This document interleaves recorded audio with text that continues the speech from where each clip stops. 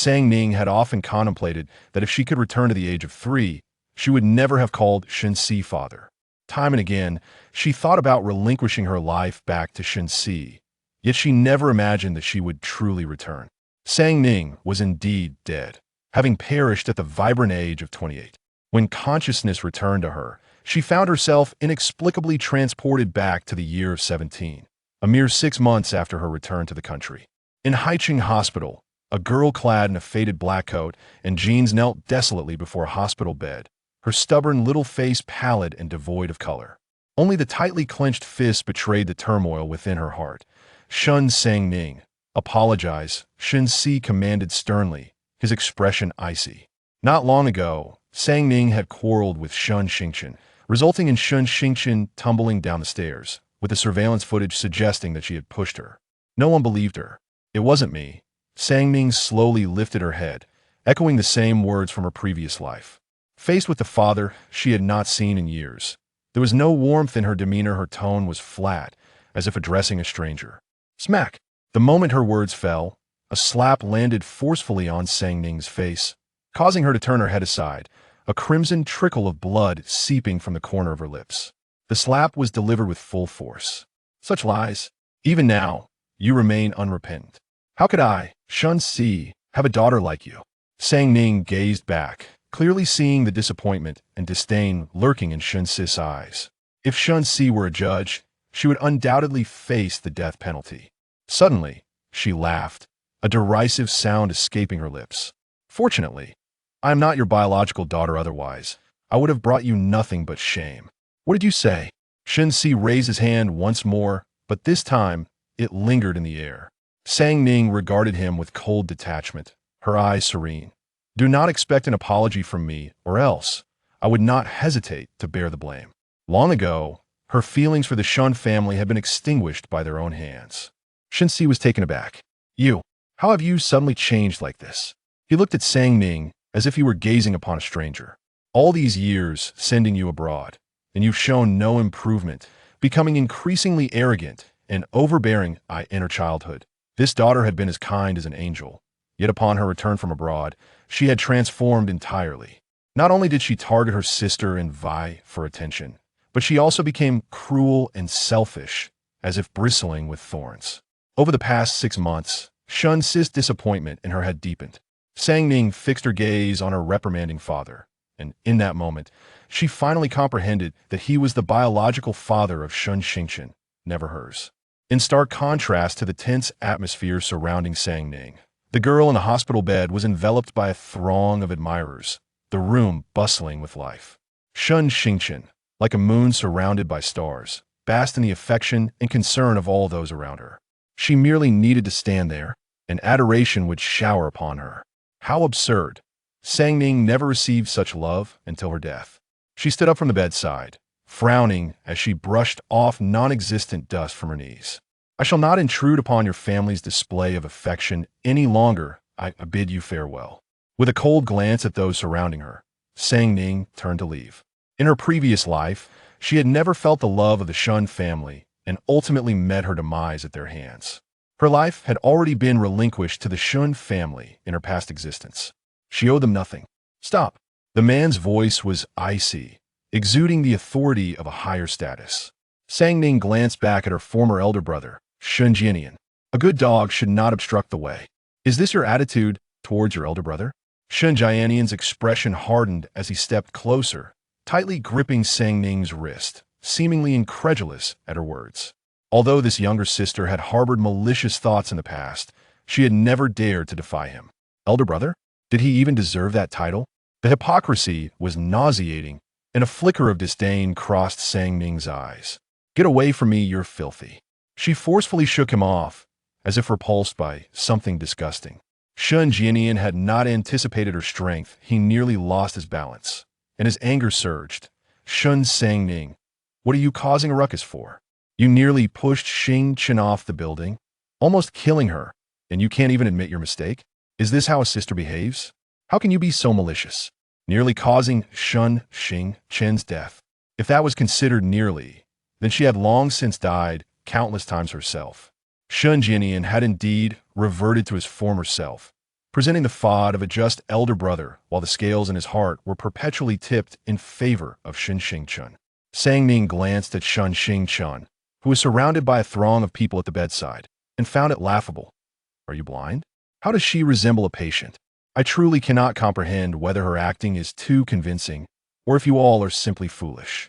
Shen Xingchen's complexion was rosy, enjoying food and drink amidst the crowd, while the minor abrasion on her arm had long since healed. In contrast, Sang Ning appeared pale, lacking any color, resembling the ailing one instead. Second brother Shen Yinchuan glared at Sang Ning with a face twisted in disgust, veins bulging on his forehead. Shun Sang Ning, you have been given face. How dare you speak of Xingchen in such a manner? If it weren't for you, how would Xingchen have been injured? As he spoke, Shen Yinchuan clenched his fists, his gaze darkening with hostility. She is so kind and has never harmed you. Instead, it is you who are envious of her and harbor malice. His expression suggested that he viewed her as an irredeemable enemy. Sang Ning had no doubt that were it not for Shen Xingchen's presence, Shen Yinchuan would not hesitate to act against her. This violent fiend was merely restrained by his fear of frightening his sister. Sang Ning scoffed, her disdain for Shen Yinchuan surpassing that for Shen Jianyan. What do you think you are? Were you people from the Shen family? Is this considered malice? Without waiting for others to react, she strode to the hospital bed and delivered a resounding slap across Shen Xingchen's face. With a sneer, she remarked, "Fool, this is what malice looks like." The act filled her with a sense of satisfaction. Shen Jianyan and Shen Yinchuan had once been the beloved brothers of Shen Xingchen. Before she returned, they had transformed from her most cherished protectors into daggers thrust into her heart, making them all perpetrators in her eyes. Sang Ning moved swiftly, and the onlookers were unable to intervene in time. Shen Si's expression changed dramatically as he sprang to his feet. Have you lost your mind? He stepped forward to shield the hospital bed, gently reassuring Shen Xingchen. Don't be afraid, my dear. Daddy is here. No one will harm you. This is utterly insane. The two brothers of the Shen family positioned themselves protectively in front of Sang Ning, regarding her with wary eyes. Their united front incited a bitter laugh from Sang Ning. Was she truly so malicious? Why did they make her feel like the villainess in a drama? In this narrative, Shen Xingchen eternally played the role of the pristine Jasmine, while the Shen family assumed the role of her devoted guardians. Raising an eyebrow, Sang Ning's interest waned. She coldly surveyed the group from the Shen family, her tone frosty. If you continue to provoke me, I won't hesitate to unleash my madness. She had indeed become unhinged, driven to this brink by the very family she once called her own. Shen Xingchen, hiding her face in Wan's embrace, pitifully lamented, "Sister, have I done something wrong? Please don't dislike me. Do not call me sister. I am without kin." Sang Ning shot her a disdainful glance, her eyes brimming with contempt. "Sister." In an instant, Shen Xingchen's eyes turned red, and tears cascaded down her cheeks as if she had suffered a great injustice. "TSK, Shen Xingchen, aren't you tired of pretending?" This same tactic had been her only recourse since childhood, yet the fools of the Shen family fell for it time and again. Without granting anyone a chance to speak, Sang Ning continued, "If you wish for me to leave the Shen family, then you should remain silent." Shen Xingchen pressed her lips together, ultimately refraining from speaking. The atmosphere in the hospital room turned icy. Sang Ning resolutely declared, "I will transfer the funds I've used from the Shen family's resources to Mr. Shen's account." "What do you intend to do?" Shen Si was taken aback, his brow furrowing slightly. Realizing the implications, he added, "Do not forget who has provided for you all these years. I, Shen Si, must have been blind to raise a wolf in sheep's clothing, only to see it turn against my own daughter. He had spoiled her too much, indulging her to the point of ruin." Sang Ning derided herself. "Indeed, I am merely an adopted daughter, not your biological child. After all, who would send their young daughter abroad for 5 years without a word, allowing her to fend for herself?" The memories of those years abroad filled her with resentment. Countless times she had pleaded for Shen Si to come and retrieve her, yet he never did. "Do you harbor hatred towards me?" Shen Si detected the animosity flickering in her eyes, his pupils constricting sharply, a pang of bitterness gnawing at his heart.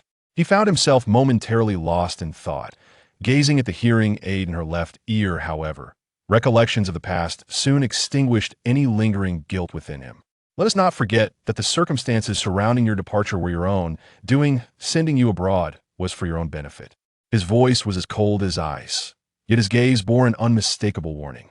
Sang Ning's expression shifted, an icy chill enveloping her. Today, I shall move out. She swiftly suppressed the emotions simmering beneath the surface. The Shen family was not worthy of her distress. Mr. Shen, our father-daughter relationship ends here. Upon uttering these words, the Shen family regarded her with incredulity, believing her to be utterly mad.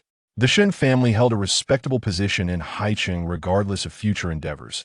As a member of the Shen family, she would always be a privileged heiress, a life many could only dream of. Yet this foolish girl dared to reject it outright. Shen Xingqian observed the scene with keen interest, a glint of cunning in her eyes.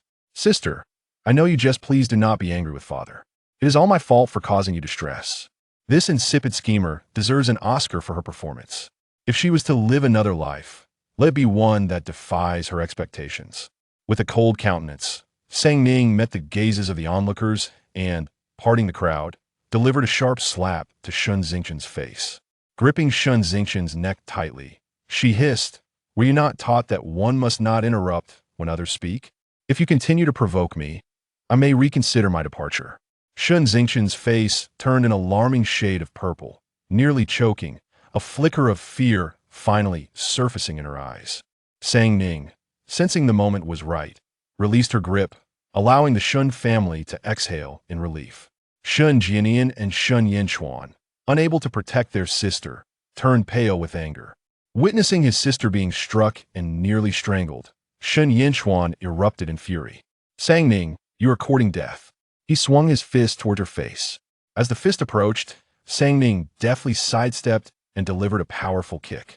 The force of her blow sent Shen Yanchuan crashing to the ground, gasping like a wounded animal, utterly motionless. Incompetent fool, Sang Ning remarked coolly, watching as he spat blood. Unable to rise, a slight smile gracing her lips, in her previous life, the entire city of Haicheng whispered tales of the Shen family's eldest daughter, depicting her as arrogant, malicious, and foolish. Yet, they remained oblivious to her unwavering loyalty to the Shen family and her earnest desire to protect them. Alas, the Shen family did not embrace her. The resolute expression on Sang Ning's face left Shen Xi momentarily dazed. He found himself too perturbed to chastise her for striking Shen Xingqian and Shen Yanchuan. Do you truly wish to sever our ties? Shen Xi asked, his heart in turmoil. For a fleeting moment, he felt as though he was on the brink of losing something profoundly significant.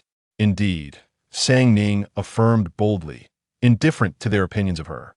After all, her household registration was now in her own hands. Their consent was inconsequential. Shen Xi laughed in anger. Once you depart from the Shen family, you will be nothing. I shall not grant you another cent. Are you certain of your decision? I will not regret it. Sang Ning replied with unwavering conviction. Leave once you step through that door. You shall never return, Shen Xi retorted, his fury palpable as he hurled the bowl in his hand with great force. He did not believe the young girl would dare to make such a bold move. A 17-year-old without any kin would surely struggle to survive outside his protection.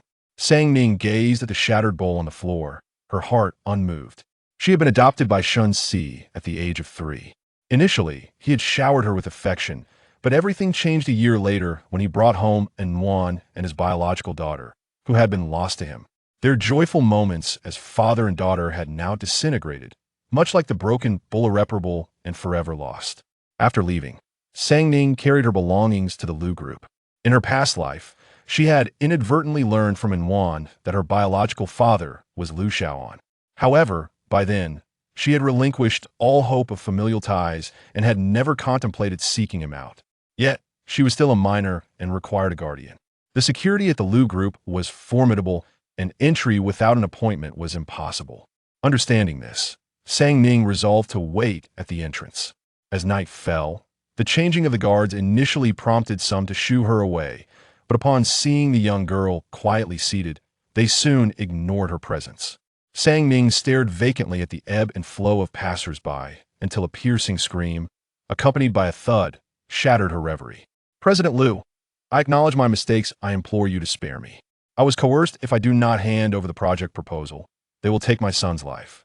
A middle-aged man lay prostrate on the ground, incessantly bowing his head, blood pooling beneath him. What nonsense is this, Mr. Zhang? When have I ever made things difficult for you? The man before him, with lips curled into a slight smirk, bore a gaze devoid of warmth. President Liu, I was wrong. I shall never dare again.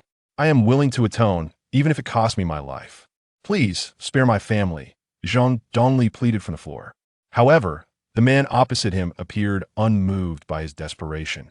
Then you might as well die, the man declared, his gaze frosty, looking down at the person beneath him as if they were but an insignificant insect. When you chose to betray me, you ought to have foreseen the consequences. The middle-aged man's heart sank, and in his fury, he resolved to abandon all restraint. Liu Xiaohan, you are a beast, and you shall surely face retribution. Your children will descend into hell because of you. I shall have no children, Liu Xiaohan replied, his thin lips barely parting as he dismissively waved his hand. It's too noisy, throw him out. With that, the bodyguards behind him seized the man and carried him away. Ning couldn't help but shudder. That sharply defined handsome face was one she had seen more than once in financial news during her past life, more striking than any male celebrity she had encountered. Though he was already 37 years old, time had left no mark upon his visage. Ning fixed her gaze on that upright figure, steeling herself before she hurried after him. Liu Xiaohan. Her voice was soft and somewhat youthful. Dressed simply, the girl's beauty was astonishing despite Liu Xiaohan's experience with many beautiful women. He found himself momentarily captivated by her face. Such a visage was difficult to forget after a single glance. However, beauty alone would not sway him from his profound aversion to children. Liu Xiaohan frowned slightly, his voice cold and detached. Child, are you calling me? Ning stared intently at him, her tone unperturbed as she introduced herself. I am Ning, your biological daughter. Upon hearing those last two words, Liu Xiaohan's expression darkened, a flicker of malice flashing in his eyes. Another attempt at deception, he thought. With a frigid demeanor, he expressed his impatience. I have not even married. How could I possibly have a daughter of such age? Ning remained unflinching, undeterred by his demeanor. I am not lying to you. I truly am your daughter. You can take me for a paternity test. Liu Xiaohan studied the child before him, momentarily lost in thought. Those eyes seemed familiar, as if he had seen them somewhere before. Yet, he quickly masked his emotions, narrowing his alluring eyes slightly, the chill deepening within them. Who sent you? The icy glare emanating from him felt like a dagger piercing Ning's heart, dimming the light in her eyes. She responded calmly, No one sent me, I speak the truth. Noticing his unchanged expression, she hurriedly added, Moreover, I can earn money for myself, so you need not provide for me. She did not expect Liu Xiaohan to care for her. He was simply the best option for her to extricate herself from the Shen family. Regaining her composure, she adopted a more assertive stance. The intelligent medical robot project at Liu Corporation has been in development for 5 years, yet there has been little progress. Liu Xiaohan's demeanor shifted subtly. The intelligent medical robot was a highly confidential project of Liu Corporation, never disclosed to the public, and the repeated research efforts had yielded nothing but failures. Such information was known only to the core personnel within the company. He increasingly sensed that the child before him was far from ordinary. How do you know this? Ning gazed intently at him, refraining from revealing that her suspicions were merely guesses. In her previous life, she had been a formidable force in the business world, and deducing such matters was not a challenge for her. Noticing a flicker of emotion in his demeanor, she continued, I possess the patent for this project. You will be pleased I can sell it to the Liu family. A hint of astonishment flashed in Liu Xiaohan's eyes, quickly replaced by a scrutinizing look directed at the young girl before him, leading him to conclude that he might have been overthinking the situation. After all, she was just a child. What could she possibly know? Perhaps she had merely overheard something. The thought that he had almost been duped by this little girl caused him to scoff softly. Children should focus on their studies and not concern themselves with adult matters. My time is invaluable. In that moment, Ning realized he would not believe her. After a prolonged silence, a sudden determination flickered in her eyes. If you choose not to trust me, the Liu family may not share your sentiments. Are you threatening me? Liu Xiaohan laughed incredulously. In his 30-plus years of life, he had never encountered anyone audacious enough to threaten him, let alone a mere child. He understood well the elder Lu's obsession with profit. He held the intelligent medical robot project in high regard. Regardless of any familial ties, the significance of this project might compel the elder to keep her close.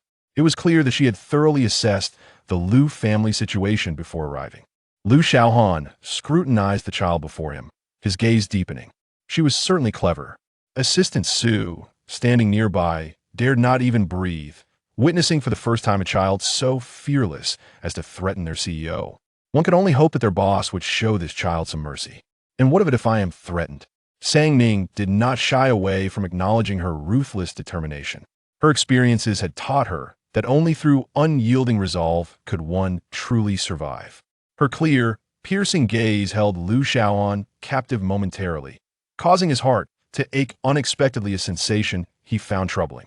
Lately, he had been plagued by persistent chest pains, and despite several hospital visits, no diagnosis had been found. Growing impatient, he retorted, "Do you know what becomes of those who offend me? If you wish to live, then keep your distance."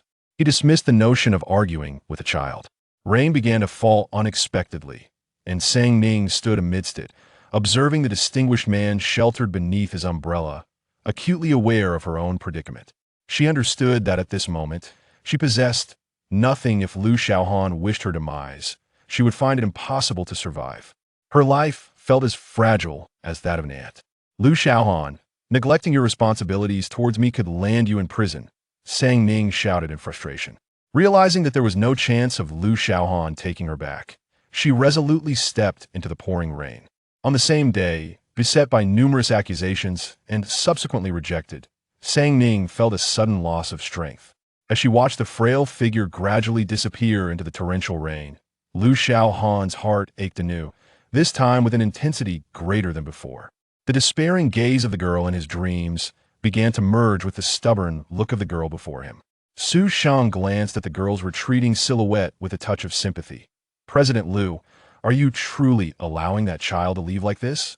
Lu Xiaohan, suppressing his pain, slightly furrowed his brow.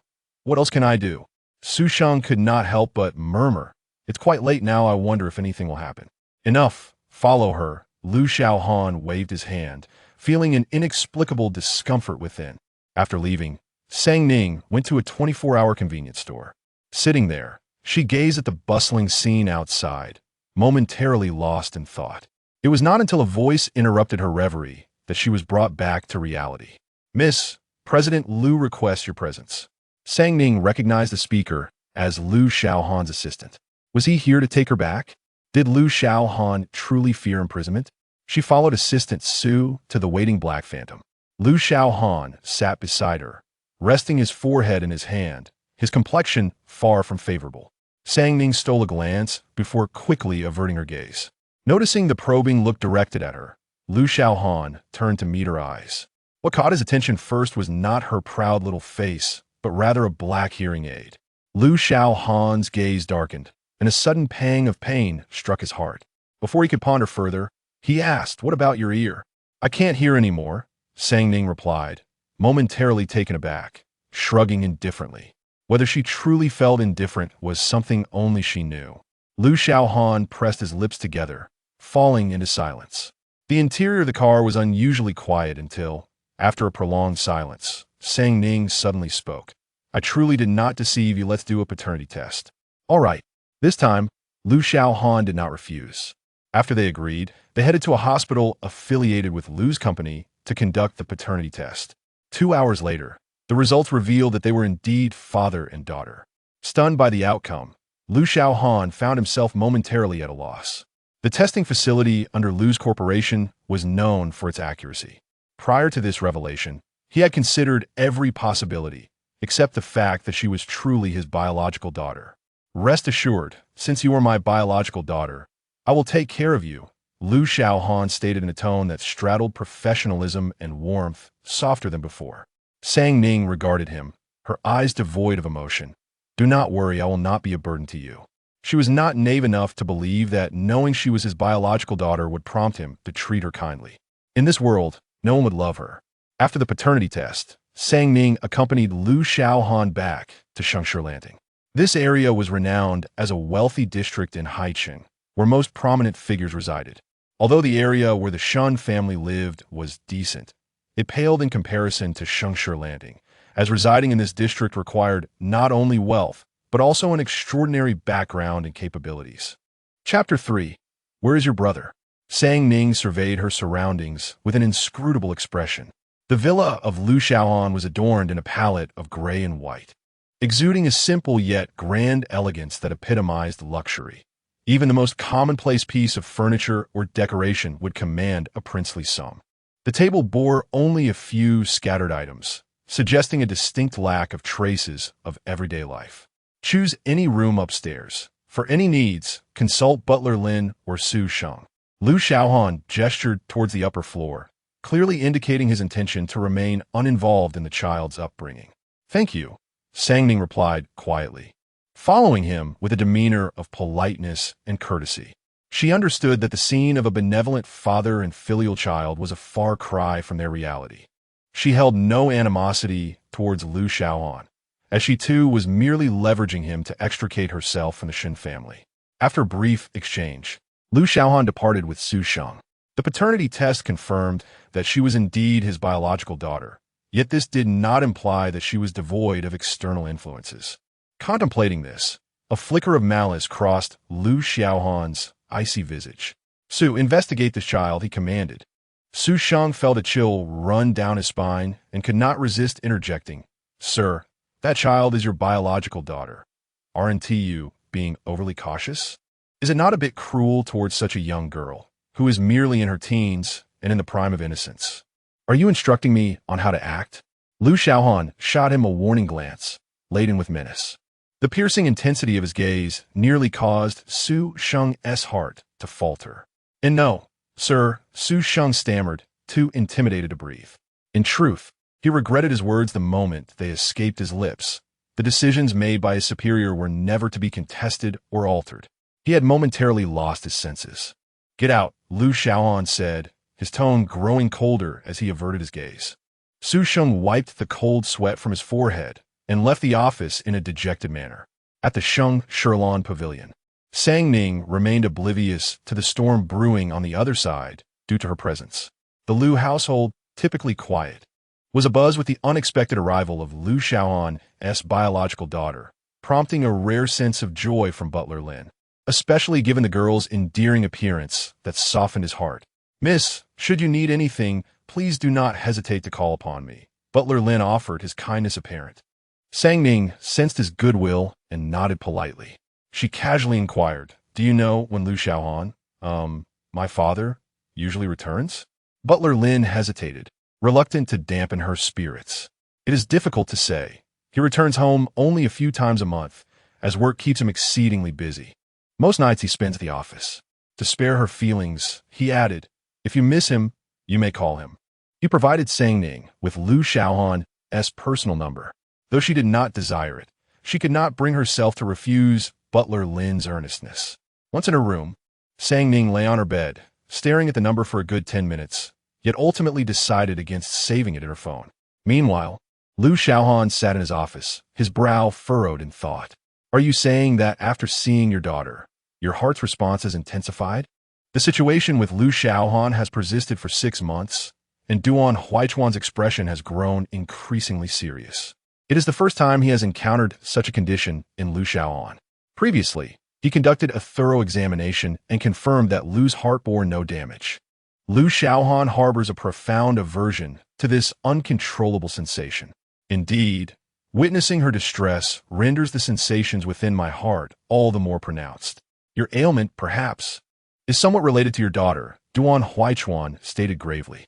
Yet, I only learned of her existence today. Lu Xiaohan found it utterly incomprehensible. As his personal physician, Duan Huichuan sincerely advised him, Xiaohan, perhaps you should consider consulting a psychologist. Lu Xiaohan remained silent.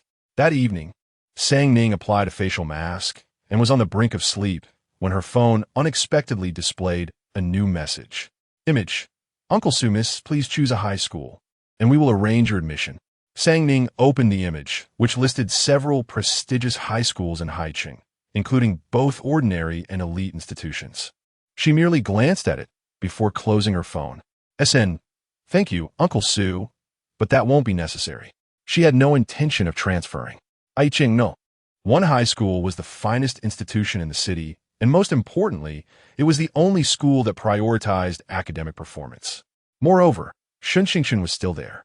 Simultaneously, the forum of Haicheng No. 1 High School was already ablaze with activity, as two videos circulated wildly on the school's website. One video depicted Ning kneeling in a hospital while a crowd accused her. The other showed Shen Jia tumbling down the stairs. Coincidentally, as Ning reached out her hand, the forum was rife with vitriol. I can't believe I once thought Ning's shamelessness, living off the Shen family, was the lowest it could get. The reality has truly shattered my expectations. A wretched creature without parents. No wonder she could commit such acts. The Shen family took her in, yet she attempted to harm the true daughter of the Shen family. This is the epitome of the farmer and the snake. Beggar trash. Why doesn't such a person just die? No wonder she's deaf in one ear. It's poetic justice. I truly don't understand why the Shen family chose to adopt her. She's merely a useless individual, not even worthy of a fraction of Shen Jing's worth. I heard the Shen family is enraged and has expelled her, severing all ties. Is that true? Absolutely. She deserves it. She brought this upon herself. Scum like her should be expelled from our school. The following morning, Butler Lin arranged for a driver to take her to school, and Ning did not refuse. In Class 8 of the second-year science track, students congregated in a heated discussion about the gossip circulating on the school forum the previous afternoon. Upon Ning's entrance, all conversation abruptly ceased, and every gaze converged upon her. Such a scenario was no novelty for Ning. She tugged at the corners of her mouth, casting a sardonic glance at the peculiar stares before settling into her seat. As she settled into her seat, the girl beside her gently nudged her arm. Speaking in a casual tone, Ning, could you take a look at the school forum? The girl had a neat short hairstyle and striking features. This was the first time Ning truly regarded her classmate. This girl was one of the few who had ever shown her kindness. Thank you. Ning replied with a soft smile. Qin was momentarily taken aback, feeling flattered. It's nothing. Ah, Zai is acknowledging me. How adorable she looks when she smiles. I wish I could ruffle her hair. Ning logged onto the school forum, briefly scanning the recent posts before losing interest. Mistakenly believing that Ning was upset by the posts, Qin comforted her. Don't pay attention to what those people say. They don't know you at all. Ning paused for a moment, asking, do you believe me? Qin nodded affirmatively. Yes, what you see with your eyes isn't always the truth. She would never forget the time her father, inebriated, caused a scene at the school, even resorting to violence against her. All her classmates had watched her humiliation, except for Ning, who had reached out to help her. She had driven her father away. To her, Ning was a beacon of light. Even though the forum was rife with disparaging remarks about Ning, Qin remained steadfast in her belief that she was not that kind of person. Such unconditional trust was a rarity for Ning. Suddenly, she recalled that in her previous life, this same classmate had offered her similar comfort, and warmth spread through her heart. Thank you for believing in me. Such kindness was exceedingly scarce and precious to her. At noon, Ning could no longer resist Qin's enthusiasm and agreed to accompany her to the cafeteria. As they sat down, they spotted Shen at the center of a group of admirers. Kai, your brother is over there. Qin's expression shifted slightly. She didn't particularly care for Ning's brother, as he treated her poorly, yet Ning admired him greatly. Yes, I see him, Ning replied nonchalantly, seemingly unfazed by the remark. Are you going over? Qin asked in confusion. It was understandable. Previously, Ning would have rushed over at the sight of him. Ning sighed and explained, No, I won't be going now or ever. I have severed ties with the Shen family. Qin suddenly recalled the earlier discussions on the school forum regarding the Shen family's disassociation from Ning, which she had previously dismissed. She was taken aback by the ruthlessness of the Shen family and felt a twinge of concern. How will you manage now? Seeing Duan Qing's anxious expression made Sang Ning chuckle softly. Don't worry, I've found my real father. Only then did Duan Qing feel reassured. Chapter 4. Are you the adopted son of the Shen family? Shen Yinchuan had long noticed Sang Ning, who, instead of rushing over as she usually would, today did not even spare him a glance. How remarkable, he thought with a scoff, recalling how she had dared to kick him and call him useless the day before. His expression darkened considerably. Ah, Brother Chuan, ISNT that your family's clinging little pest? Quite the achievement today. Why ISNT she's sticking around? Lu Ming observed with a hint of mockery in his eyes as he followed Shen Yinchuan's gaze.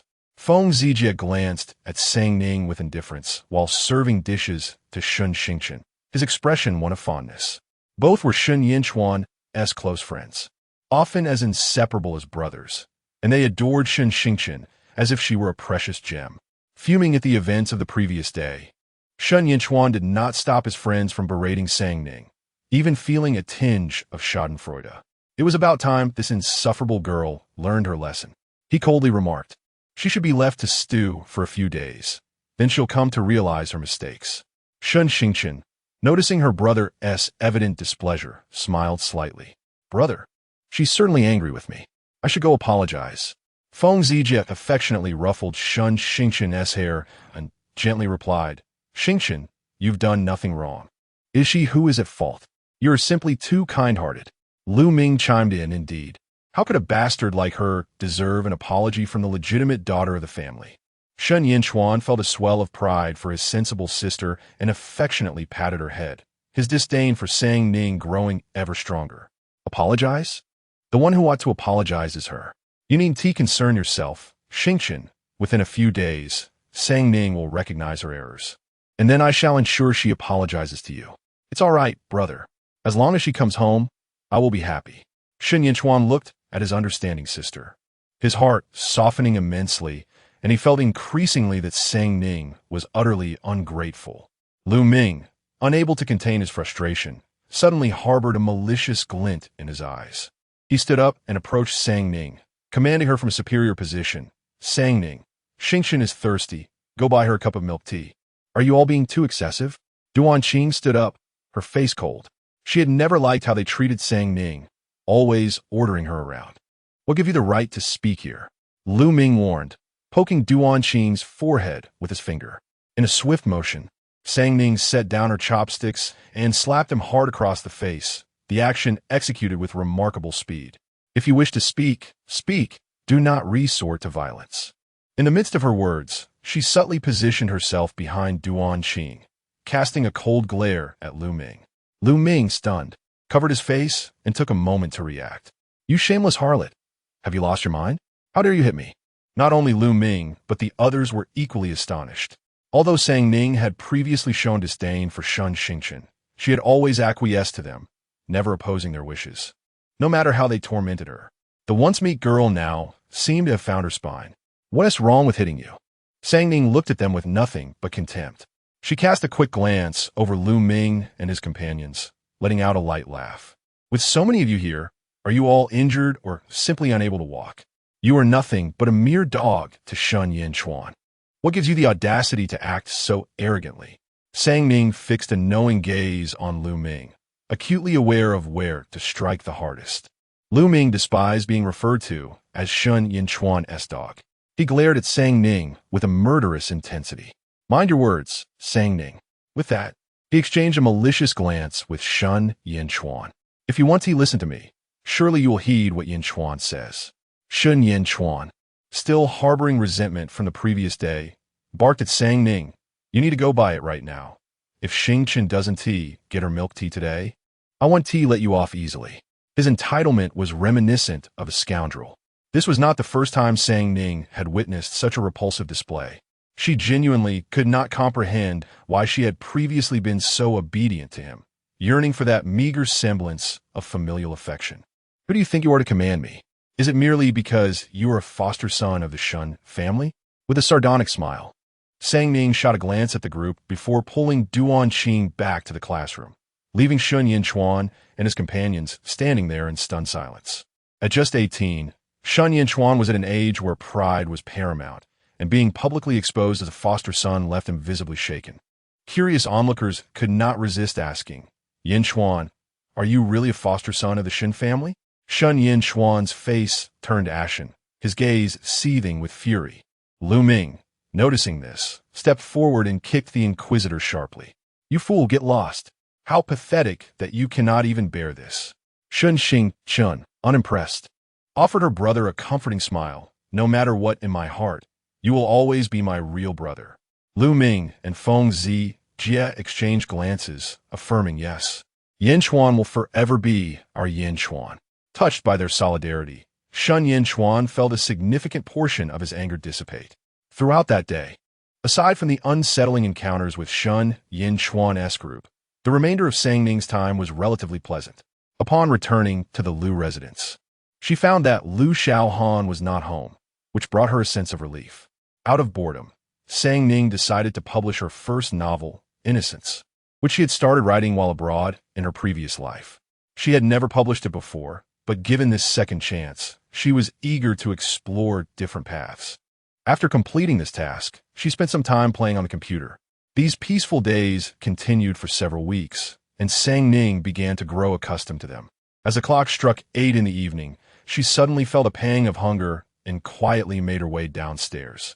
After rummaging through the fridge, she retrieved a loaf of bread and a container of yogurt, preparing to return to her room when the lights in the living room unexpectedly flickered on. At this hour, the butler and housekeeper of the Lu household should have already left for the day. Could it be Lu Xiaohan, with the bread and yogurt tucked into her pocket? Sang Ning strolled leisurely out of the kitchen, only to come face to face with a pair of piercing eyes that made her heart leap into her throat. "What are you doing back?" Sang Ning feigned composure, feeling a twinge of guilt despite having committed no wrongdoing. "This is my home. Why shouldn't I return?" Lu Xiaohan cast a discreet glance at the little girl's bulging pockets and spoke in a calm tone. "Are you hungry?" "Yes," Sang Ning replied, awkwardly touching her nose. This was the first time Lu Xiaohan had truly observed his daughter. She was alarmingly thin, her skin pale as snow, perhaps a sign of illness. Her face was as white as paper, exuding a cold yet noble aura, pristine and devoid of any worldly distractions, reminiscent of a princess stepped out from fairy tale. Though still young, her delicate features hinted at the promise of future beauty. As Lu Xiaohan gazed at the face that bore a slight resemblance to his own, he was suddenly reminded of the information Su Sheng had uncovered that day.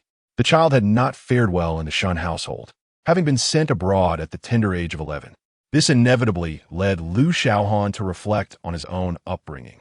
As the heir of the Lu family, his honor and status had not been easily attained. A child of the Lu family was stripped of both childhood and warmth. In the Lu household, power and status reigned supreme. From a young age, he and his brother were subjected to the most rigorous training, compelled to meet the highest standards, lest they face punishment. In their quest for the title of heir, they engaged in both overt and covert rivalry, even turning against one another. "Let me take you out to eat." Lu Xiaohan's heart softened at the sight of the little girl's pale face. Sang Ning hesitated, but ultimately did not refuse. Chapter 5. This is my biological daughter, within the exquisite confines of the Jinping Pavilion. "Mr. Lu, have you arrived?" Manager Chen hurriedly approached, his demeanor exceedingly respectful. At first glance, he noticed the young lady behind Lu Xiaohan. Her beauty was so striking that he could not help but glance at her several times. Realizing his indiscretion, he quickly lowered his head, pretending not to have seen her. Mr. Lu had never before brought a girl to this place. It was evident that the young woman shared a significant bond with him. Aware that his thoughts had strayed, Lu Xiaohan cast a cold glance in his direction and promptly clarified, "This is my daughter." Manager Chun, recognizing his misjudgment, felt a sudden chill in his heart and hastily reassured himself, "I thought so. Your daughter bears a striking resemblance to you."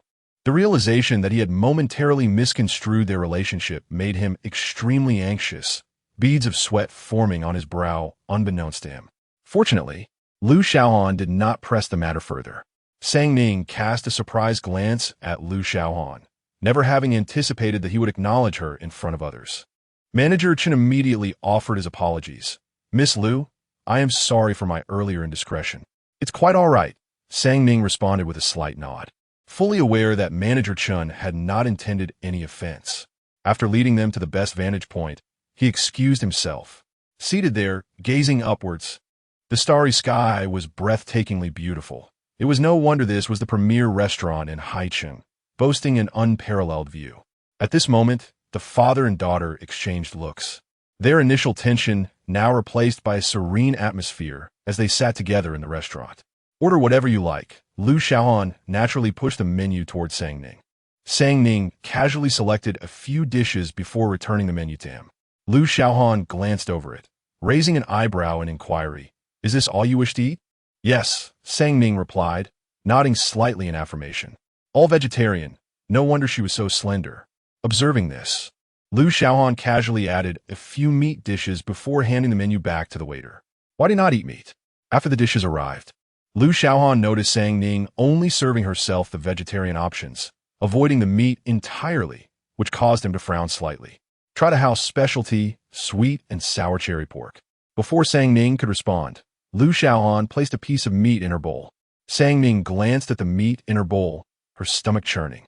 She opened her mouth, forcing herself to swallow a small bite despite the discomfort. The Lu family had many rules. Lu Xiaohan was accustomed to silence during meals, while Sang Ning was used to dining alone. Their mealtime was marked by an air of tranquility, exuding an aura reminiscent of ancient royal aristocracy, noble and elegant, pleasing to the eye. Coupled with their remarkable looks, they attracted the attention of several other diners. However, this serene moment was soon disrupted. What are you doing here? Shen Si entered with Shen Jia, having spotted a familiar figure from a distance. Upon approaching, he confirmed it was indeed Sang Ning. Having eaten little, she felt full upon seeing them. These two were quite unappetizing. A hint of irritation flickered across Sang Ning's features, her tone growing frigid. If Mr. Shun can come here, why can't I? Mr. Shun? Shen Si found himself amused by her indignation. Sang Ning, do not throw a tantrum with Dad, Shen Jia admonished, his expression stern. Feeling increasingly that his sister was becoming more unreasonable. Just as Shen Si was about to respond, he suddenly sensed a dangerous gaze beside him. Mr. Lu? He remarked, somewhat taken aback. The Lu and Shen families were both prominent figures in Haicheng, frequently appearing in financial newspapers, thus they were not unfamiliar with one another. The Lu family was the wealthiest in Haicheng, and Lu Xiaohan was notorious within the upper echelon for his ruthless tactics. Within mere years of taking over Lu's enterprises, he had elevated it to the pinnacle of Haicheng. Even Shen Si, over the years, had refrained from confronting the Lu family lightly. Lu Xiaohan fixed Shen Si with a knowing gaze, a smirk playing on his lips. The eldest son of Shen seems quite formidable. Even before officially taking over Shen's enterprises, he has begun to reprimand my associates. What do you consider yourself? As he spoke, Lu Xiaohan's gaze turned sharp towards Shen Jia. Shen Jia hesitated to confront Lu Xiaohan, silently sealing his lips. Your people? Shen Si's expression shifted, his focus entirely on Lu Xiaohan's previous remark. To his astonishment, Sang Ning was acquainted with Lu Xiaohan. Suppressing his curiosity, Shen Si inquired of Sang Ning. What is your relationship with him? None of your business, Sang Ning replied, not lifting her head, engrossed in her meal, entirely dismissive of his presence. Shen Si, irritated by her demeanor, felt a surge of suspicion. Shooting her an angry glare, he commanded, Sang Ning, you are coming back with me now. Do not embarrass me in public. He reached out to pull her up. Lu Xiaohan firmly grasped Shen Si's arm, his tone chilling. What capacity does Mr. Shen attend in? If my memory serves me right, Sang Ning is merely your adopted daughter, and you severed ties not long ago. Shen Si bristled at this intrusion into private matters. How could Sang Ning divulge such family affairs to an outsider? Mr. Lu, regardless of the circumstances, I remain her father, and this is my family matter. Your concern is unwarranted. Come with me, he instructed Sang Ning. Shen Si had once been the most significant figure in Sang Ning's life. Yet now she felt only vexation towards him. I will not go with you. I have severed ties with the Shen family. From now on, I am merely Sang Ning. You won't return home. Are you planning to follow him instead? Shen Si pointed angrily at Lu Xiaohan. Yes, Sang Ning replied decisively. Both Shen Si and Shen Jianyan's expressions darkened instantly. Unable to contain himself, Shen Jianyan pointed at Sang Ning in exasperation. Shen Sang Ning, have you lost your mind? Lu Xiaohan is over 30. Sang Ning found herself laughing, unable to suppress her amusement. In the next moment, Shen Si, disappointment etched on his face, pointed at her. I should never have brought you back to the country. You have brought disgrace upon the Shen family. Shouldn't have brought her back? Sang Ning swiftly masked her smile, the phrase echoing relentlessly in her mind. She had believed her heart had grown numb to pain, yet why did she feel so wretched? Suddenly, she smiled again, a semblance of twisted joy glimmering in her eyes. But I have returned. Sang Ning clenched her fist tightly, suppressing the slight tremor in her shoulders. At first glance, one might easily perceive her as a pampered young lady, yet only she understood the dark and tumultuous nature that lay within her. Lu Xiaohan immediately discerned that something was amiss with the child. A chill entered his gaze as he silently shielded her behind him. Mr. Shen, I advise you and your foolish son to visit an ophthalmologist. Restrain your sordid thoughts. She is my biological daughter. Shen Si and Shen Jianyan paused, realizing their misunderstanding, momentarily feeling embarrassed. After a brief moment of shock, Shen Si responded, What did you just say? He could hardly believe that Sang Ning was Lu Xiaohan's daughter. Your daughter? Impossible. He had adopted Sang Ning and had investigated her biological parents over the years, finding no leads. Lu Xiaohan shot him a sidelong glance, his eyes icy. I will arrange for a paternity test to be sent to Mr. Shen, believe it or not. I only hope that upon seeing the results, you will cease your entanglement with my child. Otherwise, I would not hesitate to terminate the collaboration between our families. With that, Lu Xiaohan turned his gaze to the child behind him, his tone softening. Let us go. Sang Ning followed Lu Xiaohan, feeling a whirlwind of emotions. The sensation of being protected by someone stirred an unsettling feeling within her. She did not wish to owe him anything. On their way back, Sang Ning's spirits remained low, and as night fell, fatigue overtook her, causing her to inadvertently drift into slumber. It was only when they arrived at the entrance of the Lu family villa that Lu Xiaohan roused her awake. Meanwhile, Shen Si had just returned from the dining room when he received the paternity test sent by Lu Xiaohan's assistant. The stark black and white words clearly stated that Sang Ning was indeed Lu Xiaohan's biological daughter. Shen Si sat in a daze, staring at the paper for several hours. He understood that given the Lu family's stature, they would not fabricate a false paternity test to deceive him. Chapter 6. Child. I am not your father. His daughter had transformed into Lu Xiaohan's daughter. Upon realizing this, a sudden pang of pain struck Shen Si's heart. Unbeknownst to him, memories of young Sang Ning came flooding back. At that time, Shen Si was devoid of wealth and connections, having just embarked on his entrepreneurial journey. The project his company undertook had incurred significant losses, leaving him burdened with enormous debts, leading him into a prolonged state of despondency. During this low point in his life, he encountered Sang Ning. It was on a day when he had consumed copious amounts of alcohol. On his way home, he stumbled upon little Sang Ning. The 3-year-old girl, clad in tattered clothing, resembled a small beggar, yet she raised her head and called out to him, Daddy. Her eyes sparkled like they were filled with the cosmos. Shen Si, unfamiliar with children so young, found himself pausing, his tone gravely serious. Child, I am not your father. Sang Ning gazed at him intently, her eyes reflecting a maturity beyond her years. Then could you be my father? Sensing his disbelief, she continued, Daddy says I am a burden, that he despises me. I wish to have a different father. Could you be that for me? The innocence of her words eased the tension that had enveloped Shen Si during that time. Child, have you decided to cling to me? He mused, finding the situation somewhat amusing. Yet, he did not take her words to heart. It was not until he was nearing home that he noticed little Sang Ning had followed him all the way. Child, have you been trailing me? He inquired. Sang Ning noted. Do you realize how dangerous that is? Shen Si's tone turned unusually grave. Where do you live? I shall escort you home. It seemed she sensed his anger, and in a soft, timid voice, she provided an address. The narrow alley was littered with refuse, and the air was thick with the stench of sewage. Sang Ning resided within the dilapidated apartment building. This is my home, she declared, knocking on the door. Moments later, the door swung open, and before Shen Si could react, a man kicked little Sang Ning out, cursing, "Burden, where's my money?" Sang Ning appeared accustomed to this treatment. She quickly rose from the ground and retrieved several 10 yuan notes from her pocket, offering them to the man. "Is this all you've got?" He sneered, seizing a stool from the entrance and preparing to strike Sang Ning. Shen Si rushed forward to intervene, delivering a powerful punch to the man's face. "What are you doing? This is your daughter," he shouted in fury, pointing an accusatory finger at the man. "What daughter? She is nothing but a burden." The man spat, covering his face with his hands. Ultimately, he refused to let either of them enter. Shen Si, unable to bear the thought of leaving the child with that man, later discovered through police investigation that the girl had been trafficked by him. With no other options, he reluctantly brought her home. However, he was destitute, weighed down by debts, and subsisting solely on instant noodles. Such a situation was ill-suited for raising a child. "Ning, do you wish for new parents?" Shen Si cradled little Sang Ning in his arms, asking gently. Sang Ning hesitated, remaining silent.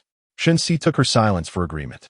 The following day, he began reaching out to potential adoptive families, preparing to send her away. As he stepped out, Xiaohan departed.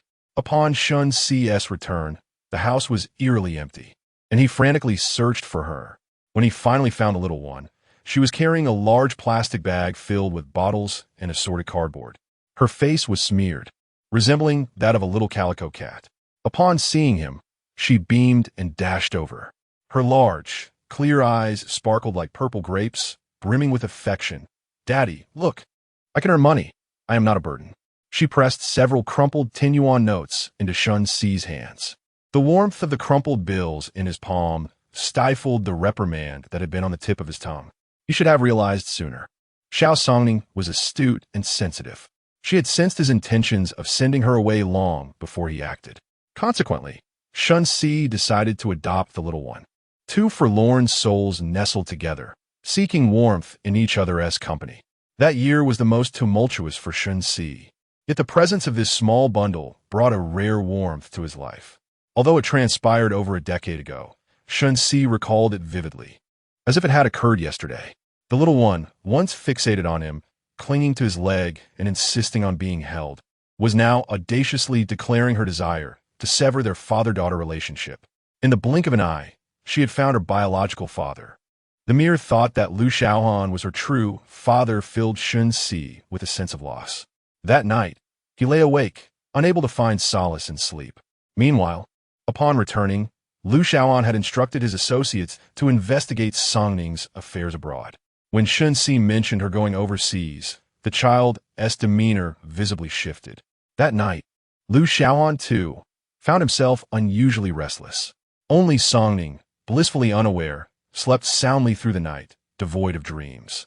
She had endured many sleepless nights since her return to the country. Her time at the Shen household had deprived her of restful sleep.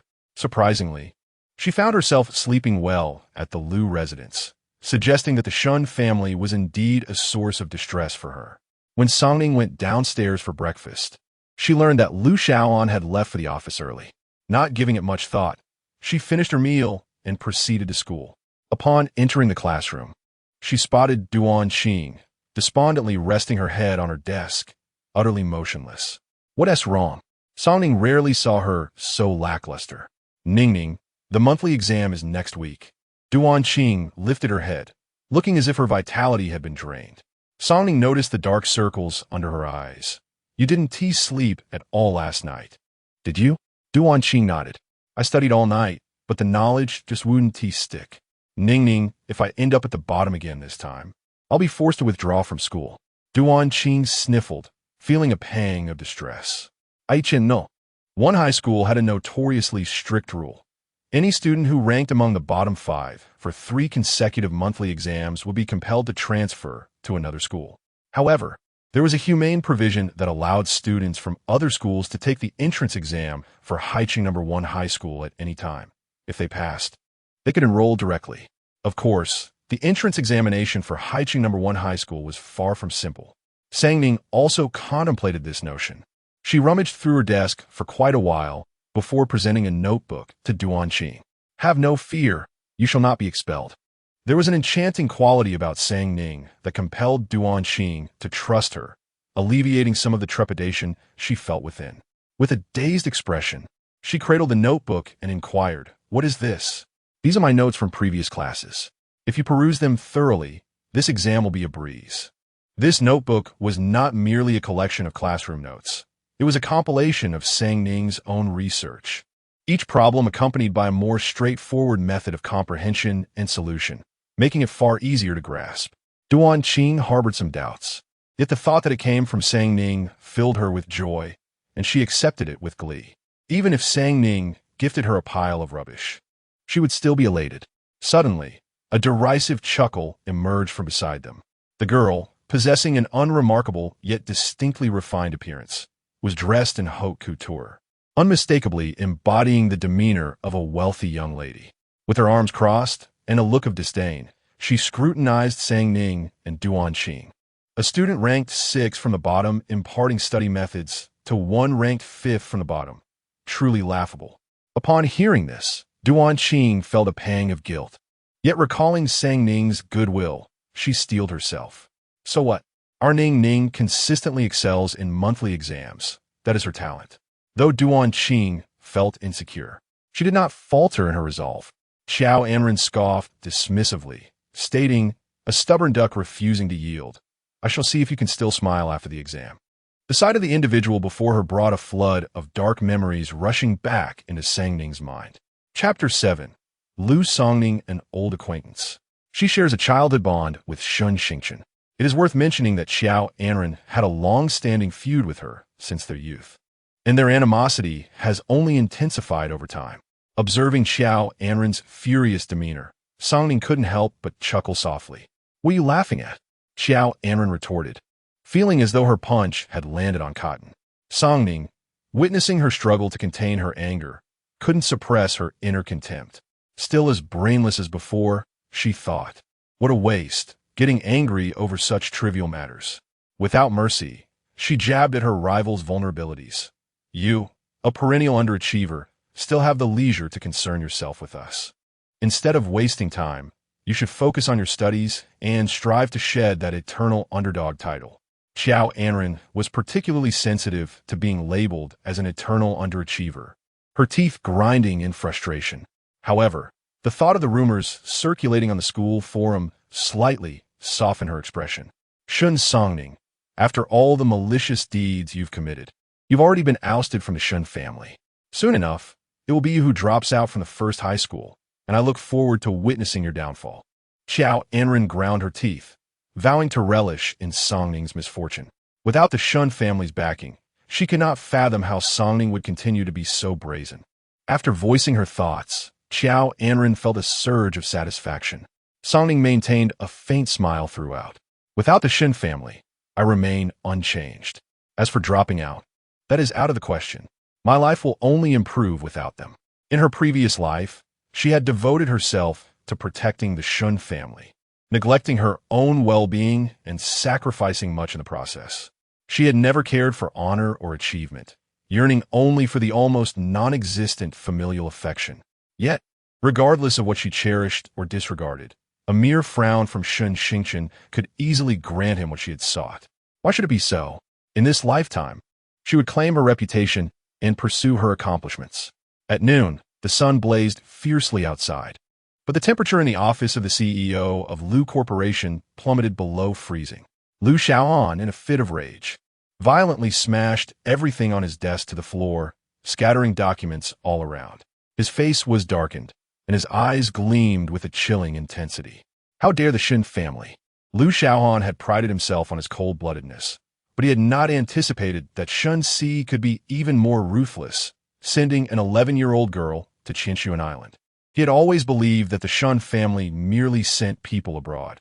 Had it not been for the child's peculiar state during their last meal together, he might never have uncovered the truth. Tsinghua Island was a lawless territory, its mere mention evoking fear. It was rife with filth, violence, bloodshed, and illicit transactions. A paradise for the wealthy, yet a hell for the downtrodden. Those who entered either perished or returned maimed. Few emerged unscathed, especially not a child.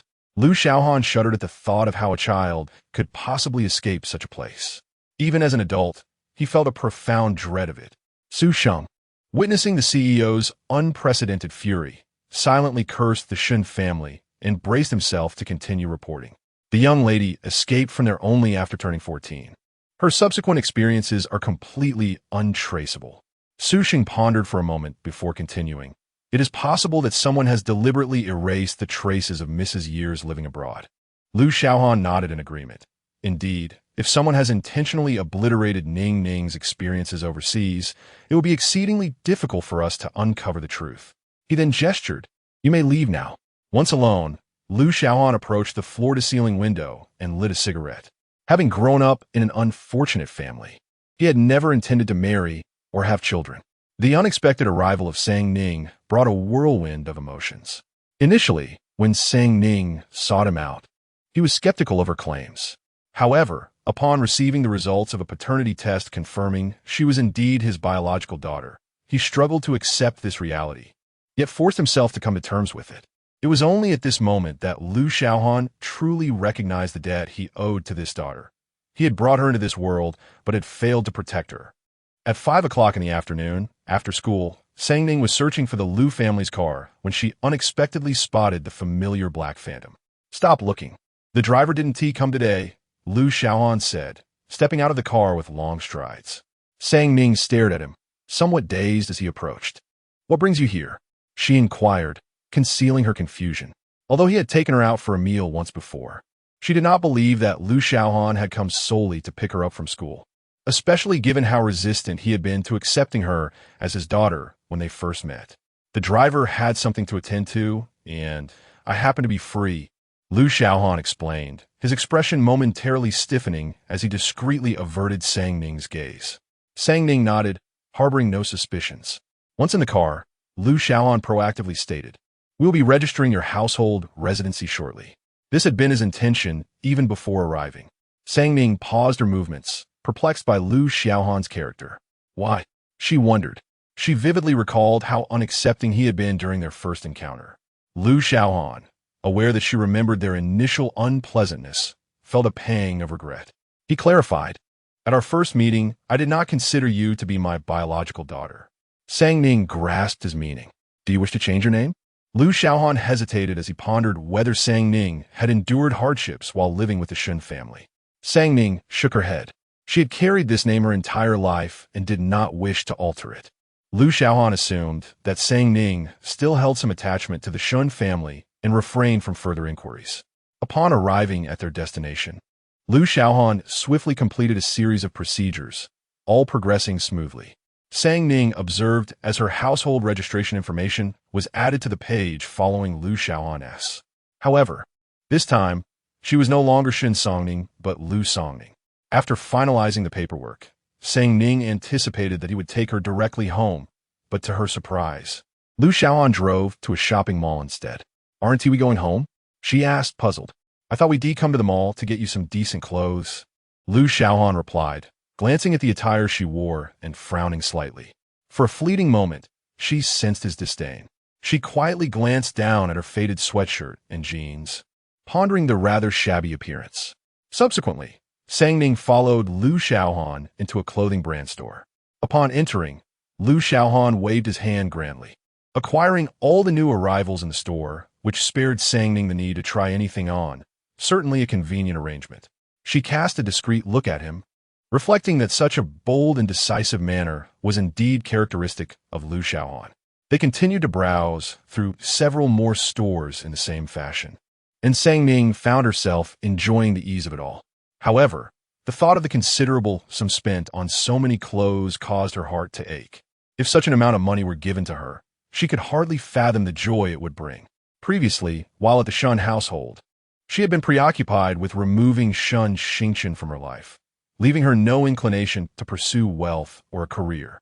Moreover, with Wan, Shen Xingchen's mother, providing her with not a single cent, she now found herself unable to muster even 1,000 yuan.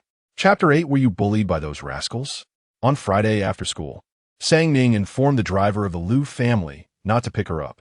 She purchased a few items and took a cab to a private villa in the outskirts of the capital. The villa, nestled within a secluded forest, boasted formidable security, exuding an air of mystery. Upon her arrival, the security personnel greeted her with respectful nods, saying, "You have arrived. Please come in." Sang Ning acknowledged them with a polite nod and proceeded inside. With each step forward, a heavy weight settled upon her heart. She felt uncertain about how to face her grandfather. Had it not been for his rescue of her in America and his tender care as if she were his own granddaughter, Sang Ning would not be who she was today. In her previous life, she had devoted her heart to the Shen family, neglecting her grandfather, who ultimately bore the brunt of disgrace for her sake. How deeply pained he must have felt, being such a proud man. Standing before the villa, her hands clenched tightly together, she suddenly felt a surge of hesitation. Before she could retreat, the villa door opened.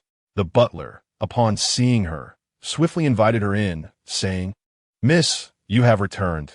The old master has been waiting for you in the living room since dawn." Warmth spread through Sang Ning as she made her way to the familiar living room. As she entered, she spotted a tall, imposing figure on the sofa.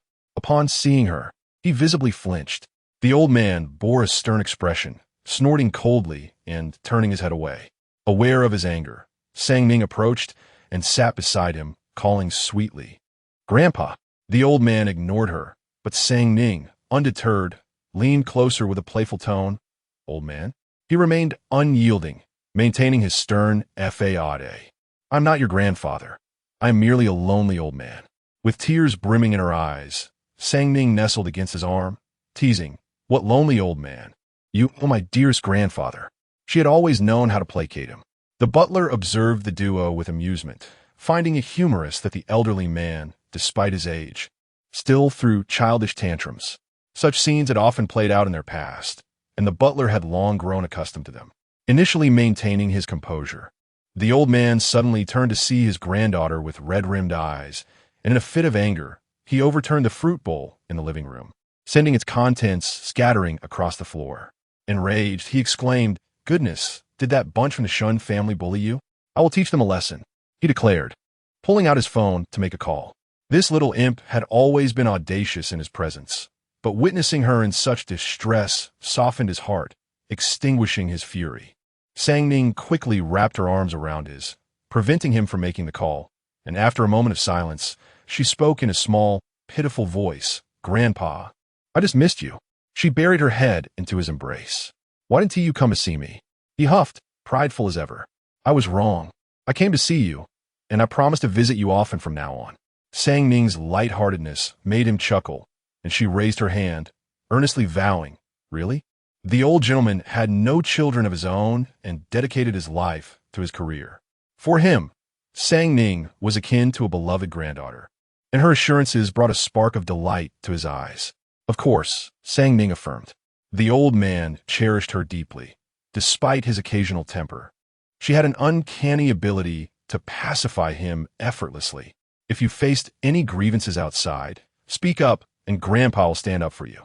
This time, the little girl returned without her usual retorts, leading the old man to suspect she had endured some injustice.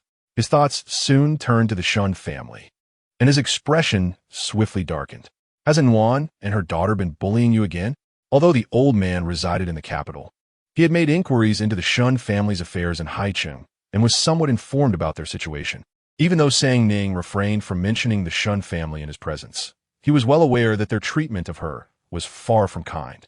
Feeling the warmth of the elders' concern envelop her, Sang Ning's heart swelled with gratitude. She had no intention of concealing the truth and decided to inform him of her severance from the Shen family. "What? That little scoundrel Shen Jia dare to treat you this way? I will skin him alive." The old man leapt to his feet, his fury palpable. But as he scanned the table for something to hurl, Sang Ning quickly intervened. She gently patted his back, fearing he might become too agitated. "Grandpa, please don't be upset. I have already left the Shen family, and I have found my biological father." Upon hearing the first part, the old man sighed in relief. "It's good that you've left. The Shen family is not worth our concern." However, his demeanor shifted with the latter revelation. "Biological father?" Sang Ning nodded. "Yes, his name is Xiaohan." The old man ruffled Sang Ning's hair, his expression growing serious. My dear, if the Liu family treats you poorly, remember to come home. Grandpa will always be your support. Where I am, that will forever be your home. He refrained from urging her to return to him, fully aware that she had her own convictions. After all these years, his precious girl had been deeply hurt by Shen Jia, and no one understood her yearning for love better than he did. Although she had found her biological father, the old man couldn't help but worry. He could only hope that the Liu family would not chill her heart as the Shen family had. Thank you, Grandpa.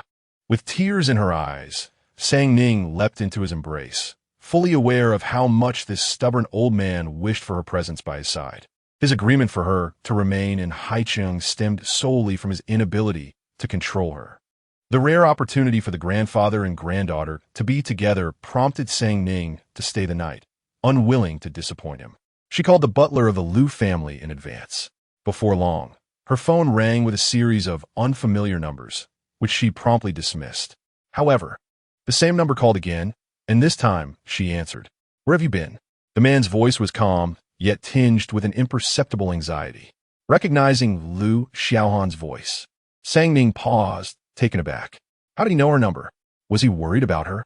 It is unlikely. She quickly dismissed her own thoughts, and after a moment, she spoke up. I have some matters to attend to tonight and one TB returning. After contemplating for a while, she added, I have already informed Butler Lin. Ultimately, she did not respond to Liu Xiaohan's inquiry. Meanwhile, the once lively villa felt eerily quiet. Liu Xiaohan sat on the sofa, feeling an unfamiliar discomfort. For the past week, he had returned home each day to find the little girl nestled in the living room, engrossed in her television shows, where he could see the lights of her room glowing from the second floor. Today marked the first time in days that he confronted the oppressive silence of the darkened house, and he found it inexplicably difficult to endure. Thus, he made the call. Detecting her reluctance to answer his question, Liu Xiaohan experienced an indescribable sense of disappointment, coupled with a hint of worry that he himself had not yet recognized. After a long pause filled with silence, just as Sang Ning prepared to hang up, the voice on the other end inquired, When will you be back? Tomorrow, she replied. After a considerable silence, their conversation ceased, and Sang Ning finally ended the call. A memory surfaced from her time at the Shen family home. Shen Jia frequently neglected to return, and even if she were absent for an entire week, no one would bother to inquire about her well-being.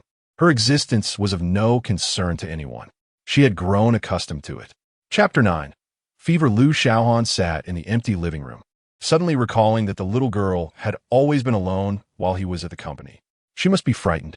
For a fleeting moment, he genuinely wished to probe into her whereabouts, but he suppressed the urge. In her eyes, they were merely a plastic father and daughter.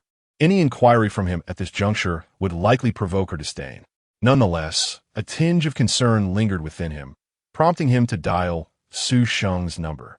At that moment, Su Sheng was engrossed with his girlfriend, lost in a tender embrace. Just as the atmosphere reached its peak, the phone on the bedside table startled both of them. Abruptly interrupted, Su Sheng's girlfriend's mood soured. Which bastard is this? That detestable capitalist.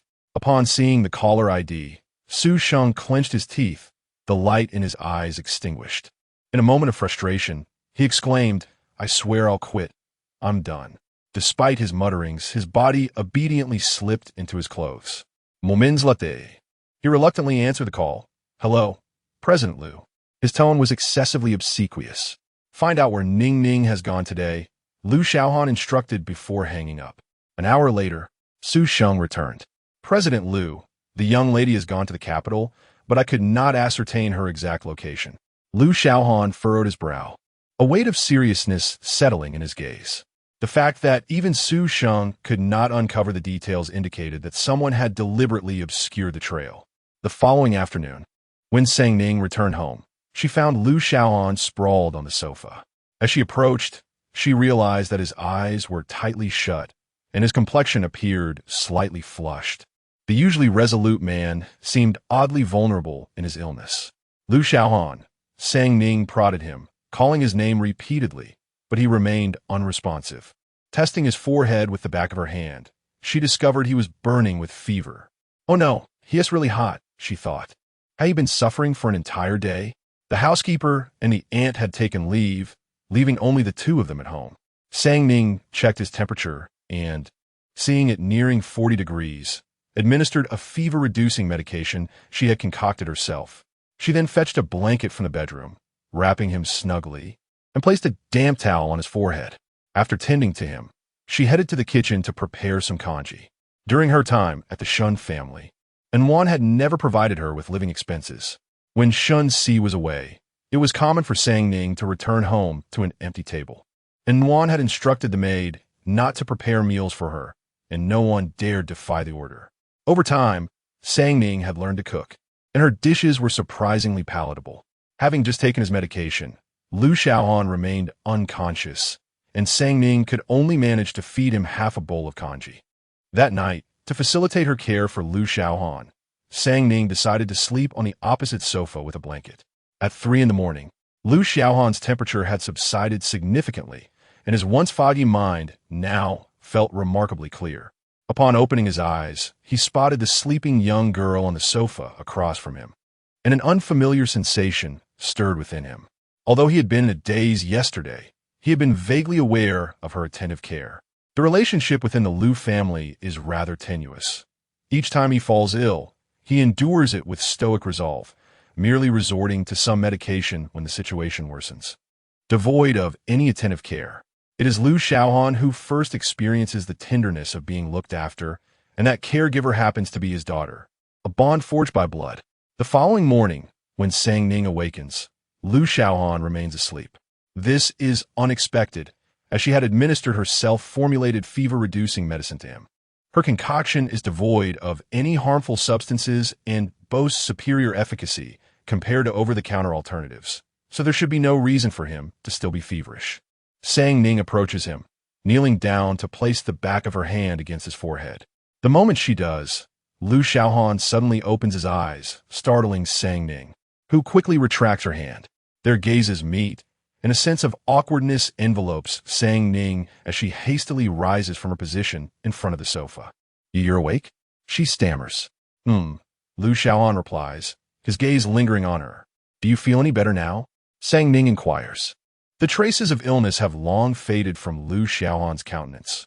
He rises from the sofa, regaining his usual austere demeanor, though his eyes betray a subtle softness. "Much better. Thank you for taking care of me yesterday," he acknowledges, promptly averting his gaze. Xiaohan had never anticipated that he would utter such words one day. Nor could he have foreseen that on the night she declared her unavailability, he would be unable to find rest. This feeling of concern and attachment is one he experiences for the first time. Ning, feeling somewhat uneasy, hesitates before responding. It's nothing. With the housekeeper and servants absent over the weekend, leaving the child unattended at home, Xiaohan tentatively asks, "Would you like to accompany me to the company later?" Ning, momentarily lost in thought, quickly agrees. In her childhood, Shen Jia often took her to the company. However, since her return 6 months ago, his attitude has shifted, revealing a reluctance to bring her along. Although to Shen Jia, she is merely a non-threatening adopted daughter, she has come to understand, after her rebirth, that he recognizes only Shen Xingchen as the rightful heir to the Shen family, warning her against coveting what is not hers, fearing a rivalry between them. The Liu group dwarfs the Shen enterprise, and as Ning walks alongside Xiaohan, numerous eyes fall upon them. It is a rare sight to see the esteemed Liu CEO accompanied by a young woman, sparking a flurry of gossip. "Who is that behind Liu? This is the first time I've seen him bring a girl to the company. This young lady is truly stunning, like a princess, and her grace while walking is enchanting, reminiscent of a wealthy heiress." "Oh," she asks, looking at me. "I'm going to die." The female colleagues in the office fixate on Ning with gleaming eyes. Their gaze is akin to hungry wolves eyeing delectable prey. Although Ning feels a bit intimidated by their stares, she does not sense any malice. Upon reaching Xiaohan's office, the feeling of being scrutinized dissipates. Xiaohan had arranged for a beautifully crafted desk to be placed beside his own, complete with a computer and an array of modern equipment, including a gaming chair and headset, which are currently favored by the youth.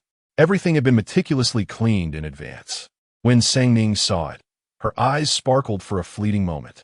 In her childhood, she had a great fondness for gaming, while Shen Jia was enamored with singing and dancing, transforming nearly every vacant room in their home into dance studios, vocal rooms, and various other spaces.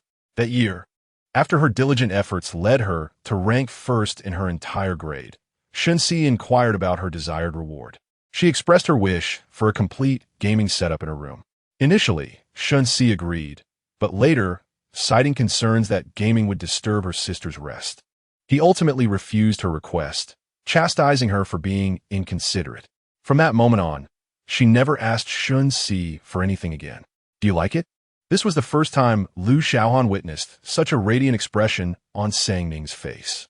At that moment, she resembled a child overjoyed by a gift. Although Sang Ning did not overtly express her delight, Xiaohan could still perceive the happiness radiating from her, and he discreetly curved his lips into a smile. This arrangement was commendable. Perhaps it was time to consider a raise for Su Sheng. Sang Ning nodded, affirming, "Yes, I like it," and then settled herself into the chair. "I have a meeting, so you can play here. If you need anything, just ask Su Sheng." Observing her joy, Xiaohan concluded his instructions and departed. Seated alone before the computer, with nothing else to occupy her, Sang Ning decided to log into the website where she had previously published her novel. Upon logging in, she was astonished by the 99 notifications awaiting her. In just a few days, there were over 10,000 comments and requests for updates. She browsed through the messages for a while, finding almost entirely positive feedback, with only a few negative remarks. Additionally, her inbox contained numerous signing invitations from various editors. After casually selecting one editor and agreeing to the contract, she carefully reviewed the terms to ensure there were no hidden pitfalls before decisively signing the electronic agreement. Chapter 10. It is my turn to strike, and she shall follow suit. In the conference room of the Lu Corporation, an air of solemnity prevailed. The senior executives fixated on Xiaohan, who was engrossed in reviewing the proposal, not daring to exhale, lest they become the first to face reprimand. Each meeting felt like a torment for them. After a prolonged silence, the man at the helm finally spoke. "Not bad." Upon hearing this, beads of sweat began to form on the foreheads of the department heads. Whispers began to circulate among them. Am I imagining things? Did President Liu indulge in libations last night? Did he just say not bad? One leader wiped his brow, feeling increasingly burdened. What do you know? Let us just bide our time. Haven't you heard the adage, to suppress is to elevate? Brace yourselves.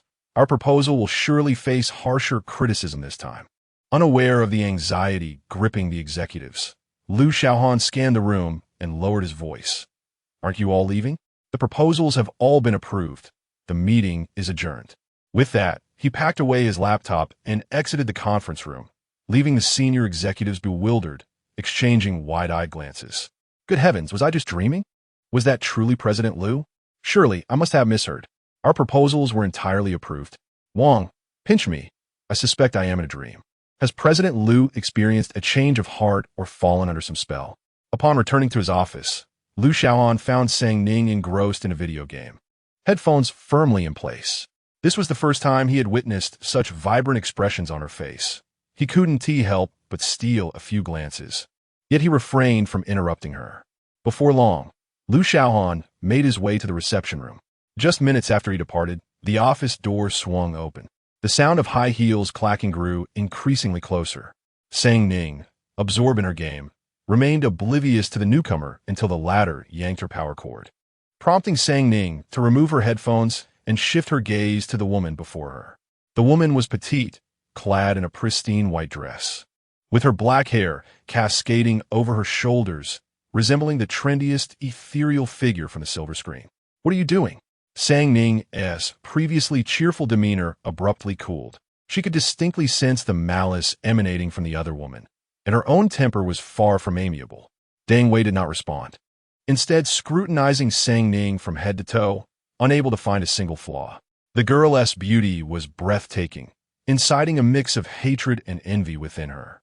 What is your relationship with President Liu? After a moment, Dang Wei ventured to inquire, realizing that the innocent flower was, in fact, a scheming vixen. None of your business. Sang Ning replied, a hint of mockery dancing in her eyes. She was determined to withhold any information. Deng Wei, taken aback by the retort, found herself momentarily speechless. Judging by Sang Ning's youthful appearance, her suspicions began to crystallize, though she maintained an impassive exterior. At such a tender age, out here on your own, it's evident you are but a plaything of President Liu. Such a young minx, seducing men left and right. How vulgar. Playing games here will disrupt President Liu's work. Deng Wei adopted a more amiable tone. She pondered for a moment, appearing somewhat conflicted, before saying, "Let me ask someone to help move the table outside. Mr. Liu does not appreciate disturbances." How laughable. Such a trivial tactic is hardly worth noticing. Sang Ning chose to disregard her and countered with a question. "And who might you be?" Deng Wei crossed her arms, a hint of pride gracing her features. "I am Deng Wei, an intern personally recruited by Mr. Liu." Sang Ning nodded indifferently, a trace of disappointment creeping in. "Oh, so you are merely an intern," she added. "An intern has no right to dictate my actions. You may not understand, but I was personally chosen by Mr. Liu, which sets me apart from others." Deng Wei suppressed her anger, mentally cursing the girl several times over. "His judgment seems rather poor to have selected such a creature," Sang Ning muttered under her breath. "What did you say?" Deng Wei felt as though the girl was disparaging her. "Nothing of consequence. Do you truly believe you are different?" Sang Ning found it amusing. It was commonplace for a boss to hire employees, yet this in turn had conjured an entire romantic fantasy of marrying into wealth. Before Deng Wei could respond, Sang Ning continued, "You do not genuinely believe Mr. Liu would marry you and make you Mrs. Liu, do you?" Deng Wei's face flushed crimson in an instant. Although she harbored such thoughts, hearing them audibly articulated by this audacious girl made her feel a tinge of embarrassment. Well, of course, Deng Wei began feeling a surge of pride, but was swiftly silenced by Sang Ning's next remark. "Such foolish delusions. I suggest you seek help from a psychiatrist. Delusional disorder is indeed a malady that requires treatment." The girl's clear, melodious voice reverberated throughout the office, each word articulated with remarkable clarity. Throughout the exchange, Sang Ning's demeanor remained remarkably steady, while Deng Wei's expression fluctuated between various shades of disbelief and indignation, her previously amiable facade crumbling. She decided to abandon the pretense. "You little wretch, what are you pretending for? You've managed to climb into Mr. Liu's bed at such a young age. You truly possess some skill. With that beguiling face, I wonder how many men you've ensnared outside. Your parents must also be of questionable character." Before Deng Wei could finish, she received a sharp slap across the face, the sting igniting a fiery pain. This insufferable little wretch, how does she possess such strength? Clutching her face in disbelief, she stared at the girl before her, never anticipating that she would resort to violence. After all, the girl bore an innocent visage, despite her aloof demeanor when not smiling. She seemed devoid of any aggression. Deng Wei grimaced in pain, while Sang Ning felt an unexpected surge of satisfaction. She smirked slightly, warning her, "If you dare insult me again, I shall strike you once more." Matters easily resolved through action are hardly matters at all. In this lifetime, she had no reason to endure humiliation. Whoever brought her discomfort would be met with her retaliation. Clutching her face, Deng Wei struggled to endure the pain, preparing to unleash a tirade of insults towards the little wretch when she heard footsteps approaching the door. Quickly, she wiped her face, sank to the floor, and tears began to flow freely. "How could you strike me? I merely wished to prevent you from disturbing Mr. Liu. Regardless of your reluctance, you had no right to hit me." Deng Wei possessed a striking appearance, and her tears added an enchanting allure that evoked a sense of tenderness in those who beheld her. When Liu Xiaohan entered, he was met with this very scene, his expression darkening and his tone imbued with a hint of frost. "What's happening here?" He directed his inquiry towards Sang Ning. Sang Ning raised her gaze slightly to meet Liu Xiaohan's, yet her eyes subtly dimmed. Confronted by his frigid stare, an unexpected irritation welled up within her. Her voice was resolute and unyielding. "I struck her. She deserved it. I shall not apologize." Deng Wei, feeling her heart settle after a moment of anxiety, experienced a surge of pride, convinced that Liu had a unique regard for her, one that this insufferable girl could never rival. "Liu, stop. Get out," he commanded.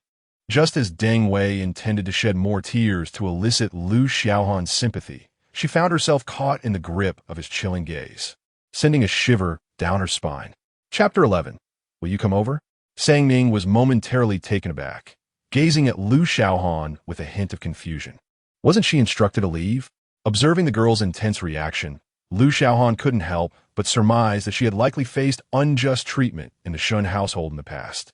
This thought deepened his disdain for the Shen family. Recognizing the sensitivity of the young girl, his heart softened, and he promptly clarified, "No one is asking you to apologize." "Did you hurt your hand?" Lu Xiaohan discreetly glanced at the red marks on Deng Wei's face, pondering that Sang Ning must have exerted considerable force. Sang Ning, momentarily stunned, widened her beautiful eyes and asked, "Aren't you going to ask me why I hit her?" In the Shen family, whenever such incidents occurred, Shen Si would never inquire about the reasons and would only pressure her to apologize. Sang Ning had grown accustomed to this. She deserved it, Lu Xiaohan replied nonchalantly, as if it were a trivial matter. Sang Ning's previously calm heart fluttered with an inexplicable excitement. She gazed into Lu Xiaohan's eyes, eager to confirm. "Do you really believe in me?" The girl's eyes sparkled, seemingly filled with starlight. Under the gaze of such radiant eyes, Lu Xiaohan felt an unexpected sense of fulfillment. "Of course, you are my daughter," Lu Xiaohan affirmed. After a moment's reflection, he added, "Right and wrong are inconsequential. What matters is that you must not be bullied. If anyone provokes you in the future, feel free to retaliate. My daughter, Lu Xiaohan's daughter, can walk through Haicheng with confidence." Lu Xiaohan was a man coveted by the elite circles of Haicheng, indifferent to his reputation. Thanks to his words, Sang Ning felt an immense uplift in her spirits throughout that day. Unbeknownst to them, the bond between father and daughter had grown significantly closer. The following morning, Lu Xiaohan personally accompanied Sang Ning to school before heading to the company. He had already reviewed the surveillance footage from the previous day, which clearly revealed Deng Wei's instigation. As Lu Xiaohan maintained a stern demeanor while watching the video, his temperature plummeted to sub-zero upon witnessing Deng Wei berate Sang Ning. After viewing the footage, he immediately summoned Su Sheng and instructed, "Tell Deng Wei not to come in tomorrow," and spread the word to other companies that anyone who dares to employ her will be seen as opposing us at Lu's. Su Sheng was about to comply when a thought struck him. "President Lu, Deng Wei was personally recruited by you." "So what?" Lu Xiaohan failed to grasp his implication. Su Sheng continued, "You once mentioned that she possesses strong business acumen." Lu Xiaohan scoffed.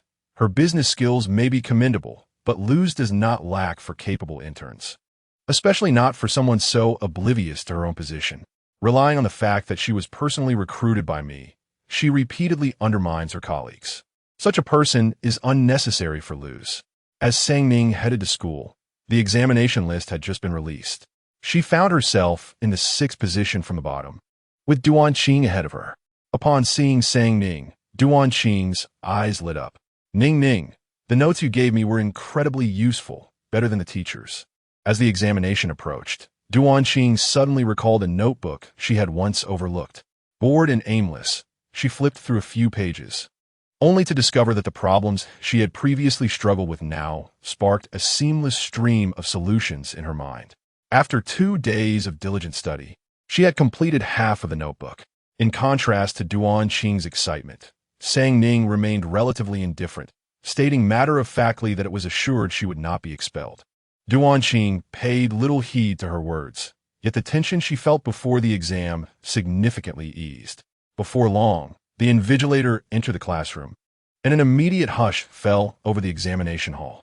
With memories from a past life, Sang Ning felt a sudden awakening of knowledge the moment she received her exam paper. Having studied the high school curriculum abroad in advance, she could discern the answers with merely a glance at the questions, requiring no rough work at all. In her previous life, any hint of accomplishment would provoke trouble from Yuan and Shen Xingchen, despite her having done nothing wrong. She was left to bear the brunt of disdain as the incompetent daughter of the Shen family. Now, she was determined to shed that image of worthlessness. Would Shen Xingchen still maintain her composure? Sang Ning could hardly wait to witness the expression on Shen Xingchen's face following this month's examination. The next morning, After all the examinations had concluded, the students returned to their classrooms. Duan Qing, brimming with excitement, enveloped Sang Ning in a tight embrace. Exclaiming her affection and relief at feeling confident she would not be expelled this time. Duan Qing had never found examinations so effortless. Previously, they had felt like unbearable trials. After expressing her own joy, she turned to her friend, inquiring about Sang Ning's performance. "Quite well," Sang Ning replied, a hint of determination glimmering in her eyes. "Wonderful. We can continue being classmates," Duan Qing exclaimed, genuinely thrilled. At that moment, neither of them noticed a pair of malicious eyes observing them from a distance. After school that afternoon, as Sang Ning stepped outside the school gates, she spotted the sleek black phantom. Clearly, it was Xiaohan who had come to fetch her. With practiced ease, she opened the car door and settled into the seat. "What brings you here?" she inquired. "Is it so wrong to pick you up?" Xiaohan responded, omitting his usual excuses. "Not at all," Sang Ning replied calmly, though the slight upward curve of her lips betrayed her elation. Xiaohan pretended to glance at her casually, suddenly breaking into a smile. "You little rascal. Quite proud, aren't you? Based on your demeanor, I assume you did well on the exam."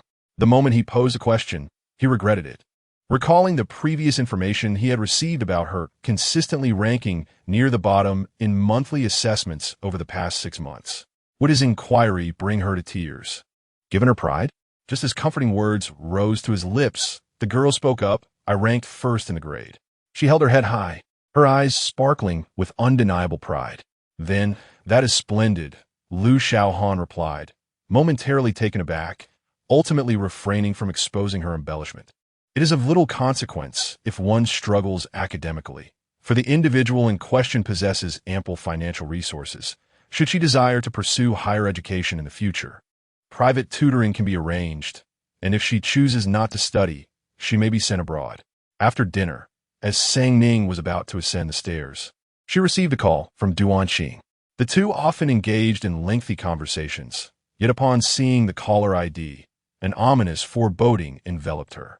Swiftly, she pressed the answer button. A familiar voice emerged on the other end. "Sang Ning, your dear friend is currently with us. Would you care to join?" It was Xiaohan's voice. Sang Ning retorted coldly, "Spare me the pleasantries. Where are you?" "In your dear friend's shop. I shall send you the address." Upon receiving the information she sought, Sang Ning promptly ended the call. Half an hour later, Sang Ning arrived at the location, where a throng of individuals had gathered outside the door. With determination, she forced her way through the crowd. Chapter 12. Why should I feel guilty? The glass at the entrance lay shattered across the floor, and the interior of the establishment was a scene of utter chaos, with pots, bowls, and dishes strewn about, and tables and chairs in disarray. As Sang Ning cast a glance at the disorder around her, preparing to call and inquire about someone's whereabouts, she was suddenly startled by a piercing wail emanating from a private room at the back. Turning, she pushed the door open and, indeed, found Xiaohan casually seated at a dining table, flanked by several imposing men in black suits. Duan Qing was huddled in a corner, while her parents wept, cradling a small boy protectively in their arms, their resentful eyes fixated on Duan Qing, as if she were not their daughter, but rather a foe. Sang Ning quickly averted her gaze from the sorrowful family and approached Duan Qing, helping her to her feet. "Qing, are you all right?" She scanned Duan Qing from head to toe, feeling relieved to confirm that her friend bore no injuries. "Don't worry, I'm fine," Duan Qing sniffled, her eyes brimming with unshed tears. She had not anticipated Sang Ning's arrival, yet here she was, braving danger to be by her side. Only after hearing her friend's reassurance did Sang Ning turn to Xiaohan. "What do you intend to do?" Xiaohan smiled slyly. Sang Ning, do you know why I smashed up the Duan family shop?" The mere thought of witnessing Sang Ning bowing her head in submission to her brought Xiaohan a sense of satisfaction. Sang Ning narrowed her eyes, a smile spreading across her face. "Because of me." She had discerned Xiaohan's intentions long before arriving. Her response was unwavering, leaving Xiaohan momentarily taken aback, seemingly unprepared for such a candid retort. Yet, she brushed it off. "You possess quite the self-awareness," she remarked, shifting the blame entirely onto Sang Ning. "If it weren't for you, I wouldn't have troubled the Duan family. Duan Qing is suffering because of a friend like you. Do you not feel guilty? Sang Ning's expression remained composed as she replied without hesitation. Why should I feel guilty? She has done nothing wrong. Xiaohan's words were effectively countered, leaving her speechless with indignation as she shouted at Sang Ning. If you hadn't offended me, would Duan Qing be in this predicament? The one creating trouble for her is you. The one vandalizing their shop is also you. What does that have to do with me? Am I the one orchestrating this? Sang Ning struggled to comprehend her logic. At that moment, Xiaohan found herself at a loss for words, her frustration mounting as she turned to Duan Qing. Duan Qing, is this what you call a good friend? You consider her a friend, yet she seems to harbor no such sentiment. Duan Qing pressed her lips together, remaining silent. Sensing her advantage, Xiaohan continued, if it weren't for her dragging you down, do you think you would be facing such a situation today? The room fell into a deafening silence until Duan Qing's father's sharp voice broke through. Duan Qing, look at the friends you made at school, causing such havoc at home. Hurry up and apologize to this young lady. After speaking, he cast a sycophantic glance at Xiaohan, resembling a beggar pleading for scraps. In that moment, dignity seemed a trivial concern. Be quiet. Duan Qing gazed upon her father's demeanor, feeling a profound sense of embarrassment. Why was she the daughter of such a man? Duan's father, stung by his daughter's disregard, contemplated reprimanding her, but upon noticing that Xiaohan remained silent, he hesitated, biting his lip to suppress further remarks. Moments later, the sharp wail of police sirens pierced the air, causing Xiaohan's expression to shift dramatically. Who had the audacity to report them? The Qiao family was considered a prominent household in Haicheng, and few commoners dared to provoke them. Moreover, having leveraged her family's status on numerous occasions without consequence, she had never anticipated that today would bring such a downfall. As the crisp voice resonated within the private room, Xiaohan's countenance transformed once more. It was I who reported it, Sang Ning declared resolutely. Xiaohan seethed with barely contained fury, enunciating each word through gritted teeth. Now that you have severed ties with the Shen family, do you not fear antagonizing the Qiao family? Sang Ning retorted, if I am unafraid of offending the Shen family, why should I fear you? Was Xiaohan overly naive? In her previous life, she had lived to the age of 28 and was not easily intimidated. Certainly not by a high school student. Duan's mother trembled at the sound of the alarm, tightening her embrace around the little boy in her arms. Before timidly addressing Sang Ning, please tell the police it was a mistake. Fearing Sang Ning's potential refusal, she continued, I know you and our Qingqing are good friends, but we are merely ordinary people who wish to avoid trouble. Besides, Qingqing's younger brother still relies on us. The woman appeared aged, her voice barely a whisper, her eyes darting about as if burdened by a guilty conscience. Sang Ning ignored her, turning her gaze to Duan Qing, her expression resolute. Qingqing, trust me. I can protect you. Your family will be fine. At that moment, two police officers entered the room. Who called the police? Sang Ning raised her hand and stepped forward. She recounted the events in detail to the officers, explaining how the individuals had vandalized the family's establishment. Ultimately, the culprits were taken to the police station, and since Sang Ning was a minor, the officers contacted Lu Xiaohan. Upon arrival at the station, Sang Ning cooperated with the police to provide her statement. During the wait, Xiaohan's parents unexpectedly appeared. When Duan's parents learned that the Qiao family was willing to settle for a sum of 100,000, their eyes lit up with greed. They promptly decided to sign the settlement agreement. With the money in hand, they departed the police station with their son, completely disregarding the forlorn Duan Qing, left standing alone. As Duan Qing watched the family exit, a wave of suffocating despair washed over her. Once they were gone, Xiaohan raised an eyebrow at Sang Ning, her gaze laced with provocation. Xiao's father followed his daughter's line of sight and scrutinized Sang Ning from head to toe, his expression reeking of disdain. So, you are Sang Ning? He scoffed, his beer belly protruding as he surveyed her.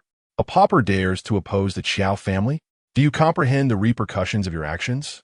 Sang Ning met the father and daughter, whose features mirrored each other, with barely concealed disdain. She spoke slowly. I am uncertain of my own fate. Yet I am confident that the outcome for the Qiao family will be dire." Qiao's father scoffed, his tone dripping with disdain. "Such a bold tongue from a mere child, barely past her youth. What waves could you possibly stir? Have you not witnessed the result today? Even if you were to report this 10 times over, the outcome would remain unchanged, merely costing me a bit more." Just as his words fell, a sharp voice unexpectedly pierced the air from the doorway.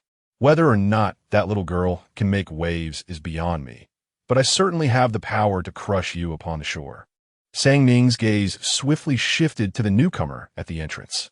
Lu Xiaohan, unwavering in his focus, strode purposefully towards Sang Ning. Before she could utter a word, he grasped her shoulder and spun her around, their eyes locking, and she discerned the concern lurking within his gaze. In that moment, it dawned on her that Lu Xiaohan was genuinely worried for her well-being. Thankfully, she was unharmed. After confirming that Sang Ning bore not a single injury, Lu Xiaohan finally exhaled in relief. Chapter 13.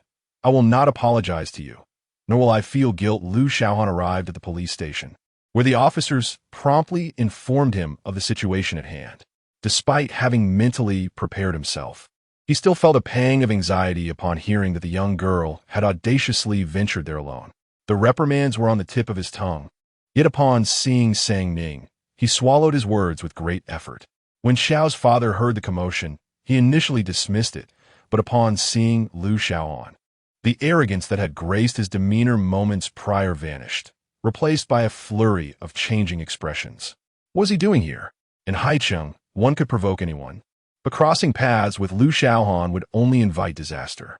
What connection did he share with this pauper? Xiao's father forced a ghastly smile, his heart racing. He glanced at Lu Xiaohan's expression and cautiously inquired, "Mr. Lu, what brings you here?" Lu Xiaohan responded with a chilling smile, "Mr. Qiao, your daughter has dared to bully mine. How could I not come?" The color drained from both Xiao's father and Xiao Anren's faces. "Sang Ning is your daughter?" Xiao Anren boldly asked. She had seen Lu Xiaohan from a distance at a previous gathering and was well aware of his identity. However, wasn't he single? Where could a daughter possibly come from? Lu Xiaohan ignored her and turned his gaze to Qiao's father, his tone ominous. "Mr. Qiao, you truly have raised a fine daughter. Would you like me to present a paternity test as evidence?" Qiao's father's eyelid twitched, and he swiftly turned to slap Xiao Anren forcefully. "This is not your place to speak." Afterward, he turned to Lu Xiaohan with a sycophantic demeanor. "Mr. Lu, this is all a misunderstanding. The children were merely playing. Please let bygones be bygones." He then gestured to Xiao Anren with his eyes, commanding her to apologize. Though a storm of indignation brewed within her, Xiao Anren lowered her head. "I'm sorry." Sang Ning paid her no mind, recognizing that Xiao Anren's apology was insincere. It was not born from remorse, but rather an understanding that the Qiao family could not contend with the Lu family, compelling her to bow her head in submission. What Sang Ning could discern, Lu Xiaohan could certainly see as well. He scoffed, no longer wishing to engage with the pair. How'd I end up with such a fool? As the two were about to leave, Xiao's father's urgency became palpable, and he struck Xiao Anren once more. She covered her face, suppressing her tears, fearful of uttering a sound. The Qiao family's business had faltered in recent years, leaving them vulnerable to any hardships. Xiao's father's eyes darted, landing on Sang Ning. As he suddenly knelt before her, his gaze filled with desperate hope. "Miss Lu, it is my unworthy daughter who has erred. I implore you, let your father spare the Qiao family." Lu Xiaohan regarded Sang Ning with the same intensity. If she chose to show mercy to the father and daughter, he would not object. The atmosphere was thick with an eerie silence, until Sang Ning's voice pierced through the stillness. "That is not permissible. The Qiao family was a technology enterprise, focusing on the development of smartphones and a range of high-tech intelligent products. In her previous life, after her high school graduation, the Qiao family had been exposed for stealing research results from numerous unknown small companies. Such deplorable conduct cannot be overlooked." Lu Xiaohan cast a glance at his daughter, his eyes reflecting a sense of approval. The young girl, tender in age, was prone to compassion. In that fleeting moment, Lu Xiaohan had anticipated she would plead on behalf of the Qiao family, only to realize he had underestimated her. To show mercy to those who have inflicted harm upon oneself is to be cruel to oneself. Liu Xiaohan was known for his unrelenting vengeance and held in disdain those foolish enough to repay virtue with malice. The expressions of the Qiao father and daughter were ashen. Regardless of their entreaties, Liu Xiaohan remained unmoved.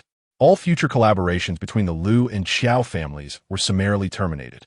With a single statement, he departed with Sang Ning.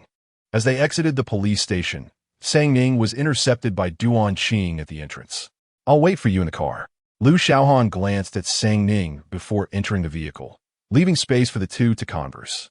They were left alone in the doorway. "It was your choice to associate with me. I shall neither apologize nor feel remorse."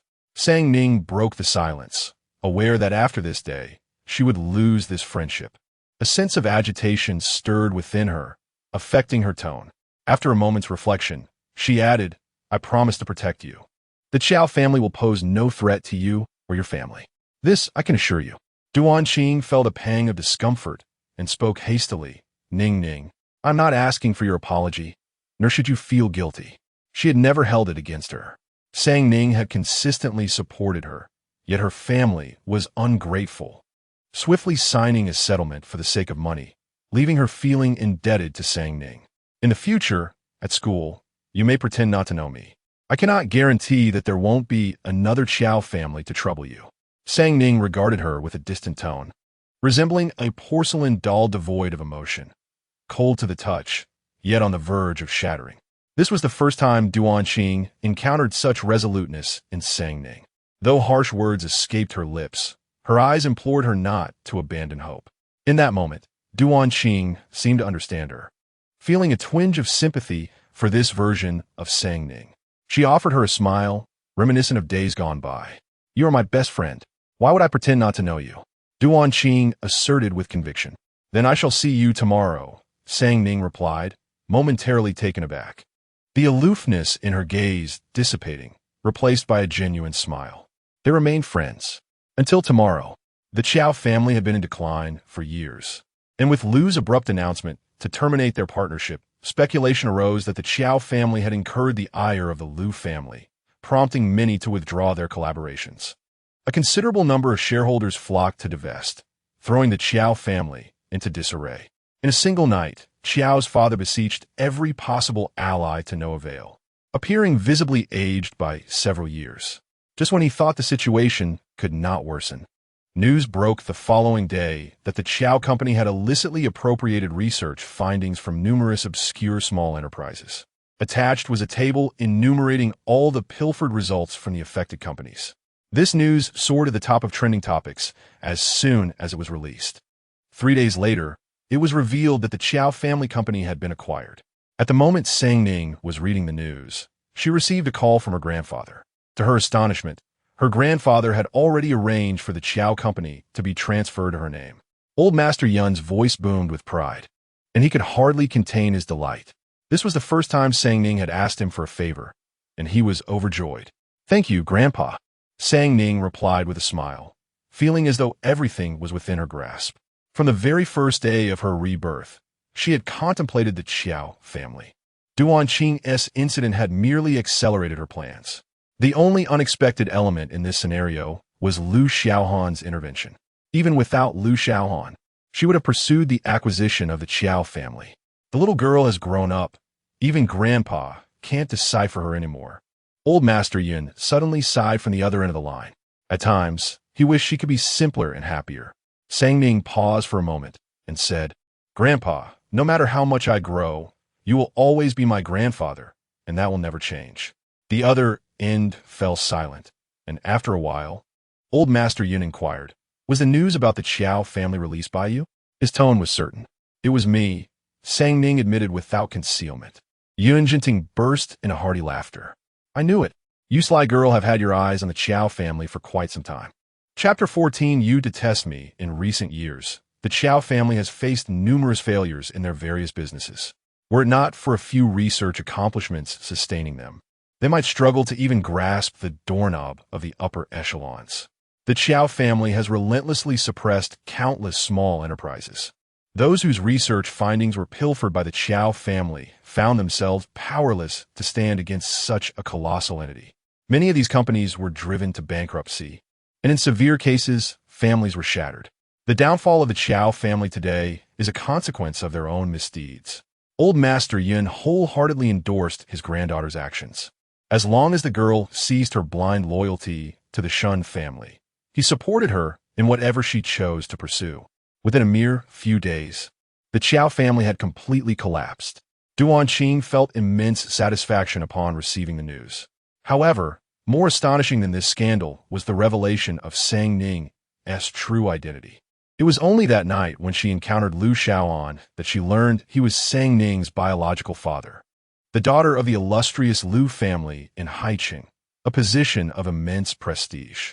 Duanqing had never imagined she would become the friend of a real-life heiress. Not even fiction could dare to portray such a scenario. After pondering for a moment, Duanqing arrived at a conclusion. Ning, I realize you were born to a life of luxury. Just as Sang Ning took a sip of water, she suddenly spewed it all out. Staring earnestly at Duanqing and asking why, she recalled her days abroad when she could barely afford a meal. Was that wealth?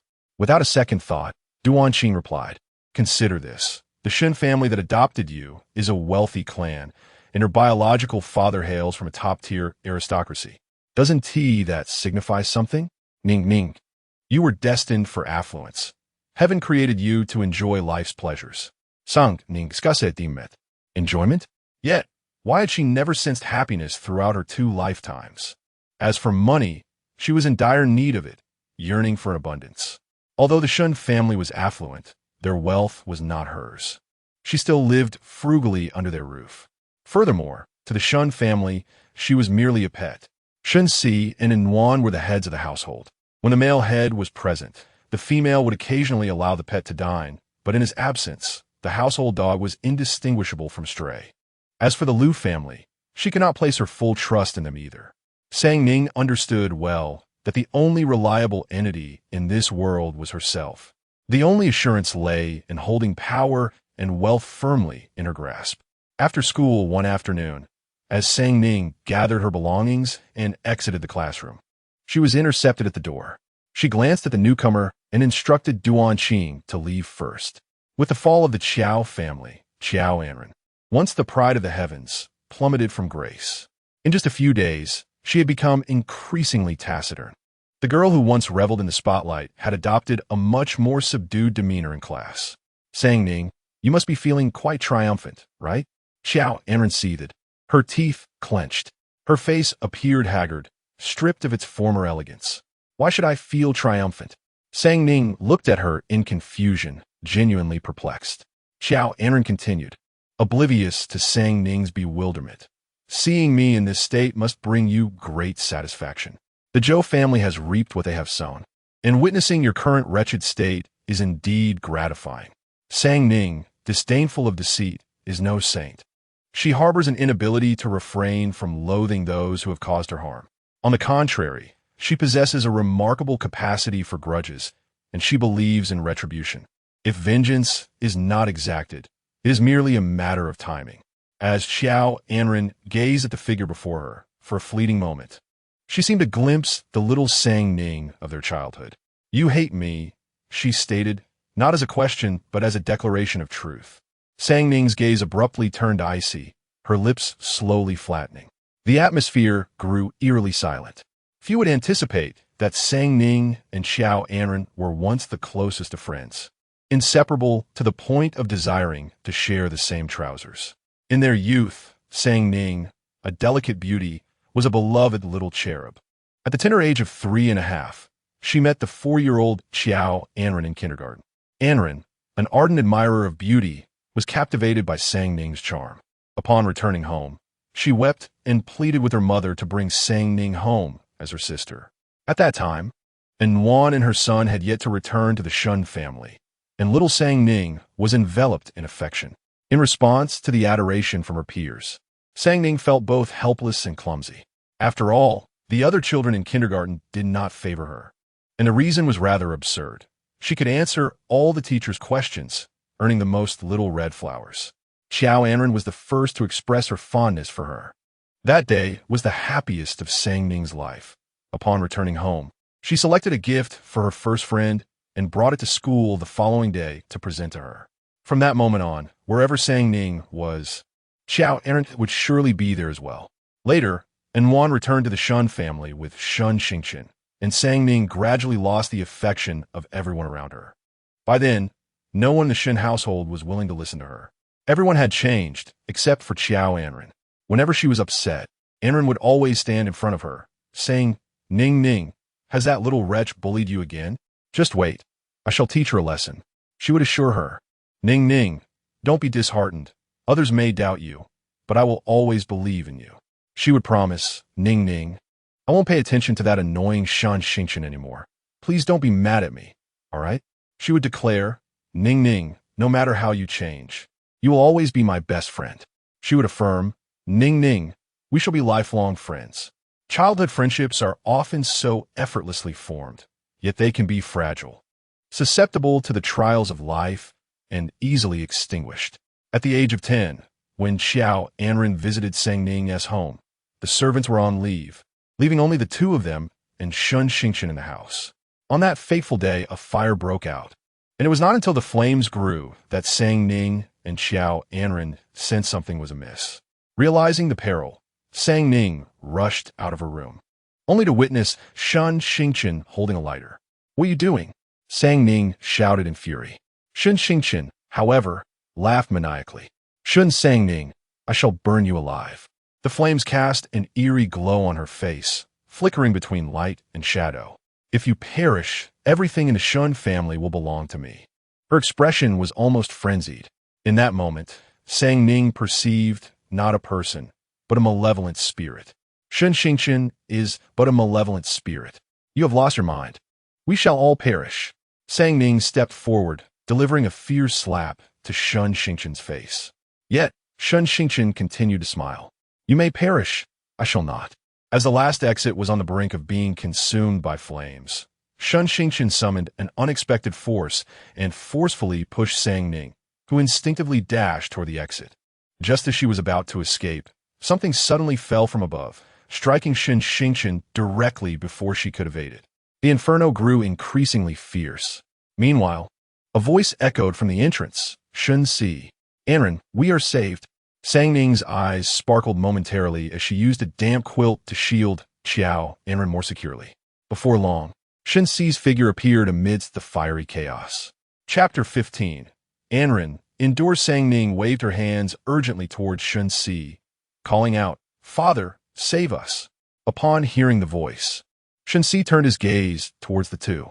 Just as he was about to approach, his eyes suddenly fell upon Shen Xingqian on the other side. He halted in his tracks. In that moment, Sang Ning's heart leaped in her throat. The flames were raging fiercely. Only one could be saved. Shen Si cast a deep, lingering look at Sang Ning, his eyes revealing the inner turmoil of a master faced with a heart-wrenching decision. However, he soon steeled his resolve and moved in the opposite direction of Sang Ning. She understood then that she had been forsaken once more. As Shen Si scooped up Shen Xingqian and dashed through the inferno, Sang Ning relinquished all hope of survival that she had placed in him. As the flames threatened to engulf them, Sang Ning found no time for sorrow. In her arms, Xiaohan struggled to open her eyes against the smoke, her strength waning. Sang Ning forced herself to remain calm, and just when she believed they were destined to perish there, her eyes caught sight of a window in the corner, igniting a spark of determination within her. Braving the peril of the flames, she returned to the bedroom, retrieved a blanket, soaked it, and draped it over herself before rushing back to Xiaohan. "Anren, hold on," Sang Ning urged, shaking her friend. "Share, I can barely hold on any longer. I feel I'm about to die," Xiaohan gasped, her strength all but spent. "Do not speak like that. We will survive," Sang Ning declared, squatting down to hoist her friend onto her back. The frail Sang Ning struggled step by step towards the window. Just a few paces away, a deafening explosion erupted behind them. Sang Ning's expression shifted dramatically as she swiftly repositioned herself, shielding Xiaohan with her own body. The blast was thunderous, leaving her ears ringing painfully, and in that instant, the world around her fell silent. Clutching her ears, she writhed on the ground in agony, yet she persevered, lifting Xiaohan with every ounce of strength she had left, pushing her through the window before leaping out herself. After escaping the blaze, kind-hearted strangers summoned an ambulance. When she regained consciousness, she found herself in a hospital, utterly alone in the room. The doctor gazed at her with pity, yet was compelled to convey the harsh truth. "Little one, you may never hear again." Ning had sensed it already, but upon receiving this news in solitude, she wept for an entire day. The following day, Shen Jia arrived, though his expression was far from pleasant. He did not inquire about her escape or her injuries. Instead, his first words were an accusatory. "Why did you do that?" Ning, bewildered, stared at him in confusion. "What did I do?" The man remained silent, his face stony, and the reply she received was a sharp slap from Shen Jia. The blow struck her left ear, causing a painful buzzing sensation, yet was eerily quiet. Her left ear could discern no sound at all. "How could you be so malicious? Do you truly harbor such hatred for your sister, wishing her to be engulfed in flames?" The physical pain and psychological torment drove Ning to a sudden breaking point. In a moment of desperation, she shouted at Shen Jia, "It wasn't me. It was her. She is the one who wants to harm me. She wants to burn me alive."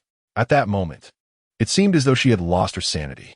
Yet, no matter how much she protested or attempted to explain herself afterward, no one believed her.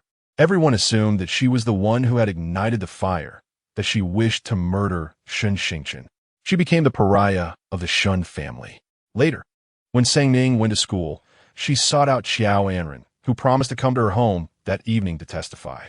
That night, Ning felt a sense of elation, for she was on the verge of proving her innocence. However, reality proved to be cruel. Xiaohan, who had once steadfastly stood by her side, pointed a finger at her and declared it was her. She intended to burn Shen Jia. The light in Ning's eyes extinguished completely. From that moment on, she lost her left ear and her dearest friend. Ning pulled her thoughts back from the past and suddenly smiled. "Why should I not hate you?" Her greatest disdain was for betrayal. Xiaohan pursed her lips and inquired, "Is that why you seek revenge against me?" Ning shook her head. "The downfall of the Qiao family is merely a consequence of their own misdeeds. It has nothing to do with me." Indeed, she harbored hatred for Xiaohan. Yet the actions of dismantling or acquiring the Qiao family business were unrelated to her friend. She was merely drawn to the value of the Qiao family. Was there any hope left for the Qiao family? Xiaohan already had an inkling of the answer, yet as she voiced it, a flicker of hope remained. After all, Ning once risked her life to protect her. Xiaohan understood that even her own parents might not have the capacity to do the same. Without a moment's hesitation, Ning swiftly shattered Xiaohan's hopes. "No, the Qiao family is mine to claim." Xiaohan smiled bitterly, suddenly filled with regret. For so many years, she had owed Ning an apology, and at that moment, fearing she might never have another chance, she uttered, "I'm sorry," although it comes many years too late. Since that incident, guilt had plagued her whenever she encountered Ning. Over time, it developed into a knot in her heart, leading her to despise Ning. She resented Ning for abandoning their friendship due to that event. Hatred transformed her, causing her to oppose Ning at every turn, even bullying her. Gradually, her demeanor began to mirror that of the Qiao family. Looking back, the kind-hearted Anren of their childhood seemed a distant memory. As events reached this juncture, Xiaohan no longer wished to conceal the truth from her. "I did not intend to lie," she confessed, revealing the entire sequence of events to Ning. "My father coerced me, saying that Shen Jia was the true heiress of the Shen family. If I did not aid Shen Jia in falsifying evidence, I would offend the Shens, and he would cast my mother and me out of the Qiao family, allowing the mistress and her son to take our place." Ning listened intently, her expression betraying no surprise, as if she had known all along. Xiaohan glanced at her, her complexion turning pale. "You knew all this?" "Yes." Ning learned of it early on, as it was Shen Jia who informed her. For after the incident that day, Wan had already made arrangements with the Qiao family. Xiaohan wore an expression of utter despair, and upon observing her, Ning let out a derisive laugh. "Surely, you do not believe that sharing this with me now will earn your forgiveness?" Xiaohan pressed her lips together, remaining silent for a protracted period. Witnessing her desolate demeanor, Ning revealed a cruel smile. The greatest regret I harbor is having saved you that day. At the age of 10, I lost my left ear, and my dearest friend Anren perished in that dreadful fire. With that, Ning picked up her backpack and departed, leaving Xiaohan alone in a state of utter disarray.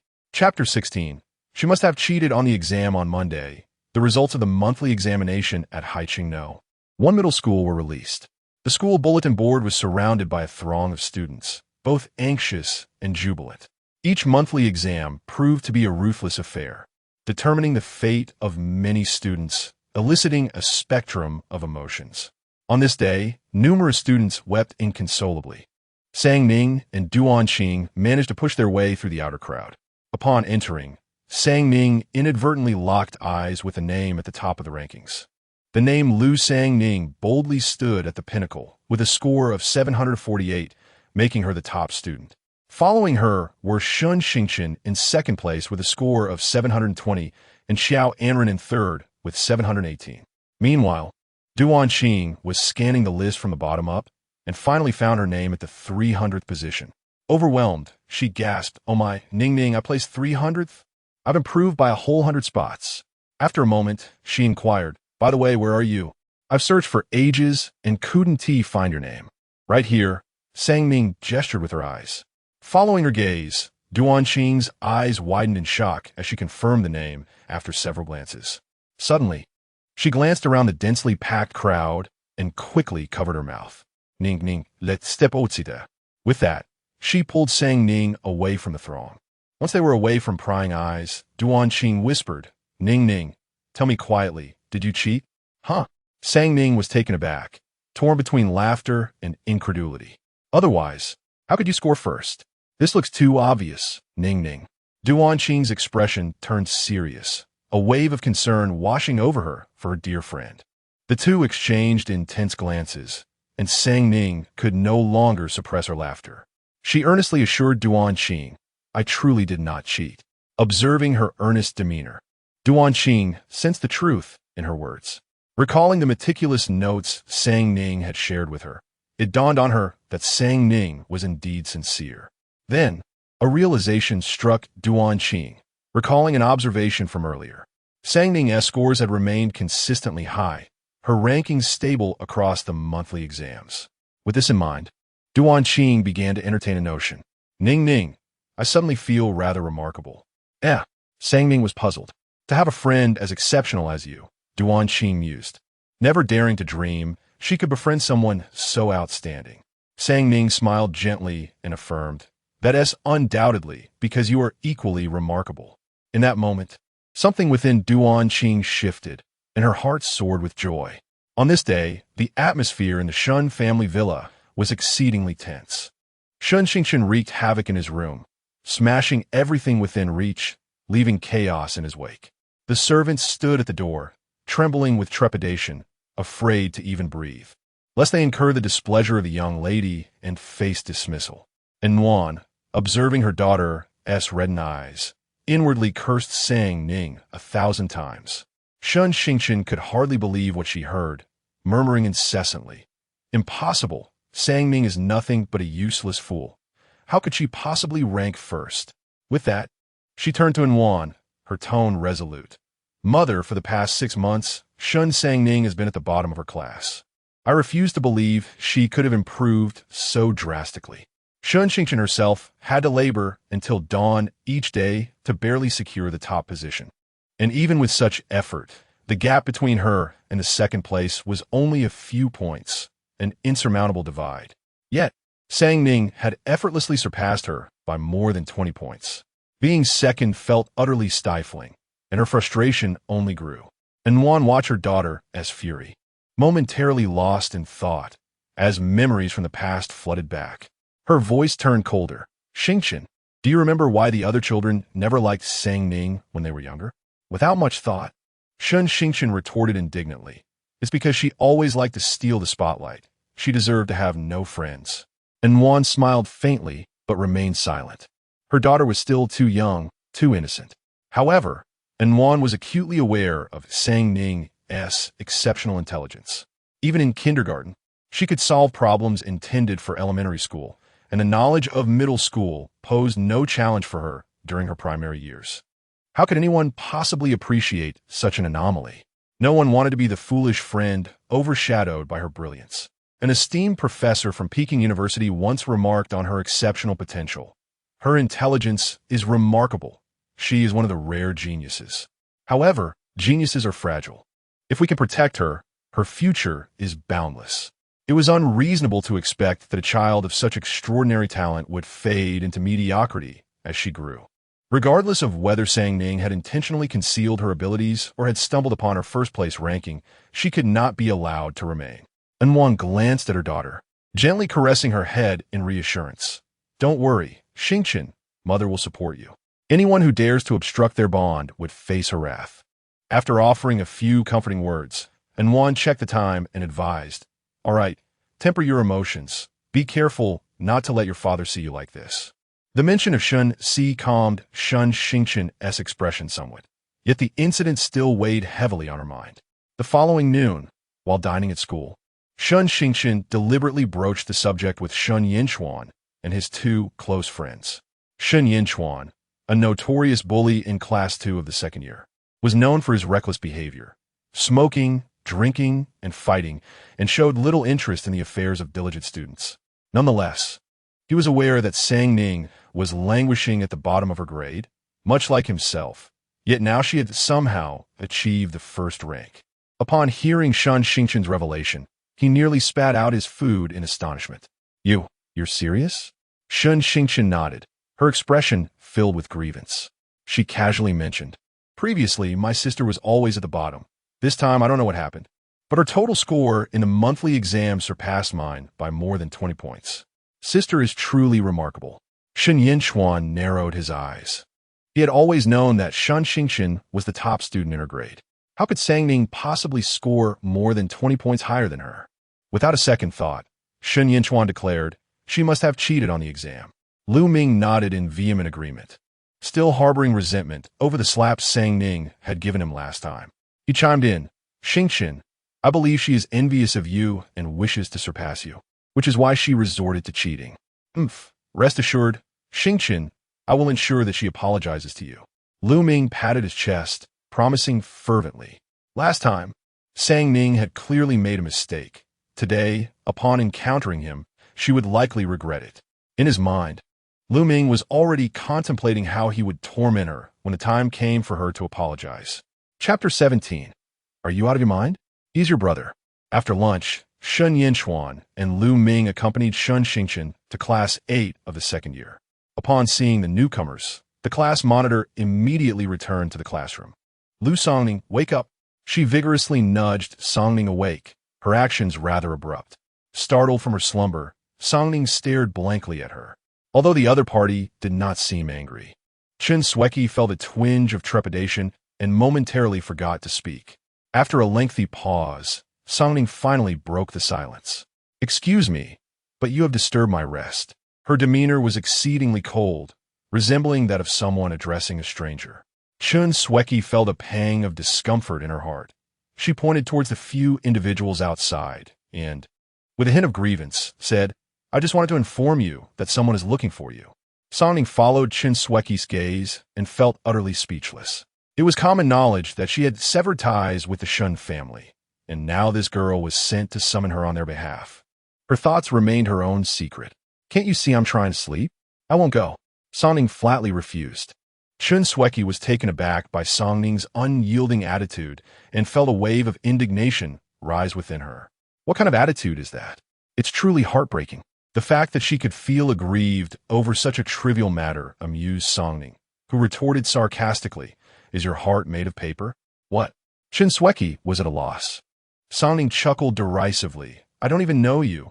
What kind of attitude should I adopt towards you? Should I revere you or serve you? Chen Sueki found it hard to believe. You don't know me? They were classmates, and she was the class monitor. Chen Sueki felt as if her dignity had been trampled upon. Who are you? Songning mentally searched for any memory of this person, but found none. With her words, Laughter erupted among the surrounding classmates. Ignoring them, Song laid her head back down on the desk and continued to sleep. Chun Sweki, seething with resentment, pitifully shook her head towards the few individuals outside, signaling that she had done her best. Outside the classroom, Shen Yinchuan grew impatient and decided to enter Class 8 with his companions. He picked up a hefty book from the table and hurled it towards Song. She jolted awake, rising abruptly from her desk. The book's spine struck her temple, causing blood to trickle down the side of her face, a sight that horrified onlookers. "My goodness, she's bleeding," someone gasped. Yet, Song appeared unfazed, exhibiting a chilling calmness. Logically, she should be furious, yet her expression revealed no trace of emotion. Even when not smiling, she did not seem the type to lose her temper. However, in a shocking turn of events, the unexpected occurred. The girl, under the watchful gaze of everyone, delivered a fierce kick to Shen Yinchuan's chest. Caught off guard, Shen Yinchuan crashed painfully against the sharp corner of a table, grimacing in agony. Meanwhile, Song laughed. "I have severed ties with the Shen family. If you continue to harass me, I will strike you every time I see you." Shen Yinchuan felt as if his bones were about to crack, still reeling from the impact when, in the next moment, Ning lifted her foot and stomped heavily on his chest, grinding down fiercely. She uttered 4 words softly. "Remember your lesson." The girl's voice was calm, yet the force of her actions suggested a desire to crush him. Shen Yinchuan exerted every ounce of strength, but he could not budge her foot. In that moment, he profoundly understood Ning's disdain for him. Her series of actions occurred with astonishing speed, leaving everyone stunned. No one anticipated that, despite her seemingly gentle demeanor, Ning was capable of violence. Lu Ming and Shun Xingchen were taken aback.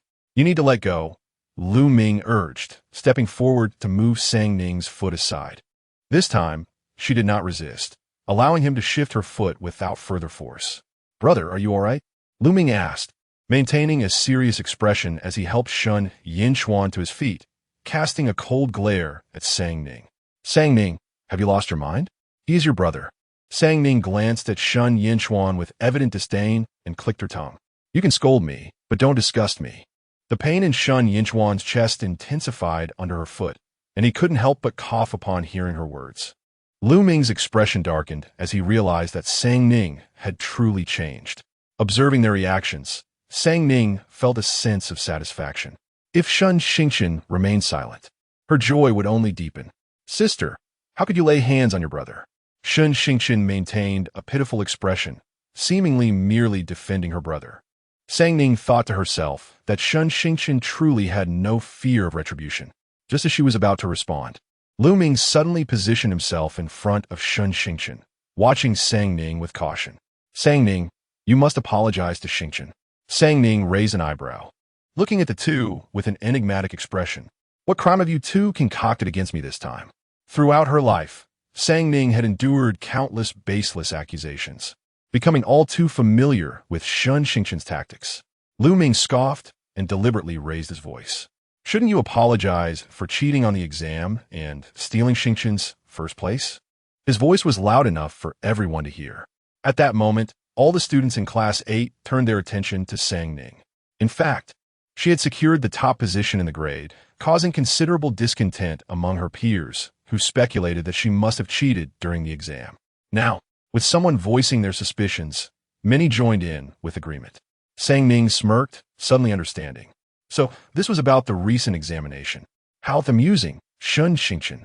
Your tactics have not changed at all." This fool, Shun Xingchen, could only incite her foolish companions to rally against her. "I didn't do it," Shun Xingchen protested, blinking her big, watery eyes as tears began to cascade down her cheeks. Ning couldn't help but admire her. Such talent should not go to waste on anything but acting. Ignoring Shun Xingchen, she faced the peculiar gazes of those around her, speaking each word deliberately and with conviction. "I did not cheat on this exam. The surveillance equipment in the examination room is comprehensive and everyone is well aware of it. Moreover, the school's administration is not naive. They must have discussed this matter in advance and deemed my performance satisfactory before announcing the results. They have a zero-tolerance policy towards cheating. And had I truly committed such an act, the school would not only refrain from disclosing my examination results, but would also impose appropriate penalties upon me. As soon as Sang Ning concluded her statement, many began to comprehend the situation. However, a portion of the audience remained skeptical about Sang Ning's ability to achieve such remarkable results without cheating. Sang Ning, you have consistently ranked at the bottom. Do you truly believe it is realistic to suddenly secure first place? Lu Ming was the first to voice this sentiment. Others echoed his doubts, saying, "Indeed, Sang Ning, we have all witnessed your previous performance. A dramatic turnaround to become the top student in just a month seems implausible. We cannot believe you unless you provide evidence." "Evidence, you say? I possess it," Sang Ning replied, producing her phone to make a call. The line was quickly connected. Without engaging in pleasantries, Sang Ning spoke directly into the phone. "Come to the school. I have encountered a situation that requires your presence as a witness." Chapter 18. It is exhausting being your daughter. 20 minutes later, an elderly gentleman with graying hair entered the classroom, accompanied by the homeroom teacher of Class 8. The teacher introduced him with a sense of pride. "This is Mr. Xiaohan, the principal of our school." At that moment, everyone was utterly astonished. No one had anticipated the chance to meet the principal in person. It was an unparalleled honor. Mr. Xiang was known for his modesty and rarely made appearances at the school. He was famously resolute, unyielding to authority, and had earned a reputation among the various institutions in Haicheng for his integrity. Thanks to his leadership, the school had avoided the detrimental practices of wealthy families attempting to bribe their way in and teachers discriminating against students based on their socioeconomic backgrounds. All the students held him in high esteem. However, the principal, under the scrutiny of many gazes, made a beeline for Sang Ning. Upon noticing the blood on her face, he exclaimed in alarm, "Goodness, Ning girl, what happened? Come, let us go to the hospital." His expression was filled with concern. Sang Ning nonchalantly dabbed at the blood on her temple, unfazed. "I'm fine. I came to ask for your help in proving that I did not cheat on my exam." "Cheat? Who said you cheated?" Mr. Xiang's countenance darkened at Sang Ning's words. "It was them." Sang Ning cast a glance at the group around her, signaling to the principal with her eyes. Mr. Xiang's gaze suddenly sharpened, his words laced with warning. "You little rascals, let me remind you that spreading rumors can land you in serious trouble." Many were intimidated by Mr. Xiang's formidable presence and fell silent, but a few audacious souls dared to press on. "Principal, if you examine Sang Ning's exam result from the past 6 months, you will understand that her sudden improvement is implausible. I suggest a thorough investigation." Shen Jia, gritting his teeth against the pain, summoned his courage to speak. However, to his surprise, not only did he fail to gain the principal's support, but he also received a scathing reprimand. Mr. Xiang was unyielding in his rebuke. "Young man, think before you speak. Are you foolish? Our examination halls are equipped with surveillance everywhere. Do you really think we wouldn't detect cheating if it were happening? Our school invests millions annually to maintain these facilities. It's not just a matter of idleness. I can assure you that Sang Ning could never cheat. She entered this school with perfect scores on her entrance exams, achieving the highest marks ever recorded. If you have any doubts, you may review her previous monthly tests and report cards. Her ability to accurately control her scores is something you could learn from for a lifetime. If there are still skeptics, feel free to privately ask her some challenging questions. If she cannot answer, it certainly cannot be attributed to cheating." With the principal's declaration, all dissenting voices vanished. Shen Jia and Lu Ming found themselves thoroughly humiliated, and despite their unwillingness to accept it, they refrained from further disgrace. Although the matter has been resolved, due to the severity of the altercation between Sang Ning and Shen Jia, both were summoned to the principal's office for a stern reprimand, ultimately resulting in the unwelcome gift of having their parents called.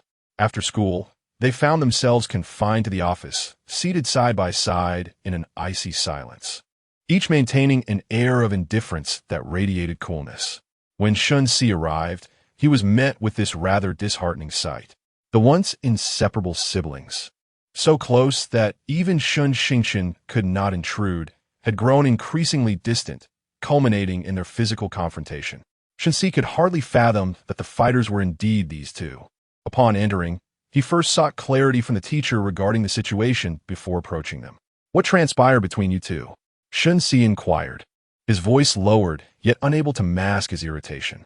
It was a disgrace for siblings to engage in such a brawl. Just as he finished speaking, his gaze fell upon the wound on Sang Ning's temple, prompting a slight frown. What happened here? He reached out, but Sang Ning reacted vehemently, abruptly standing up from her seat and distancing herself from him. Shen Jia's expression froze in disbelief. Ning, please stop this, he implored. This plea was one that Sang Ning had heard countless times before, and now it evoked no response or surprise from her. She pointed at Shen Yinchuan while addressing Shen Jia, saying, Mr. Shen, your son is over there. I have no connection with you. My real father will come to pick me up shortly. She emphasized the word real with a biting intensity. Shen Yinchuan scoffed, disdain evident in his voice. Father, just look at how this ingrate speaks. Ingrate? Sang Ning found herself laughing in anger. Mr. Shen, although I have lived in your household for these years, all my expenses and allowances have been earned through my own efforts. Recently, I transferred 500,000 to your account. That was a buyout fee. If it weren't for her desire to sever ties with the Shen family completely, she wouldn't be left without a single penny. Shen Jia remained silent, while Shen Yinchuan was clearly dissatisfied. 500,000? You dare to bring that up? You've been living off the Shen family all these years. 500,000 is a pittance. I spend more than that on a single outfit. Sang Ning clenched her fists tightly, her gaze fixed on Shen Yinchuan, her tone heavy with bitterness. You certainly wouldn't consider it a lot, as you enjoy the same privileges as Shen Xingchen. It is I who has endured relentless torment within the Shen household. I believe 500,000 is more than generous. She scoffed, finding the entire situation absurd, yet unwilling to delve into further explanations. Shen Yinchuan furrowed his brow. What nonsense are you spouting? Have you forgotten the kindness our family has shown you all these years? And you dare call yourself no ingrate? Upon hearing this, Shen Jia turned his attention to Sang Ning, seemingly eager to hear her response. Kindness? Sang Ning retorted with a bitter laugh. Has the Shen family ever treated me kindly? Who gave you the audacity to utter such shameless words? Abandoning me in a fire is kindness? Sending me abroad is kindness? Telling me to defer to Shen Xingchen since childhood is kindness? Forgetting my birthday every year is kindness? Shen Xingchen taking out her frustrations on me is kindness? Her sarcasm was relentless and merciless. The piercing gaze of Shen Jia left him wounded, rendering him unable to refute her every word. As Sang Ning observed Shen Jia's demeanor, she delivered another blow. Shen Jia, I should never have followed you. I regret it. Being your daughter is far too arduous. This confession stemmed from her heart. Sang Ning genuinely felt remorse. Shen Jia's heart ached. In that moment, he acutely sensed that his daughter no longer desired him as her father. Do you truly no longer want her father? Shen Jia managed to utter with great difficulty. Sang Ning answered resolutely, no, I do not. She had never been one to linger in indecision. Noticing Shen Jia's despondent state, Sang Ning felt an inexplicable thrill. In a fit of spite, she stoked the flames further. Shen Jia, your love is too cheap, but Lu Xiaohan is different. He is only me as his child, and his love is far more substantial than what you can offer. Shen Jia understood that Sang Ning spoke these words intentionally to inflict pain upon him. Both were acutely aware of this unspoken understanding. It was evident that Sang Ning had succeeded in her endeavor, and Shen Jia feared he would never forget her words. At that moment, Lu Xiaohan happened to arrive, and those very words fell precisely into his ears. Maintaining a composed facade, Lu Xiaohan smirked inwardly, thinking that the little girl possessed remarkable discernment. His love indeed surpassed anything Shen Jia could provide. Chapter 19. Sang Ning did not cheat upon encountering Sang Ning. Lu Xiaohan's lips gradually flattened, and his gaze instantly turned frigid, tinged with a hint of annoyance. Sang Ning, assuming he was displeased with her, averted her eyes uneasily, feeling somewhat guilty. After all, she had sworn that she would not cause him any trouble upon returning to the Lu family.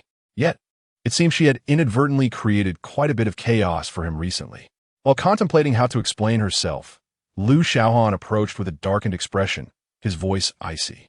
What is going on? His tone unmistakably hinted at a degree of tension and concern. Ning paused momentarily, then replied nonchalantly, "I was hit." As Lu Xiaohan's expression grew increasingly somber, their homeroom teacher, Ning, approached. Upon seeing Lu Xiaohan, Cheng felt an indescribable sense of oppression. "Hello. May I ask who you are?" Cheng inquired, somewhat uncertainly. "I am Lu Xiaohan, Ning's biological father," he replied, casting a pointed glance at Shen Jia, deliberately emphasizing the word biological. Cheng immediately discerned that the man before her possessed an extraordinary demeanor, clearly not an ordinary individual. A thought crossed her mind, recalling the coveted name in Haicheng, and her heart began to speculate. What a tumultuous scenario, one biological father and one adoptive father. Cheng gasped, forcing herself to remain composed. She recounted the entire situation to Lu Xiaohan and Shen Jia in detail. Shen Jia had not fully grasped the circumstances earlier, and upon hearing the homeroom teacher state that Ning had secured the top position in her grade, he felt a flicker of surprise. "Teacher, are you certain?" Shen Jia questioned skeptically, given that Ning had consistently ranked at the bottom in previous monthly exams. Ning furrowed her brow slightly, her displeasure evident. "Mr. Shen, regardless of the past, Ning was once your adopted daughter. Are you truly unaware of how exceptional your own daughter is?" She could not help but voice her thoughts, even in the presence of a man who could easily crush her like an ant. The fact that Ning was an adopted daughter of the Shen family was not a secret at school, and Shen Jia's insinuations cast doubt on his daughter, which made Cheng uncomfortable. Moreover, she had always held a fondness for Ning, having recognized early on that the girl had deliberately concealed her abilities. However, due to the complexities surrounding the Shen family, she had refrained from exposing her talents. Seeing the menacing silence from Shen Jia, Cheng forced a laugh and continued, "Mr. Shen, I understand your skepticism, but Ning indeed did not cheat. The principal himself has already provided testimony in her favor. The principal of Yizhong, a highly respected figure in the educational sphere and with significant standing in Haicheng, would never stoop to lying for a student." Shen Jia remained stoic, choosing not to respond further. While Lu Xiaohan was taken aback, he never doubted Ning's integrity. However, he was surprised that she had managed to secure the principal's endorsement, as the old man was notoriously unyielding and disinterested in favoring anyone. "Mr. Lu, Mr. Shen, I have summoned you both to convey the gravity of this situation and hope that the two children can mend their relationship." Having clarified the matter, Ying's primary intention was to facilitate a reconciliation between the two children. As soon as Ying finished speaking, Ning slightly furrowed her brow. She was unwilling. It was impossible. A reconciliation with Shen Yinchuan was out of the question. Ning firmly rejected the notion. She was acutely aware of Shen Yinchuan's character. Whenever Shen Xingchen faced even the slightest inconvenience, Shen Yinchuan would unceasingly create trouble for her. They would only remain adversaries, forever incapable of reconciliation.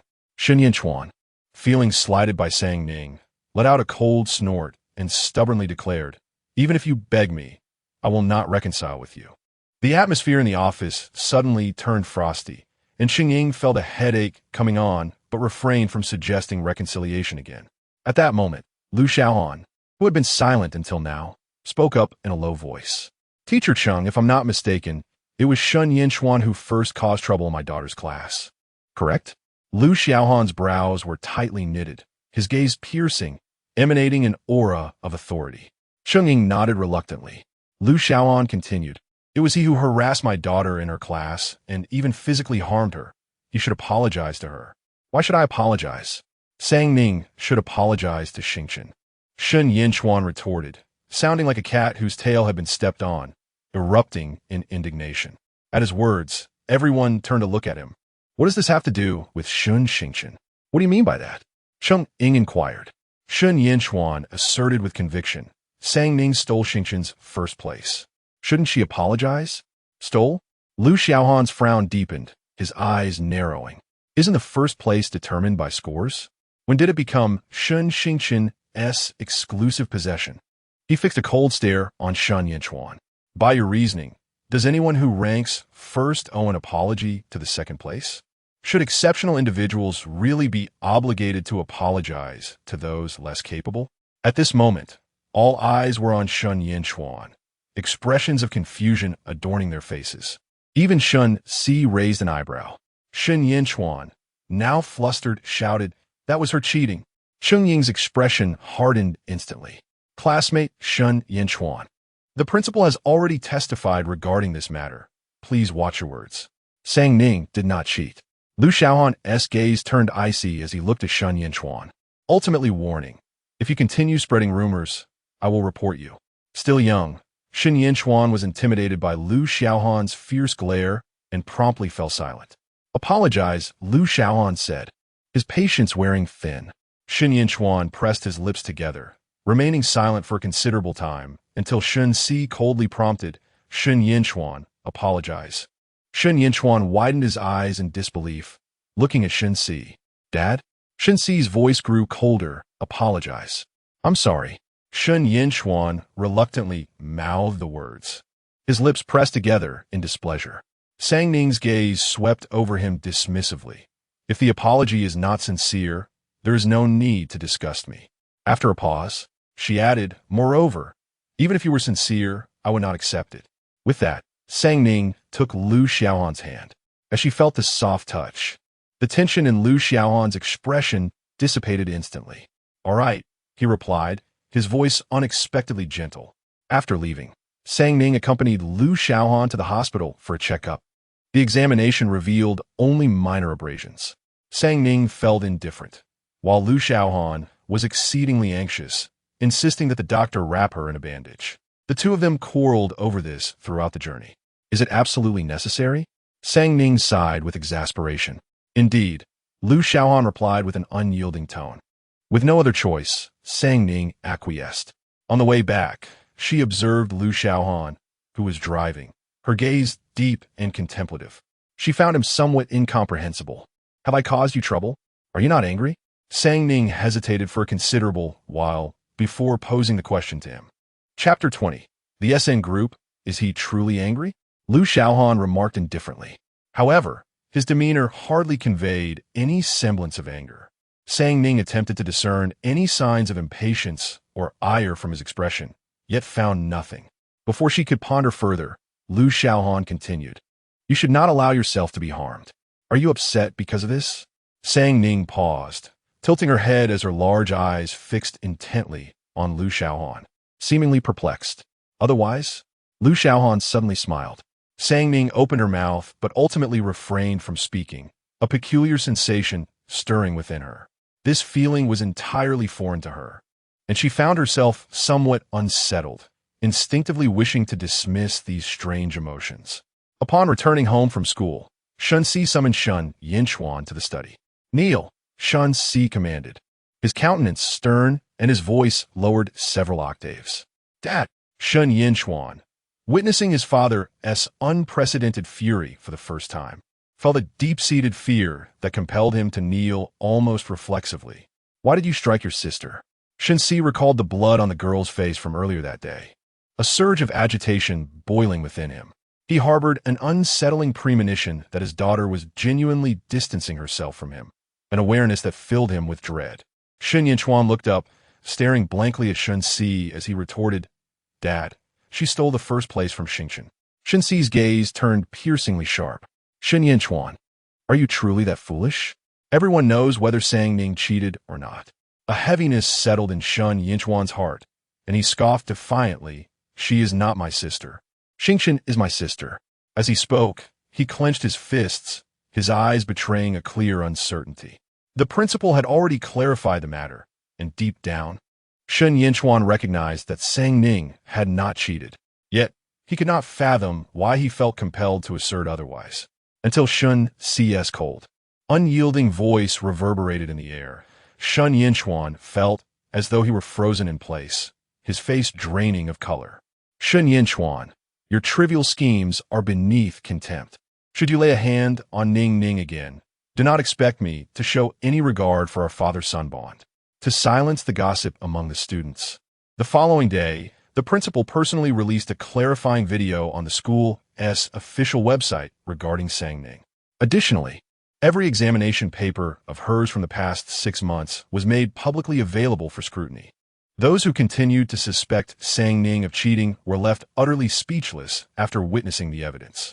Although Sang Ning had previously ranked 6th from the bottom, her papers were far more impressive than those of the student who had claimed the top spot.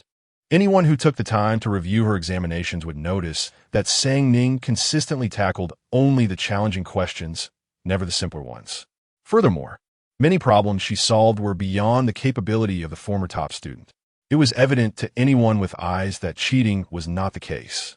Overnight, Sang Ning became a figure of prominence within the school, though she remained oblivious to her newfound status. Having taken a leave of absence, she was preoccupied with matters concerning the company. The Xiao family's company has now been completely rebranded as SN Group. The primary industrial chain of SN Group encompasses 4 key sectors: artificial intelligence, electronic technology, medical devices, and biopharmaceuticals. During this period, Sang Ning has been mass-producing various pharmaceuticals she previously developed, which have received an overwhelmingly positive response in the medical community, yielding substantial profits. She has invested all these earnings into the project of intelligent medical robots. On the inaugural day of the intelligent medical robot, Hong Kong, Sang Ning organized an exhibition, inviting prominent figures from various industries to attend. Naturally, the Liu family was among the invited guests. As Liu Xiaohan and Su Sheng entered, they were struck by the astonishing scene before them. The robot display was surrounded by an impenetrable crowd, leaving Liu Xiaohan and Su Sheng unable to squeeze through, forcing them to view the happenings on the large screen in the venue. At that moment, a sharply dressed gentleman was engaged in conversation with the intelligent medical robot, Hong Kong. The man looked at the robot with disdain, scoffing, "It looks decent, but it is utterly impractical." Someone nearby concurred, "Indeed, it appears quite advanced. Yet the market is saturated with such products. It bears no distinction from the household robots I own." Just as the crowd prepared to disperse, Hong Kong emitted a mechanical voice. "Sir, I possess numerous functions. Do come and try me." The man abruptly halted, inquiring, "What functions do you have?" Hong Kong replied, "My functions include, but are not limited to, diagnosing medical conditions, imaging diagnostics, assisting in prescriptions, intelligent health monitoring, appointment scheduling, online medication purchases, rehabilitation training, health checkups, and companionship for the elderly, as well as tutoring for students."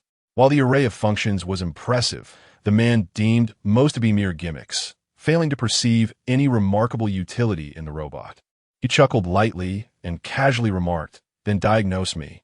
Hong Kong activated its diagnostic system, stating, "Next, I will perform a full body scan." The man stepped back in compliance, and Hong Kong emitted a series of mechanical beeps. The diagnosis concluded, and a lengthy string of professional medical terminology appeared on the screen. The man glanced at it and froze. "Tumor? Impossible. I just had an examination last year." The prospect of a physical ailment ignited a sense of unease within him, prompting an immediate visit to the hospital. Subsequently, numerous attendees experienced Hong Kong's capabilities, which proved unsettlingly accurate. Liu Xiaohan, rarely serious, adopted a grave demeanor. Su Sheng suddenly recalled that their company's project had yet to progress and would likely face further delays. At a loss for words, he remained silent. After a moment, Liu Xiaohan turned to Su Sheng and asked, "What do you think?" Without hesitation, Su Sheng replied, "Impressive." Following this exhibition, SN Group would likely solidify its foothold in Haiqing, presenting them with a formidable competitor. Liu Xiaohan remained silent, yet he shared the same sentiment internally. The two continued to explore other types of medical service robots. Upon completing their tour and preparing to attend a presentation, they were abruptly halted by a man's loud exclamation. Not far away, a man's voice resonated powerfully. "My heavens! I previously underestimated SN's capabilities, and I must apologize to SN. If it weren't for Hong Kong, I might have truly delayed the optimal treatment period. Are you the one who was diagnosed with a tumor this morning?" His words instantly prompted recognition from the crowd. "That's me." At that moment, everyone comprehended the situation. In just a single day, Hong Kong had skyrocketed to fame, with all eyes eagerly awaiting his debut. In this instant, Liu Xiaohan suddenly felt as though he had encountered an extraordinarily formidable rival. What was most disconcerting was that Lu Xiaohan could not uncover the identity of SN's founder, a fact that indicated the influential nature of the individuals behind it. Meanwhile, Ning was still unaware that she had been perceived as a competitor. As she observed her company beginning to find its footing, Ning felt overwhelmed and realized the necessity of an assistant. The following day, she posted a recruitment advertisement online. At present, SN had emerged as the most sought-after new entity in Haicheng, with numerous individuals vying for a position within. In just one night, Ning received thousands of resumes. Chapter 21. What value do I hold? Following the incident of plagiarism, Ning became a household name at Haicheng No. 1 High School, earning the moniker of genius among her peers. Concurrently, two videos resurfaced on the forum, one depicting Ning kneeling in a hospital, and the other showing her pushing Shen Jia down the stairs. The comments section erupted with vitriol. Within mere hours, this post soared to trending status. The discussion soon migrated to the Haicheng No. 1 High School forum, where users viciously attacked Ning beneath her Weibo posts. Goodness, the world is full of surprises. Is this woman even human? Sisters, this girl is the top student at Haicheng No. 1 High School, a true academic prodigy. So what if she is a prodigy? It's merely a veneer of glory. If it weren't for the Shen family taking her in, where would she have acquired such resources? I assert that her achieving the top rank is merely a reflection of the Shen family's nurturing. Without them, she amounts to nothing. I heard that when she left the Shen household, she returned 50,000 yuan, claiming to have fully repaid her debt to them. A mere 50,000? The Shen family is affluent. Surely, over the years, the money spent on her must exceed 50 million. How dare she present such a paltry sum? It's utterly repugnant. A mountain chicken can never become a phoenix, no matter how hard it tries. How shameless. This ingrate, raised by the Shen family, dares to harm their true daughter. Such malice. A person like her should be expelled from Haicheng No. 1 High School. I reckon she is unworthy even to assist Shen Jia. Shen Jia excels academically and possesses an admirable character, far surpassing Lu Ning. Ning, bored, scrolled through Weibo, intrigued by the torrent of insults flooding the forum. Occasionally, she chuckled at amusing remarks until she stumbled upon a comment asserting her top rank was due to the Shen family's cultivation. Her expression turned icy. How utterly shameless. Ning scoffed. She was indifferent to the insults hurled at her, but the insinuation that the Shen family had nurtured her was intolerable. Where does the Shen family derive their audacity? For all these years, she had sustained herself using her own funds. Aside from residing with the Shens and occasionally dining with them, she could hardly recall a time when they had spent on her. As the vitriol on trending topics escalated, an unknown individual posted Ning's photo online, with malicious users even altering it to resemble a memorial portrait. When Lu Xiaohan caught wind of the news, he immediately ordered the trending topic's removal and had all images of Ning expunged from the internet. He scrutinized the accounts that had altered her photo, his countenance darkening. I want each of these individuals traced by their IP addresses and permanently banned. How could they harbor such malice and vitriol toward a minor whom they know nothing about? Lu Xiaohan swiftly had Su Sheng create a Weibo account for him. Using this account, he perused the school forum, emerging with a chilling expression. Had he not seen the trending topic, he would have remained oblivious to the online harassment his daughter had been enduring at school. Let her bear all this alone. The Shen family truly deserves condemnation. At this moment, Su Sheng had also finished reading the comments, and his heart ached for the young girl. She was so small and yet had to endure such burdens. Give me the car keys, Lu Xiaohan said, rising from his desk while donning his coat, addressing Su Sheng. Where are you headed? Su Sheng glanced at his boss and handed over the keys. To the school to bring her back. Lu Xiaohan's expression was frosty, yet his hands remained in motion. He could hardly fathom how Ning had lived in the Shen household over the years and what she had endured. Lu Xiaohan's mood was grim, and his temper was far from pleasant. Su Sheng hesitated, but you have an important meeting soon. No matter how significant the matter, it must be postponed. I'm going to fetch my daughter now. Lu Xiaohan's countenance was dangerously cold, and as he departed, not a soul in the company dared to approach him. Chengying, aware of the online situation, did not obstruct Lu Xiaohan when he came to pick her up. When Ning was called out of the classroom, she appeared utterly bewildered. Why are you here? Sang Ning looked up at Lu Xiaohan, her face betraying no hint of sadness. Lu Xiaohan's worry lessened slightly. He had expected her to be hiding in a corner, secretly weeping, but it seemed he had underestimated her. I came to take you home. Lu Xiaohan naturally ruffled her hair. This gesture caused Sang Ning to pause momentarily, instinctively avoiding his touch. Lu Xiaohan's hand hovered in the air, but he thought little of it, assuming she simply disliked having her head patted, unaware of the evident panic in her eyes. During her time in the Shen household, Sang Ning had witnessed the Shen family members perform this gesture towards Shen Xingqian numerous times, a typical display of affection from elders to favored younger relatives. This was the first instance someone had ruffled her hair, and she could sense Lu Xiaohan's affection for her. Yet, what were the conditions underlying this affection? With her head bowed, Sang Ning unknowingly drifted into her thoughts. What are you thinking about? Lu Xiaohan called her several times before she snapped back to reality.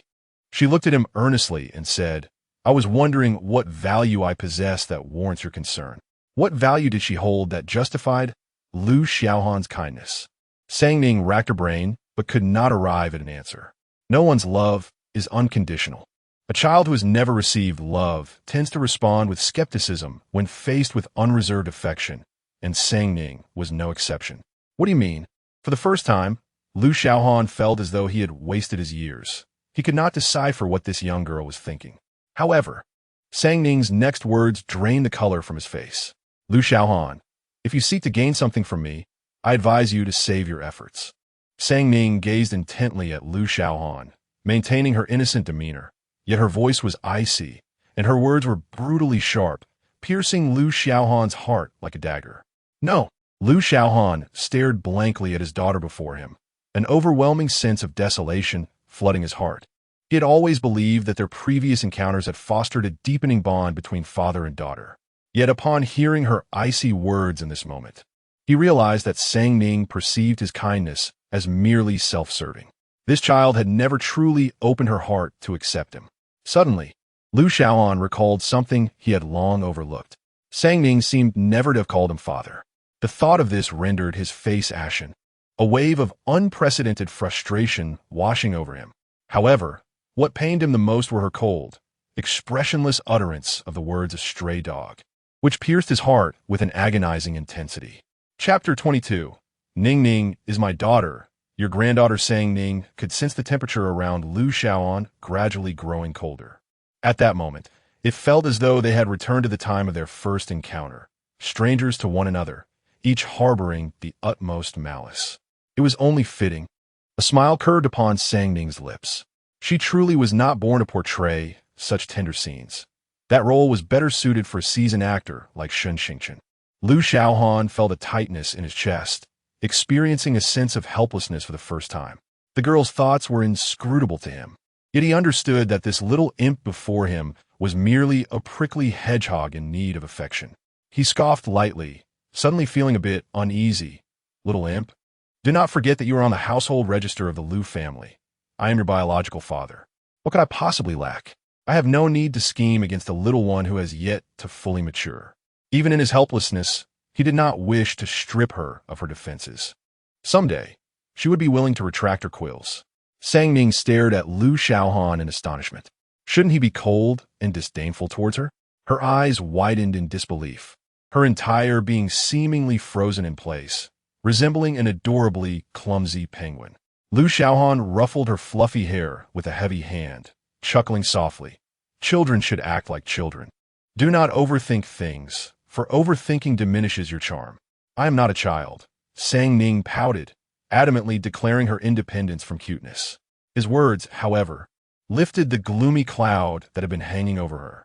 At that moment, a thought suddenly struck Sang Ning, and she inquired, by the way, did you arrange for the trending topic to be deleted? This matter was not orchestrated by her grandfather. It likely had some connection to Lu Xiaohan. It was I, he replied. Sang Ning gazed at him earnestly and asked, could you allow the trending topic to linger for a few more days? Abruptly removing it only serves to benefit those who are scheming behind the scenes. With a mere glance, Lu Xiaohan discerned that she had already formed a plan, and without a second thought, he acquiesced. On the way back, Lu Xiaohan's phone rang several times, each call ruthlessly dismissed. Yet the caller remained persistent, dialing repeatedly. Just as he was about to power off the device, a soft, clear voice broke through. "Aren't you going to answer? What if it's something important?" Ning observed his phone with curiosity. "It is not anything of importance," Xiaohan replied, his gaze fixed on the familiar number flashing on the screen, his expression growing colder. Then, as if struck by a thought, Xiaohan's eyes hardened with resolve. Ning, this evening is your grandfather's 60th birthday. Will you accompany me?" He looked intently at her, seemingly awaiting a response. "All right." Faced with the expectation in his gaze, Ning ultimately refrained from uttering a word of refusal. After a moment's contemplation, she asked, "Do I need to prepare any gifts?" "Not at all. I will handle those preparations." Xiaohan's expression darkened slightly as he recalled the customary demeanor of the old man and the Liu family. He hesitated for quite some time before deciding to give Ning a heads up. The situation with the Liu family was rather intricate. The old man had a notoriously foul temper. "In any case, just follow my lead when we arrive. Moreover, keep your distance from the two lunatics, Liu Baiming and Liu Qi." As Xiaohan contemplated these two, his brows furrowed in concern, hoping they would not frighten Ning. Although he was unclear about the true nature of the Liu family's circumstances, Ning nonetheless agreed. That evening, Xiaohan specially arranged for a styling team for Ning. The makeup team was utterly captivated upon their first glimpse of her. They frequently styled various stars and young ladies from affluent families, having encountered numerous beauties. Yet Ning was undeniably the most stunning they had ever seen. When it came time for makeup, the makeup artist found it difficult to proceed with such a flawless visage. "Dear, your skin is absolutely exquisite. Even without makeup, your beauty is simply breathtaking." The young lady's skin was as fair and tender as a freshly shelled egg, prompting the makeup artist to gently pinch her cheek. Such softness was unparalleled, and there was not a single blemish to be found. The makeup artist applied only a sheer layer of powder, enhancing her features with a light touch of makeup. There was no need for heavy cosmetics. Her beauty was already so striking that it was almost blinding. This was undoubtedly the most effortless job she had ever undertaken. The stylist fashioned a delicate floral bun for Ning, revealing her petite face in all its noble yet innocent glory. Ultimately, Ning chose a white strapless knee-length dress. The soft fabric hugged her waist, accentuating her slender figure, seemingly fragile enough to break with the slightest pressure. Every inch of skin that was exposed gleamed with a blinding whiteness, particularly the graceful lines of her shoulders and neck, while the delicate butterfly bones on her back were alluring, captivating the gaze for an extended moment. "Isn't she simply breathtaking?" The styling team was left speechless.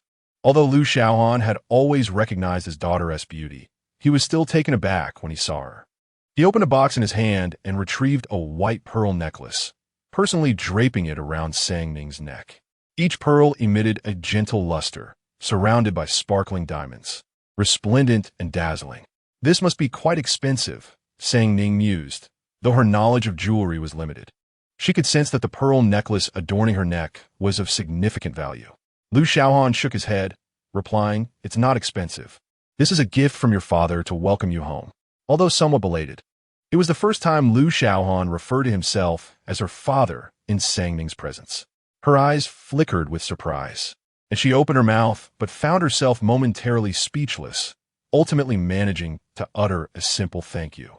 Xiaohan understood that this girl had built high walls around her heart, and he knew he had to make her feel his sincerity to breach those barriers. When they arrived at the banquet hall that evening, Xiaohan raised his right hand, and Ning instinctively placed her hand upon his. As they entered, they instantly became the focal point of the gathering. Ning possessed an acute sensitivity to emotions. She could sense the gazes upon her, some filled with curiosity, others with scrutiny, and a few tinged with disdain. Xiaohan disregarded these onlookers and led Ning directly to the elder Liu. At that moment, Elder Liu sat at the center, surrounded by a throng of people, akin to an emperor in his court. He only slightly lifted his gaze upon noticing Xiaohan's arrival. Liu Zheng observed the girl standing before his son, her brow furrowed in mild disappointment. How dare she bring such a disarray of outsiders here? Does she think the Lu family is just any place? Elder Lu's expression darkened, and he didn't even spare them a glance. Lu Xiaohan frowned slightly. Father, please refrain from speaking so harshly in front of so many people. While he could brush off the elder's casual insults aimed at himself, he would not tolerate such treatment towards Ning. In front of the gathered crowd, Lu Xiaohan declared, Ning is my daughter, your granddaughter. Chapter 23. That belonged to your mother. Not only Mr. Lu, but also a host of distinguished individuals around were taken aback as they turned their gazes towards Sang Ning. Lu Xiaohan silently positioned himself protectively behind Sang Ning. This subtle gesture spoke volumes about his regard for her. At that moment, a flicker of anger ignited in Lu Zheng's eyes. He coldly admonished, Nonsense. You aren't even married. How could you have a daughter? Lu Xiaohan narrowed his eyes, fully aware that Mr. Lu's ire stemmed not from the existence of a daughter, but rather from his act of bringing her forth, thereby tacitly acknowledging her identity. Mr. Lu's piercing gaze fell upon Lu Xiaohan as he commanded frostily, Xiaohan, please escort this young lady out. The old man wished to dismiss this incident as though it had never occurred. Lu Xiaohan could easily perceive this. Mr. Lu was unwilling to accept this granddaughter. Xiaohan, do not disappoint me, the elder warned sternly, noticing his son's prolonged silence. Lu Xiaohan glanced back at Sang Ning, whose face bore an expression of serene indifference, devoid of any overt emotion. She seemed unperturbed by the unfolding drama. Yet, Lu Xiaohan knew that her composure masked a lack of hope in anyone. Suddenly, Lu Xiaohan lifted his gaze to meet Mr. Lu's directly, his voice resonating with conviction. A paternity test has already been conducted. She is unequivocally my daughter. Lu Xiaohan. Mr. Lu's eyes widened, and his voice escalated in pitch. The elder's facade of calmness was on the verge of collapse, clearly infuriated. Just as he was about to erupt, he caught sight of the necklace adorning Sang Ning's neck, causing him to spring to his feet. He pointed at her, his face contorted with fury. You actually gave her eternal love? What is eternal love? Sang Ning inquired, glancing down at the necklace, her mind racing with speculation. Lu Xiaohan retorted defiantly, She my daughter. Who else should I give it to? His daughter undoubtedly deserved the finest treasures. Does she even deserve it? Mr. Lu's hawkish gaze swept over Sang Ning, and he bellowed with fury. She is my daughter, and certainly does deserve it. Should I reserve it for your illicit affairs with other women? The chill in Lu Xiaohan's eyes deepened. Silence. Mr. Lu's face darkened, affronted by the public rebuke. The father and son stood at an impasse, neither willing to concede. After a prolonged silence, Mr. Lu finally spoke. That belonged to your mother. Moreover, eternal love is worth billions. In the past, this son never uttered a word about his mother's matters, forbidding anyone to mention or touch her belongings. Yet now, he has the audacity to bestow eternal love upon another. Sang Ning was taken aback. She understood the immense value of the necklace, but had never fathomed it to be a relic of Lu Xiaohan's mother. Before she could ponder further, she heard Lu Xiaohan declare, Since it is my mother's belonging, I have the right to decide its fate. Xiaohan, are you defying me? Mr. Lu's imposing air, coupled with his aging stature, made his slightly heavier tone feel suffocating. The young people present were visibly intimidated by the confrontation, not daring to utter a word. As Lu Xiaohan met the gaze of the elder, he maintained a posture of neither subservience nor arrogance. Father, I'm not here to negotiate with you, he stated with resolute firmness. The elder, with a stern countenance and simmering anger, ultimately relented. Humph, it's merely a girl. She won't stir up much trouble. If you wish to raise her, then do so for amusement. Amusement? Did he consider her a mere toy? What nonsense was this old man spouting? Sang Ning regarded the elder with a calm demeanor, suddenly reminded of her own father, thinking to herself, My father is far more endearing. The elder, sensing the gaze from afar, turned his attention directly towards her. Meeting his sharp scrutiny, Sang Ning displayed no hint of trepidation in her eyes. The younger generation of the Lu family often resembled frightened mice in the presence of the elder. Even the once bold Lu Xiaohan had felt a deep-seated apprehension towards his father. This was the first time the elder had encountered a descendant so audacious and notably, a young girl at that. It piqued his interest. "What is your name?" he inquired. "Lu Ning," she replied, her gaze unwavering as she addressed him with an air of grace and propriety that left no room for criticism. Despite her youth, her boldness was remarkable. The elder's tone was ambiguous, difficult to discern as praise or reproach. Ning smiled lightly and replied without hesitation, "You flatter me. I suppose I'm doing reasonably well." The elder narrowed his eyes at her. This girl was fully aware of his true intent and was deliberately defying him. It was evident to anyone with discernment that his words expressed dissatisfaction towards Ning. Yet, she seemed blissfully unaware, leaving the elder momentarily speechless. "Where are you currently studying?" He pressed, brow furrowing slightly. "At Haiqing No. 1 High School. How are your academic results?" The elder, a man driven by career ambitions, held exceedingly high expectations for his children and rarely found anyone worthy of his approval. He scrutinized the girl before him, his tone resembling that of an employer inquiring about an employee. "Father, Ning is not your subordinate," Xiaohan interjected, feeling a twinge of discomfort at the elder's manner of questioning. Just as he was about to voice his thoughts further, a clear, slightly proud voice interrupted. "I managed just fine, ranking first in my grade." Ning lifted her chin, exuding the air of a proud little cat. Now, the elder found himself at a loss for words. He waved his hand dismissively and turned to Xiaohan with a sardonic tone. "Your fine daughter is quite impressive." Xiaohan felt a chuckle rising within him, but restrained himself in front of the gathered company. After bidding farewell to the elder, he led Ning to the snack area. "What shall we eat?" Ning, who had a penchant for sweets, frowned slightly at the array of cakes and desserts. "Take whatever you like," Xiaohan encouraged, sensing her hesitation, and handed her a large plate. Ning accepted it without reservation, filling it with her preferred treats. Xiaohan grabbed another plate for an assortment of snacks. They then found a quiet spot to sit down. "You were quite impressive just now. It completely took me by surprise." As Xiaohan recalled the moment when the old man was left speechless, he couldn't help but curve his lips into a smile. Ning took a bite of her ice cream and remarked, "The old man dislikes me, and I harbor no fondness for him either."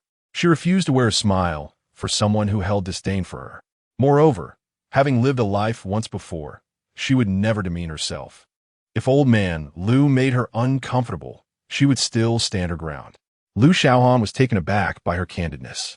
He opened his mouth, yet found himself at a loss for words, for Ning spoke the unvarnished truth. Following the earlier commotion, everyone present was now aware that Xiaohan had a daughter, and this fact had received the acknowledgement of the Lu family. This revelation would undoubtedly become the most sensational piece of news among the elite gathered today. Chapter 24. Excuse the interruption. Please continue after the banquet commenced. Old Master Lu summoned Xiaohan. At that moment, only Ning remained alone in the corner. Once she was isolated, several individuals quickly approached her. "Miss, may I have the honor of inviting you for a drink?" A man clad in a meticulously tailored black suit, having observed Ning for quite some time, expressed his interest. The thrill of encountering such a captivating beauty ignited a spark of excitement in his eyes. Ning turned to glance at him, but the fervor in his gaze made her feel somewhat nauseated. "No need," she replied coolly, withdrawing her gaze from him and gently declining. She had encountered numerous men of his ilk in her previous life, and she had never harbored any fondness for them. The man, taken aback by her rejection, momentarily faltered, clearly unprepared for such a response. However, upon realizing that the person before him was Xiaohan's daughter, he quelled his discontent and slunk away in defeat. Soon after, several other men approached, each harboring ulterior motives, whether it was a desire for her beauty or an attempt to curry favor with Xiaohan. Yet, Ning turned them all down. In the upper echelons of society, gatherings are often convened for mutual benefit. Lacking any enthusiasm for such trivial pursuits, she decided to take a breath of fresh air in the garden outside. Rather than engage in shallow exchanges over insignificant gains, she preferred to admire the scenic beauty beyond. The Lu family stood as the pinnacle of high society in Haiqin, and the venue for their banquet was nothing short of exquisite. Even the back garden was a sight to behold. As Ning strolled leisurely, She suddenly heard the sound of bones cracking, accompanied by the muffled groans of a man. Taking a few steps forward, she came upon a group of individuals mercilessly beating a man clad in a banquet staff uniform. To the side, another man lounged in a rocking chair, legs crossed, a cigarette dangling from his lips as he observed the gruesome display with keen interest, embodying an air of aloofness and nobility. His tousled black hair fell across his forehead, casting shadows on his face under the street lamp's glow. At that moment, as Sang Ning's gaze fell upon him, he seemed to sense her stare and looked up, locking eyes with her. In that instant, she beheld his face, a visage undeniably handsome, with sharp features that exuded an aura of remoteness, and a rebellious spirit that seemed as untamable as a wild stallion. In her previous life, Sang Ning had invested her entire youth in an attempt to tame this wild stallion, only to fail. To her surprise, she recognized Qin Wang, whom she had first met at the age of 18, now appearing before her much earlier in this life. Qin Wang found himself momentarily entranced by the girl before him, feeling an inexplicable sense of familiarity, despite being certain he had never encountered her before. Unable to restrain himself, he inquired, "Have we met somewhere before?" "Never," she replied. In her previous life, she had harbored a deep-seated loathing for this man, wishing to tear him apart before her untimely demise. Yet now, upon confronting him, she felt an unexpected calmness. Sang Ning shifted her gaze away from him, focusing instead on the group surrounding them. The assailants were a rowdy bunch of young men, all eager to please Qin Wang, their playful antics devoid of restraint. They struck with such ferocity that it seemed they were intent on beating the man on the ground to death. The man who was beaten did not utter a single sound, enduring the pain stoically. Sang Ning glanced at the injured man, whose appearance was striking. Unlike Qin Wang's rugged and austere demeanor, this man possessed features meticulously carved, though his overall aura was more gentle. The slight upward tilt of his eyes lent him an air of alluring charm, both passionate yet indifferent. In stark contrast to his deceptively beautiful face were his dark, inscrutable eyes, deep enough to conceal any trace of understanding or insight. When confronted by those ebony orbs, Sang Ning involuntarily shivered, a chilling sensation pervading every inch of her being. It felt as though she were the prey of a venomous serpent, eliciting a sense of dread. Yet, that face seemed vaguely familiar. She felt she had seen it before. Sang Ning strained to recall, momentarily lost in thought. Qin Wang noticed her gaze and frowned slightly. "Are you here to champion his cause?" For reasons unknown, Qin Wang felt an unsettling discomfort at the sight of her attention directed towards another man. Sang Ning calmly averted her gaze to Qin Wang and replied, "I do not know him." "Excuse me, please continue." With that, she quietly turned away. Qin Wang suppressed the strange feelings stirring within him, forcing himself to look away. Just 5 minutes after Sang Ning's departure, the police arrived, their presence creating quite a stir, drawing the attention of everyone at the gathering towards Qin Wang. The son of a prominent family in the capital was a spectacle no one wished to miss.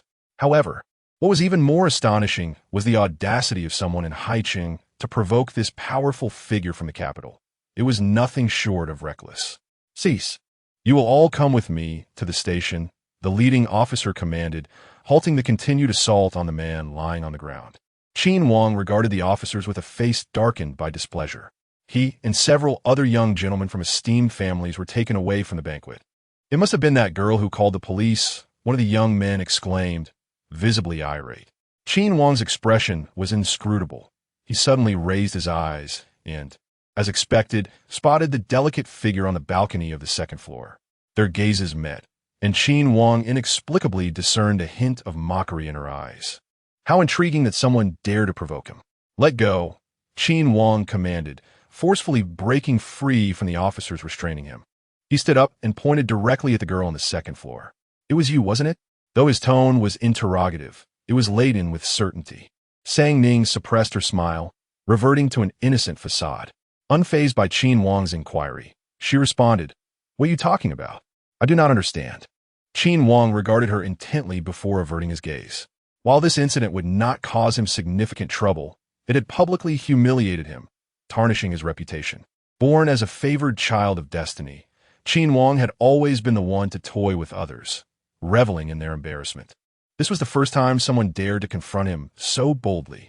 The exchange between Qin Wang and Ning had not gone unnoticed by the attendees. While the average observer might have missed the underlying tension, the members of the Liu family, astute as they were, surely sensed the intricacies at play. Old Master Liu shot a fierce glare at Liu Xiaohan, exclaiming, "Humph, look at the daughter you've raised," daring to provoke even Qin Wang. With that, he departed. Liu Xiaohan's heart was entirely occupied by Ning, and he naturally did not heed the old man's words. After the elder left, he made his way directly to Ning. He scrutinized her from head to toe, and, upon seeing that she appeared to be unharmed, he felt a sense of relief. "Did you call the police just now?" Liu Xiaohan inquired. This time, Ning did not fabricate a story. She readily admitted, yes. Such gang-related brawls should indeed be dealt with by the authorities. She spoke with conviction, her tone laced with a hint of pride. Liu Xiaohan gazed at his daughter, momentarily at a loss for words. "Do you know who he is?" he asked. Ning nodded, responding with casual familiarity, "Of course. He's the young master of the capital's Qin family." "You're quite bold, little one," he remarked, his thoughts drifting to the Qin family in the capital, which darkened his expression. It seemed he needed to exert himself more diligently to ensure he could always protect this girl. Chapter 25. Should she not be grateful? Backstage at the banquet, the hotel manager glowered fiercely at Xiaohan, exclaiming, "Your audacity knows no bounds. You dare provoke the heir of the capital. Do you have any idea the trouble you've caused me?" Xiaohan lowered his head, blood seeping from his wounds, yet he appeared oblivious to his pain. Repeatedly bowing and apologizing, "I am sincerely sorry, manager. It was unintentional. I assure you there will not be a next time." He had endured near-fatal blows without uttering a cry of agony, but now he bowed his head in humility. "Next time? Do you truly believe there will be a next time?" The manager scoffed. "Take your money and leave at once." He transferred Xiaohan's wages for the day directly to him. Realizing there was no hope left, Xiaohan refrained from further protest. Once he changed his clothes, he limped out through the hotel's back entrance. The night had fully descended, enveloping the last vestiges of moonlight in darkness. Xiaohan did not seek medical attention. Instead, he returned to his cramped, rented room, battered and bruised. It was only when he lay on his bed that he recalled the girl from the evening. Her visage was breathtaking, so striking that it lingered in his memory. Even he had nearly lost his composure upon seeing her. Many years later, he would still vividly remember that day. The girl, like a regal princess, looked down upon him from her lofty perch, exposing his insecurities. Xiaohan knew it was she who had called for help, who had saved him. Without her intervention, he might not have emerged walking, but rather been carried out lifeless. By the time the Liu family's banquet concluded, Ning had yet to encounter her little uncle or cousin. Liu Xiaohan felt a sense of relief upon learning they were absent. In recent years, Liu Baiming and Liu Qi had become increasingly peculiar. Their absence brought him unexpected joy. Had they attended, the gathering would likely have devolved into chaos. A few days later, Ning began monitoring the updates on Weibo. Previously, Liu Xiaohan had promised her that the trending topic would persist for several days, and indeed it had remained in the spotlight for an entire week. As she observed the growing number of disparaging comments directed at her, a smirk crept across her lips. Let them scorn. The harsher the critique, the more resounding the backlash would be.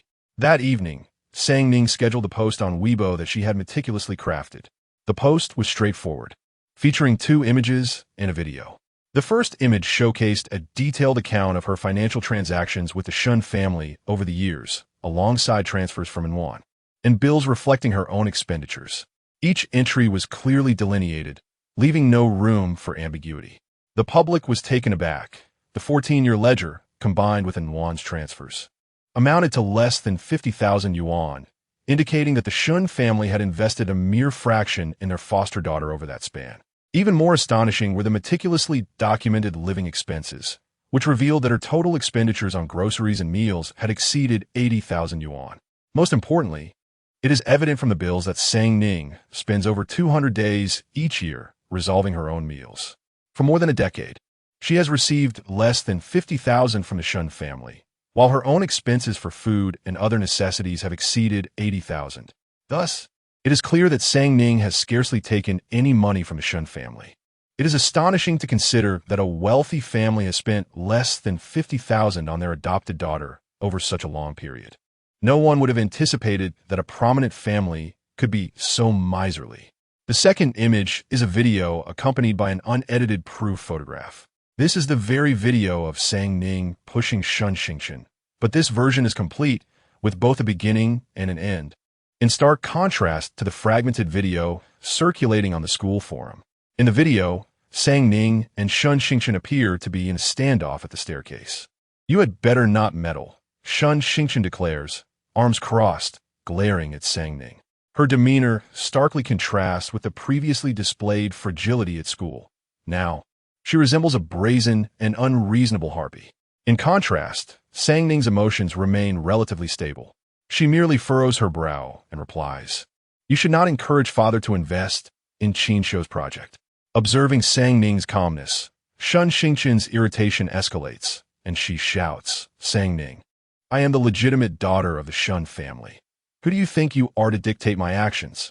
Shen Jia's face twists in anger, exuding a bizarre and terrifying aura. Sang Ning's gaze turns icy. "Your actions are of no concern to me, but you cannot harm father. He is already exhausted. And how many have lost everything after investing in Qin Shou's project? Some have even faced ruin. I cannot stand by and watch you jeopardize father. Sang Ning, he is my father. Do you truly believe he will heed your words over mine?" Shen Jia raises an eyebrow, her eyes brimming with unabashed provocation. At that moment, she resembles a demon from the depths of hell. Sang Ning, staring at the face before her, reacts instinctively and slaps Shen Jia. "Act like a decent human being. If you dare to target father again, I will not let you off easily." As soon as her words fell, Shen Jia abruptly seized Sang Ning's hand and pressed it against her own chest, applying force that sent her tumbling down the stairs. Sang Ning stole frozen, stunned by the unfolding scene, before hearing Shen Jia's cold voice echo from the doorway. "You little brat, what are you doing?" The video concludes at this moment. Once this Weibo post was released, a wave of attention immediately surged. The comments below experienced a dramatic reversal. "Damn it, is Shen Jia made of plastic? She can really put on a show.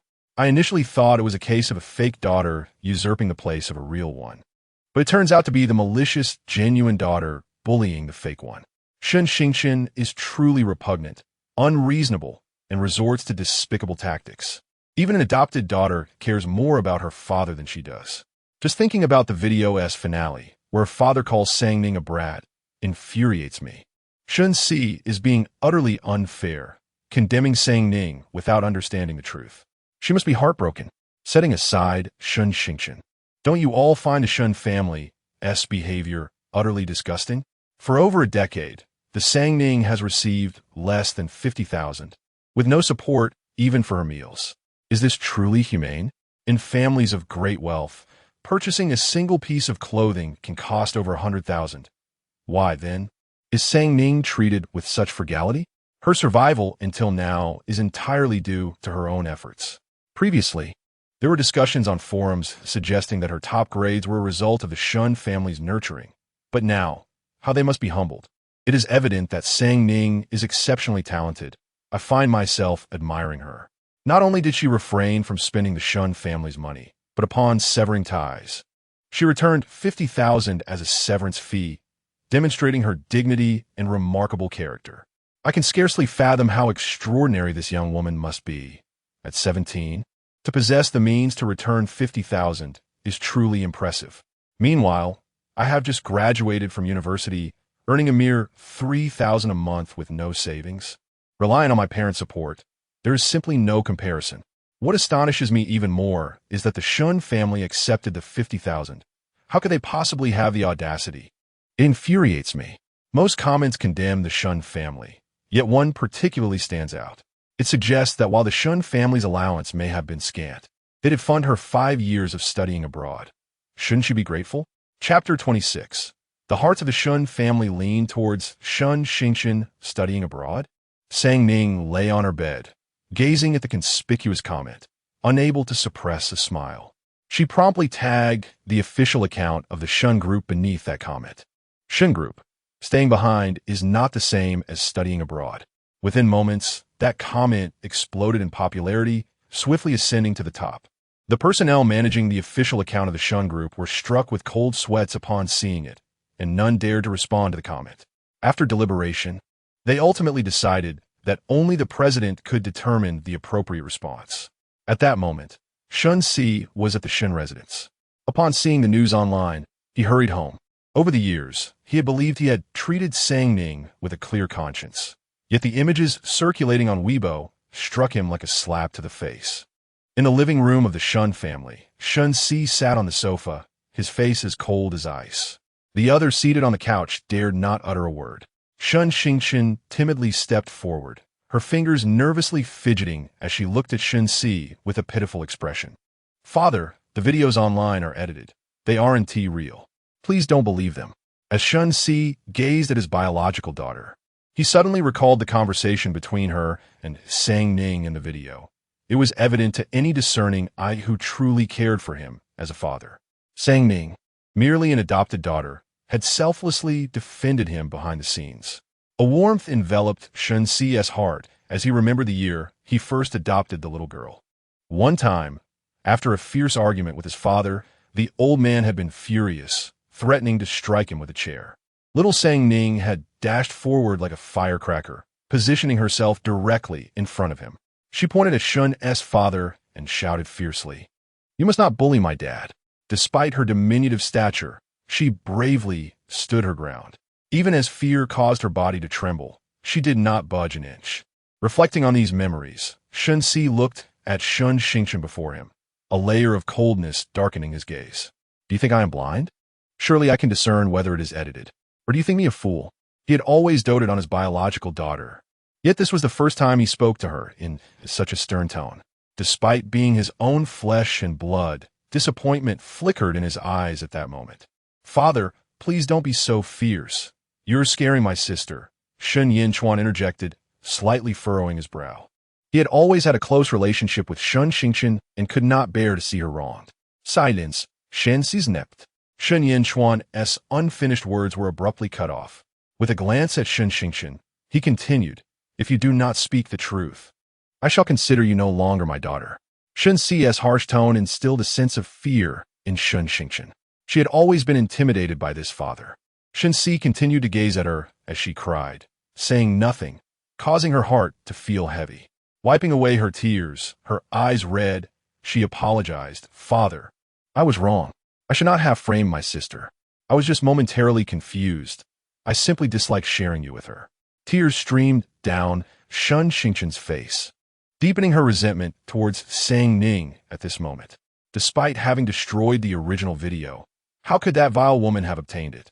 Knowing she was wrong, she must apologize to her sister in person. Upon her admission, the coldness on Shen Jia's face softened slightly. "I will definitely apologize to my sister," Shen Xingqian vowed, raising her hand in promise. Shen Jia glanced at her, but chose not to speak further. Young girls often have complex emotions and can be momentarily confused. Shen Jia could only hope that Ning would forgive her. Once Shen Xingqian's matter was resolved, Shen Jia turned his attention to Yuan. He regarded her coldly and questioned, "Yuan, have you given Ning any pocket money over the years?" This was the first time Shen Jia had expressed anger towards his wife. For years, Yuan had managed their household meticulously, earning his trust as he entrusted her with their financial affairs. The children's allowances were all provided by her, and he had never concerned himself with it. However, he could not fathom that Yuan would dare to withhold Ning's pocket money. "Ah, see, I haven't. You must believe me.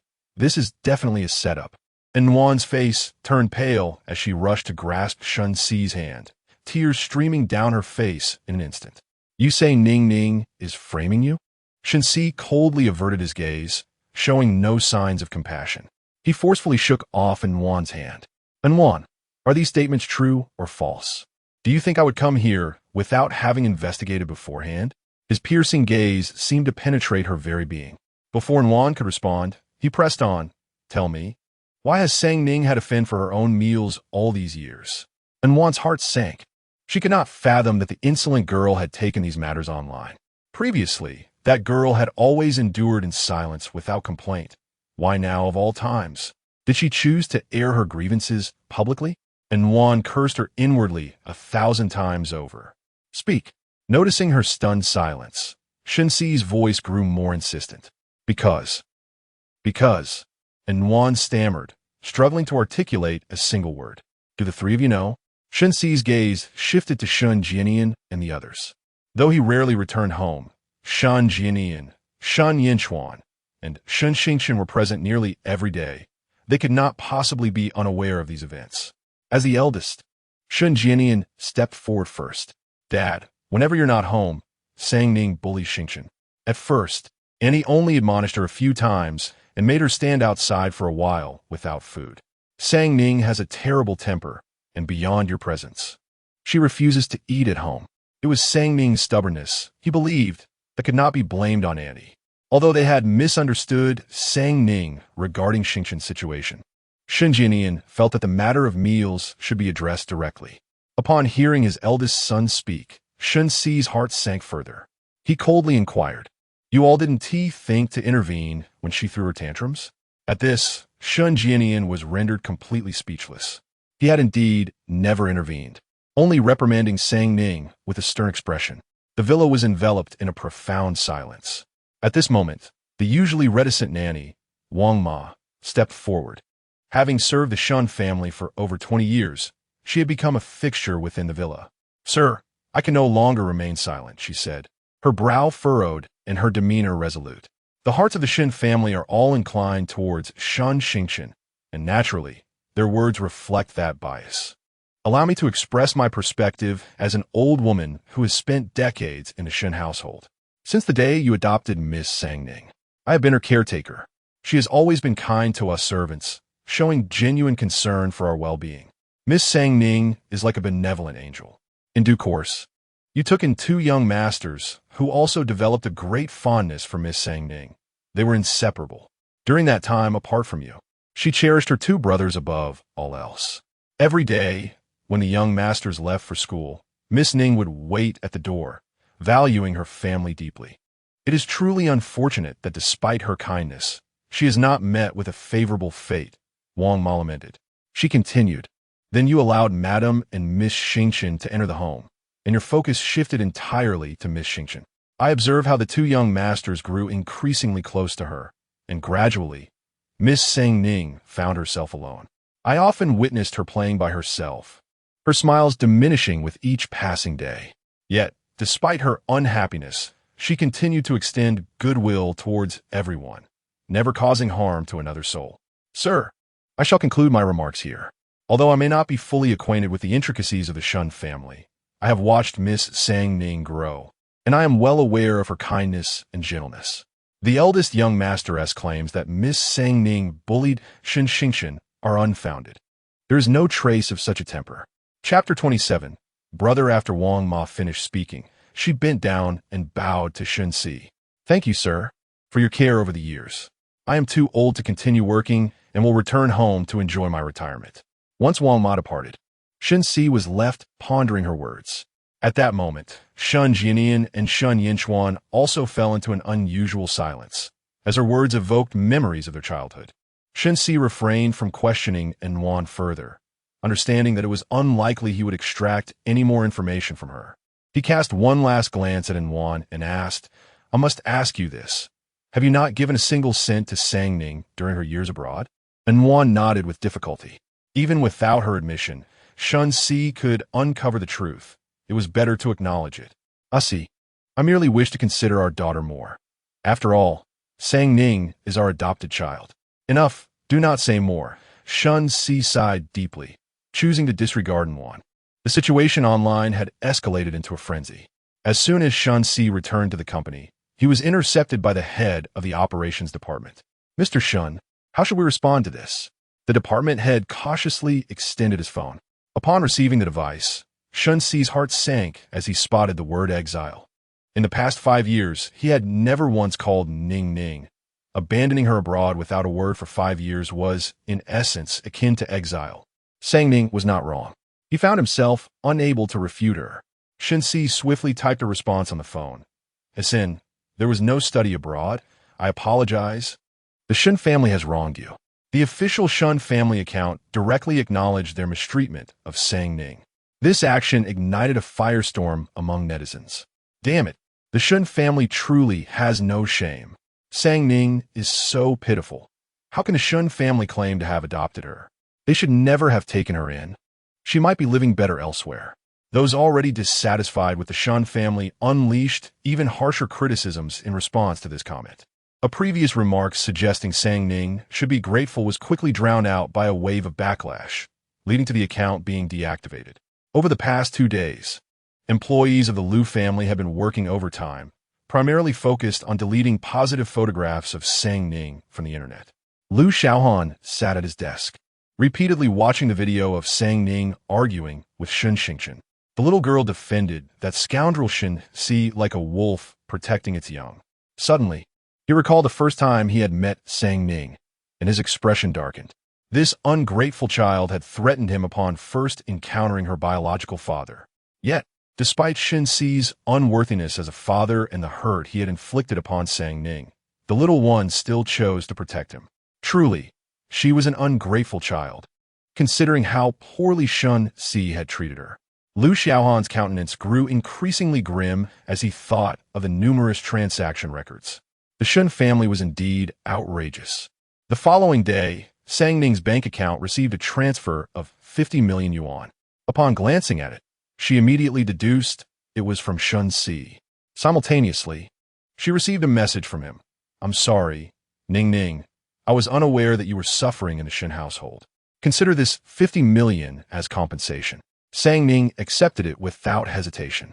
In her past life, she owed nothing to Shen Jia, but in this life, the grievances she endured in the Shen family must yield some interest. This money shall serve as both interest and compensation for her emotional distress. Shen Jia, Ning, may we meet? Ning glanced at the message and promptly deleted it from the chat, subsequently locating the contact and pressing the delete button. After completing this, she felt a sense of relief. The bond between father and daughter had long been exhausted in her previous life, and in this life, she desired no connection with him. That evening, the Liu family hosted a banquet, and Ning accompanied Liu Xiaohan to the Liu family's ancestral home. Upon seeing Old Master Liu, she offered a faint smile. Old Master Liu let out a cold snort, ignoring her and turning his attention to Liu Xiaohan. Why did you bring her? The last encounter had left the old man displeased. Liu Xiaohan frowned, visibly irritated. Ning is my daughter. She certainly has the right to be here. If you do not welcome her, I will take her home. Old Master Liu fell silent, unable to retort against his son, and merely huffed in response. Liu Xiaohan looked at his daughter with concern. Ning, do not mind your grandfather. He speaks unkindly in his old age. Indeed, I shall not hold it against him. Ning replied with a faint smile. Ning was indifferent to Old Master Liu's attitude. After all, she was not there to seek his approval, and his displeasure was of no consequence to her. Old Master Liu, is he still here? Did this father-daughter duo consider him invisible? With some time remaining before the family banquet commenced, most guests had already arrived. Old Master Liu gathered everyone and began to introduce Ning's identity. No matter how displeased he was, Ning was still of Liu blood, and since the eldest insisted on recognizing her, Old Master Liu would grant her the respect she deserved. Once he finished speaking, the collective gaze of those on the sofa fell upon Ning. Old Master Liu introduced in order. This is your aunt, and beside her is your uncle. Ning nodded slightly at the gentle woman and the robust man seated on the sofa, offering her greetings. After introducing the couple, Old Master Liu turned his gaze to his second son. This is your uncle. Ning looked at the handsome man, momentarily taken aback. He sat in a wheelchair, his face pale as if it had not seen sunlight for ages. Ning had encountered him in her past life, where he too was confined to a wheelchair. Uncle. Ning smiled at him. Hello. The man returned her smile, and his deep, dark eyes seemed to shift when they met hers, though he quickly reverted to his usual demeanor. Liu Biming regarded Liu Xiaohan with a knowing smirk, his tone teasing. I never expected your daughter to be quite charming. Lu Xiaohan was unaware of Lu Baiming's thoughts, but he was acutely aware of the man's ulterior motives. He fixed a stern gaze upon him, warning, Lu Baiming, you had better not set your sights on my daughter. Otherwise, I shall not spare you. Enough, let us behave as family, old Master Lu interjected sharply, putting an end to their bickering. When it came time to introduce Lu Qi, the elder Lu deliberately bypassed him. His gaze shifted to the boy and girl seated beside Lu Qi. These two were adopted children of the Lu family, publicly referred to as the grandchildren of the Lu household. Both were exceptionally talented, and the elder Lu encouraged others to learn from them. His voice boomed with pride as he spoke of them, revealing his evident fondness. The boy and girl were both quite handsome, yet Ning felt an inexplicable aversion towards them, offering only a faint nod in acknowledgement. Finally, the elder Lu introduced Lu Qi. Upon seeing Lu Qi, the disdain in the elder Lu's eyes was unmistakable, and his tone grew noticeably colder. This young man is the son of your uncle, 18 years old, currently a sophomore at a vocational high school in Haiqing. The boy sported dyed golden hair, a black diamond earring in his left ear, and possessed striking features, exuding a roguish charm as he lounged on the sofa, radiating an air of nonchalance. Ning regarded him seriously and called out, Brother. Chapter 28. Bias is bias. Lu Qi is notoriously known as a scoundrel in high society. The elder Mr. Lu imposes strict expectations on his family, and under his iron-fisted guidance, both of his sons have become remarkably successful, serving as exemplary heirs. Lu Qi, however, is the illegitimate son of Lu Baiming, born to a woman outside of the family. Initially, Lu Baiming refused to acknowledge this child, but the woman approached the Lu family directly. Upon discovering that Lu Qi was a boy, the elder Mr. Lu paid to take him from her. After all, he was the only biological grandson the elder had. Mr. Lu intended to nurture this grandson with care, but to his dismay, Lu Qi proved to be academically inept and lacked any business acumen. Over time, the elder's disappointment morphed into disdain. Lu Qi had grown accustomed to the scorn from the Lu family. When he heard a girl sweetly call him brother, he momentarily froze. Observing her beautiful face, he awkwardly responded. The Lu family was small, and the family banquet commenced swiftly. The elder had adopted a pair of twins, named Lu Wan and Lu Wanqing. The two siblings engaged in playful banter at the dining table, eliciting genuine laughter from the elder. The rest of the family had long been accustomed to this scene. Unless singled out by the elder, they seldom contributed to the conversation. The table was filled with the voices of the siblings and the elder's heartfelt laughter. Ning endeavored to minimize her presence as she quietly ate her meal. Unexpectedly, Lu Wanqing shifted the conversation towards her. Sister Ning, which school do you attend? She inquired, her face adorned with a friendly smile. During the elder's birthday banquet, Lu Wanqing had caught a glimpse of Ning from afar. Even that distant glance had been stunning. Now, face to face, she was struck by the true essence of breathtaking beauty. Gazing at the girl's exquisite features, Lu Wanqing felt an intense pang of jealousy. However, considering the elder's attitude towards her, she felt somewhat reassured. In response to Lu Wanqing's question, Ning lifted her head, looking at her with a half-smile. Haiqing No. 1 High School. Lu Wanqing was momentarily taken aback, clearly surprised. To her, Ning seemed merely a pretty face, lacking any substantial skill. She never anticipated that Ning could gain admission to Haiqing No. 1 High School. Lu Wanqing herself had failed 3 times to achieve that. A sense of frustration welled up within her, but she quickly masked her feelings. Smiling as she praised, Sister Ning, you are truly impressive for getting into Haiqing No. 1. As soon as Lu Wanqing finished speaking, everyone present turned their gaze towards her. The Lu family was astute. They were all perceptive individuals who could easily detect the underlying sense of superiority in Lu Wanqing's words. Lu Xiaohan frowned slightly, displeased, and was about to speak when Ning interrupted him. Indeed, I was also quite surprised, as it was merely a casual exam that led to my admission. Ning replied nonchalantly, hardly glancing at Lu Wanqing. Yet, her words were audacious, provoking ire without consequence. Lu Wanqing was momentarily stunned. She had always perceived Ning as a soft and pliable individual, never anticipating that she would prove to be a formidable opponent. Lu Wanqing, suppressing her anger, concurred, "Sister, you truly are impressive." She paused momentarily before adding, "Unlike me, who can only drift through my days at Yali High School." Lu Wanqing had encountered her fair share of green tea types like Ning, particularly since the Shen family had one who had grown up alongside her. Upon hearing this, Ning raised an eyebrow slightly and replied with a smile, "Then you are indeed quite useless." The moment Ning's words left her lips, the attention of those present shifted to her. Lu Qi raised an eyebrow, unable to suppress a smirk. This sister of his had quite a sharp tongue, yet he found it appealing. Lu Wanqing's expression shifted rapidly, and she could no longer maintain her facade. With a composed face, she looked at Ning with feigned innocence. "Sister Ning, what have I done to offend you? Why must you speak of me in such a manner? Didn't you say yourself that you merely drift through your time at Yali High School?" Ning furrowed her brow, appearing genuinely perplexed. Lu Wanqing, meeting the gazes of those around her, Ning set down her chopsticks with a calm demeanor and spoke unhurriedly. "The tuition at Yali High School is several 100,000 a year, yet you merely drift through your time there. What else could that be but wasteful?" After a moment of contemplation, Ning added earnestly, "I believe it would be far more beneficial to donate that money to students who cannot afford an education, thus contributing to a noble cause." Ning's demeanor was one of self-evidence, and Lu Wanqing could no longer maintain her composure. "I am, after all, the top student at Yali High School. Your words are truly excessive." Clenching her chopsticks tightly, her complexion fluctuated between shades of green and white, revealing her distress. Ning feigned ignorance and continued her relentless verbal assault.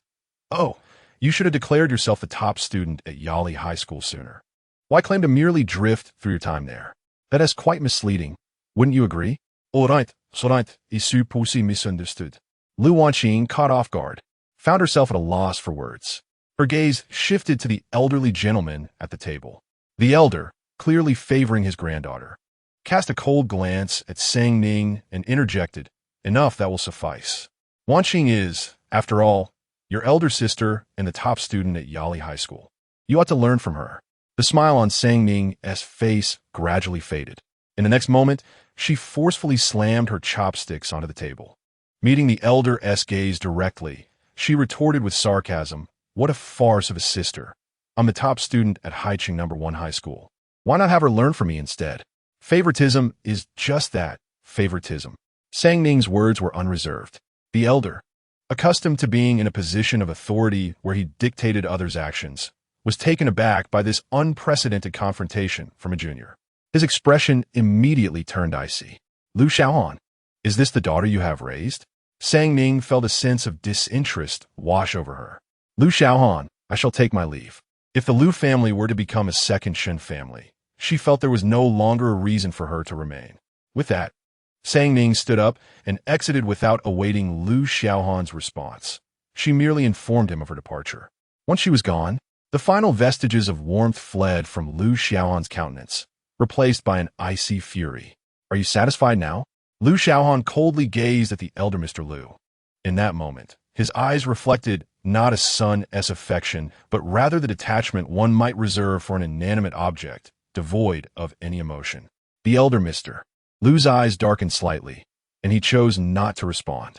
After delivering his warning, Lu Xiaohan turned to Lu Wanqing and Lu Wan, his voice icy as he declared, "Ning is my biological daughter, and the Lu family will belong to her from this point onward. You would do well to abandon any ulterior motives. Otherwise, I am more than capable of expelling you both at a moment's notice." With that, Lu Xiaohan seized the car keys and strode out. "Do you truly believe I am being unreasonable?" The elder Mr. Lu's countenance was grim, for in that fleeting moment, Lu Xiaohan's gaze had been akin to that of foe. Meanwhile, Lu Baiming, with an ill-timed chuckle, remarked, "Father, you have become quite muddled in your old age." With those words, Lu Baiming took his leave, accompanied by Lu Qi. Chapter 29. Do you not remember me? As Lu Xiaohan emerged, he found that Ning's figure had long since vanished. Gazing at the desolate intersection, a sudden pang of anguish struck at his heart. With great effort, Xiaohan suppressed the excruciating pain and dialed Sang Ning's number. The ringing echoed on the other end, yet no one answered. Growing anxious, he swiftly called Su Sheng, who promptly picked up.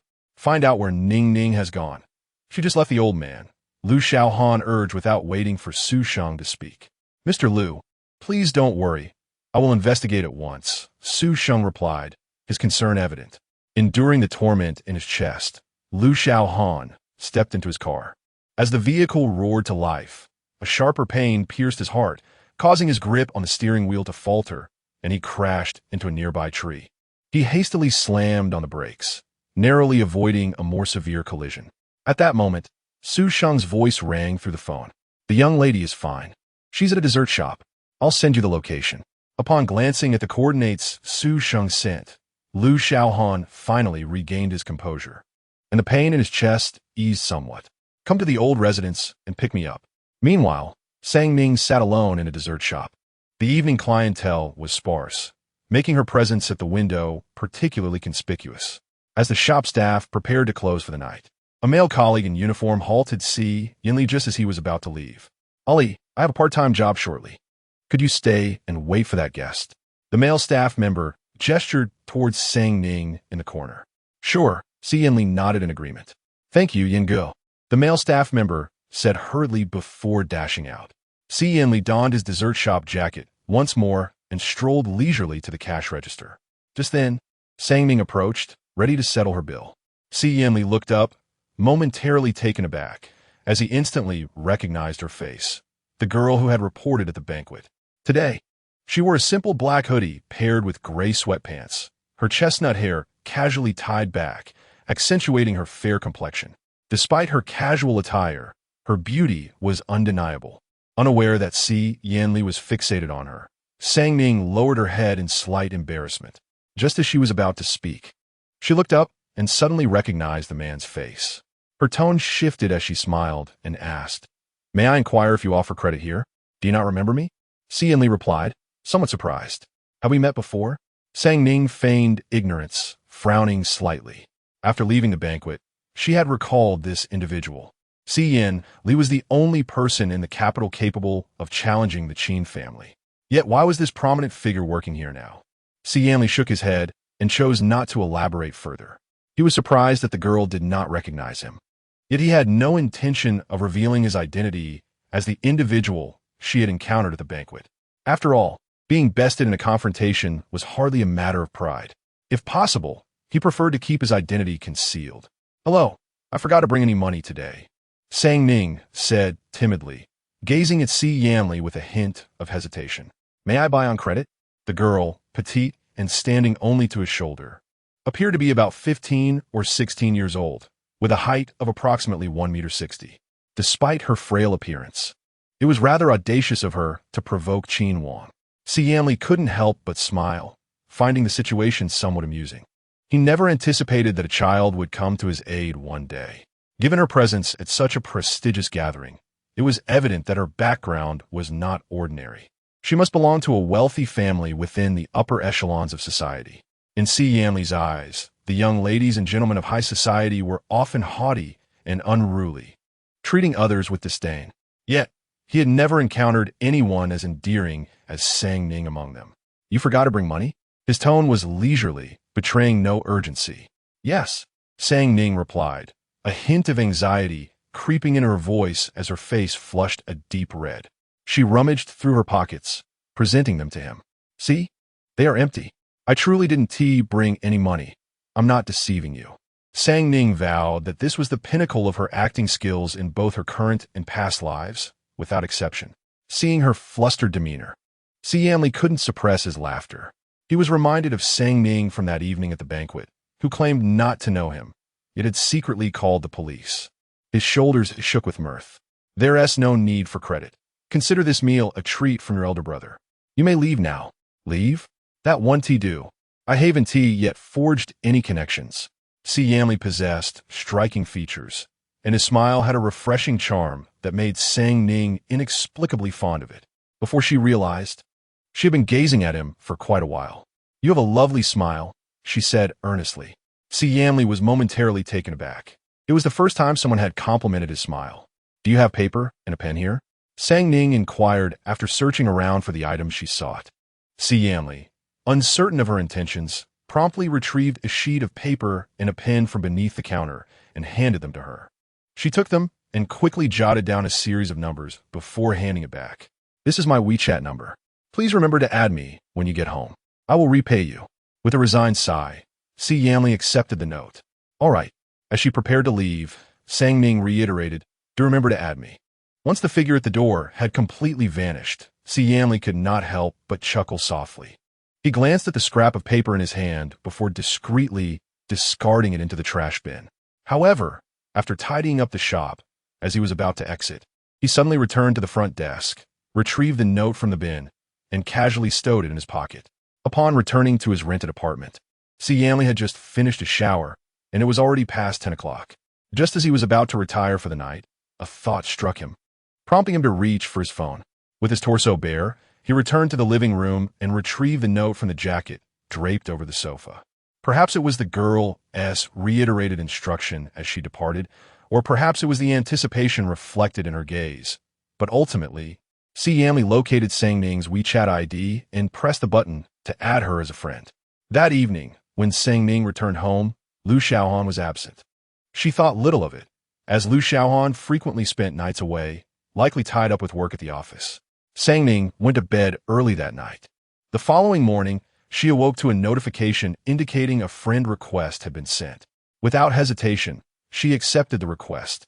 The profile picture displayed the back of a boy clad in a hoodie, a figure she recognized. Most likely, it was indeed him. Recalling the events of the previous night, she promptly transferred 50 yuan to him. Initiating a good rapport began with adding him on WeChat. Chapter 30, you mentioned you were here for an interview? As the launch day of the intelligent medical robot, Kong approached, Sang Ning had meticulously sifted through thousands of resumes and shortlisted 3 promising candidates. However, with only one position available, it was imperative to select the most suitable individual from the trio. To facilitate the interviews, Sang Ning took a leave of absence for 2 classes that afternoon and arranged to meet at a CAF near the school entrance. Their appointment was set for 2 o'clock, and Sang Ning arrived 5 minutes early. Among the candidates were a young man and 2 young women. Both the male candidate and one of the females were recent university graduates, while the other female boasted several years of work experience. At that moment, all 3 were still en route. This street had only one road, and given that all 3 interviewees were dressed in suits, they exchanged knowing glances, realizing they were there for the same purpose.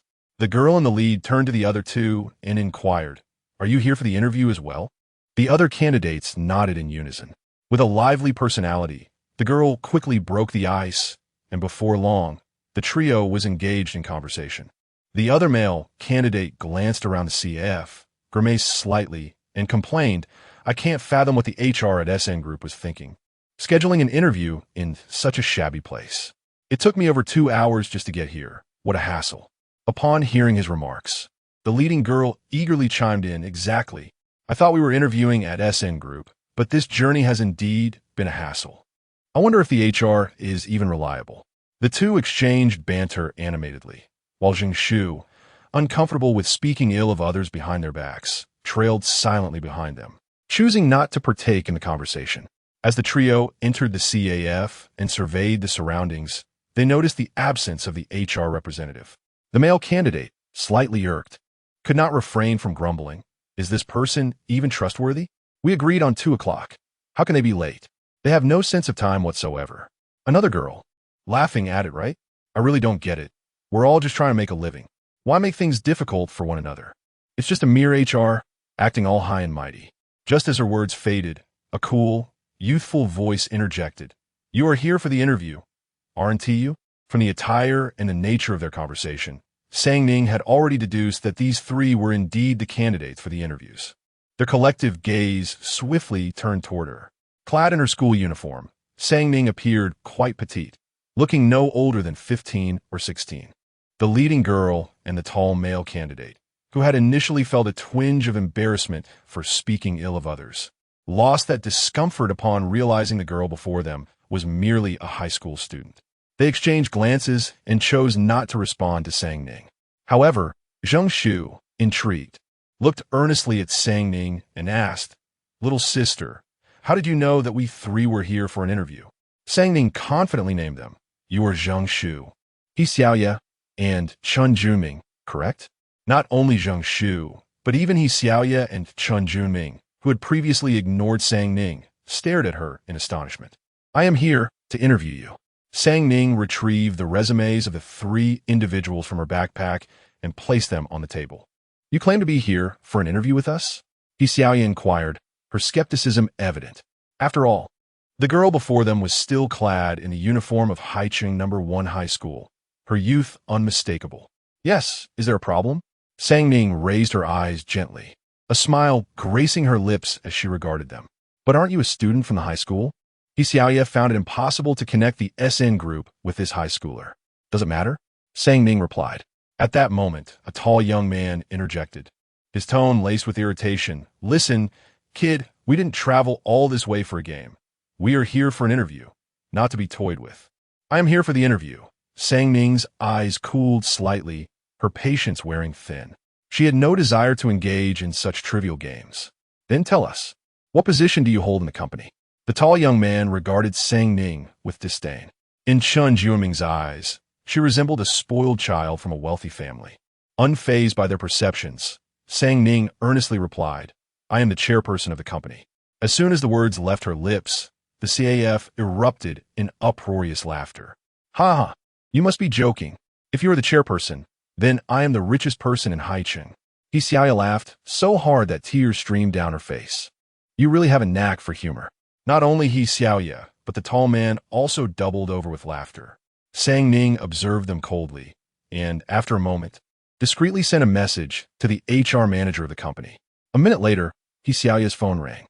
Seeing the caller ID as SN Group HR, she raised an eyebrow at Sang Ning and turned her phone screen toward her.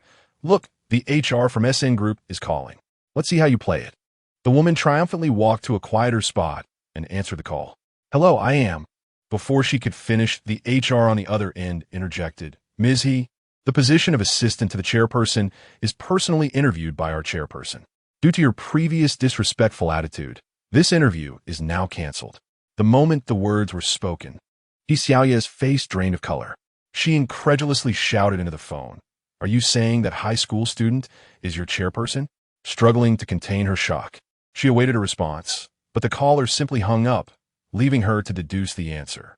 Upon returning home, Chen Junming also received a phone call, and when he returned, his expression was one of utter disbelief. Sang Ning cast a fleeting glance at the two, her eyes seemingly conveying, "See, I was not deceiving you." With a faint smile, she remarked, "You both should leave. You're not suited for SN Group."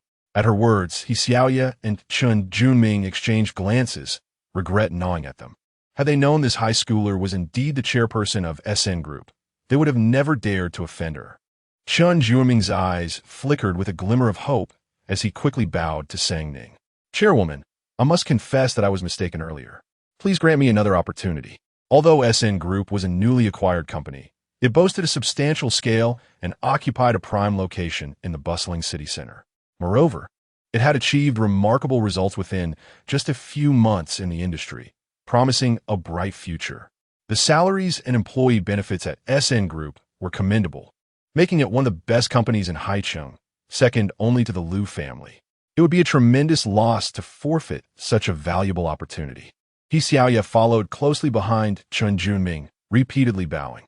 "We were blind to the situation before, but we now understand. Please, grant us another chance." Their words buzzed around like flies, and Sang Ning felt a twinge of annoyance. Their previous arrogance had vanished, and now they sought sympathy. Opportunities are scarce, and it was they who failed to cherish it.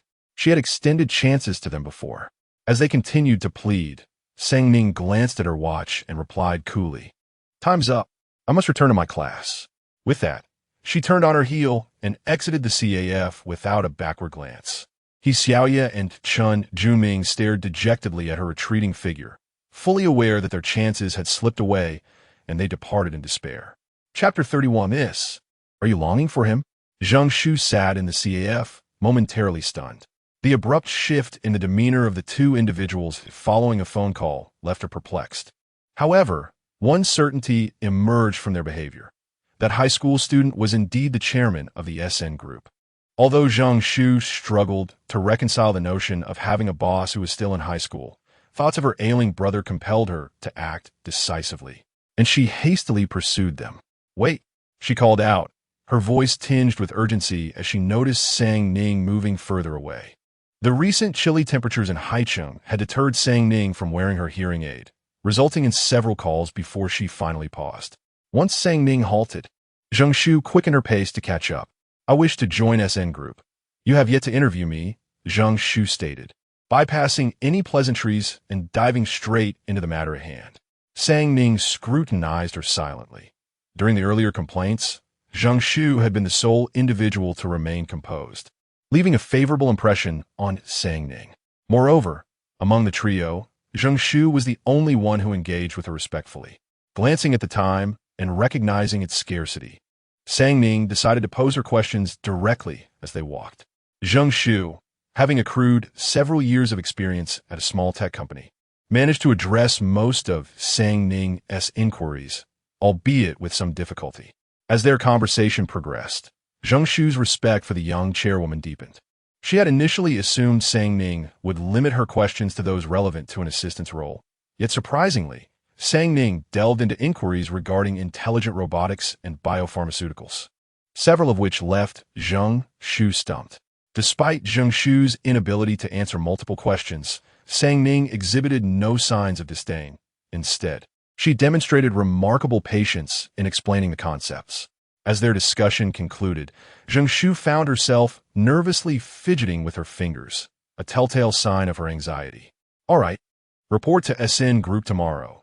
There will be someone to train you," Sang Ning said, unable to suppress a chuckle at Zhang Shu's nervousness. The girl possessed an exquisite beauty, and her smile radiated a brightness akin to sunshine after a storm, making it nearly impossible for anyone not to be captivated. It was the first time Zhang Shu had witnessed a genuine smile from Sang Ning, and the sweetness of it momentarily eased years of pent-up tension within her. Perhaps it was Sang Ning's presence that fostered her relaxation, or perhaps it was the warmth of her smile that enveloped Zhang Shu. Despite knowing she ought to remain reserved, she found herself brazenly asking a question that had been on her mind. "Miss Chairwoman, might our company be able to advance our salaries?" Zhang Shu inquired, a hint of embarrassment coloring her cheeks. Yet the thought of her brother's condition emboldened her to speak out. "Are you in dire need of funds?" Sang Ning asked, her gaze steady and earnest. "Yes," Zhang Shu replied, nodding, but as she met Sang Ning's sincere eyes, doubt crept in. "Miss Chairwoman, if it's not possible." "It's perfectly all right." Zhang Shu recognized that her request was indeed a bit unreasonable. After all, Sang Ning had already passed her interview, and yet here she was, indulging in further avarice. As Zhang Shu's eyes gradually dimmed, Sang Ning suddenly spoke up. "Could you tell me the reason?" Zhang Shu abruptly raised her head, her eyes filled with astonishment. Noticing her prolonged silence, Sang Ning waved her hand before Zhang Shu's eyes.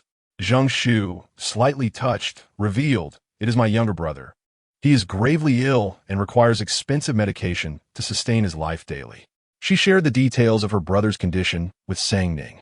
Without a moment's hesitation, Sang Ning responded, "I will speak with the company on your behalf. Moreover, our company provides employee assistance. Employees or their family members who are ill, pregnant, or facing various special circumstances can apply for financial aid." "Thank you, young director." Zhang Shu's eyes instantly reddened, tears streaming down her face like pearls from a broken string. Impossible to contain. Throughout the years, no matter how challenging life had been, she had never shed a tear, but at this moment, confronted by such pure kindness, she could no longer hold back. Sang Ning, witnessing her tears, felt a sudden pang of panic. Clumsily, she wiped Zhang Shu's tears away, offering sincere comfort despite her inexperience. "Don't worry, your brother will be fine. If you need any assistance, feel free to reach out to me. I truly appreciate it, young director." Zhang Shu found herself at a loss for words. "Mi name is Lusang Ning, Yuskalme Ning Ning." It feels quite strange to be addressed as young director. Sang Ning felt as though she had aged a decade. "Thank you, Ning Ning." This day marked one of the few extraordinarily joyful moments in Zheng Shu's life. The previously gloomy days seemed to hold a glimmer of hope. After her afternoon class, Ning returned home, and once again, Xiaohan had not come back. After dinner, Ning surprisingly settled in the living room to watch television. She chose a suspenseful movie, one of the most popular blockbusters at the moment. Despite the captivating plot, Ning found herself distracted, often glancing towards the entrance with a hint of distraction. "Miss, are you perhaps missing Sir?" The butler Lin observed her every move and chuckled helplessly. The young mistress is both adorable and proud, much like Sir.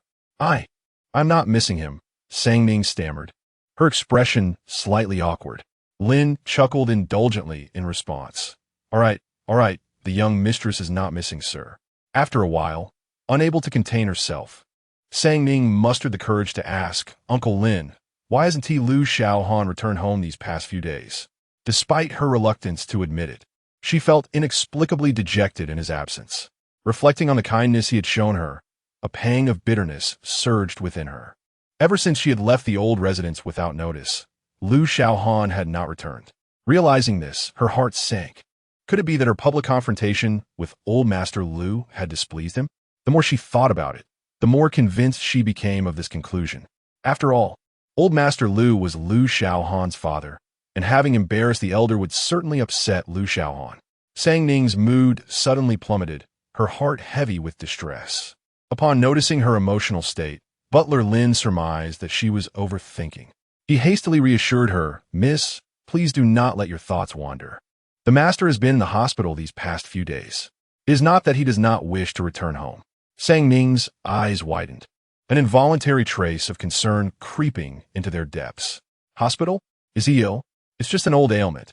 It's nothing serious," Butler Lin replied, well versed in Xiaohan's condition after many years of service to the Lu family. "Uncle Lin, do you know which hospital he is in?" Ning inquired, her unease palpable.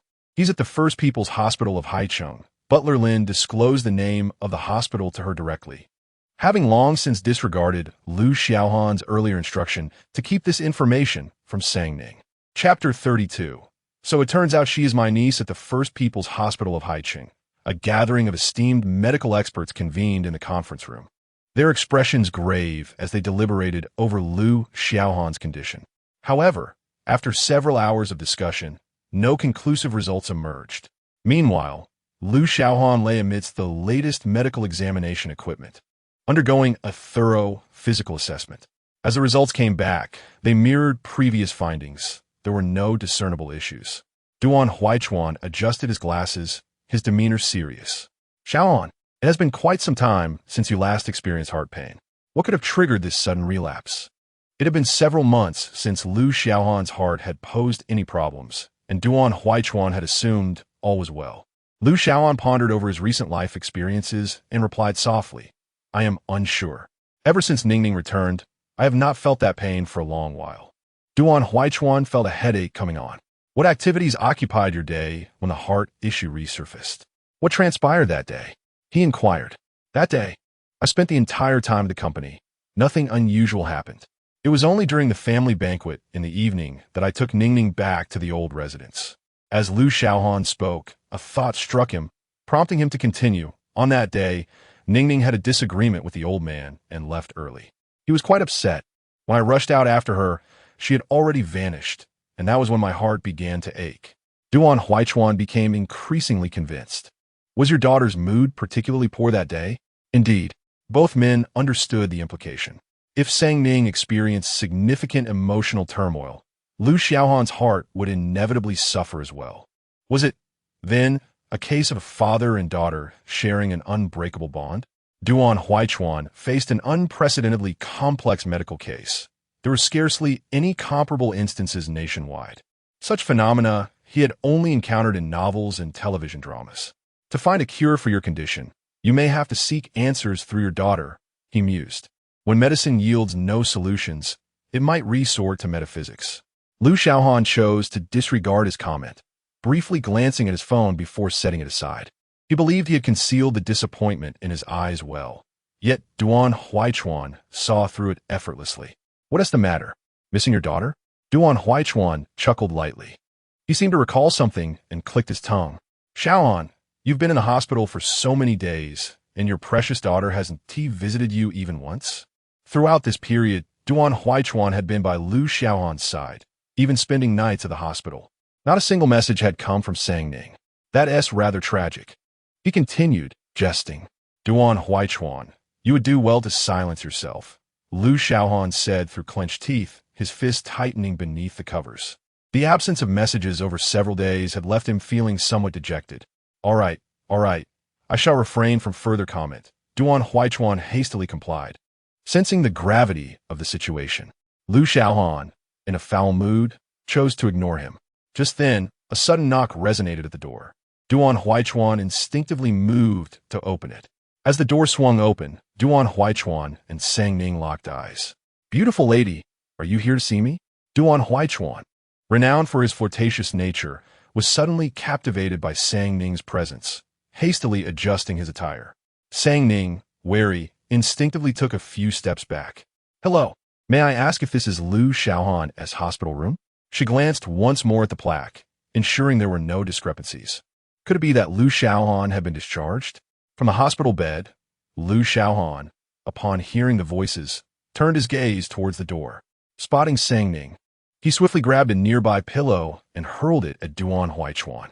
Old scoundrel, what are you prattling on about? Get out of here. A moment's reflection on his previous words to Ning deepened the scowl in his eyes. Duan Huaichuan caught the pillow, his gaze flitting between the two, and suddenly comprehension dawned upon him. So, she is his beloved niece, never one to experience embarrassment.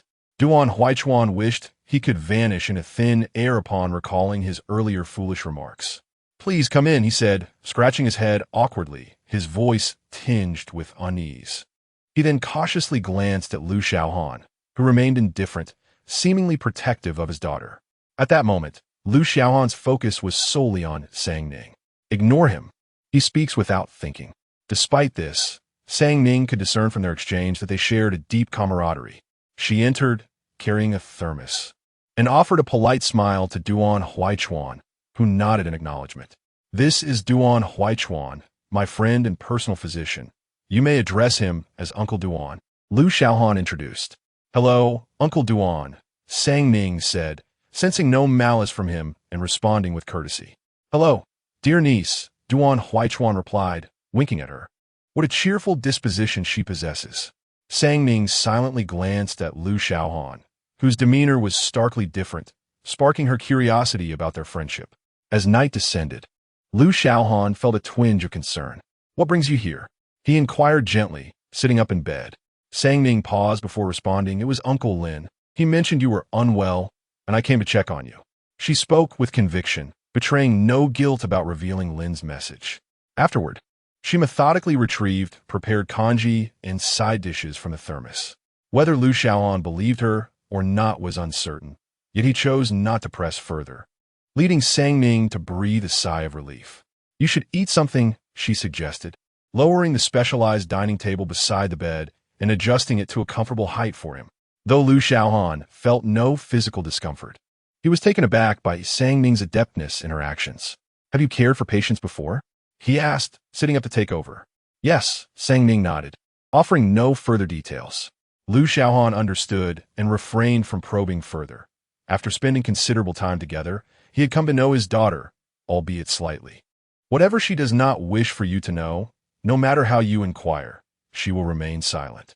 Oftentimes, her lack of explanation is simply a reflection of her desire not to speak. Ning meticulously arranged the congee and side dishes on the small dining table. Please eat, she said, offering him the chopsticks. Lu Xiaohan accepted them with a graceful motion, and as he took a sip of the congee, a smile involuntarily graced his lips. The flavor was identical to that of the last time. It was still made by her own hands. Duan Huaichuan, standing nearby, keenly observed the peculiar upward curve of Lu Xiaohan's lips as he savored the congee, feeling a sudden chill of unease. Lu Xiaohan, perhaps you should take a moment to gaze into a mirror and behold your current expression. At that moment, Lu Xiaohan's mood was evidently buoyant, rendering him disinclined to engage with Duan Huaichuan's jest. Had Duan Huaichuan not recognized this, he would not have dared to tease him. Chapter 33. Is your heart unwell? After finishing his meal, Lu Xiaohan was about to tidy up when he was halted by saying Ning. You should take a good rest. Children should behave like children. Lu Xiaohan could not bear to see her exhausted. With that, he signaled Duan Huaichuan, who immediately understood and came over to clean the dining table. Here, and here as well. Make sure everything is spotless. Lu Xiaohan commanded from his position on the bed with a glance. Understood, Mr. Lu, Duan Huaichuan replied dutifully, following his instructions while bantering back and forth with Lu Xiaohan. Sang Ning found their playful exchange rather amusing. It was only after they finished that she recalled Lu Xiaohan's illness, her expression turning slightly serious. Sitting on a chair, she extended her hand toward Lu Xiaohan. Please stretch out your hand. Although uncertain of her intent, Lu Xiaohan complied and offered his hand. In the next moment, Sang Ning placed her right hand gently over his pulse. You can take pulses? Lu Xiaohan asked, surprised. Just a little, she replied, and then fell silent, focusing intently on her examination. Lu Xiaohan exchanged glances with Duan Huaichuan, both surprised by her seemingly professional demeanor. They assumed Sang Ning had merely learned a few basics and did not genuinely believe they could entrust the diagnosis of Lu Xiaohan's long-term ailment to a girl still in high school. After all, Lu Xiaohan had been suffering for over a decade, consulting numerous experts, even those from abroad, yet no treatment had been found.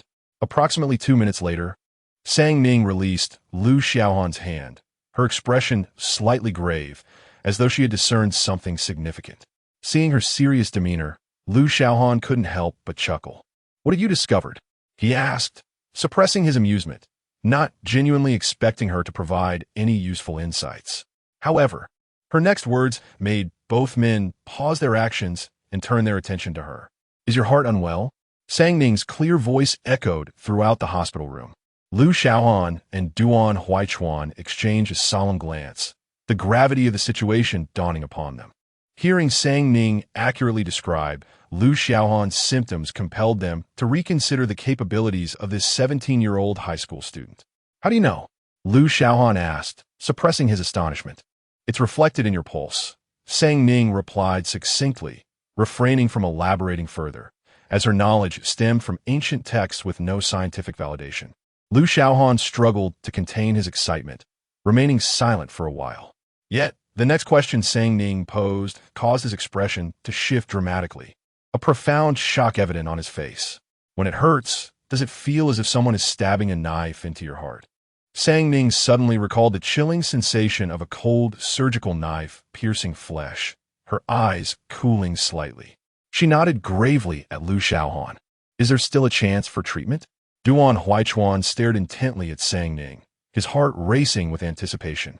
Lu Xiaohan's ailment had plagued him for many years, and despite extensive reading and discussions with numerous experts, no solutions had ever emerged.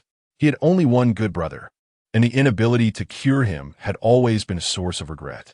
At this moment, Sang Ning instilled hope within him, making it difficult for him to contain his excitement. Upon meeting Duan Huaichuan's earnest gaze, Sang Ning shook her head. After a moment of contemplation, she added, however, I can prescribe some painkillers that should alleviate some discomfort during the next episode. Both Lu Xiaohan and Duan Huaichuan felt their hearts revive with her words. Are painkillers effective? They inquired in unison. Although the previous prescriptions had proven futile, they were unwilling to forfeit any opportunity. They are indeed effective, Sang Ning affirmed with conviction. To quell any irrational thoughts from Lu Xiaohan, she continued, I see no underlying issues. Your body shows no signs of distress, and the heart pain will not adversely affect your health, so you needn't worry. Is it truly impossible to cure it completely? Duan Huaichuan pressed, unwilling to yield. Sang Ning paused, a sudden realization illuminating her eyes. It is not entirely impossible. If you wish to uncover the root cause and achieve a complete cure, I suggest considering hypnotherapy. The thought of hypnotherapy reminded her of someone. I know an exceptional hypnotherapist. Let me refer you. As she spoke, she deftly operated her phone to send Lu Xiaohan the contact card. The name he inked struck a familiar chord within Duan Huaichuan, evoking a sense of intrigue. Why does that name sound so familiar? He mused, glancing at Sang Ning. She shrugged playfully and chuckled. Perhaps it's just a common name. Repeating the name in his mind, Duan Huichuan suddenly recalled, I believe the most renowned hypnotherapist internationally is indeed named Yingshi. However, it can't possibly be the same person, as that individual is notoriously difficult. He failed to connect the two. Instead, he found himself more curious about another matter. Dear niece, how do you happen to know a hypnotherapist? He inquired, narrowing his eyes in curiosity. In the realm of medicine, and indeed across the globe, hypnotherapists were often the least sought after.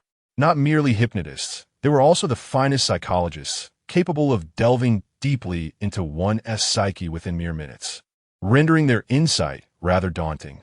Sang Ning remained silent. You certainly talk too much, Lu Xiaohan interjected, noticing Sang Ning's reluctance to elaborate, swiftly silencing Duan Huichuan's inquiries. As night fell, Sang Ning resolved to remain and care for Lu Xiaohan, urging Duan Huichuan to return home and rest. Lu Xiaohan occupied a VIP room, which featured an accompanying bed, allowing Sang Ning to stay with ease. She quickly freshened up in the bathroom before lying down on the accompanying bed. After a short while, Lu Xiaohan's voice echoed in the spacious hospital room. Have you studied medicine? Today, Lu Xiaohan realized how little he knew about this woman. I learned a bit abroad, Sang Ning replied, momentarily lost in thought as memories of her time overseas surfaced. At that time, I took on several masters who imparted their lifelong knowledge to me. This was the first instance in which Sang Ning mentioned her experiences abroad, catching Lu Xiaohan by surprise. Your masters must have treated you well, I presume? He inquired casually.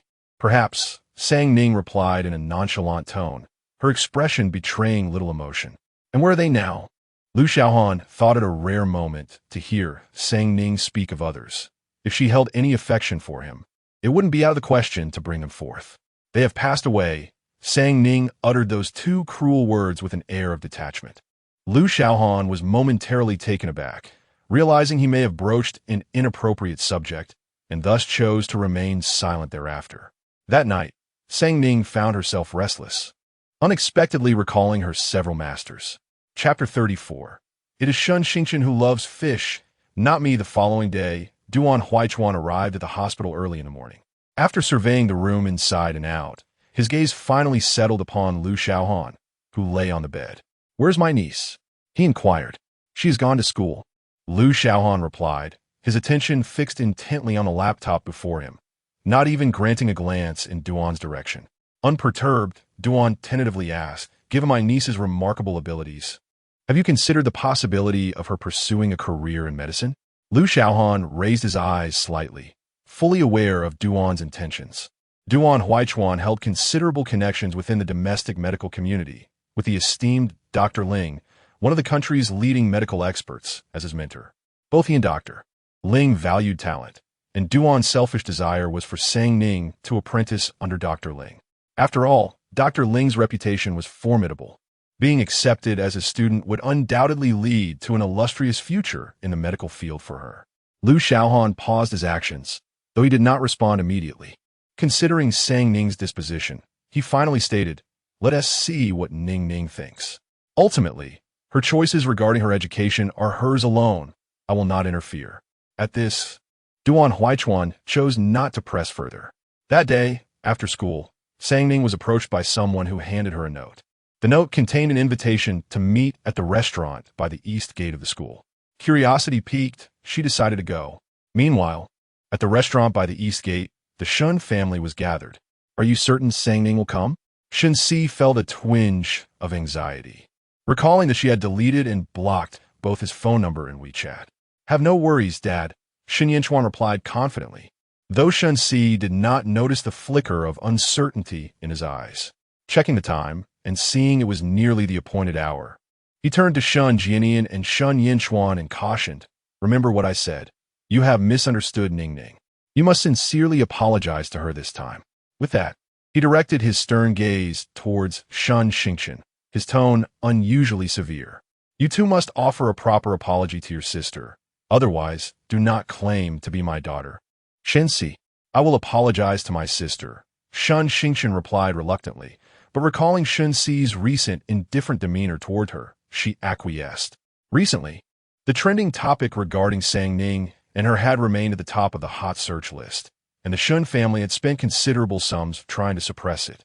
As a result of Sang Ning, Shen Xingqian's reputation at school had plummeted, even drawing disparaging comments from her teachers. This period had brought unprecedented humiliation upon Shen Xingqian, and she would never agree to apologize unless absolutely necessary. Sang Ning arrived at the private room a few minutes later. The moment she pushed open the door, she understood the situation, and Wan approached her eagerly. Ning, hurry over. We've been waiting for you. And Wan's face was adorned with a smile, and she affectionately placed a hand on Sang Ning's back, feigning intimacy. Sang Ning couldn't help but frown, a wave of nausea washing over her. Get away. She disdainfully stepped back, and with a swift motion, pushed in Wan, who then collided with the door, producing a loud thud. Ning, Aunt knows you're still resentful towards me, and Wan said, covering her lower back as tears began to flow. Sang Ning cast her a sidelong glance, sneering. Crocodile tears. If you summon me merely to perform a tragic act, then I shall not indulge you. With that, Sang Ning resolutely turned to leave. Upon witnessing this, Wan's expression shifted dramatically, and she quickly wiped away all her tears. As the onlookers realized she was genuinely intent on departing, anxiety rippled through the group. Ning, please don't go yet. Shen Si suddenly stood and blocked her path. He addressed Sang Ning. Ning, I specially ordered a table full of your favorite dishes. It has been ages since our family dined together. By the end of his statement, a hint of grievance colored Shen Si's tone. Sang Ning paused, regaining her composure. She walked directly to the empty seat beside Shen Si, deliberately ignoring the rest of the Shen family. Having not eaten yet, she was curious to see what motives lay behind their elaborate ruse. It was akin to watching a troupe of monkeys perform a diversion to unwind. Ning, here, try this fish. I recall you adored fish when you were little. Shen Si picked up a piece of fish and was about to place it in Sang Ning's bowl when she abruptly moved her bowl aside. The morsel of fish fell conspicuously onto the table. The other members of the Shen family were taken aback by Sang Ning's actions. Shen Si had always been the unchallenged authority in the Shen household, and no one dared to defy him, especially not Sang Ning, who had always been the most obedient to him. Ning, Shen Si said, a flicker of hurt in his eyes. Mr. Shen, you must be mistaken. It is Shen Xingqian who loves fish, not I. Sang Ning smiled lightly, offering him no semblance of courtesy.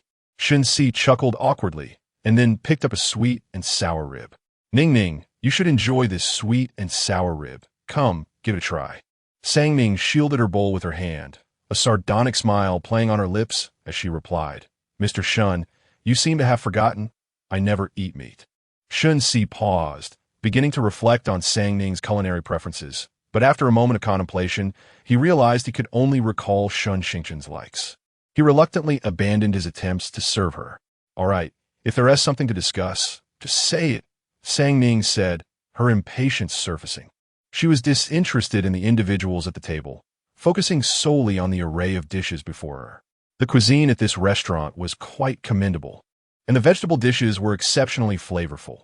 Sang Ning found herself quite fond of their culinary style, having frequented this establishment in her previous life. There's nothing pressing. It's just that our family hasn't gathered in quite some time, Shen Si admitted, aware that he had unjustly accused Sang Ning earlier. A sense of guilt lingering in his heart. How amusing. Sang Ning couldn't help but chuckle, her tone laced with sarcasm. Family, how utterly nauseating. Who are you calling nauseating? Shen Yinchuan pointed an accusatory finger at Sang Ning, his voice laced with anger.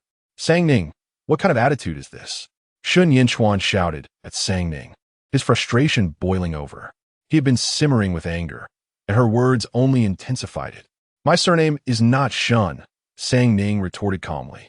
She then continued, her tone laced with disdain. I initially thought you were merely a simpleton with low intelligence, but it appears you are also deaf.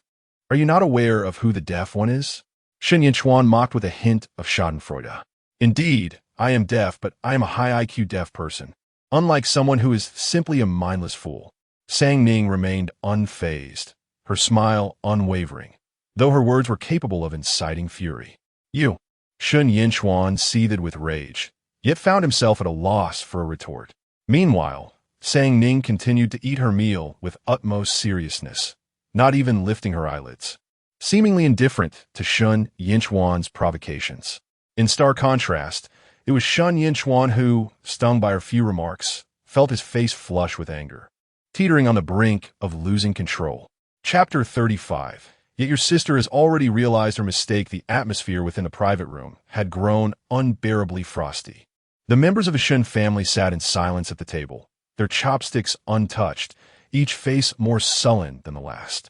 They all gazed intently at Ning, who was relishing her meal with apparent delight.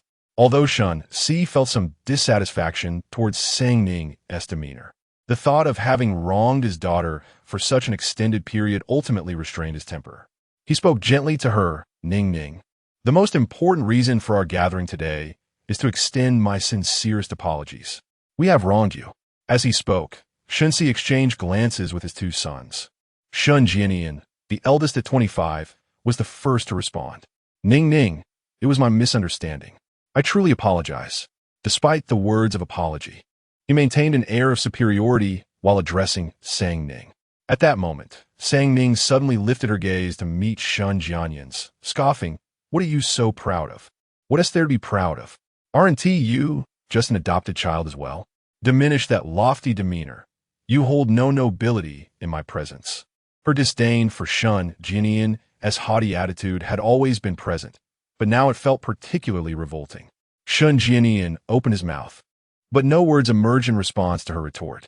After a prolonged silence, he finally managed to utter, "Even if the family has wronged you, you ought not to treat us with such disdain." Ning chose to disregard him entirely. If they sought to upset her, she would ensure that they found no enjoyment in their meal. Shen Jia recognized the anger simmering within Ning and discreetly gestured to his two sons once more. Shen Jia, reluctantly meeting Shen Jia's gaze, muttered, "I'm sorry, I have wronged you." Compared to Shen Jia, his apology felt even more insincere. This time, Ning didn't even lift her head, treating their words as mere nonsense. Next, it was Shen Xiaohan's turn to apologize. With tears glistening in her eyes, she appeared unchanged, her demeanor suggesting, "Finally, it's my turn to perform." Ning watched with keen interest. Truly, she was the consummate actress. Without delay, she began to weep. "Sister, I'm so sorry. It was all my fault. I shouldn't have framed you. I now realize my mistake. Can you ever forgive me?" With a pitiful gaze directed at Ning, she cautiously inquired, as though fearful of incurring her displeasure. Ning ignored her, instead turning her attention to Shen Jia, asking earnestly, "So, Mr. Shen, your elaborate invitation today was to seek my forgiveness or to restore our relations?" Shen Jia did not respond verbally, but his demeanor spoke volumes. He regarded Ning with a self-righteous expression, proclaiming, Ning, I understand you've endured much injustice. However, I have facilitated their apologies. You all grew up together.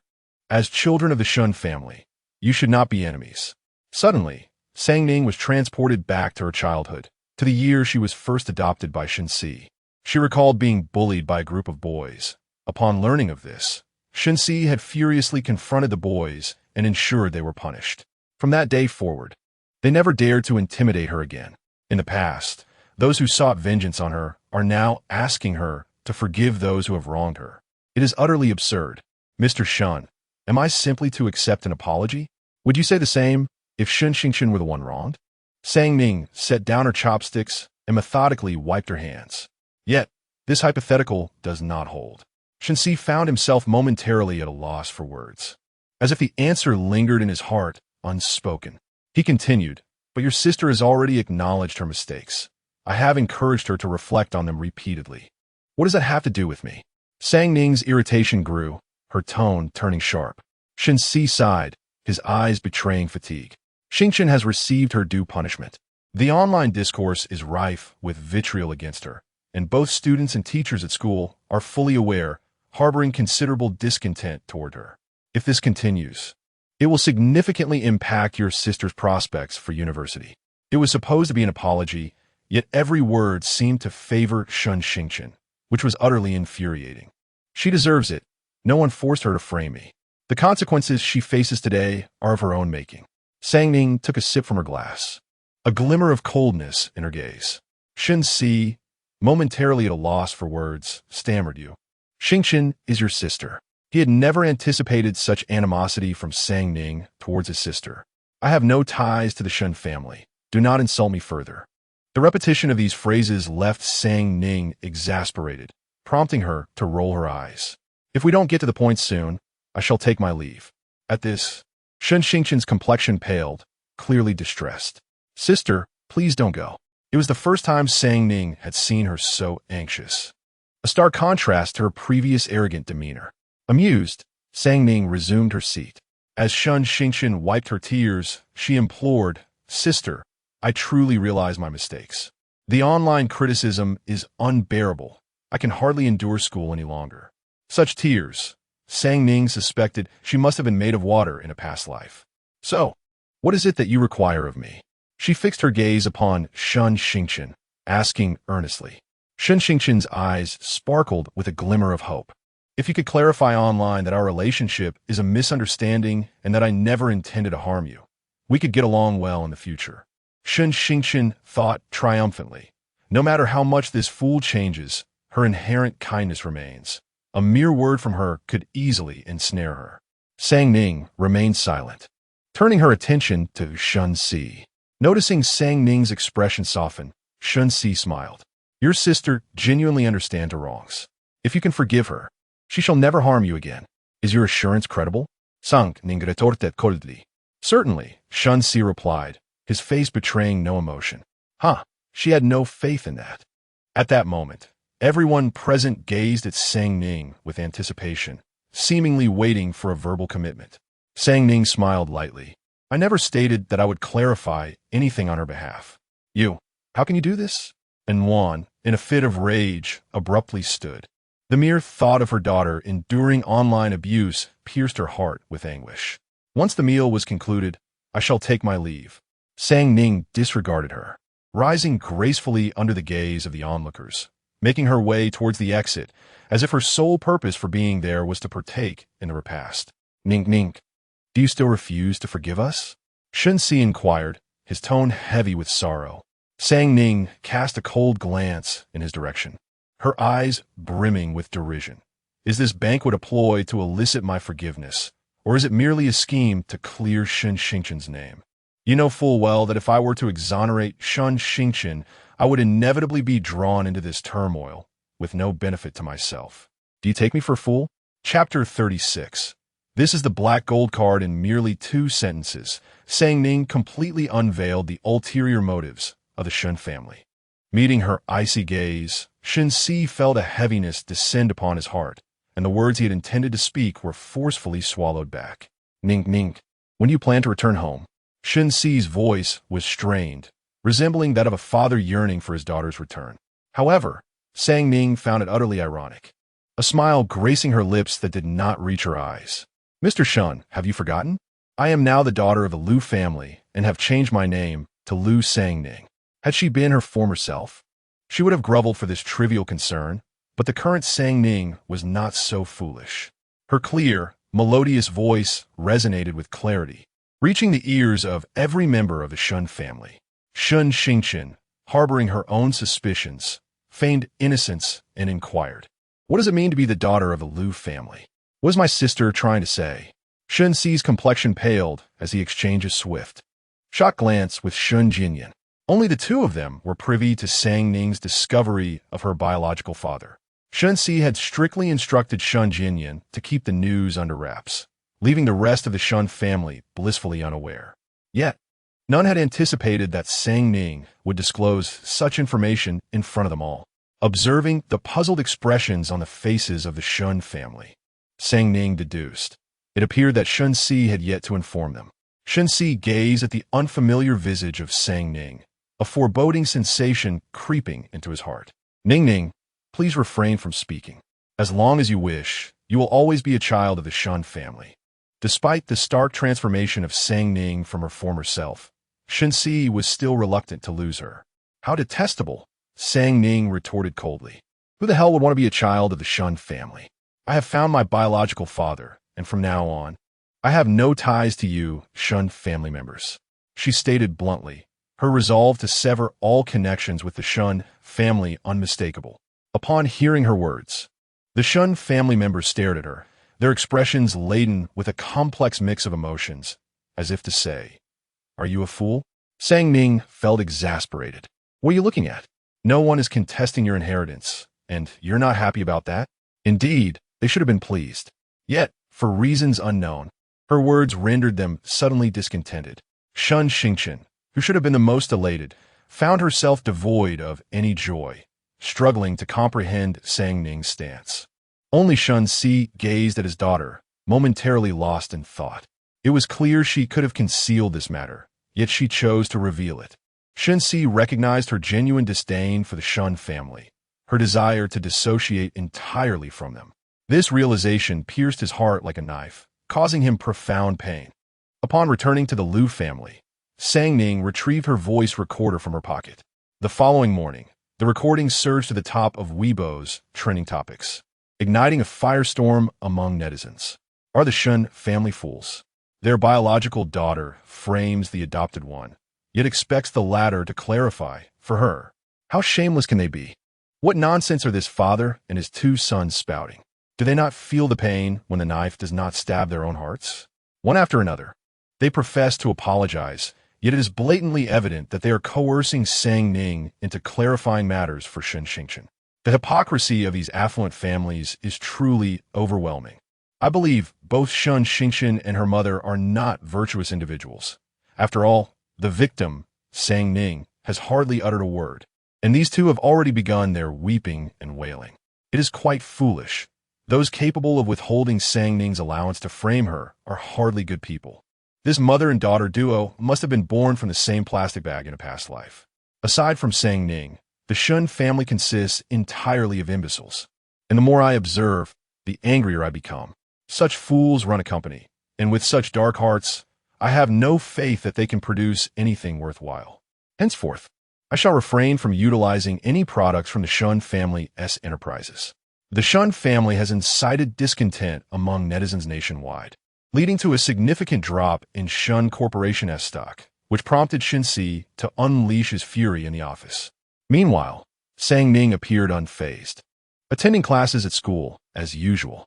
Since the truth about pushing Shen Jia down the stairs was revealed, Ning's reputation at school has undergone a complete turnaround.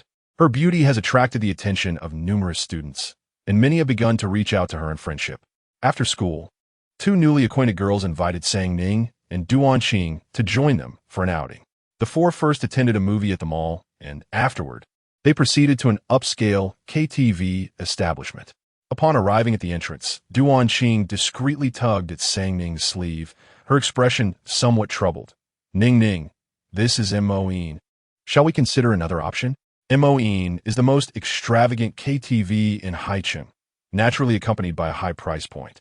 Zhang Linlin and He Lufei both hail from middle-class families, and this was their first visit to such an opulent venue, their eyes gleaming with anticipation.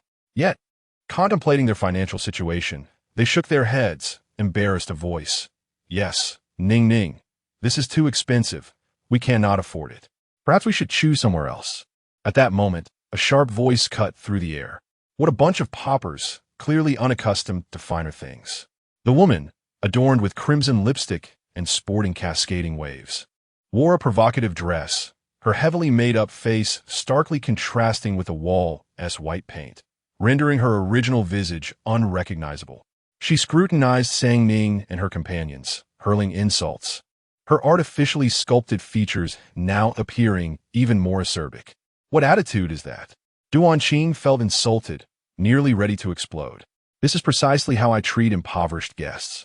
The woman, unfazed, considered her substantial monthly salary at such a high-end KTV, dismissing Ning and her friends entirely. Even Zhang Linlin and He Lufei, who typically possessed great patience, found it difficult to contain themselves. Just as they were about to retaliate, Ning's singular glance silenced them, and they swallowed their retorts. Ning stepped forward, fixing her gaze coldly upon the woman, her tone resolute. Call your manager. And who are you? Our manager is not someone you can simply request to meet, the woman replied, remaining unperturbed. She discreetly assessed the attire of Sang Ning and her friends, ensuring they bore no marks of wealth, her disdain unmistakable. Once more, I implore you to summon your manager. Sang Ning retrieved the black gold card bestowed upon her by Lu Xiaohan from her pocket, slamming it down emphatically upon the marble reception desk. The moment the woman beheld the card, her previously piercing voice faltered into silence. This is a black gold card. How do you possess one? The astonishment in her eyes was palpable as she struggled to articulate her words. The Moin establishment is a venue under the Lu Corporation, with only 2 black gold cards held by the owner. The presence of such a card in the hands of this young woman indicated her extraordinary status. She had evidently provoked someone she ought not to have. A sudden wave of trepidation washed over the woman. Sang Ning, lacking the patience to entertain her inquiries, stated resolutely, "Summon your manager." Chapter 37. What is your relationship? As Si Yanli arrived at the club, his gaze immediately fell upon Sang Ning among the crowd. She donned a black leather jacket paired with a white slip dress, her chestnut hair cascading loosely down her back, exuding an air of sweetness and coolness that rendered her strikingly beautiful amidst the throng. It had been over half a month since he last saw this girl, and he was taken aback by their unexpected reunion. At that moment, her expression was devoid of emotion, standing with an aura of beauty that seemed to repel anyone from approaching her, evoking in Si Yanli the phrase, "a flower on a distant peak." She appeared to be in a heated dispute with the receptionist. Although her face betrayed no emotion, Si Yanli sensed an inexplicable anger radiating from her. What was the matter? Without hesitation, he made his way towards her. Upon noticing him, Sang Ning froze for a moment. "What are you doing here?" She recalled that he had previously worked at a cake shop. "How had he ended up here?"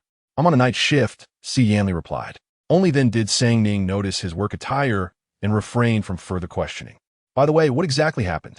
Si Yanli glanced at Sang Ning before directing his gaze towards the female staff member at the front desk. Sang Ning, unperturbed, candidly explained, "We wanted to come in and have some fun, but this staff member called us poor fools." At her words, a chill swept over Si Yanli's expression. "I will report this to the manager," he asserted. "I'll take you inside now." With that, he led Sang Ning and her companions into a private room. "Whatever you need, just order directly," Si Yanli said, handing her the menu and inquiring softly. "Just these," Sang Ning replied, selecting a few fruit platters and beverages before returning the menu to him. "All right, enjoy yourselves. I'll take my leave now," Si Yanli said, casting a glance at Sang Ning before departing. Once he left, the atmosphere in the private room shifted as the group fully embraced their freedom. Initially anxious, they felt a wave of relief wash over them, recalling the receptionist's demeanor when Sang Ning displayed her black gold card. "Ning Ning. This is my first time in such a luxurious place," Duan Qing exclaimed excitedly, pulling out her phone to snap pictures, sharing a moment on social media visible only to herself. "Oh my, what an eye-opener." Zhang Linlin found everything novel. She touched this and that, thoroughly enjoying herself. He Lufei approached the large screen, grinning widely. "Wow, this screen is enormous and so luxurious. I've never seen anything like it." As their initial excitement subsided, they settled back down. Suddenly, Duan Qing recalled the handsome guy from earlier and curiously asked Sang Ning, "By the way, Ning, that guy was really attractive. What is your relationship with him?" "Yeah, he was so gentle with you," Zhang Linlin chimed in. "Come on, be honest. What is your relationship?" He Lufei joined in, eager for gossip. Sang Ning looked at them, somewhat speechless. "We're not close. Today is only the second time we've met." "Then why was he so gentle with you?" "His gaze was certainly more tender towards you than us," Zhang Linlin remarked, recalling the way the man had looked at Sang Ning. "Surely not," Sang Ning replied dismissively. Sang Ning was somewhat taken aback. She had not noticed any peculiarities in the other person's gaze. The group quickly shifted away from the topic. Visiting such an upscale KTV for the first time filled them all with excitement, and Sang Ning found herself infected by their joy as she watched them revel. Just as they were caught up in their singing, the door to the private room was suddenly pushed open. A man in a suit entered, followed by several staff members in uniforms, each carrying an array of fruits, snacks, and beverages. Upon seeing the newcomers, the group simultaneously set down their microphones, and an immediate silence enveloped the room. "Is there something wrong?" Sang Ning inquired, a hint of displeasure flickering in her eyes. "Miss, I am the manager of this establishment," the man in the suit said, approaching Sang Ning with a courteous demeanor. "I have heard about the incident earlier. It was our staff's oversight that interrupted your enjoyment. This is our fault, and I sincerely apologize." He lowered his posture significantly and performed a deep bow. "Here are the latest fruits, drinks, and various snacks from our establishment. Please enjoy at your leisure." With a gesture toward the staff behind him, they promptly placed the offerings on the coffee table before Sang Ning and her friends. "Thank you." Sang Ning smiled at the manager, the earlier irritation easily soothed by the delightful array of treats. "No need for thanks. It is our duty," the manager replied, momentarily taken aback by her amiable nature. He had nearly choked on his words upon hearing that a patron with a black gold card had been offended by the staff, prompting him to rush over upon discovering that the cardholder was the daughter of General Liu. These affluent young ladies were typically challenging to please, especially the daughter of General Liu, who was likely accustomed to a life of privilege and had a notoriously tempestuous temperament. He had prepared himself for an onslaught of apologies. Yet to his surprise, this young lady was remarkably agreeable, quite unlike the other spoiled heiresses. This unexpected demeanor endeared her to the manager immensely. Resolving the matter took only 3 minutes, and the manager's previously anxious disposition transformed into an unusual sense of relief. After exiting, he summoned all the staff members to gather. Once they were assembled, the manager spoke with gravity. "Remember the young girl in the leather jacket in the VIP room. She must be served exceptionally well today. In the future, should she return, we must treat her with utmost respect. We cannot afford to offend her, or you may find yourselves out of a job." Turning his gaze toward the front desk attendant who had offended Sang Ning, he spoke coldly, "You, do not return here again." The front desk attendant, flustered, protested, "Manager, I was wrong.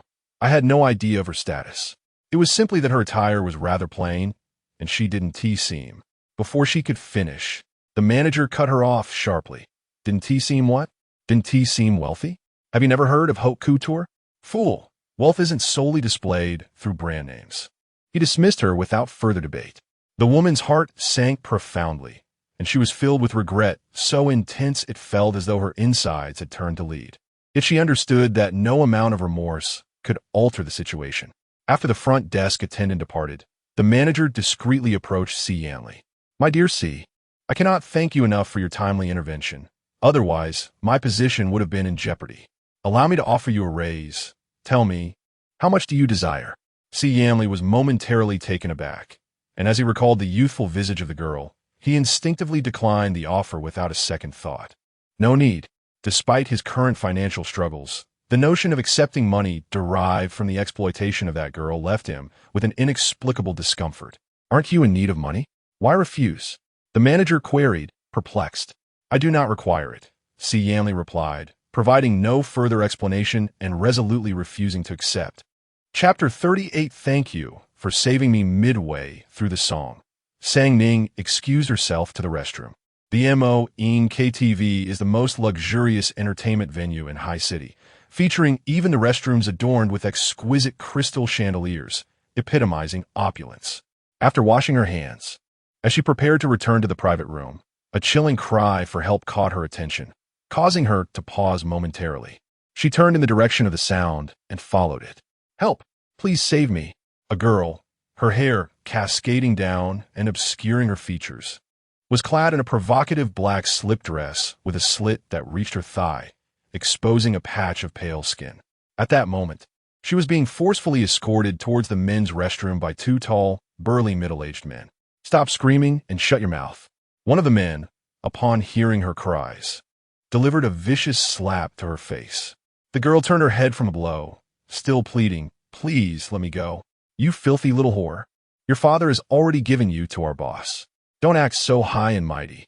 Refusing to serve him is asking for punishment. One of the men, bald-headed, viciously pinched the girl's cheek, his words laced with contempt. Sang Ning, however, did not recognize the girl's voice as being somewhat familiar.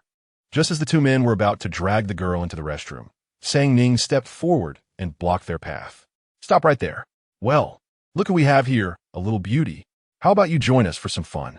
The bald man, upon seeing Sang Ning's appearance, felt a stirring in his heart and leered as he reached out to grab her. As his filthy hand approached, Sang Ning swiftly kicked out, forcefully sending him sprawling to the ground. Get away from me, you filthy creature. The bald man, caught off guard by the strength of a girl, fell hard. You're asking for it. The other brute, witnessing this, raised his fist to strike Sang Ning. With a quick step back, she delivered a powerful punch to the man's eye, the force evident as a dark bruise instantly formed beneath it. The bald man struggled to rise, glaring at Sang Ning with malice. You little brat, you'd better not meddle, or we'll deal with you too. Go ahead and try. Sang Ning replied with a smile playing on her lips, her eyebrows raised in a taunting manner. KTV was frequented by many wealthy and influential patrons, and most of the guests had grown accustomed to such scenes, choosing to look the other way. The two men advanced toward Sang Ning, attempting to drag her into the restroom as well. Easily evading their grasp, she swiftly stomped down hard on one man's calf and, with a single motion, twisted the other man's arm down sharply. The two muscular men visibly writhed in pain, howling as they were forced to kneel on the ground. Let go, please let go, they shouted at Sang Ning. Apologize, she commanded coldly. We're sorry. We won't do it again. The two robust men pleaded, their faces twisted in agony, creating a bizarre scene that was as surreal as it was remarkable. Sang Ning remained dissatisfied, her movements becoming somewhat more forceful. She glanced at the girl huddled in the corner and signaled to the two men, apologized to her. We are sorry. We were wrong. We will never dare again. The two burly men, tears streaming down their faces from the pain, repeatedly bowed their heads in the direction of the girl in the corner. Leave. Sang Ning disdainfully released them. Only after the two men had departed did she approach the girl. Are you all right? Sang Ning crouched down and asked softly. The girl kept her head down, silent for a long while. Assuming she was merely frightened, Sang Ning softened her previously cool tone. Don't worry, they have gone. No one will harm you now. Xiaohan buried her face in her knees, and as she listened to Sang Ning's voice, her fear gradually dissipated. Yet, she still dared not lift her face. She had never anticipated that their reunion would unfold in such a manner. Suddenly, her eyes, hidden in her knees, felt a sting, and tears began to dampen her black dress. In the next moment, she sensed something draped over her shoulders. Sang Ning had gently placed her coat upon her back. You should head back quickly. Be careful of encountering bad people. Noticing the girl's reluctance to speak, Sang Ning bore no resentment, leaving behind a final remark before taking her leave. As the sound of retreating footsteps faded, an inexplicable sense of loss surged within Xiaohan. Gripping the coat on her shoulders, she suddenly stood up and called out to her, Sang Ning. Hearing the familiar voice, Sang Ning turned around. What brings you here? Meeting Xiaohan's gaze, Sang Ning remained calm, albeit surprised. Thank you for saving me. Xiaohan fixed her eyes on Sang Ning, an inner turmoil roiling within her. Though Sang Ning's features still bore the contours of childhood, an aura of aloofness surrounded her, effectively warding Xiaohan off. Are you surprised to see me? Xiaohan managed a bitter smile. Once a paragon of excellence, she had now been reduced to a target for bullying. The fact that Sang Ning had witnessed her downfall surely made her believe it was well-deserved. Indeed, what a stroke of misfortune, Sang Ning replied unreservedly. The thought of her coat caused her immense distress. It was high fashion, quite expensive. However, since it was already draped over Xiaohan's shoulders, retrieving it would feel inappropriate. Xiaohan paused, her heart feeling as though a piece had been brutally carved away. She bit her lip, struggling to voice her thoughts. Seeing that I am the one you saved, do you regret it? Yes, had I known it was you, I would not have intervened. Sang Ning replied, without a moment's hesitation. She was one who held grudges, never forgetting the hurt Xiaohan had caused her. Sang Ning's words pierced Xiaohan's heart like a knife. Seeing me in such a pitiful state must bring you some satisfaction, Sang Ning said, her silence confirming Xiaohan's suspicions. Xiaohan bit her lip again, forcing a bitter laugh as she continued. I never imagined that my father, whom I believed loved me dearly, would make me accompany clients for drinks. Since the downfall of the Qiao family, my parents have transformed into figures of unfathomable ferocity. The home that once enveloped me in love has crumbled to dust, leaving me utterly bereft. Xiaohan poured forth the grievances she had endured recently. Oh, but it is of no concern to me. Ning responded with chilling indifference, her aloof demeanor piercing through Xiaohan's heart like a dagger. The events of these past days have shattered Xiaohan's long-standing perceptions. The father who once cherished and pampered her now resorts to violence against her daily, even forcing her to take leave from school to accompany clients for drinks, with intentions that are nothing short of appalling. The mere thought of that rotund old man fills her with revulsion. Meanwhile, her once tender mother has grown increasingly distant, aligning with her father in the sinister scheme to marry her off to the elderly man. Xiaohan had always believed herself to be part of the most loving family with doting parents. Until the bankruptcy of the Qiao family unveiled the cruel truth, everything had been an illusion. The bonds of kinship and affection she had cherished for years were nothing but a fade. Night after night, she finds herself haunted by dreams of that inferno, where Ning, disregarding all peril, carried her to safety amidst the chaos. She shielded Xiaohan from the explosion, even when it meant sacrificing her own hearing in her left ear. Throughout those years, Ning never cast blame upon her, stating that it was her own choice. Despite lacking any blood relation, merely being friends, Ning willingly placed herself in harm's way for her sake. Reflecting on her parents and relatives, Xiaohan can only find the situation ludicrous. It is she who has been blind. She has lost the world's most extraordinary Ning. Chapter 39, We Are No Longer Friends, tears streamed down Xiaohan's face, and in that moment, she cast aside her final vestiges of pride. Ning, I regret it. She cried out to Ning. Ning was momentarily taken aback. She understood just how proud Xiaohan was and recognized the difficulty of uttering such words. Yet, what did it matter to her? It was Xiaohan who had betrayed her first. With a light laugh, Ning replied, Unfortunately, there is no remedy for regret in this world. Everyone must bear the consequences of their choices. I offer you this wisdom. Xiaohan hesitated. Back then, she had provided false testimony for Shun Xingchen, just as Ning learned that she would no longer be able to hear from her left ear. Ning had isolated herself in her room, refusing to see anyone, her once bright spirit seldom smiling since that day. Xiaohan had sought her out, asking, Do you regret it? If you hadn't saved me, your left ear wouldn't have been injured. At that time, Ning had already grown indifferent to her, responding coolly, Everyone must take responsibility for their choices. Now, she had directed those very words back at herself. A pang of sorrow surged within Xiaohan, compounded by months of pent-up grievances that finally led to her emotional collapse. She sank to the ground, sobbing uncontrollably. I'm sorry, Ning, I shouldn't have lied. If it weren't for my need to be saved, your left ear wouldn't have been harmed. I'm the one who hurt you. I have always felt remorse. Watching you ignore me over the years has truly pained me. I caused you trouble at school because I wanted your attention. When I saw you with new friends, I couldn't help but feel envy. I was so resentful. Why should others be by your side when you were clearly my best friend? Xiaohan's cries were heart-wrenching. Ning merely gazed at her, her expression unchanged. You betrayed me for your family. We are no longer friends. Ning did not wish to dwell on those distant memories, for recalling them only brought her anguish. After speaking, she ignored Xiaohan and walked away. Pausing suddenly at the balcony, Xiaohan's words had stirred within her memories that were less than pleasant. The injury to her left ear, betrayal by her closest friend, the distrust from her family, and the ridicule and bullying from classmates. All these painful experiences had filled her childhood recollections. Upon reflection, Ning could not recall any joyful memories from her time with the Shun family. The cold wind blew fiercely, lifting Ning's long hair, revealing the black hearing aid on her left ear. Having given her coat to Xiaohan, she now wore only a white knee-length slip dress that accentuated her slender legs. In the darkness, her fair skin glowed under the moonlight with a gentle radiance, her exposed arms long and delicate, free of any excess flesh, an enchanting sight.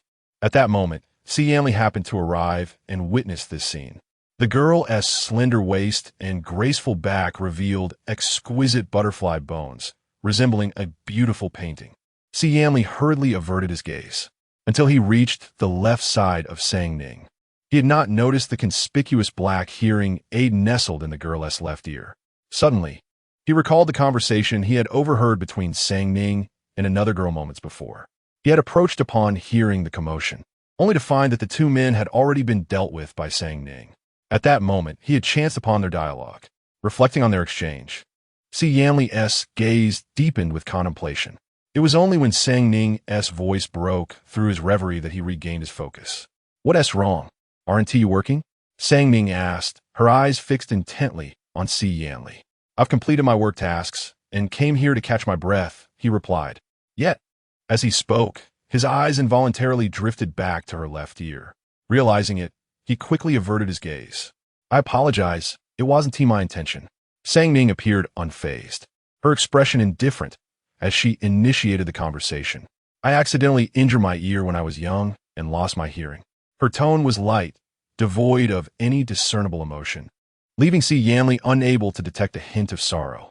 In that moment, she seemed a world apart from the child he had encountered previously.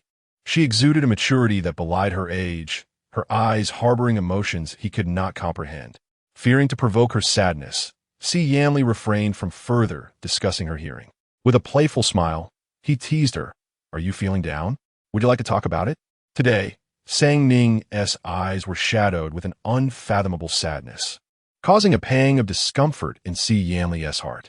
He prided himself on his profound insights, yet he had failed to grasp the essence of this young girl on both occasions they had met. Ning sensed his attempts to console her and paused in surprise. She had not anticipated such a person would try to cheer her up. Reflecting on Xiaohan's remarkable achievements, she perceived a depth in him that suggested he would be a valuable ally rather than an adversary. Quietly, she endeavored to strengthen their bond, hoping he would not disappoint her. Determined to dispel her negative thoughts, she smiled and asked, "What do you do when you're feeling low?" Xiaohan was momentarily taken aback by her question. His typical means of relaxation involved smoking or boxing. He glanced at the youthful figure before him, feeling somewhat awkward, and recited the core values of socialism in his mind. "I usually read books or visit an arcade to divert my attention," he eventually replied. Though he was far from being a virtuous person, he had yet to descend into the depths of immorality that would lead him to corrupt a child. Ning nodded, unsure if she had absorbed his words. "Would you like me to take you out for some fun?" Xiaohan suggested, glancing at the time and noting that it was still early. After a moment of hesitation, Ning nodded in agreement. Once she had briefed her friends in the private room, she proceeded to the front desk to settle the bill. Xiaohan quickly requested a leave of absence from the manager and led Ning to the nearest arcade. He took the initiative to purchase a substantial amount of game tokens. Remembering the girl's fondness for stuffed toys, he noticed a row of claw machines nearby and gently asked Ning, "Do you like them? Would you like me to try and win one for you?" "Sure," she replied eagerly. The two of them approached the claw machine nearby, where Ning selected her favorite little fox plushie. After inserting a coin, Xiaohan maneuvered the claw to align with the largest fox toy and decisively pressed the button. The pair gazed eagerly at the claw, only to watch in disappointment as the toy slipped from its grasp. "It's all right. It must not have been aligned properly. Let's try again. I believe in you," Ning encouraged him, noticing his apparent confidence. However, once again, the toy slipped away. This was actually Xiaohan's first visit to the arcade, and he had never played with such machines before. He hadn't anticipated that something so seemingly simple could prove to be so challenging. How embarrassing. Chapter 40. As long as you clarify things online for me regarding Shen Jia, Ning gazed intently at Xiaohan's actions. If her memory served her correctly, this was already the 9th attempt. Yet not a single plush toy had been captured. "Shall I give it a try?" Ning ventured tentatively. "Go ahead," Xiaohan replied, growing anxious after failing to grasp anything for a long while, his ears flushing red. Upon hearing Ning's voice, he proactively adjusted the game coins for her. Ning aimed carefully and decisively pressed the button. In the next moment, the fox plush toy effortlessly tumbled out from the bottom. "I got it." Sang Ning's eyes sparkled with delight as she retrieved the toy. Sing Sing is truly remarkable. Si Yanli noticed her joy and felt a slight smile tug at the corners of his lips. Upon hearing him refer to her as Sing Sing, Sang Ning paused in surprise. What? Can I call you Sing Sing? Si Yanli inquired, noticing her expression. No, it's not that. You can call me whatever you like, as long as it brings you closer, Sang Ning replied, though she felt a bit unaccustomed to his suddenly affectionate address. Since their acquaintance, aside from the day they added each other on WeChat with their names, they had never formally called each other by name. Shall I call you Si Yanli from now on? Sang Ning pondered, feeling that if he had addressed her by her name, she could no longer keep calling him brother repeatedly, especially since he was not her biological sibling. Si Yanli fixed his gaze on Sang Ning and suddenly smiled, asking, How old are you?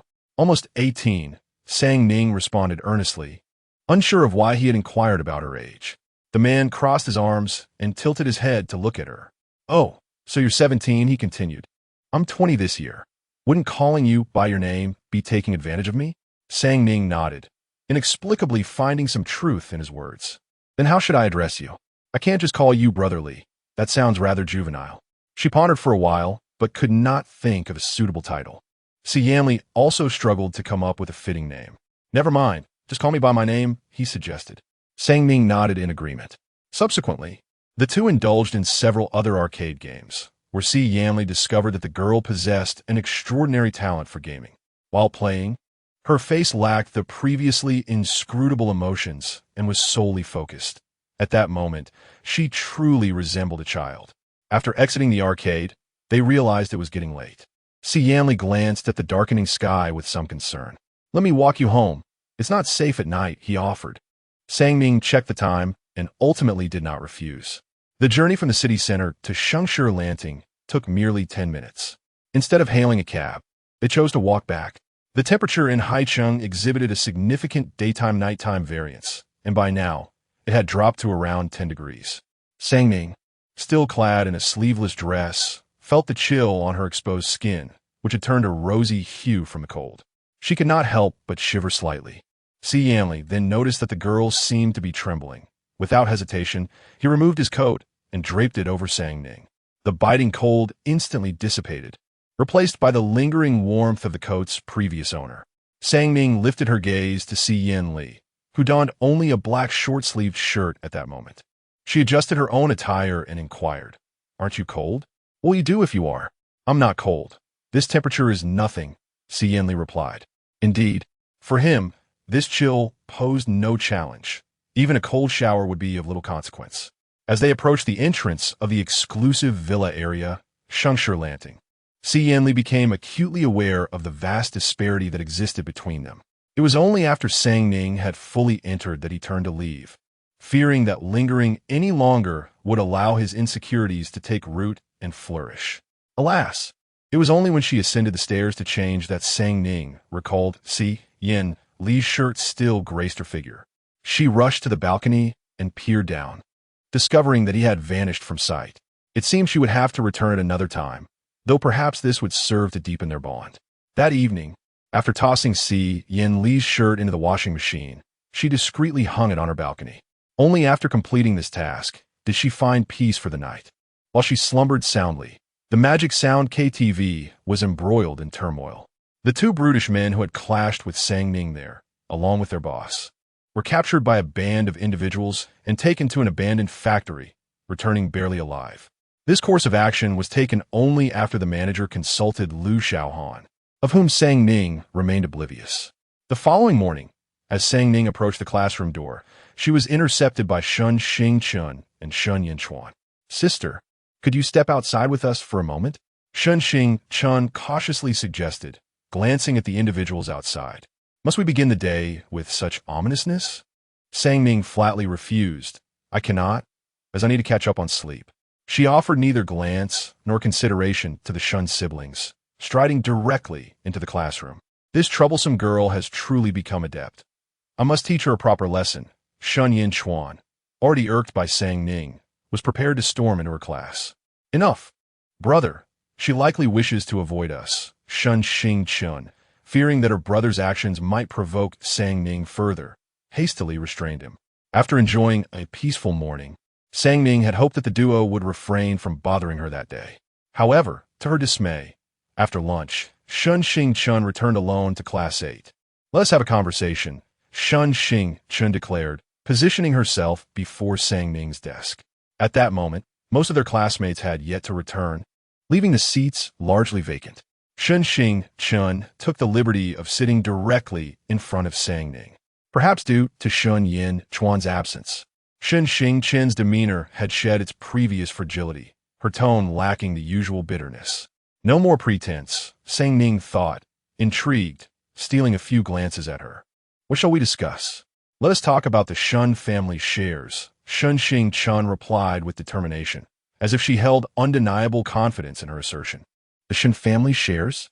Ning furrowed her brow slightly. Shen Chun continued, "Father has granted me 25 of Shen Corporation's shares. When I turn 18, that contract will officially come into effect." Her gaze radiated pride and satisfaction, as though she possessed an immense confidence. This sense of assurance was bestowed upon her by Ning was momentarily taken aback, feeling a twinge of surprise. She had always been unaware that had developed a sense of vigilance towards her. She was seldom privy to matters concerning the company. However, Ning was aware that Shen held only 50% of the shares, having allocated 5% each to Wan and Shen Chuan, leaving himself with a mere 35%. Ning had never imagined he would be willing to grant 25% of his shares to Shen Chun, signifying his desire for Shen Chun to become the heir of the Shen family. Even though she had completely lost faith in Shen discovering that he had secretly given Shen Chun 25% of the shares still left her feeling disappointed. Ultimately, she was but an outsider. Despite never contemplating a rivalry with Shen Chun, Shen would continue to harbor suspicions towards her. "Are you interested?" Shen Chun's eyes glimmered with intrigue. Ning regarded her expressionlessly. "What do the Shen family shares have to do with me?" Shen Chun earnestly replied, "I can offer you 5% of the shares." Ning looked at her and suddenly smiled, inquiring, "What are the conditions?" "As long as you publicly clarify the situation regarding me and the Shen family online," Shen Chun stated, gazing intently at Ning. Chapter 41. "I shall not accept the shares of the Shen family." Ning had long anticipated her intentions and was not surprised. Following the exposure of the Shen family, the stock of the Shen group plummeted dramatically. During this tumultuous period, Shen was likely overwhelmed with the chaos.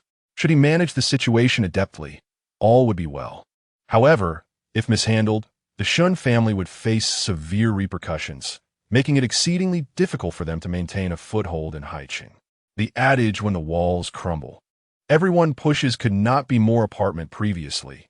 Ning had always regarded Shen Chun as a fool, yet at this moment, she realized that perhaps she was not entirely devoid of wisdom. Unfortunately for Shen Chun, she had crossed paths with her. Ning did not entertain the thought that, given the grave decline of the Shen family stock, she would find a mere 5% stake beneath her consideration. Moreover, why should she extend her assistance? The notion of her aiding the Shen family in navigating this crisis was utterly preposterous. "Is that too little for you?" Shen Chun furrowed her brow. Ning remained silent, leading Shen Chun to mistakenly assume her acquiescence. Gritting her teeth, she declared, 10%. It cannot be more. Ning let out a cold laugh. "How ridiculous. What makes you think I would agree? Such blind arrogance is laughable." The trifling shares were beneath her interest. She envisioned a commercial empire of her own in the future. Furthermore, she had yet to witness the spectacle of the Shen family members turning on one another. It was a pity that in her past life, she had been thwarted from witnessing this grand drama. But in this lifetime, she was determined to see it unfold. Shen Chun's eyes widened in disbelief as she gazed at Ning. "Ning, that is 10% of the shares. With those, you would never have to worry again. Neither Shen Chuan nor Shen Jia possess such wealth." As she spoke, her excitement elevated her voice. For years, Shen Chun and Wan had been tirelessly scheming against Ning to obtain the Shen family fortune, even attempting to eliminate her out of fear of competition. Yet, during this time, Sang Ning had not only severed ties with the Shen family, but remained unfazed by such a significant temptation. Shen Xingqian could clearly see that Sang Ning harbored no desire for the Shen family's assets. At that moment, Shen Xingqian felt as if her years of struggle had been rendered a mere farce. "Are you truly foolish?" Shen Xingqian shouted in despair at Sang Ning. "Have you forgotten what you've done to me?" Sang Ning responded not with anger, but with a chilling smile, her eyes glinting with frost. Under her piercing gaze, Shen Xingqian's complexion paled. "That those were all in the past. Are you truly willing to forego 10% of the shares merely because of past grievances?" Shen Xingqian persisted, unwilling to relent. Sang Ning stepped closer, whispering deliberately into her ear, "Indeed, I desire not the shares. I only wish for you and your mother to descend into hell." Her voice was like that of a demon. Shen Xingqian met Sang Ning's frigid gaze and felt a wave of terror wash over her. "Silence!" she exclaimed, hastily retreating several steps to create distance, shouting at Sang Ning. Just as Sang Ning was about to respond, a group of people entered the classroom. Duan Qin, spotting Shen Xingqian seated before Sang Ning, immediately approached and forcefully yanked her from her seat. "Who are you yelling at? Get out of our class at once," she exclaimed, pushing her towards the exit. "Do not push me." Shen Xingqian nearly stumbled but managed to grasp the desk behind her for support. Recently, the tumultuous affairs surrounding Shen Xingqian and the Shen family have captured the headlines, becoming a topic of widespread discussion among the students. Some classmates have long harbored disdain for Shen Xingqian, regarding her with little warmth. The once glorious aura of the academic achiever has now faded, leaving Shen Xingqian perceived merely as a malicious sister who betrayed her own sibling, while the Shen family is viewed as a household that mistreats its adopted daughter. One student, filled with disdain, shouted at her, "Shen Xingqian, how dare you show your face in our class? Your family has treated Sang Ning so poorly. Don't you feel any guilt?" The Shen family is truly repugnant. Even though Ning has severed ties with you, your family continues to haunt her. Get out of our class quickly. I don't want to be falsely accused by you. These days, Shen Xingqian has been enduring a difficult time at school, isolated by her classmates, with students from every class whispering about her behind her back. Now, even Sang Ning's classmates have begun to hurl insults at her, an experience she has never faced before. Suddenly, Shen Xingqian erupted in tears, shouting at a few of them, "You wretches! What good does it do to defend Sang Ning? She no longer has the protection of the Shen family. Even if she finds her biological father, he is a pauper. What could she possibly compare to me? I was born to enjoy a life of luxury. My starting point is her end point." Sang Ning watched with keen interest as Shen Xingqian lost her composure, finding her current outburst somewhat more palatable than her previous display of fragility. In an instant, the classroom fell silent at Shen Xingqian's outcry. No one expected the usually timid Shen Xingqian to utter such words. The majority of students at the school are ordinary individuals who can only empathize with Sang Ning. Shen Xingqian's words only intensified their disdain for her. Ultimately, Shen Xingqian fled the classroom in tears. After her departure, the others gathered around Sang Ning to offer their comfort. Ning, don't listen to her. Even without the Shen family, I believe you will only continue to flourish. The loss of you as a daughter is their misfortune." At that moment, everyone overlooked the fact that Sang Ning was a high school student capable of offering a substantial sum of 500,000 as a severance fee for familial ties. Being able to earn money at such a young age signifies her remarkable abilities and entrepreneurial mindset. Sang Ning was unaware of why Shen Xingqian considered her biological father to be impoverished, yet she had no desire to clarify. Let the misunderstandings persist. It had been quite some time since her last signing of a novel, and suddenly, Sang Ning recalled this matter and logged into the novel website to check it out. Upon entering, she was greeted by a flood of messages in her inbox. In addition to comments urging her for updates, there were several private messages from editors. Sang Ning casually opened the first one. "Dear Teacher Mo Hei, your work Innocence is currently ranked first on our site, and several companies are interested in acquiring the rights to your work. May I invite you for a discussion? Teacher Mo Hei, it has been many days since you signed. Could you please provide your contact information?" As Sang Ning had not seen these messages, the sender had sent numerous follow-ups. each reiterating similar requests for her contact details or proposing to meet with her in person. Ning decisively shared her WeChat ID. No sooner had she sent the message than her phone began to buzz. Could be so swift? She opened her WeChat and indeed saw the latest friend request. Ning promptly accepted the request. Almost immediately, a series of notifications followed. Mr. Mohe, I've finally managed to contact you. Oh, I'm so thrilled. Your work is truly outstanding. It currently ranks as the top-selling piece on our website. I feel incredibly fortunate to have the opportunity to connect with such a genius. You probably don't realize it, but I have been your admirer for a long time. The messages from the other party poured in one after another. And for a moment, Ning was at a loss for which to reply first, so she decided to respond to each in succession. The other person also shared numerous plot details from the book, and Ning diligently replied to every single message.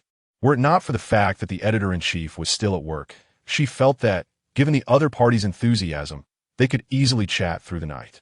Eventually, they arranged to meet on Saturday, and Ning closed the chat interface. Once she had some time to herself, she revisited the reader's comments, most of which were praise, with only a few critiques. Suddenly, she noticed the payment page on the website and, driven by an inexplicable impulse, clicked on it. To her astonishment, the total earnings from the past 3 months amounted to an astounding 50 million. While Ning was aware that writing novels could be profitable, she had never anticipated such a staggering sum. Overjoyed, she thought, I've made it. Seeing that amount of money made her heart soar with delight. She attempted to withdraw the funds, and to her surprise, she was able to do so in one lump sum. Chapter 42. Your teacher, Mo He. On this particular evening, the Xiaohan Novel Company was abuzz with merriment. The originally scheduled overtime had been transformed into a company team-building event, courtesy of Lan Xueqing. In the KTV, Lan Xueqing found herself surrounded by her colleagues, who had previously treated her with indifference. Now, they approached her with courteous toasts. Deep down, Lan Xueqing understood that had it not been for signing the esteemed teacher Mo He, none of them would have displayed such eagerness. The presence of the company's owner and various leaders at the gathering underscored the significance they placed on her achievement. Having lived for over 20 years, Lan Xueqing felt a sense of vindication, akin to the triumphant protagonists in her favorite stories. Although she was brimming with excitement internally, she maintained a composed facade. At that moment, the owner approached her with a glass in hand. Feeling a touch of nervousness at this encounter with the big boss, she straightened slightly. Boss, she greeted. Xueqing, we owe you a great debt of gratitude for signing teacher Mo He. Otherwise, our company might truly struggle to survive, Wu Yun remarked earnestly, pouring a drink for Lan Xueqing. The Xiaohan Novel Company was her father's legacy. After his passing, uncles and relatives had eyed the company with greed, attempting to undermine her at every turn. With the company facing financial constraints, Lan Xueqing's signing of teacher Mo He had alleviated their monetary woes. Mr. Wu, you flatter me. This is merely my responsibility, Lan Xueqing responded with a nod of politeness. Among so many editors, teacher Mo He chose you, which speaks volumes about your capabilities, Wu Yun replied, sensing her modesty. Lan Xueqing thought to herself that she had merely been fortunate. Wu Yun, pursing her lips, said solemnly, the company leaders have discussed it, and from now on, you will serve as our chief editor. Lan Xueqing sprang to her feet, astonished. Really? Wu Yun chuckled at her reaction. Of course, your performance has been exemplary, and with the signing of teacher Mo He, the company has decided to reward you with a bonus of 500,000 yuan. 500,000? Lan Xueqing exclaimed, unable to contain her disbelief. Feeling as though she were in a dream, a wave of overwhelming joy washed over her. Seeing her dazed expression, Wu Yun smiled warmly. In the future, if teacher Mo He has any more works, the company will also grant you a commission. On Saturday, the two agreed to meet at a tea house in the city center. After breakfast, Ning set out to keep the appointment. She had anticipated a CAF as the meeting venue, but was pleasantly surprised to find it in such an elegant tea house. Lan Xueqing had chosen the most prestigious tea house in Haiqing, characterized by its ancient architecture and dark-tone decor. Upon entering, Sang Ning immediately felt enveloped by a sense of antiquity. As she approached the entrance, she called Lan Xueqing. "Where are you?" Lan Xueqing emerged from the tea house, scanning the area for her companion, but found no one. At that moment, the front courtyard was devoid of anyone except for a young girl of about 10. Could it be that she hadn't entered? Stepping outside, Lan Xueqing looked around, but still saw no sign of her friend. Just as she was about to call her again, she noticed the little girl approaching her, causing Lan Xueqing to pause with her phone in hand. The girl before her was breathtakingly beautiful, surpassing any celebrity Blue Snow Qing had ever encountered. She found herself momentarily entranced. It was only when the girl's melodious voice broke the silence that she regained her composure. "Are you looking for me?" asked Sang Ning, with no one else around. It was evident that Blue Snow Qing was the person she sought. Blue Snow Qing gazed at the girl, her mind filled with uncertainty. "Who are you?" Sang Ning did not respond directly, but instead displayed her WeChat chat history. "Are you Blue Snow Qing?" "You're Mo He, the author." Upon seeing the conversation on the phone screen and looking back at the girl, Blue Snow Qing's eyes widened in astonishment. "I'm sorry. I didn't expect you to be so young." After reviewing the chat logs, Blue Snow Qing had confirmed that this was indeed Mo He. In Blue Snow Qing's mind, someone capable of writing such a profound book as Innocence should have been a middle-aged woman. The themes explored in Innocence were too intricate. It was difficult for a young person to produce such a depth of work without significant life experience.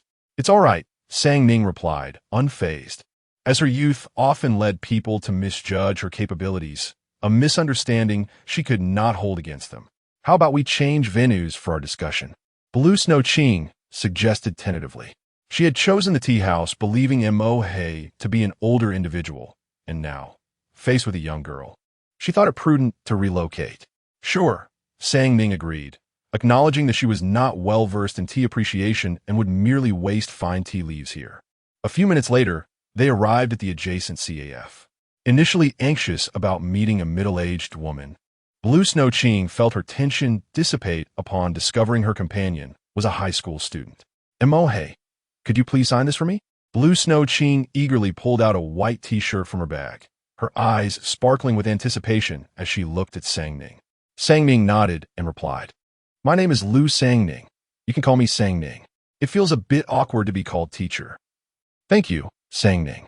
With a nod of affirmation from Sang Ning, Blue Snow Qing quickly spread the t-shirt flat on the table and retrieved a pen from her bag, handing it over with both hands. Sang Ning. She accepted it and swiftly signed her pen name. After exchanging pleasantries for a while, they finally turned to the matter at hand. "Your novel is now immensely popular both domestically and internationally. Numerous entities are interested in acquiring the rights, and some companies wish to adapt it into films and television series," Blue Snow Qing explained, pulling a stack of contracts from her bag and placing them on the table. "These are proposals from various film and animation companies, as well as publishers, all of which I deem to have slightly better terms. Please take a look and make your selection."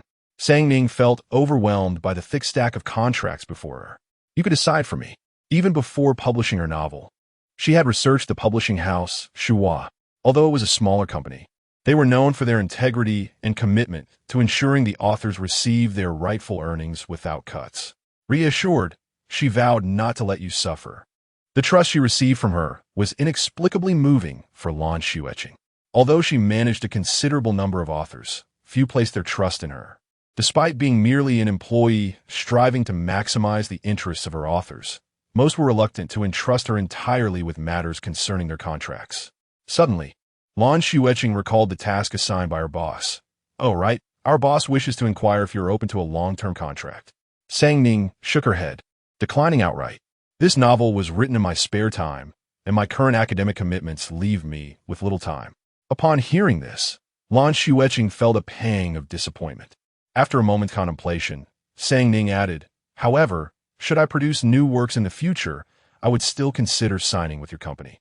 Instantly, Lan Xueqing's disappointment vanished. Chapter 43. The incident involving Old Master Lu. As she emerged from the CF, darkness had enveloped the sky.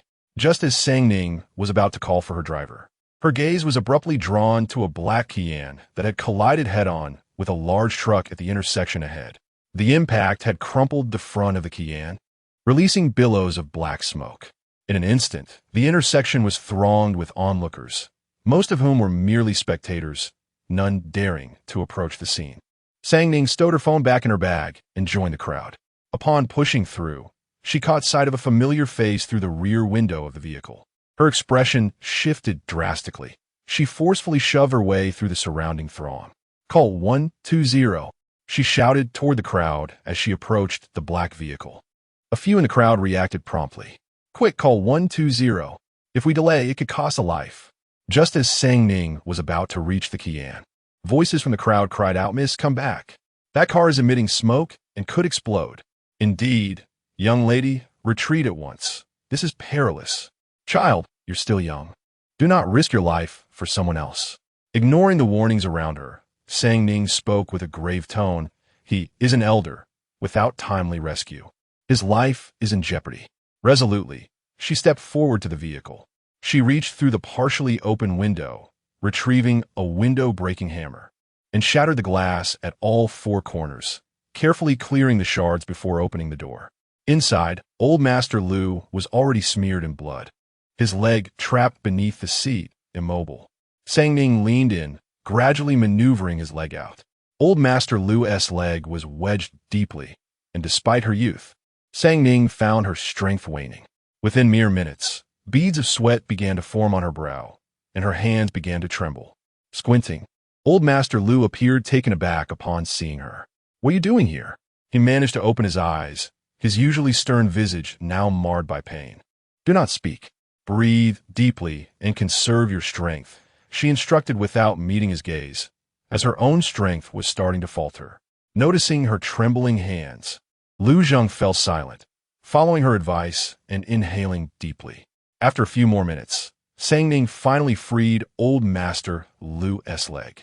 Using her handkerchief, she staunched the bleeding before emerging from the vehicle. Gradually, she maneuvered his body to the door, resting his arms upon her shoulders. "Do you still have strength left, old man?" Ning glanced back at him. Old Master Lu nodded, and before he could respond, he felt himself lifted from the ground. "Then hold on tight," she said in a cool tone. With determination, she carried him step by step toward the roadside, sweat streaming from her brow. As they neared the intersection, others approached to assist Old Master Lu down from her back. Ning cast a glance at the driver of the vehicle before turning back to the scene. As soon as she stepped forward, she felt someone grasping her sleeve. Turning around, Ning found Old Master Lu gripping her tightly, his gaze intricate and profound. Assuming he was concerned for her well-being, she reassured him, "Do not worry. You will be fine. An ambulance will arrive shortly." Old Master Lu shook his head, perceiving her intentions, and, in a moment of urgency, spoke sternly, "You cannot go." He clutched her sleeve with increasing force, refusing to let go. The vehicle, billowing black smoke, was on the verge of exploding. It would be perilous if she approached. "If I do not go, he will die," Ning insisted, forcefully prying his hand away and turning back. The driver inside was in a far worse state than Old Master Lu, barely clinging to life.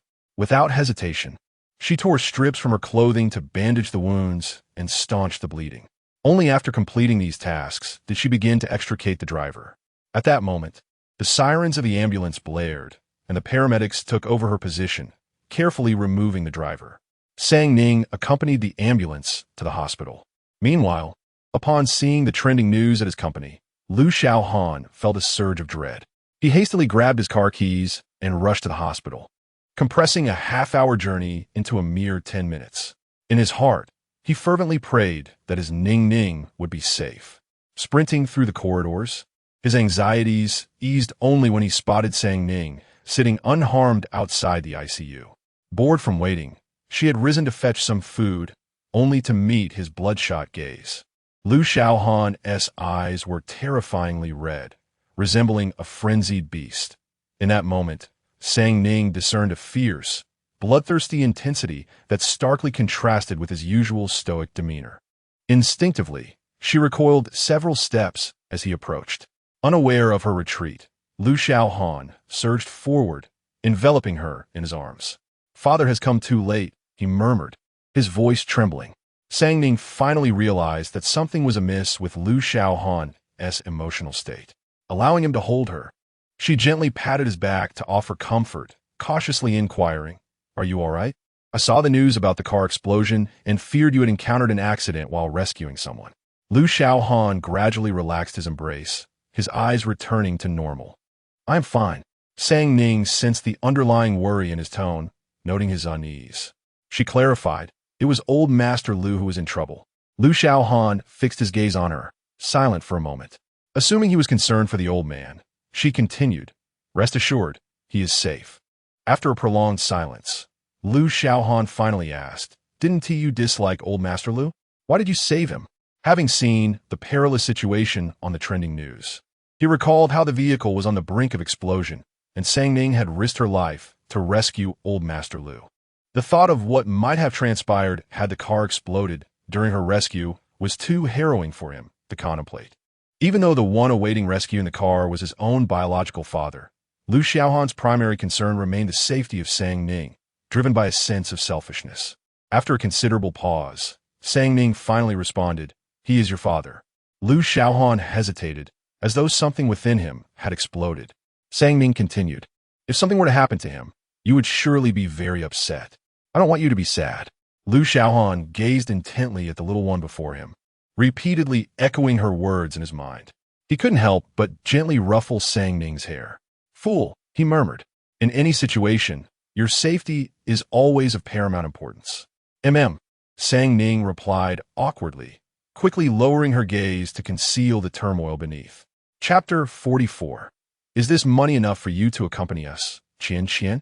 An hour later, the doctor finally emerged. Removing his mask, he nodded at Lu Xiaohan, stating that the old gentleman's leg injury had been professionally treated prior to his arrival, and due to the timely transfer, he was now out of danger. Upon hearing this, the furrowed brows of Lu Xiaohan relaxed slightly. Considering his exhausted daughter, he softened his tone somewhat, saying, Ning, you should return home and rest. I will take care of things here." "All right," replied Sang Ning with a nod. At that moment, she felt a pang of hunger and was eager to eat something. Besides, her grandfather had never been fond of her, so she preferred not to be a nuisance in his sight. After leaving the hospital, Sang Ning headed to her favorite hot pot restaurant. It was already past 7, and the establishment was bustling with patrons. Fortunately, as she was alone, there was no need to queue, and she found a table right away. After placing her order, Sang Ning returned to her seat and finally took out her phone. After a day of busyness, she now had a moment to check her messages. There were about 80 to 90 missed calls and over 90 unread messages on WeChat. Recalling what Lu Xiaohan had mentioned about trending topics, she began to speculate. She first returned her grandfather's call, then proceeded to respond to the messages one by one. By the time she finished, her food had nearly arrived. Sang Ning opened her phone to take a picture and sent it to her grandfather. Only after sharing did she begin to eat. Midway through her meal, a group of people suddenly entered and occupied the table behind her. Sang Ning cast a fleeting glance before retracting her gaze. As soon as they settled, one of them shouted towards the front desk, "Where's the boss?" The voice was unusually loud, and Sang Ning felt it resembled more of a vendetta than a simple dining request. However, it was none of her concern, and she chose to ignore it. Not wishing to be disturbed, she donned her headphones.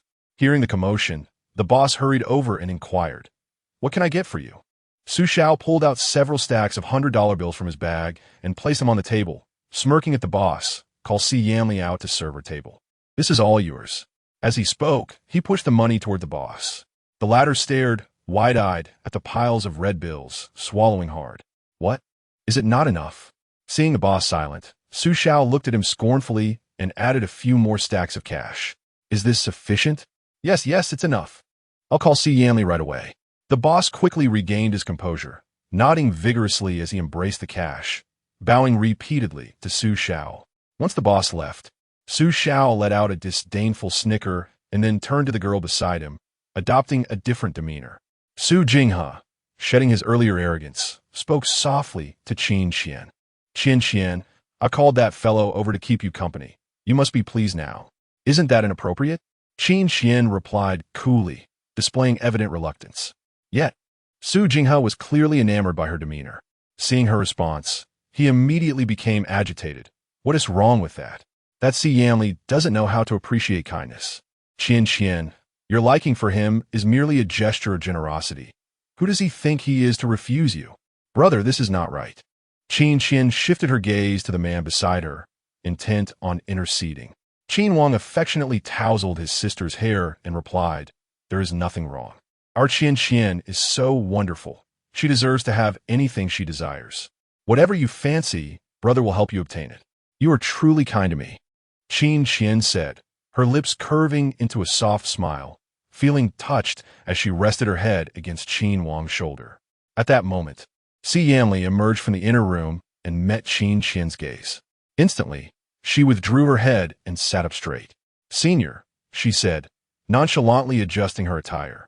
Yet her eyes were fixed intently on Si Yanli, a stark contrast to her previously aloof demeanor.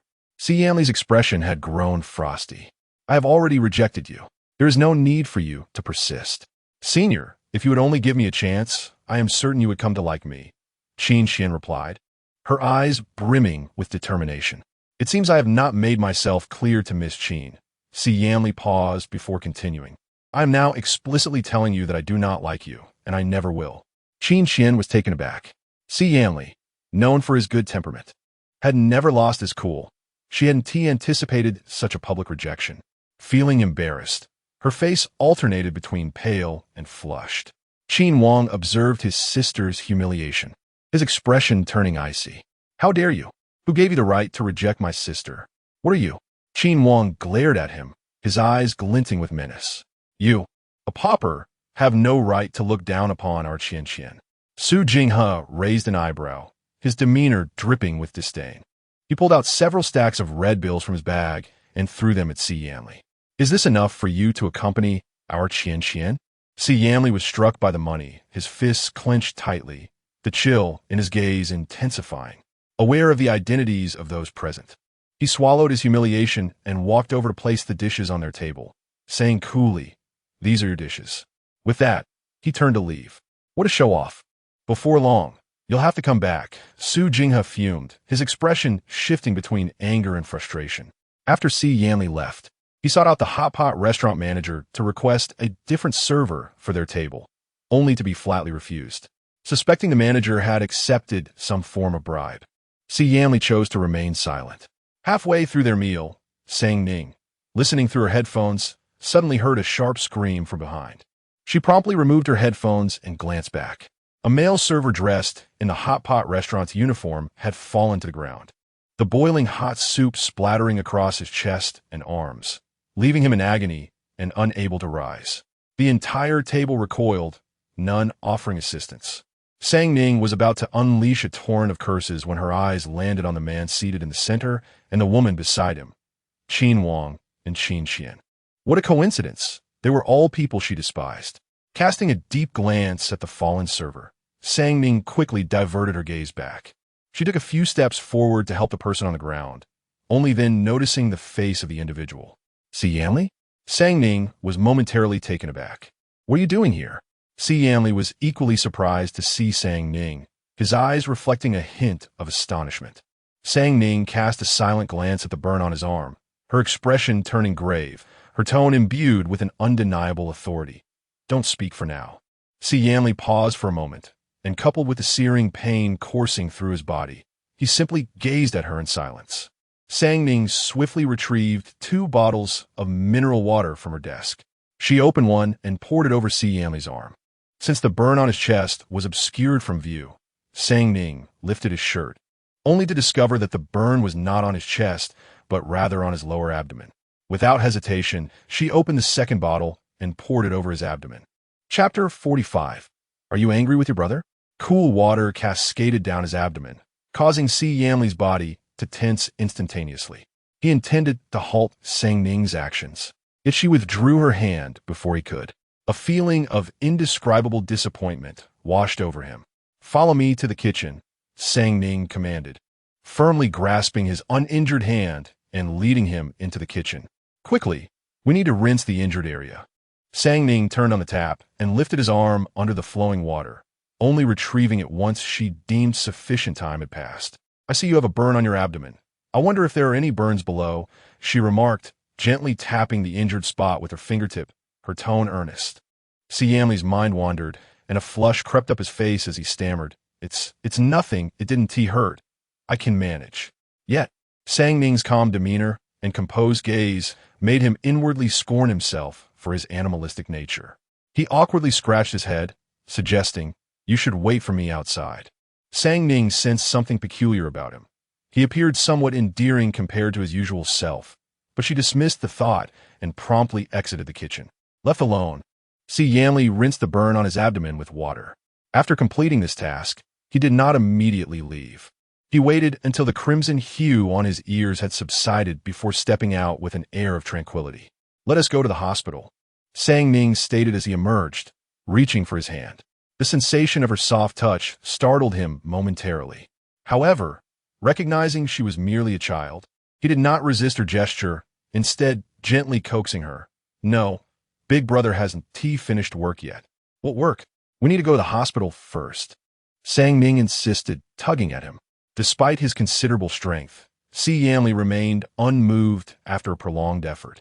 "Stop it," he chuckled, ruffling her hair lightly. Ning, exasperated yet amused, retorted, "What nonsense! You look like a mess and are still worried about work. Can't you be a bit more sensible?" Her voice rose involuntarily. Although she generally possessed a good temper, the stubbornness of this man tested her patience.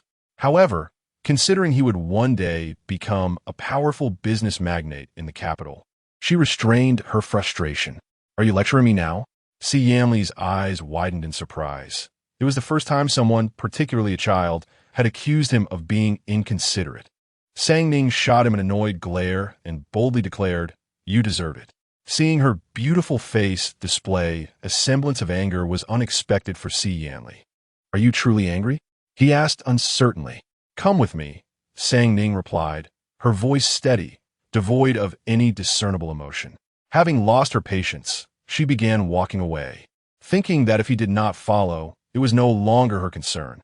Ultimately, Xiaohan acquiesced. Even he was unsure why he felt compelled to heed a child's wishes.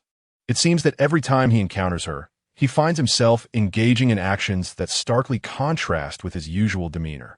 The last time, despite it being merely their third meeting, upon noticing her distressed state, he inexplicably took a day off to accompany her for a leisurely outing. Observing her current anger, he felt an unexpected flutter of anxiety and decided to follow her out. Although they had met only a few times, reflecting on his own inconsequential nature made Xiaohan unable to suppress a chuckle. Ning, walking ahead, paused upon hearing his restrained laughter. "What are you laughing at?" she inquired, casting a puzzled glance back at him.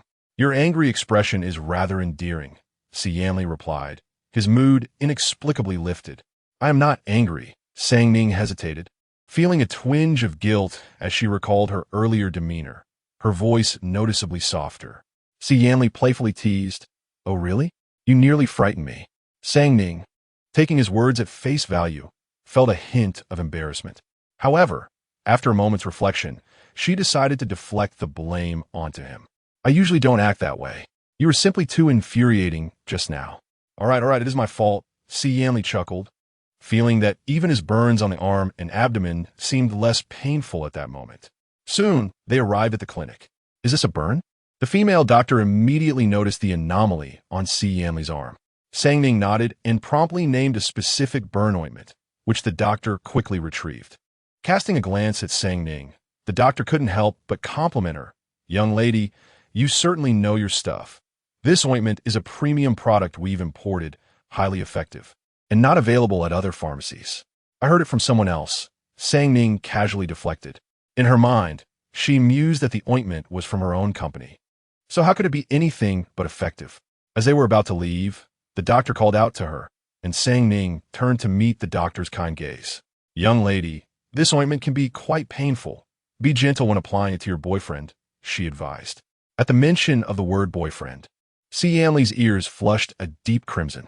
Just as he was about to clarify, he heard Ning respond, "No, he is not my boyfriend." Her eyes were calm and unwavering, seemingly resolute. Xiaohan pressed his lips together, a fleeting shadow of disappointment crossing his gaze. The female doctor quickly apologized. "I misunderstood. My apologies." She furrowed her brow, seemingly surprised that this handsome pair was not a couple, her expression tinged with a hint of regret. After purchasing the items, Ning tugged at Xiaohan, and they swiftly exited the pharmacy. Once outside, they tacitly agreed not to mention the earlier incident. After walking for a while, they found a secluded bench and sat down. Ning, not forgetting Xiaohan's injury, took the initiative to pull his arm over. "This ointment may sting a bit. Bear with it." With that, she squeezed the ointment onto her fingertips and gently applied it, dotting it evenly over his burn. Xiaohan gritted his teeth, enduring the pain. He hadn't anticipated the ointment would hurt so much, and he stifled several groans. After a considerable time, she finally finished applying the cream to his arm. "Lift your shirt," she instructed. Ning's gaze fell upon his abdomen. Then she lifted her eyes to him as if seeking his consent. Xiaohan felt the heat of her stare and instinctively averted his gaze, yet his hands, betraying his honesty, lifted his shirt. Previously, in the urgency of the moment, Ning had not taken the time to scrutinize. Now, she beheld the solid contours of his muscular frame. Though he appeared rather slender when clothed, beneath the fabric lay a physique akin to that of a beast, strikingly alluring.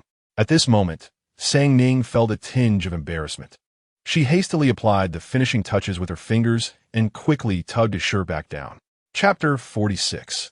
Ning's reluctance to attend. Meanwhile, the expressions of several individuals within the hot pot restaurant were exceedingly grim. Qin Xian recalled the girl from earlier, her eyes gradually reddening, her fists clenched so tightly that her knuckles turned white. At that moment, a nearby boy suddenly spoke up. "Isn't that the girl who called the police that day?" "I know," Qin Wang replied, narrowing his eyes, his tone indifferent. After all, he had been thoroughly humiliated at the banquet. How could he possibly forget her? The image of that girl leading Xiaohan away lingered in his mind, stirring an inexplicable agitation within him, a vexation he found quite unsettling. Qin Xian was momentarily taken aback by their conversation. "Brother, do you know that girl?" "How could I not?"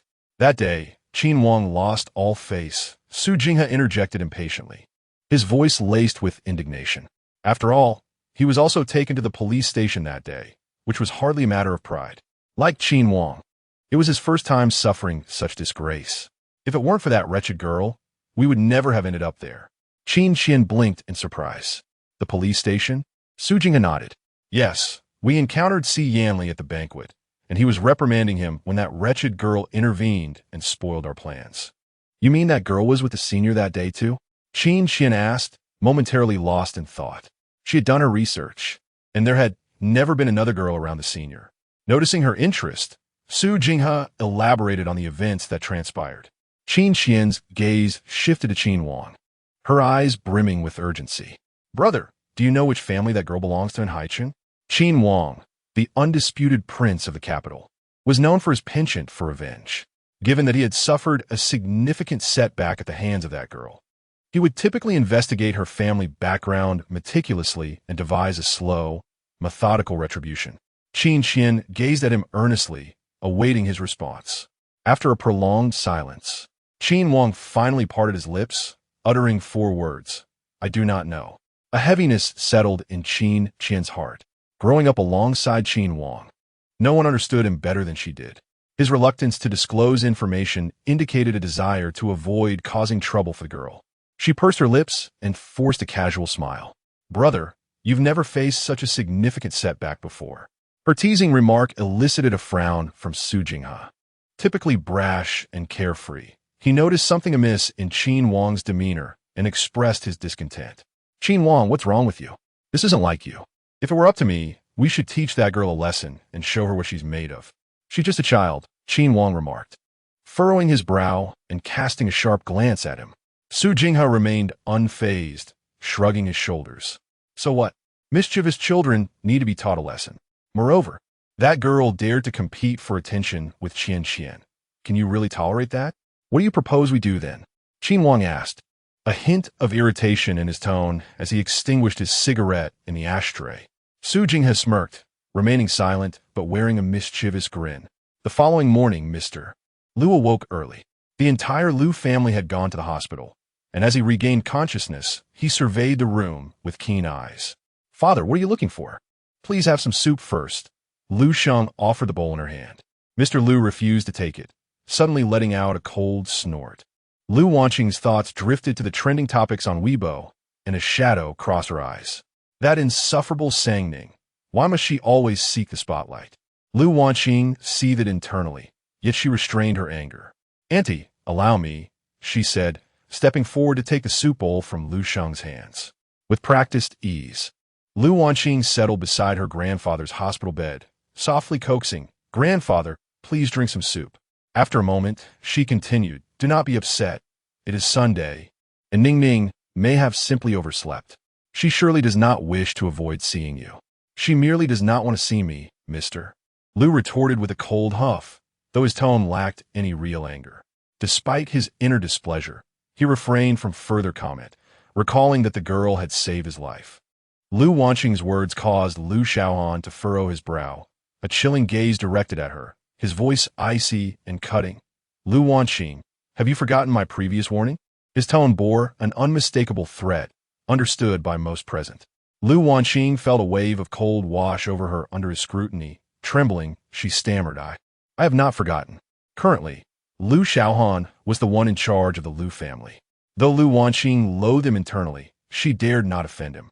Lu Xiaohan exhibited little affection toward family members, let alone the siblings who were merely adopted by the Lu family.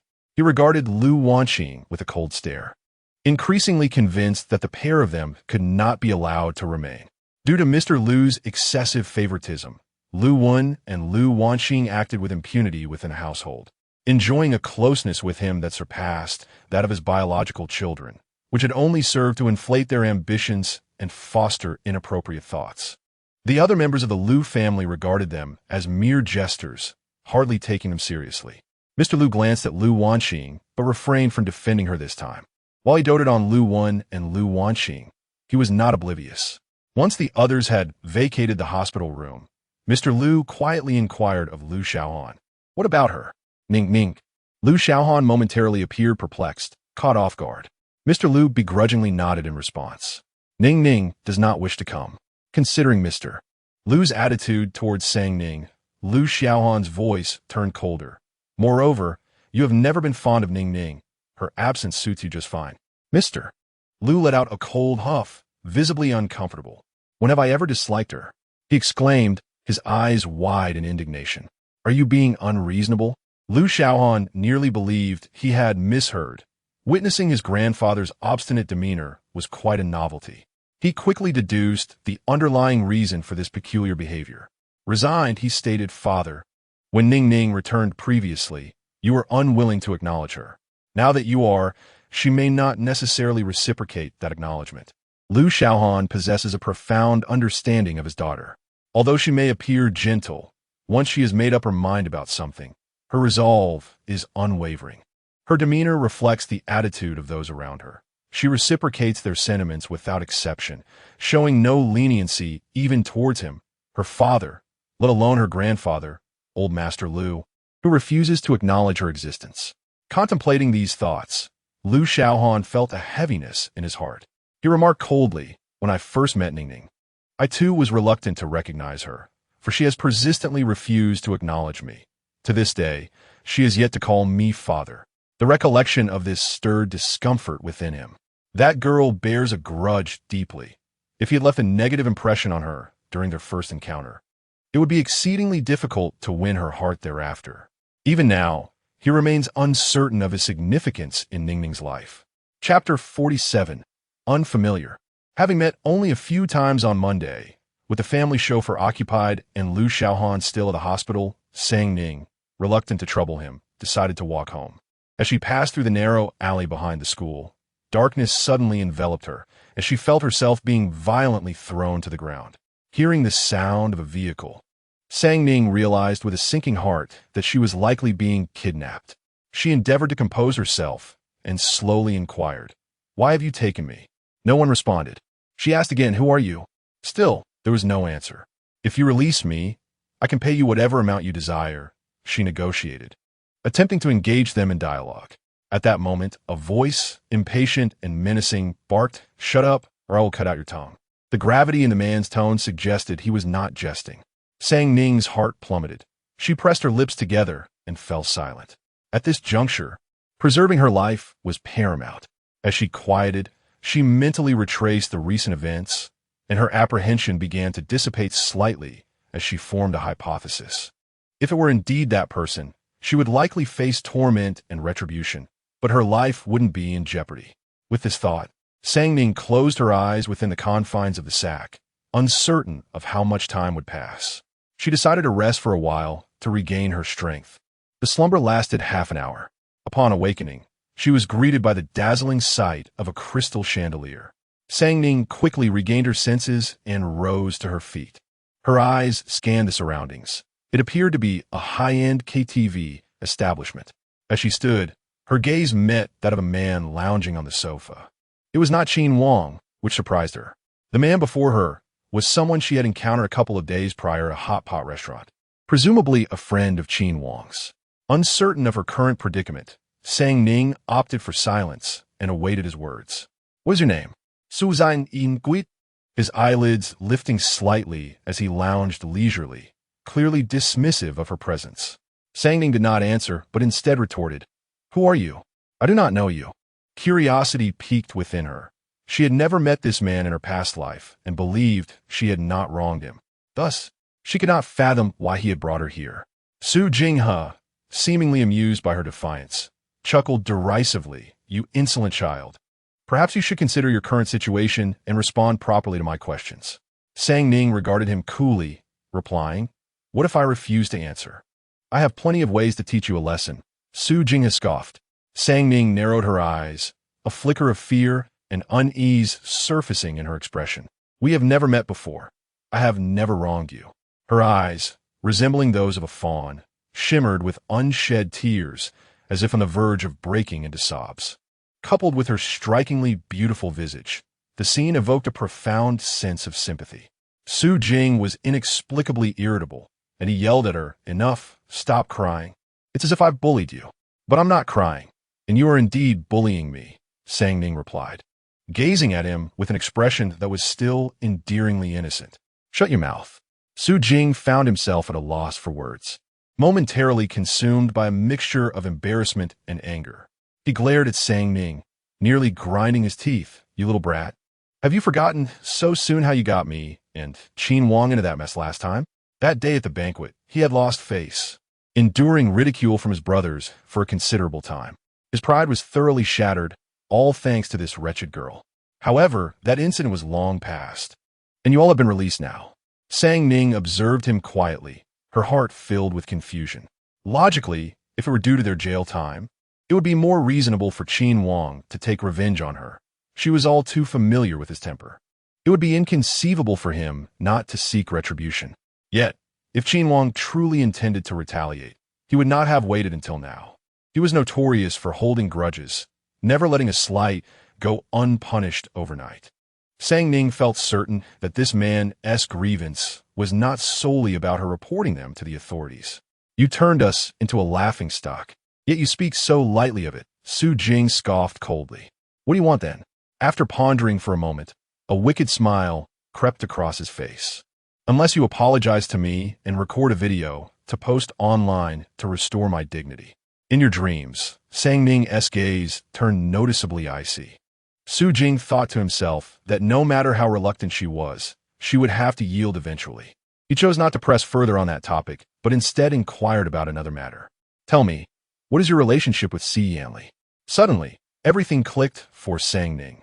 It all made sense now. In her previous life, Qin Xian had harbored feelings for Xiaohan, but was ultimately left heartbroken, nearly driven mad. The last time they met at the hot pot restaurant, she had seen herself with Xiaohan, which must have filled Qin Xian with intense hatred towards her. Sang Ning paused before answering. "We're not close. We've just met a few times." While she was not afraid to confront the Qin family, the timing was not right, and she did not wish to clash with them over a mere Qin Xian just yet. Su Jing clearly did not believe her. "Just a few meetings, and you're already so familiar? Do you take me for a fool?" Sang Ning retorted. "Even if they were strangers, I would still help someone in need." "Brother," Sang Ning called out to him, suddenly moving closer to sit beside Su Jing. At that moment, they were so close that he could discern the fine hairs on her face. In that instant, he felt the beauty of the girl more acutely. Despite her features not yet fully developed, it was evident that she would grow into an enchanting beauty that would captivate countless men in the future. Hearing her call him brother, Su Jing's heart trembled, filled with an indescribable sensation. He did not find it unpleasant. However, in the next moment, her crisp voice cut through the air. "Are you a beast?" Su Jing's expression shifted as he was about to erupt, only to hear her add, "I'm only 17. Our school doesn't allow early relationships." Su Jing was momentarily taken aback, and all further words were caught in his throat. Sang Ning gazed at him and continued, "I have no relationship with Si Yanli. If you have bound me here solely to ascertain this matter, then now that you are enlightened, may I be released?" Before coming, he had indeed overlooked verifying whether she was of legal age, which now rendered the situation somewhat awkward. However, Su Jingha had always been one to face calamity with bravado. Recalling the incident where the young girl had threatened to report him, he awkwardly remarked, "Do not forget, we are yet to resolve the matter of your potential report." "What do you wish me to do?" Sang Ning inquired. Su Jingha swallowed hard and continued, "If you are willing to apologize, I might begrudgingly grant you my forgiveness." Chapter 48. Bebe did not intend to before Sang Ning had the chance to speak. A large black dog suddenly charged into the room, leaping directly at her. Sang Ning's breath caught in her throat, and she froze in place, cold sweat instantly soaking her back. She dared not move. Before she could react, the dog forcefully knocked her to the ground. Ouch! The floor was painfully hard against her body, and she couldn't help but cry out. The imposing black dog, bearing a mouthful of sharp teeth, pressed one heavy paw against her chest, making it difficult for her to breathe. As she gazed into the dog's face, a scream nearly escaped her lips. The terrifying images from her dreams suddenly sharpened in her mind.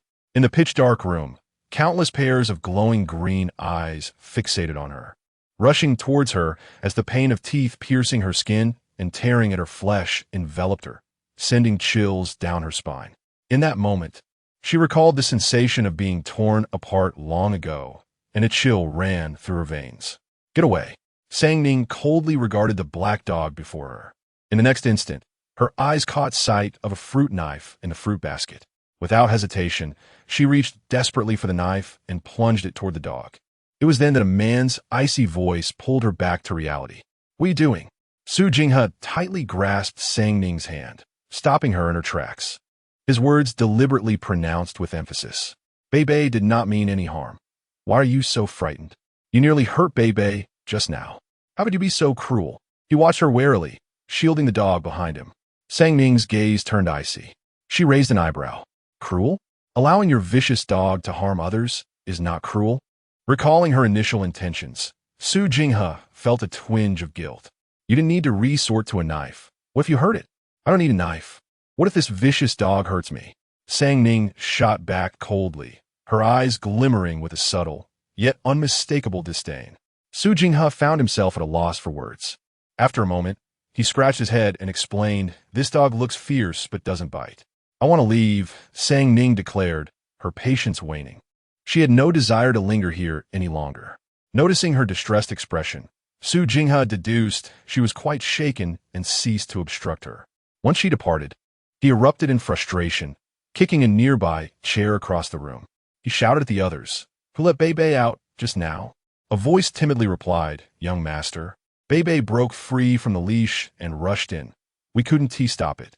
Su Jingha had indeed intended for Bebe to frighten her. But upon seeing the girl's frail demeanor, he had reconsidered. He anticipated that Bebe would dash in on its own and frighten her so severely. As he recalled the look of disdain on her face when she left, Su Jingha suddenly felt irritable. That evening, he attended a gathering with his close friends, intending to drink a few glasses to ease his mood. However, not 10 minutes had passed before he received a call from his bodyguard. "Young master, the dog is lost." Furious, Su Jingha vented his anger before heading back to search for the dog. At this moment, Sang Ning had returned home. To her astonishment, the dog had inexplicably followed her back. After hailing a cab, she was surprised to spot the black dog at the entrance of her villa shortly after her arrival. It was bewildering that the man's dog had trailed her home. Sang Ning reasoned that since the dog had managed to accompany her, it would surely find its way back eventually, and thus she paid it little mind. It was not until the following morning, upon hearing Wu Ma mention it, that the realization struck her. The dog had remained downstairs throughout the night. Wu Ma confirmed, indeed, it simply sat under that tree downstairs, not making a sound. After finishing her meal, Sang Ning took some jerky and tucked it into her pocket. Upon stepping outside, she found the dog still waiting at the door, wagging its tail vigorously upon seeing her. Sang Ning was not fond of dogs. The previous encounter with this one had left her with considerable psychological distress. She picked up a pebble from the garden and hurled it at the black dog, adopting what she believed to be an intimidating expression. Go away. The black dog remained unfazed by the stone. Realizing that throwing stones was ineffective, Sang Ning cautiously approached while keeping a wary eye on the animal. When she was about 2 meters away, she tossed a piece of beef jerky towards it. The black dog leapt and caught the treat in its mouth. Watching its fierce demeanor while eating, Sang Ning instinctively took a few steps back. Having eaten my food, you should not linger here, she muttered to herself. Subsequently, she threw another piece of jerky even farther, and the black dog followed the trail of the snack. Encouraged by the success, Sang Ning continued to throw the jerky further until the dog was out of sight before she returned inside. Yet to her dismay, the next day as she headed to school, she discovered that the dog had followed her once more, stealthily entering the school grounds without her knowledge. Throughout the day, wherever she went, the dog trailed behind, leading others to presume it was hers. Despite her numerous explanations, no one believed her. During the last physical education class, the instructor called her aside. Lu, please take your dog home. With so many students around, if it bites someone, you'll be held responsible, the teacher kindly advised. Sir, this is not my dog, Sang Ning replied, exasperated by yet another instance of being mistaken for the dog's owner. The instructor, clearly skeptical, countered, if it isn't yours, why is it following you? Sang Ning was disinclined to elaborate further, knowing it would likely be futile. However, it was indeed due to her presence that the dog had come to the school. Teacher, I will see to it that the dog is taken away, she assured. With that, she cautiously inched closer to the black dog. I'm going to put you on a leash now, so please don't bite me. The black dog barked twice in response. Then I'll take that as your consent, she thought resolutely, daringly reaching out to stroke the dog's head. The black dog barked again and nudged against her hand, startling Sang Ning into quickly retracting her touch. However, she could sense that the black dog harbored no hostility towards her, and gradually, the tension in Sang Ning's heart began to ease, allowing her to grasp the leash around its neck. Nonetheless, she remained vigilant of the dog's movements, anxious that it might suddenly become frantic. Sang Ning led the dog out of the school gates. She first visited a convenience store to purchase a sausage, then found a spot to sit down and unwrap the sausage to feed the black dog. As she settled down, Sang Ning made a downward motion with her hand. In the next moment, the black dog obediently sat on the ground, wagging its tail in her direction. Sang Ning was pleasantly surprised by the dog's compliance. Chapter 49. What have you done, my dog? Su Jing has spent an entire night searching for his dog, and just moments ago, he received news that a similar large black dog had been spotted at the entrance of Haiqing No. 1 Middle School. He immediately drove to the school. Upon arrival, he was met with the sight of his dog being obediently commanded by a girl in a school uniform. The girl instructed Bei Bei to sit, stand, and even spin around. To his dismay, the dog he cherished like a lifeline was being treated like a performing monkey by this girl. Fuming, Su Jinghe marched towards her, his teeth clenched in anger. You dog thief, are you having fun making a fool of my dog? Startled by his voice, Sang Ning turned around, and they both froze in surprise. What are you doing here? Su Jinghe exclaimed, taken aback. Sang Ning, clad in her school uniform, resembled the ethereal beauty often depicted in youthful campus literature. Su Jinghe couldn't help but steal a few more glances before recalling his purpose, and he asked her, how did you manage to take Bei Bei? Sao Ning fool hiaplel. What do you mean take? It insisted on following me. Su Jinghe found this hard to believe and shook his head immediately. Impossible. Bei Bei is usually aloof and never pays attention to strangers, let alone follow one. Indeed, he spoke the truth. Bei Bei was known for ignoring strangers and even barking to intimidate them. yet hardly acknowledged Su Jinghe himself. Sang Ning ignored his protest and turned her gaze to Bei Bei. You tell me, did you follow me on your own?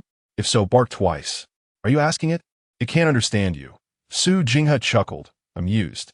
However, before he could finish, Bei Bei suddenly barked twice. This was unbelievable. Su Jinghe could hardly comprehend what he was witnessing. Had the dog developed a mind of its own? Your dog is returned to you, Sang Ning said, disregarding his expression, as she pressed the leash into his hand and turned to leave. Before Su Jinghe could react, Bei Bei abruptly broke free from the leash and dashed toward Sang Ning. After only a few steps, Bei Bei seized her pant leg with its teeth. Let go, Sang Ning exclaimed, somewhat exasperated. Why is this dog acting just like its owner? Sang Ning shrugged, looking back at Su Jinghe with a helpless expression. See, your dog insists on clinging to me. I haven't done anything. Su Jinghe, witnessing the scene before him, felt a mix of frustration and amusement. This dog, which had never shown such affection towards him, now appeared to favor a stranger as if she were its true owner. Bei Bei, come here, Su Jinghe commanded. Bei Bei remained unmoved.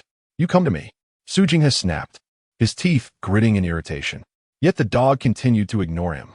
Sang Ning, astonished by this spectacle, couldn't help but doubt, is this really your dog?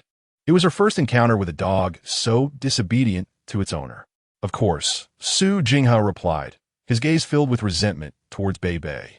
Sang Ning, still tugging at her pant leg caught in Bei Bei's grip, felt no better. She squatted down to extract the fabric from the dog's mouth. Let go. As the conversation concluded, Bei Bei released its grip. Su Jinghe was left utterly astonished, unsure of what to say. What on earth have you done to my dog? Why does it obey you so readily? After all, I am its owner. I have no idea, Sang Ning replied innocently. After speaking, she reattached the leash around the dog's neck and handed it back to Su Jinghe. Take it, and ensure it doesn't bother me again. If it happens once more, I shall have no choice but to experience the taste of dog meat hot pot, she stated, her voice growing increasingly stern. That insufferable girl. Su Jinghe tightened his grip on the leash, preventing the dog from pursuing her any further. Yet, the dog was restless, barking insistently in the direction Sang Ning had departed. Be quiet, you ungrateful creature. Do you even know who your true master is? Su Jinghe scolded, pinching its mouth shut. You've only just met her. What has she possibly offered you? Upon realizing the dog had ceased its barking, he gently tugged at its ear, settling in the spot where Sang Ning had just been, mimicking her commands to Bei Bei. Sit. He imitated her gestures, but Bei Bei remained unresponsive. Spin. Still, there was no reaction. To hell with this. Su Jinghe was left speechless, bewildered by the dog's betrayal. Since Sang Ning last suggested hypnosis therapy, Lu Xiaohan had reached out to He Yingshi. Initially, during the appointment scheduling, the latter had repeatedly declined. However, upon Lu Xiaohan inadvertently mentioning that he was referred by Sang Ning, the response shifted dramatically. He Yingshi's demeanor changed faster than one could turn a page, and he quickly agreed to the consultation. Recently, He Yingshi happened to be in Haicheng, and they arranged to meet at his workplace there. Given Sang Ning's recommendation, He Yingshi clearly regarded the matter with more seriousness, promptly canceling all his afternoon appointments. He extended his hand, greeting, "Hello, Mr. Lu." "Hello, Mr. He," Lu Xiaohan replied. Observing the man before him, He Yingshi brought up Sang Ning. "Since you are someone she recommended, you must hold significant importance in her life." Lu Xiaohan remarked, "You must also be someone she trusts, as few are willing to engage with hypnotists." Both men were not particularly loquacious. After exchanging a few pleasantries, Lu Xiaohan proceeded to share his circumstances with He Yingshi. The latter, upon hearing, was equally taken aback. His expression grew slightly more serious. "This is the first time I have encountered a situation like yours.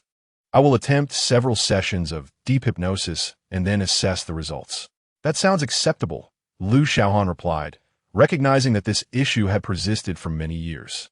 Since it defied medical explanation, it was likely rooted in psychological concerns. "Mr. Lu, please lie down here," He Yingshi instructed, leading the way. Lu Xiaohan complied readily, settling down. "Put on these headphones," He Yingshi said, placing the device over his head. Gazing at the clock, he gradually relaxed, envisioning himself in an expansive, boundless prairie. surrounded solely by his daughter. She called out to him, "Daddy," repeatedly, and in that moment, they were enveloped in joy. Lu Xiaohan's vision began to blur, and he fully closed his eyes, surrendering himself to the vastness of the grassland. Here, Ning gazed at him with unwavering sincerity, devoid of the vigilance and estrangement present in reality, incessantly calling him daddy, as if he were the most significant person in her life. At that moment, Lu Xiaohan experienced an unprecedented sense of relaxation and happiness. Suddenly, the scene shifted. A young girl lay lifeless on a hospital bed, the line representing her life's fluctuations gradually stabilizing. In the next instant, a doctor approached to cover her with a white sheet. In that final moment, Lu Xiaohan recognized her face, Ning. He jolted awake, his back drenched in cold sweat, a chill sweeping through his gaze. Chapter 50. How did she acquaint herself with a representative of SN Group?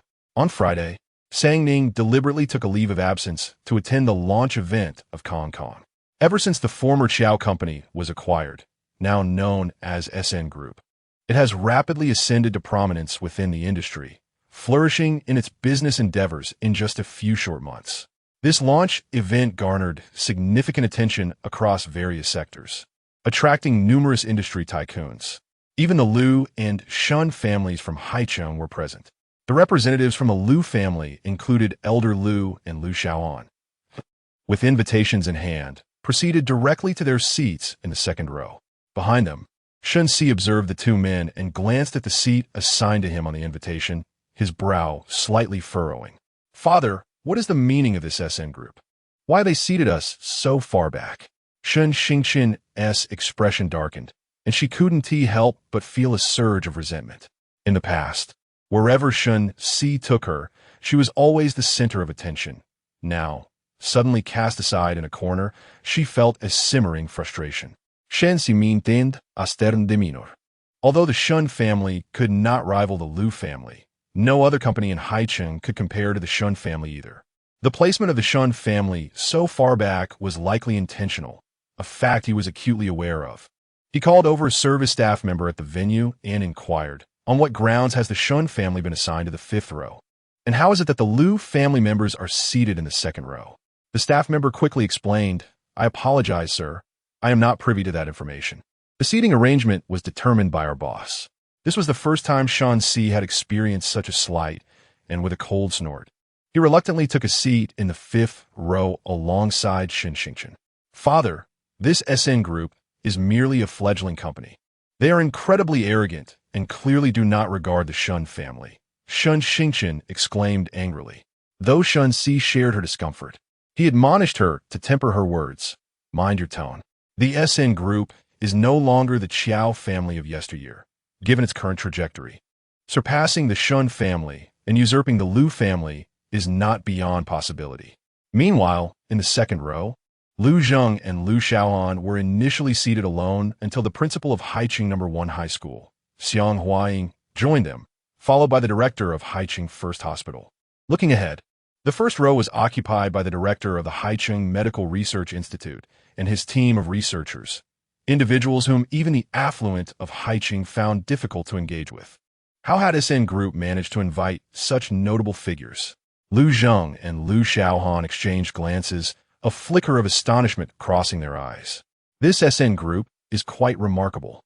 They have attracted the major players of Haicheng," Lu Zheng remarked quietly. "I truly wish to meet their boss." Elder Lu chuckled, his tone laced with subtle anticipation. Lu Xiaohan was taken aback. It was rare for Elder Lu to commend anyone, and from his expression, it was clear that the person's methods and capabilities had certainly caught his attention. Just then, they were unexpectedly greeted with an even more astonishing sight.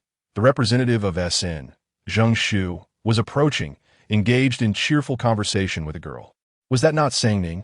Though the two were engaged in light-hearted conversation, a closer inspection revealed that SN's representative exhibited a marked deference towards Ning.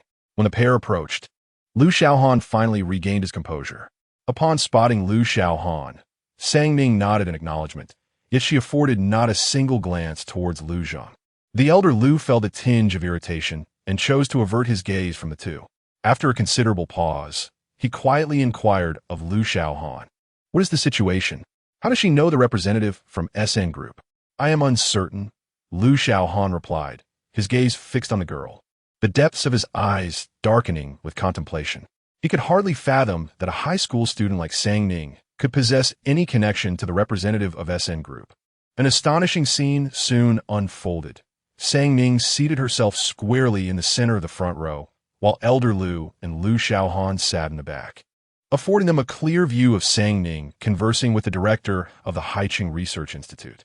Although they could not discern the content of their discussion, the genuine smile on the director's face was unmistakable. The host then took to the stage to deliver the prepared opening remarks. We extend a warm welcome to all present at the launch event hosted by SN Group, and I express my heartfelt gratitude to each of you.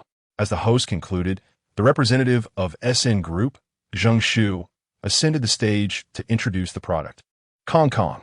Standing before the audience, Zheng Shu pointed out the capabilities and operational methods of the medical intelligent robot, Kong, and in that moment, an indescribable sense of pride surged within her.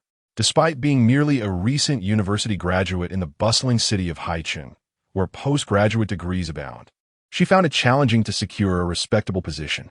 Previously, she had worked for a small company of about 50 employees, where the pay was meager, and the boss, a despicable old man, harassed her and ultimately pressured her into resigning. Initially, when she encountered Ning, she perceived the young chairwoman as inexperienced and held little hope for the position, merely attracted by the attractive salary. However, upon joining, Zheng Shu discovered that what she had assumed to be a high schooler was, in fact, a remarkably talented and astute leader. Ning patiently guided her through her professional missteps and imparted invaluable knowledge. In her role, Ning granted her the utmost autonomy, enabling her to realize her full potential. This launch event illuminated Zheng Shu's boundless possibilities. At that moment, she felt privileged to be part of SN Group and even more fortunate to have encountered Ning as her chairwoman. After the event, numerous business leaders gathered for conversation. Someone suddenly remarked, "It seems Haiqing is on the verge of a transformation. I've heard that many have investigated the owners behind SN Group, yet no information has surfaced online. Just look at the prominent figures attending this launch. It speaks volumes about the formidable backing of SN Group." Once the event concluded, Ning instructed Zheng Shu to leave first as she sought out Lu Xiaohan. Upon seeing her, Lu Xiaohan could not contain his curiosity any longer and asked, Ning, how did you come to be here?" Ning paused for a moment before responding. "A friend invited me here. It is not convenient for her identity to be revealed at the moment." Upon hearing her mention a friend, Lu Xiaohan did not press further. Just as their conversation concluded, the old man deliberately cleared his throat with a heavy grunt. It was then that Ning noticed the old gentleman before her. She offered him a faint nod, her expression neutral as she greeted, "Good day, old Master Lu." "You, what did you just call me?" The old man glared, nearly gasping for breath. "Old Master Lu, is there an issue?" Ning regarded him coolly. Having previously felt no desire to acknowledge him as her grandfather, she remained indifferent. The old man opened his mouth, momentarily rendered speechless. Suddenly, he recalled the time she had rescued him, during which she had referred to him as old man. With that thought, he felt a small measure of relief in his heart. Chapter 51. The collaboration of the SN Group. Lu Xiaohan found it amusing to witness old Master Lu rendered speechless, while also acknowledging the audacity of Ning. However, a wave of disappointment washed over him as he recalled that Ning stubbornly refused to call him father. Suddenly, someone called out to Ning from behind, Ning. The man's voice carried a sense of urgency. As Ning turned around, she spotted Shen Jia approaching with Shun Xingchen, her brow furrowing slightly. "What do you want?" She retreated a few steps, as if trying to distance herself from something unclean. Despite feeling a twinge of discontent, Shen Jia could not help but inquire, Ning, what is your relationship with the representative of the SN Group? You seemed quite at ease conversing with her just now. You must be familiar with each other." He gazed at Ning with anticipation. "None of her business," Ning retorted coldly, her impatience palpable. "How can you speak to me like that?" Shen Jia stood in disbelief, unable to fathom her harsh words. "I have severed ties with the Shun family. Why should I still cater to you? The mere thought of her previous subservience to him left Ning feeling utterly humiliated.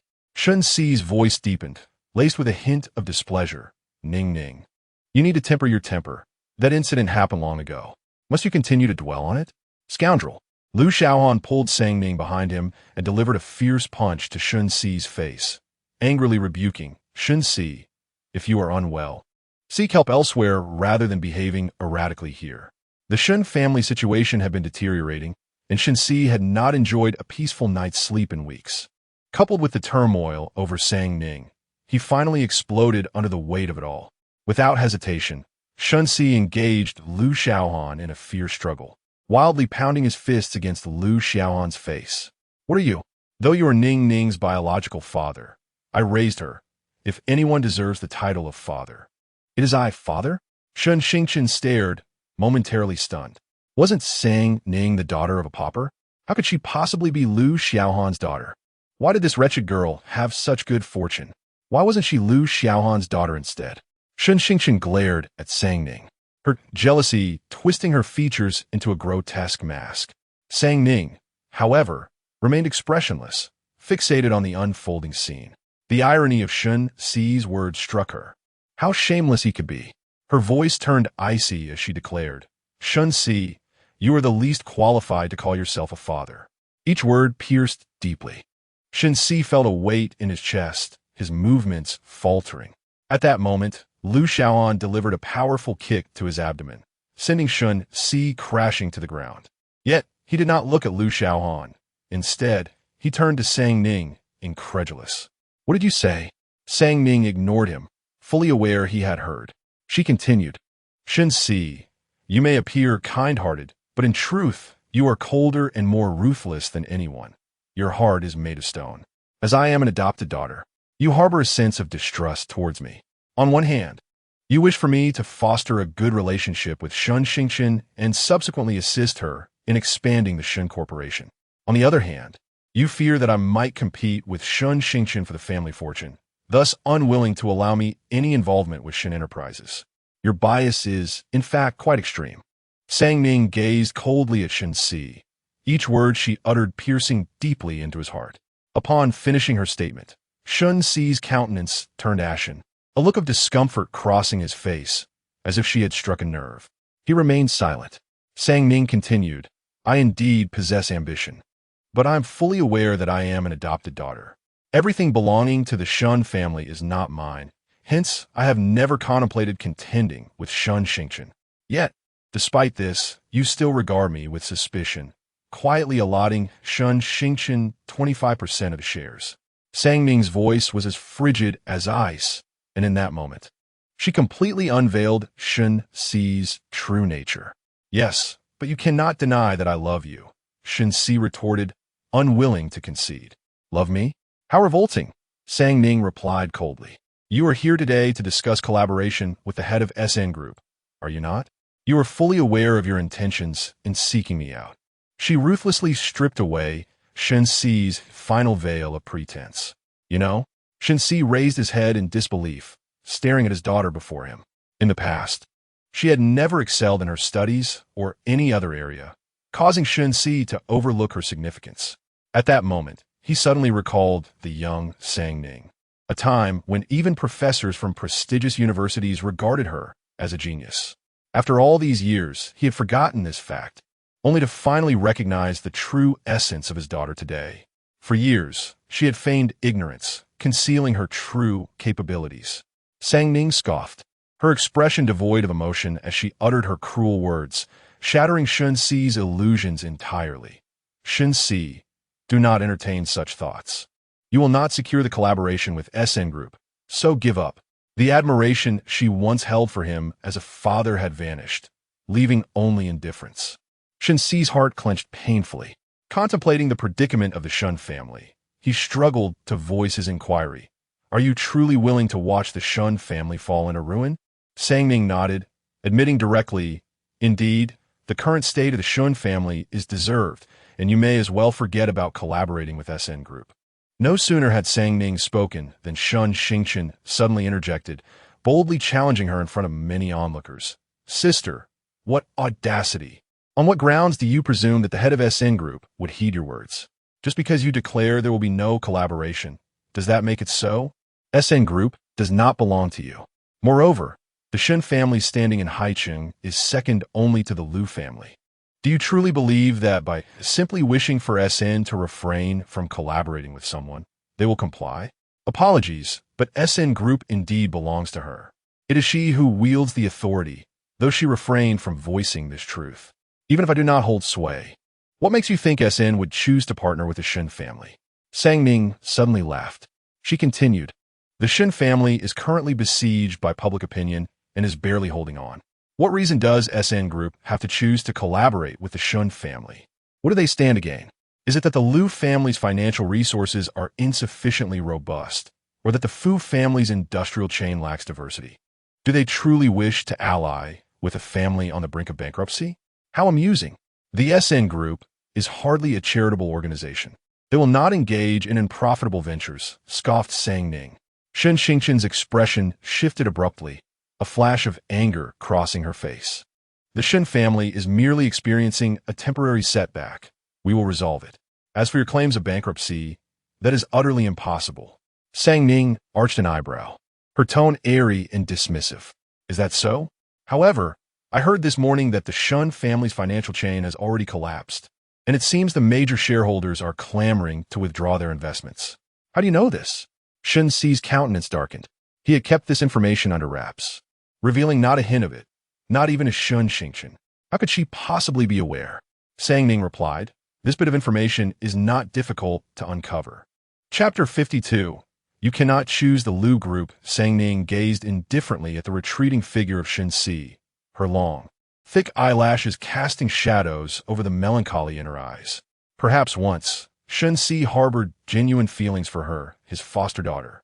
But ever since the incident with the fire years ago, his perception of her had shifted, and even the deepest affections can falter under suspicion, gradually transforming into something unrecognizable. Today, any lingering affection Shen Xi had for her paled insignificantly in the face of his vested interests and his biological daughter. At that moment, amidst the crowd, Old Master Lu's eyebrows danced with satisfaction, his hearty laughter resonating with joy. Ah, such resolve, truly worthy of being a member of the Lu family. Old Master Lu observed Sang Ning with newfound admiration. Yet, Sang Ning remained unperturbed. With a faint smile that masked her true feelings, she addressed Old Master Lu. You were unwilling to acknowledge me as a member of the Lu family before. You. Old Master Lu was momentarily taken aback. After a pause, he retorted with irritation. Why are you such a grudge holder? He had never anticipated that she would deny him a graceful exit. Ignoring him, Sang Ning turned to Lu Xiaohan beside her and inquired, are you looking to negotiate a partnership with the representative of SN Group? Old Master Lu was left in the lurch, his expression darkening considerably.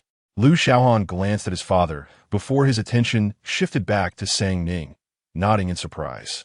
How did you know I intended to collaborate with SN Group? Sang Ning's words took Lu Xiaohan aback. The Lu family, being the wealthiest in Haicheng, enjoyed a secure status. A lack of collaboration with SN Group would pose no significant loss. Moreover, with SN Group's trajectory suggesting it could surpass the Lu family. Many believe that the Lu family would not only refrain from collaboration, but might also become SN Group's fiercest competitor in Haicheng.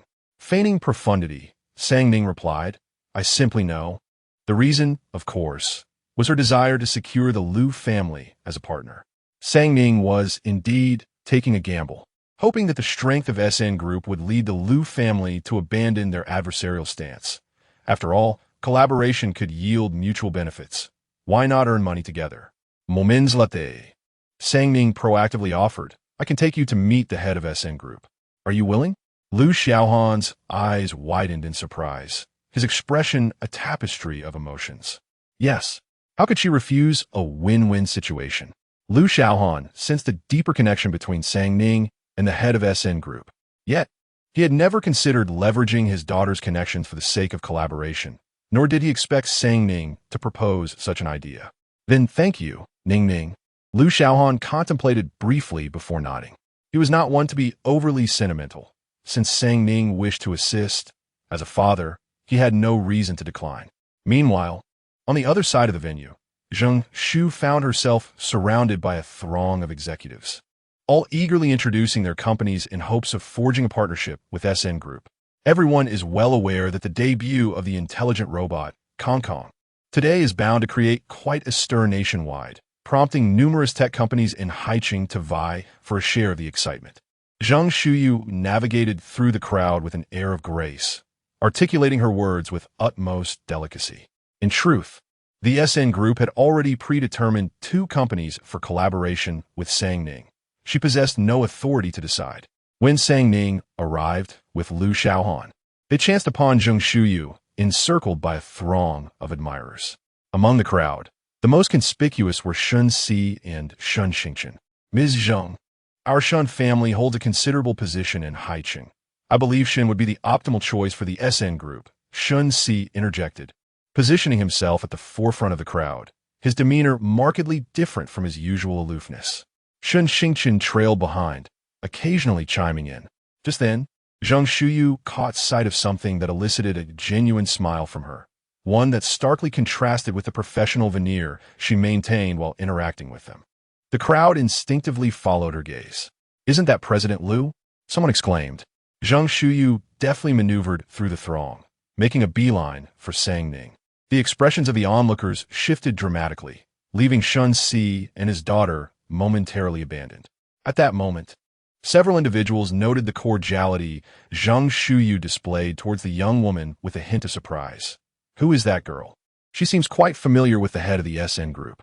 From a distance, they observed Zheng Shuyu wearing a relaxed smile, devoid of the earlier pretense. One person recognized Sang Ning and remarked, "That girl was conversing with the director of the Haiqing Medical Research Institute this morning. It appears she has a solid rapport with him. Her background must be quite impressive."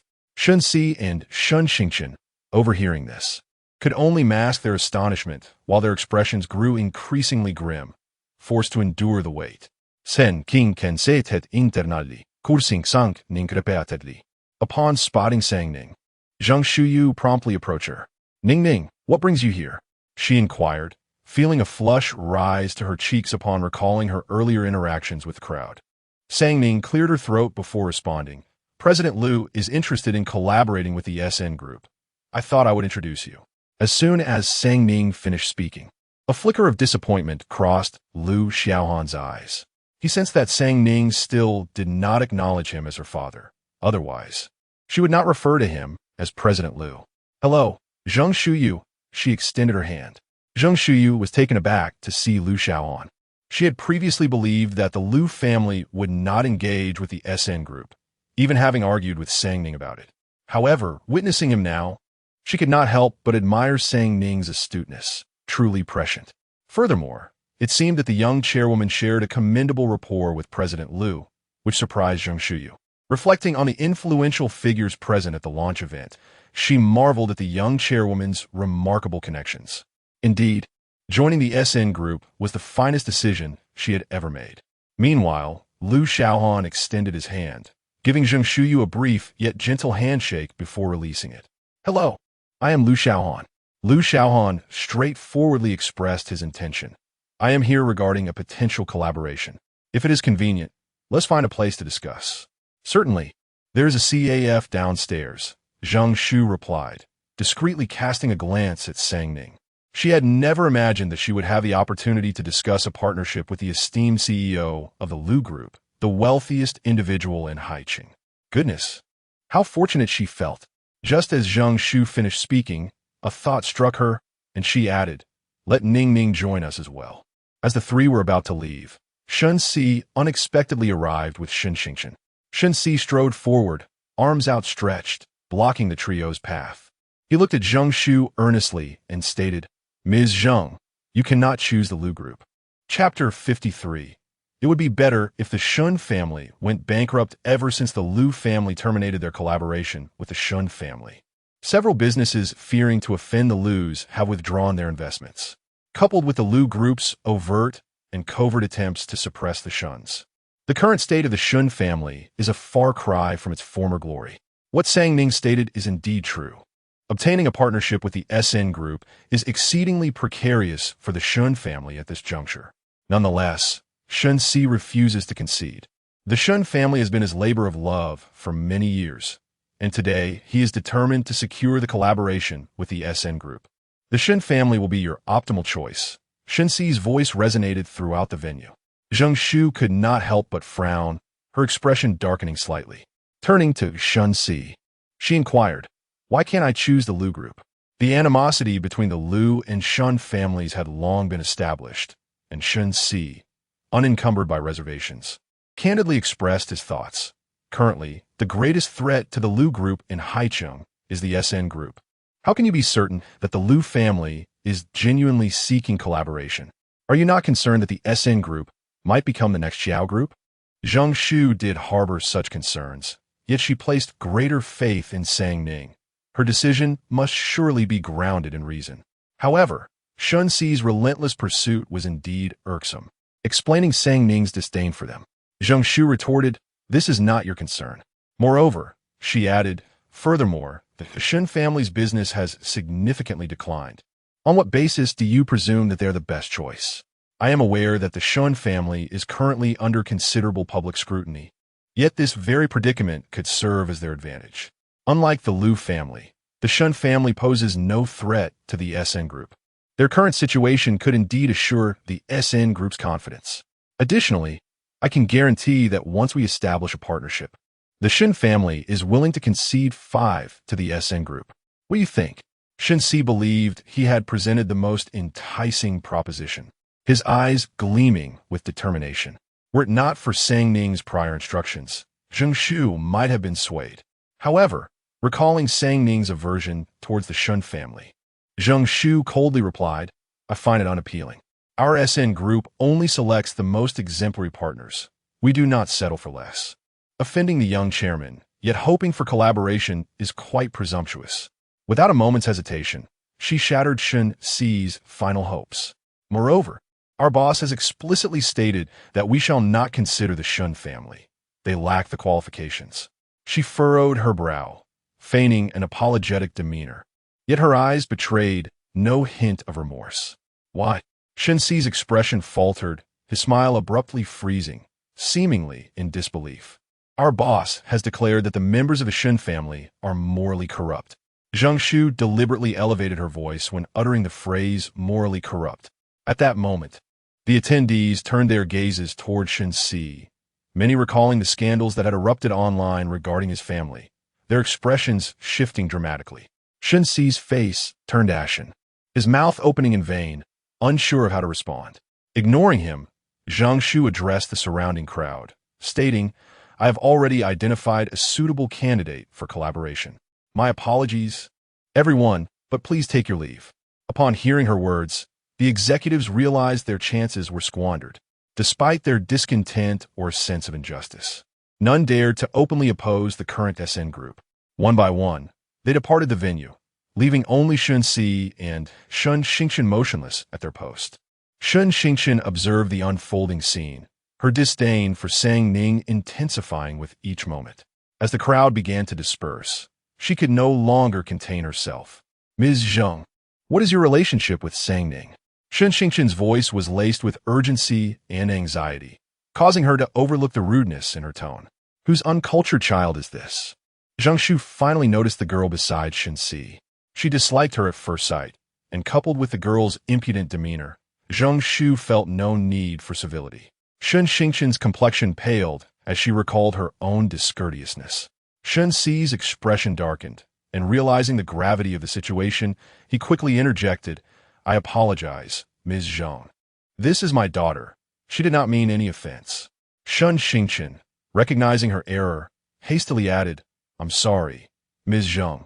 I was merely too anxious." Zheng Shu scoffed. "Forget it. Considering your youth, I shall let it slide." Yet, Shen Xingchen remained undeterred and pressed on. "Ms. Zheng, may I inquire about your relationship with Sang Ning?" Zheng Shu furrowed her brow, mentally chiding the girl for her lack of awareness. However, after a moment's contemplation, she replied, "We are very good friends." To her astonishment, Shen Xingchen grew increasingly audacious, continuing, "Ms. Zheng, Did you choose the Liu family because Sang Ning is Liu Xiaohan's daughter? In other words, did you refuse to collaborate with the Shen family because of Sang Ning? Zheng Shu nearly doubted her hearing. She was oblivious to the intricacies surrounding the Liu and Shen families and was now preoccupied with Shen Xingqian's initial revelation. Sang Ning is Liu Xiaohan's daughter? Zheng Shu was bewildered. Ning. She stared blankly at Sang Ning, unsure how to navigate the current predicament. Sang Ning, avoiding Zheng Shu's gaze, seized upon Shen Xingqian's inquiry. And what of it? My choice aligns with Shu Shu's. As I previously stated, the SN group would never select the Shen family. Noticing Sang Ning's lack of rebuttal towards Shen Xingqian, Zheng Shu deduced the truth behind Shen Xingqian's claims. The chairperson of the SN group was indeed the daughter of the Liu family's president. Quite the revelation. It appeared that the Liu family's president remained unaware that his daughter was the mastermind behind the SN group. Zheng Shu felt as though she had stumbled upon a monumental scoop. The Liu family was already immensely wealthy, and now their young princess had ventured into entrepreneurship, achieving success that rivaled her family's own. A remarkable feat while other socialites indulged in frivolous spending. Liu's little princess was already steering her own course. Such a narrative would scarcely be believed in a fictional tale. As Sang Ning's words settled, Shen Xingqian's face turned pale, and she and Shen Si simultaneously glanced at Zheng Shu, seemingly seeking confirmation of their suspicions. Zheng Shu suddenly regained her composure and immediately spoke on behalf of Sang Ning. Indeed, what Ning means is precisely my sentiment. The SN group should choose anyone but the Shen family. It was evident that Sang Ning was her employer. Shen Si stared in disbelief at his daughter, who was so openly opposing him, his heart a tumult of emotions. Ning, do you truly harbor such disdain for the Shen family, wishing for their downfall? He could not comprehend why, after a mere misunderstanding for which he had apologized, she would hold such a grudge, even using the company's collaboration as a bargaining chip. He was her father, having raised her for over a decade. Why did Sang Ning side so fiercely with Liu Xiaohan? Until Sang Ning uttered her next words. Shen Si felt as though his heart had plunged into an icy abyss, further confirming her profound animosity towards the Shen family. Sang Ning's voice was as frigid as ice. Indeed, it would be even better if the Shen family were to go bankrupt. Chapter 54. Does Sang Ning truly desire the ruin of the Shen family? The Liu Corporation stands as the most favorable partner for the SN group, and both Liu Xiaohan and Zheng Shu are acutely aware of this. Furthermore, with Zheng Shu privy to Sang Ning's true identity, the negotiations were concluded in a mere 5 minutes. During their discussions, Sang Ning refrained from interjecting. Instead, she rested her chin on her hand, contemplating whether she should acquire the Shen family's assets upon their potential bankruptcy. She became somewhat lost in thought, only returning to reality when Liu Xiaohan called her name several times after the negotiations concluded. Noticing Sang Ning's furrowed brow, seemingly troubled by something, Liu Xiaohan inquired, "What occupies your mind?" Sang Ning regarded him and replied with a hint of detachment, "I am pondering the Shen family." Liu Xiaohan paused momentarily, realizing that Sang Ning, being young, would undoubtedly feel some discomfort at the thought of severing ties with the Shen family. As he contemplated words of comfort, she continued, "I am considering when the Shen family will face bankruptcy." Liu Xiaohan was momentarily taken aback. Did Sang Ning genuinely wish for the destruction of the Shen family? Her animosity towards them appeared profound. Sang Ning met his gaze, responding with utmost sincerity. Indeed, the Shen family's company is commendable and would be well suited as a branch of the SN group in Haiqing. However, she mused, now is not the appropriate time. Their downfall at this moment would be too lenient for them. Liu Xiaohan's eyes darkened like deep ink, concealing untold depths. He pondered what the Shen family had inflicted upon Sang Ning. If it were merely the false accusations and her subsequent exile, such grievances would hardly incite her profound desire for their demise. There must be more to the story. Suddenly, Liu Xiaohan recalled a particular moment from the hypnotic session, a vivid scene that, despite being a mere dream, sent chills down his spine each time it resurfaced in his mind. So strikingly realistic it felt as though it had truly transpired. At that moment, the elder Lu approached, taking a black box from his bodyguard and presenting it to Sang Ning. "Here, a token of our meeting," he said, his demeanor awkward as though he felt bashful. "Thank you," Sang Ning replied with a smile as she accepted the box, understanding that the elder was expressing gratitude and an apology for past grievances. The elder had not genuinely harmed her, and Sang Ning held no true animosity towards him. This was the first instance in which Lu Xiaohan witnessed his grandfather willingly showing kindness to another, leaving him somewhat astonished. "Open it," he urged. Upon seeing Sang Ning accept the gift, a rare softness graced the elder's usually stern countenance. Sang Ning glanced at him and, in his presence, opened the box. Inside lay an exquisite emerald bracelet, its splendid hue indicating considerable value. "It's beautiful," Sang Ning genuinely praised. "You have an eye for quality," the elder Lu beamed, unable to conceal his delight. "Father, is this the bracelet you purchased for Annie years ago?" Lu Xiaohan exclaimed in shock upon recognizing the piece. The elder Lu had shared a close bond with his sister in his youth, and he had spent billions to acquire this bracelet. Just as he was poised to gift it to her, tragedy struck with her passing, a sorrow that haunted him throughout his life. Presenting this bracelet to Sang Ning was a significant testament to his regard for her. As he was leaving, the esteemed elder Lu specifically reminded Lu Xiaohan, "Remember to bring your daughter back to the old residence next Friday." After speaking, he cast a glance at Sang Ning before getting into the car. The weather in May grew warmer. Haiqing No. 1 Middle School was once again welcoming its monthly examination, and Sang Ning, unsurprisingly, achieved an impressive score of 749, securing the top position in her grade.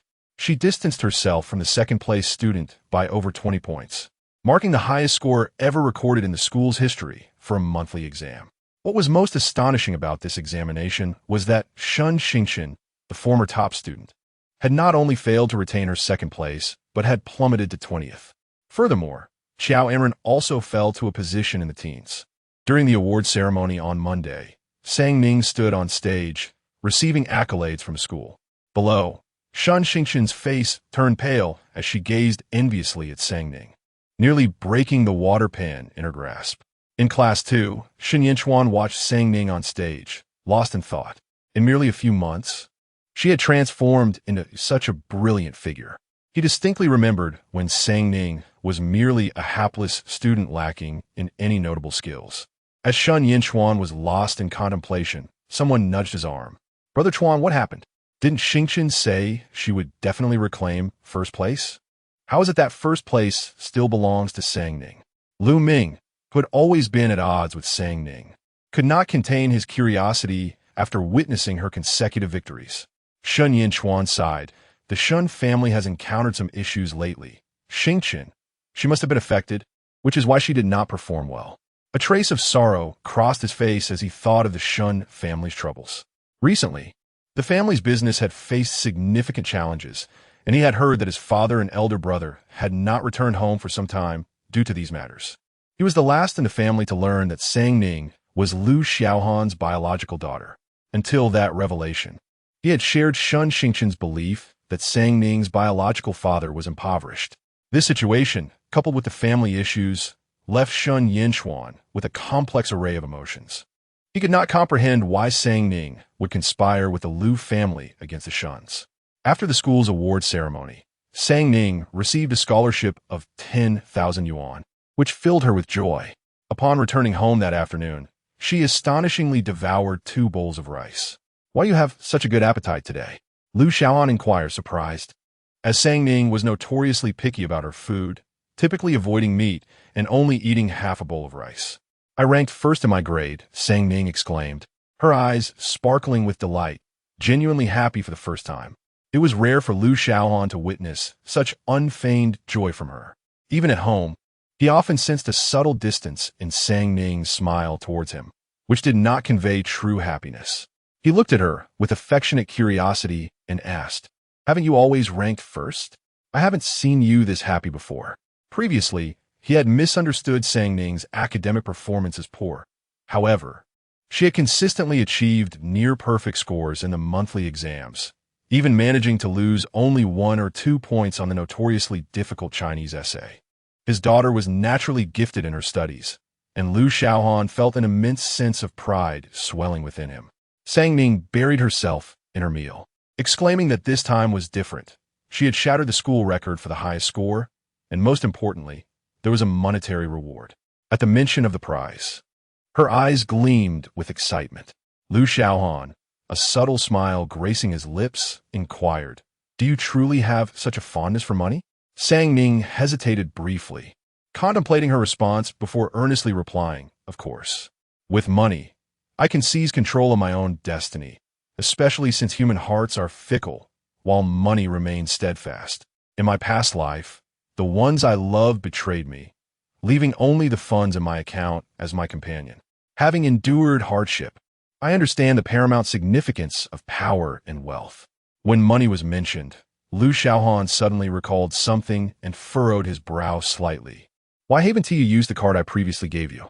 The card he had bestowed upon Ning was his primary card, containing all his savings. Yet he noticed that she had never utilized it. "I had nothing to purchase," Ning replied, her gaze lowered in a composed manner. Unbeknownst to her, the card Lu Xiaohan provided was indeed his main one. Although she had accepted it, she had no intention of using it. Despite Lu Xiaohan's wealth, which could easily sustain her, she felt apprehensive about the potential future where he might marry and father a daughter, leaving her uncertain of her place. Thus, she resolved from the outset to maintain her independence and avoid incurring any debts to him. After hearing Ning's words, Lu Xiaohan harbored no doubts and chose not to inquire further. Chapter 55. Mr. Lu must be in love that evening.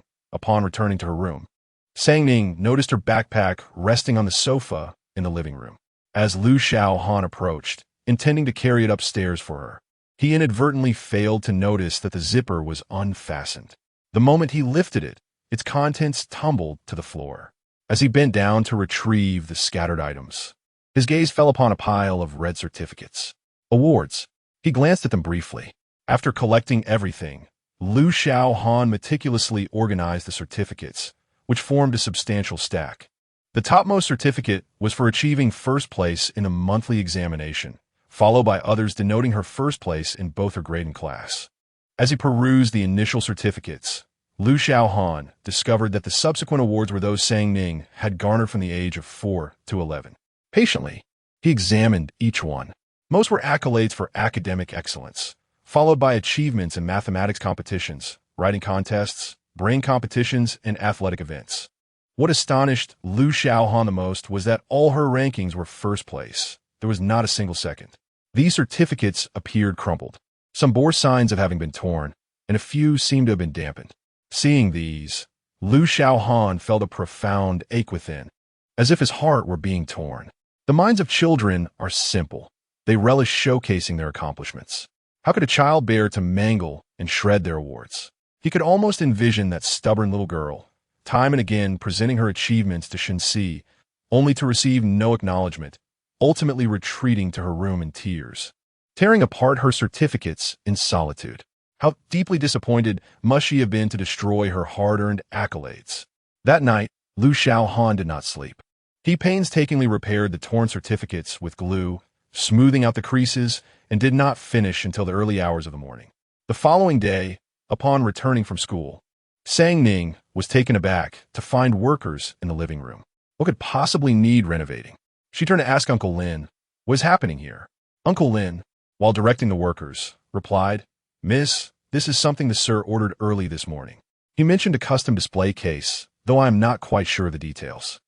Ning assumed that Lu Xiaohan must have intended to place something in the cabinet and did not inquire further, heading directly to her room. It wasn't until the next day, upon returning home, that she stood in stunned silence before the magnificent display case occupying the vast living room. The entire wall was filled with her awards from over the years, and those fragments she had once torn to shreds had been meticulously restored. "How do you like it?" Lu Xiaohan arrived, just in time, to see Ning standing before the display case, unable to resist gently ruffling her hair. A flutter of emotion stirred within Ning as she turned to him, her expression a mixture of surprise and curiosity. "Did you repair all of these?" Lu Xiaohan nodded. "Yes. Why go to such lengths?" Ning's expression was complex. These certificates represented her earnest quest for Shen Jia's acknowledgement and a testament to her longing for paternal love. These are the spoils of your growth. Each piece exceptionally precious. I certainly wish to preserve them for my admiration. Xiaohan gazed at Sang Ning, his eyes radiating tenderness. Sang Ning felt a pang of discomfort from his gentle gaze and quickly averted her eyes, refusing to meet his gaze any longer. In the past, her numerous achievements were merely a means to attract Shen Jia's attention. Yet whenever she and Shen Xingchen presented their certificates to him, he could only see Shen Xingchen. The display case in the Shen household was filled with accolades belonging to Shen Xingchen, many of which were second or third place awards, alongside some inconsequential participation trophies. Yet Shen Jia treasured them with utmost care. She once yearned for a display case of her own, but Shen Jia dismissed her desire with the feeble excuse of insufficient space. On one occasion, after Shen Xingchen wept bitterly for not winning an award, Sang Ning, elated from her own victory, joyfully announced to Shen Jia, "Father, I won an award." Instead of sharing in her joy, Shen Jia became furious, sternly reprimanding her. "Silence. What is there to boast about such a trivial award? Can't you see your sister is crying? How thoughtless you are." As if that were not enough, Shen Jia coldly added, "I never want to see you flaunting any awards at home again." His expression was one of unprecedented severity, leaving Sang Ning thoroughly frightened. From that day forth, she never brought home another certificate. Looking at the wall of display cases, her eyes grew warm, and she murmured, "In the Shen family, my awards cannot exist." Xiaohan's expression turned icy, and he retorted fiercely, "That is the fault of the Shen family." Sang Ning couldn't help but chuckle, genuinely feeling, "This is the first time I've experienced the sensation of awards adorning an entire wall. It feels rather splendid." With sincerity, she said, "Thank you, Xiaohan." She sensed that Xiaohan treated her with genuine kindness. "I am your father, and you are my daughter. What is there to thank for?" Xiaohan found her politeness amusing. In that moment, Sang Ning sincerely wished he would continue to treat her well, but suddenly a thought clouded her eyes, and her demeanor shifted to one of melancholy. After a moment, she softly said, "But you will have your own children in the future." Upon uttering those words, Sang Ning averted her gaze, a hint of elusive sorrow glimmering in her eyes.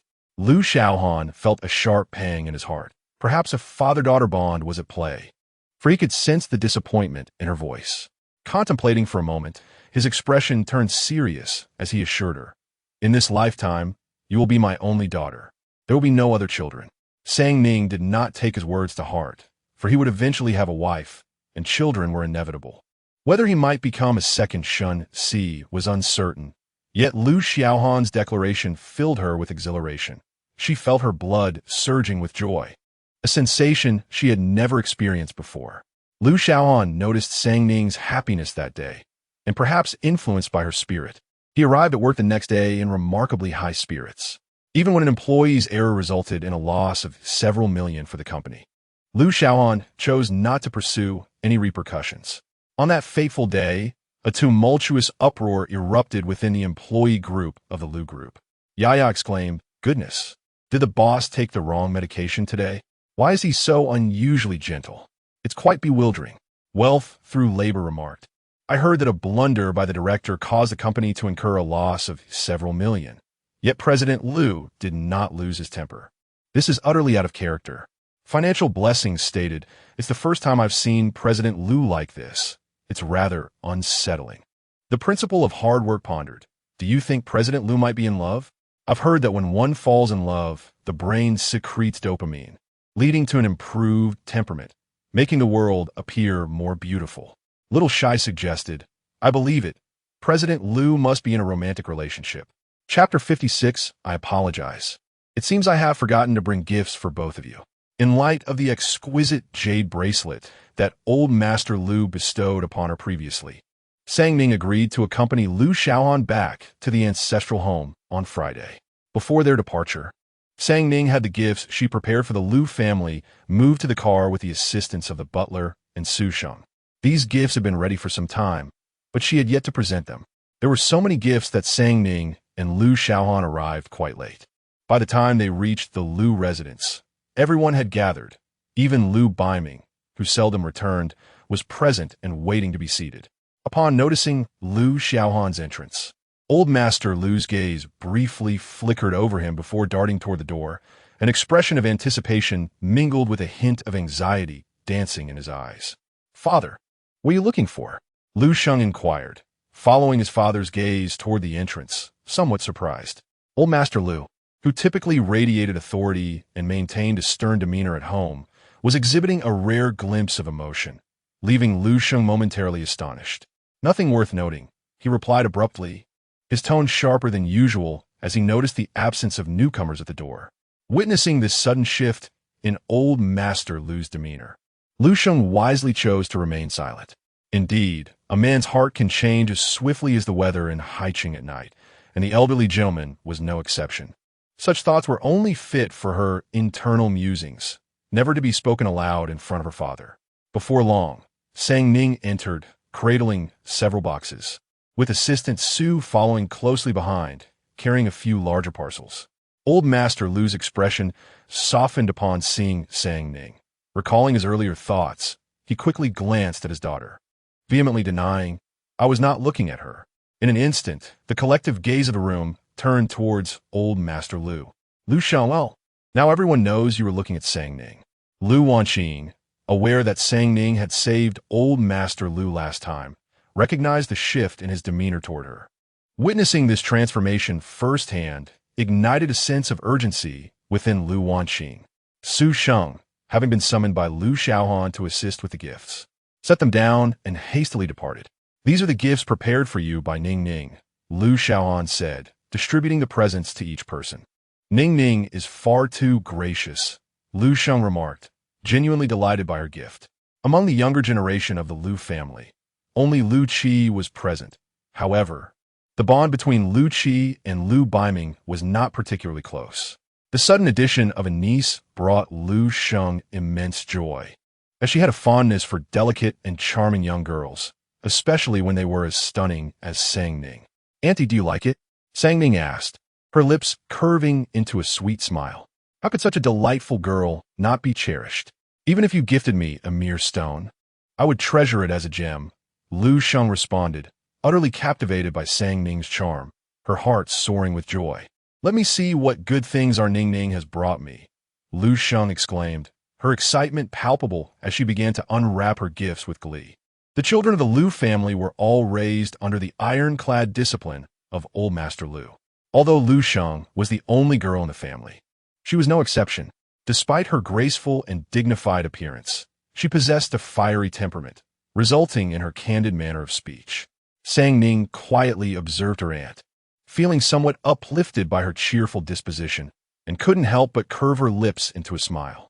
During her last visit to the ancestral home, Ning had an unpleasant experience and had overlooked this aunt. Now, she was struck by the stark contrast in Lu Sheng's demeanor. It was not until a piercing scream broke the air that Ning diverted her gaze from her. The entire Lu family, including Old Master Lu, turned towards the source of the sound. "Heavens, that is a one-of-a-kind handbag from Jr." Lu Sheng was nearly moved to tears. She had long admired this particular bag. Unfortunately, it was a unique piece from Jr., priced at a staggering 80 million, and not something that could simply be purchased with wealth. "Look at your pitiful self." Old Master Lu frowned, casting a disdainful glance at Lu Sheng. "Father, you don't understand. This bag is incredibly hard to come by," Lu Sheng exclaimed, her elation rendering her fearless even in front of her grandfather. Ning, where did you acquire this bag?" Lu Sheng asked, astonished. "I bought it from a friend," Ning replied truthfully, although the owner of Jr. had not taken any money from her. As Lu Sheng unwrapped her gift, the others also began to unveil their presents. Old Master Lu received a go board. At first, he did not perceive its significance until he beheld the exquisite sheen and intricate patterns of the pieces. His expression shifted, reflecting disbelief. "This is the Paisida, our assistants from the auction in Country M." Gently touching the pieces, he sensed that this was no ordinary go set. Stealing a glance at Lu Xiaohan, he inquired, "Where did this girl procure such a treasure?" "The Paisida, our assistants from the inn Country M, is said to be the owner's prized possession," not available for sale. Lu Xiaohan shook his head. These are all prepared by Ning. I am also in the dark. In truth, he was equally astonished. Seeing this, old Master Lu refrained from further questioning. Lu Qi received a touchscreen gaming laptop, a yet-to-be-released model from the SN Group. His typically stoic expression revealed a rare glimmer of surprise upon seeing the laptop. As for Lu Baiming's gift, he did not open it but set it aside. Ever since his leg injury, Lu Baiming's temperament had grown increasingly erratic, a fact that the Lu family had come to accept without inquiry. Today, Sang Ning had distributed gifts to everyone, except for her little uncle, who was absent. At this moment, the entire Lu family was in high spirits, save for Lu Wan and Lu Wanqing, who were squeezed into a corner, their faces contorted with displeasure. After all the gifts were presented, Sang Ning finally noticed the two of them. Frowning slightly, she appeared genuinely apologetic. I'm so sorry. I seem to have forgotten to bring gifts for you too. You won't hold it against me, will you? Having spent years alongside Shen Jia, Sang Ning had naturally learned to employ her tactics, which she found useful at opportune moments. Lu Wan and Lu Wanqing exchanged knowing glances, fully aware of the implication. Sang Ning had brought gifts for everyone, yet conspicuously omitted theirs, a deliberate slight. That wretched woman, Lu Wanqing, had never experienced such neglect before. A surge of frustration welled up within her, yet she could not express her anger and stifled her feelings with great difficulty. The thought of Sang Ning's gifts to the Lu family, which were indeed rare treasures, only intensified her jealousy. When she noticed the Lu family members casting their glances her way, Lu Wanqing immediately donned a facade of understanding and grace, smiling to ease the awkwardness. How could I possibly blame you, Ning? The mere fact that you and my brother are here fills us with joy.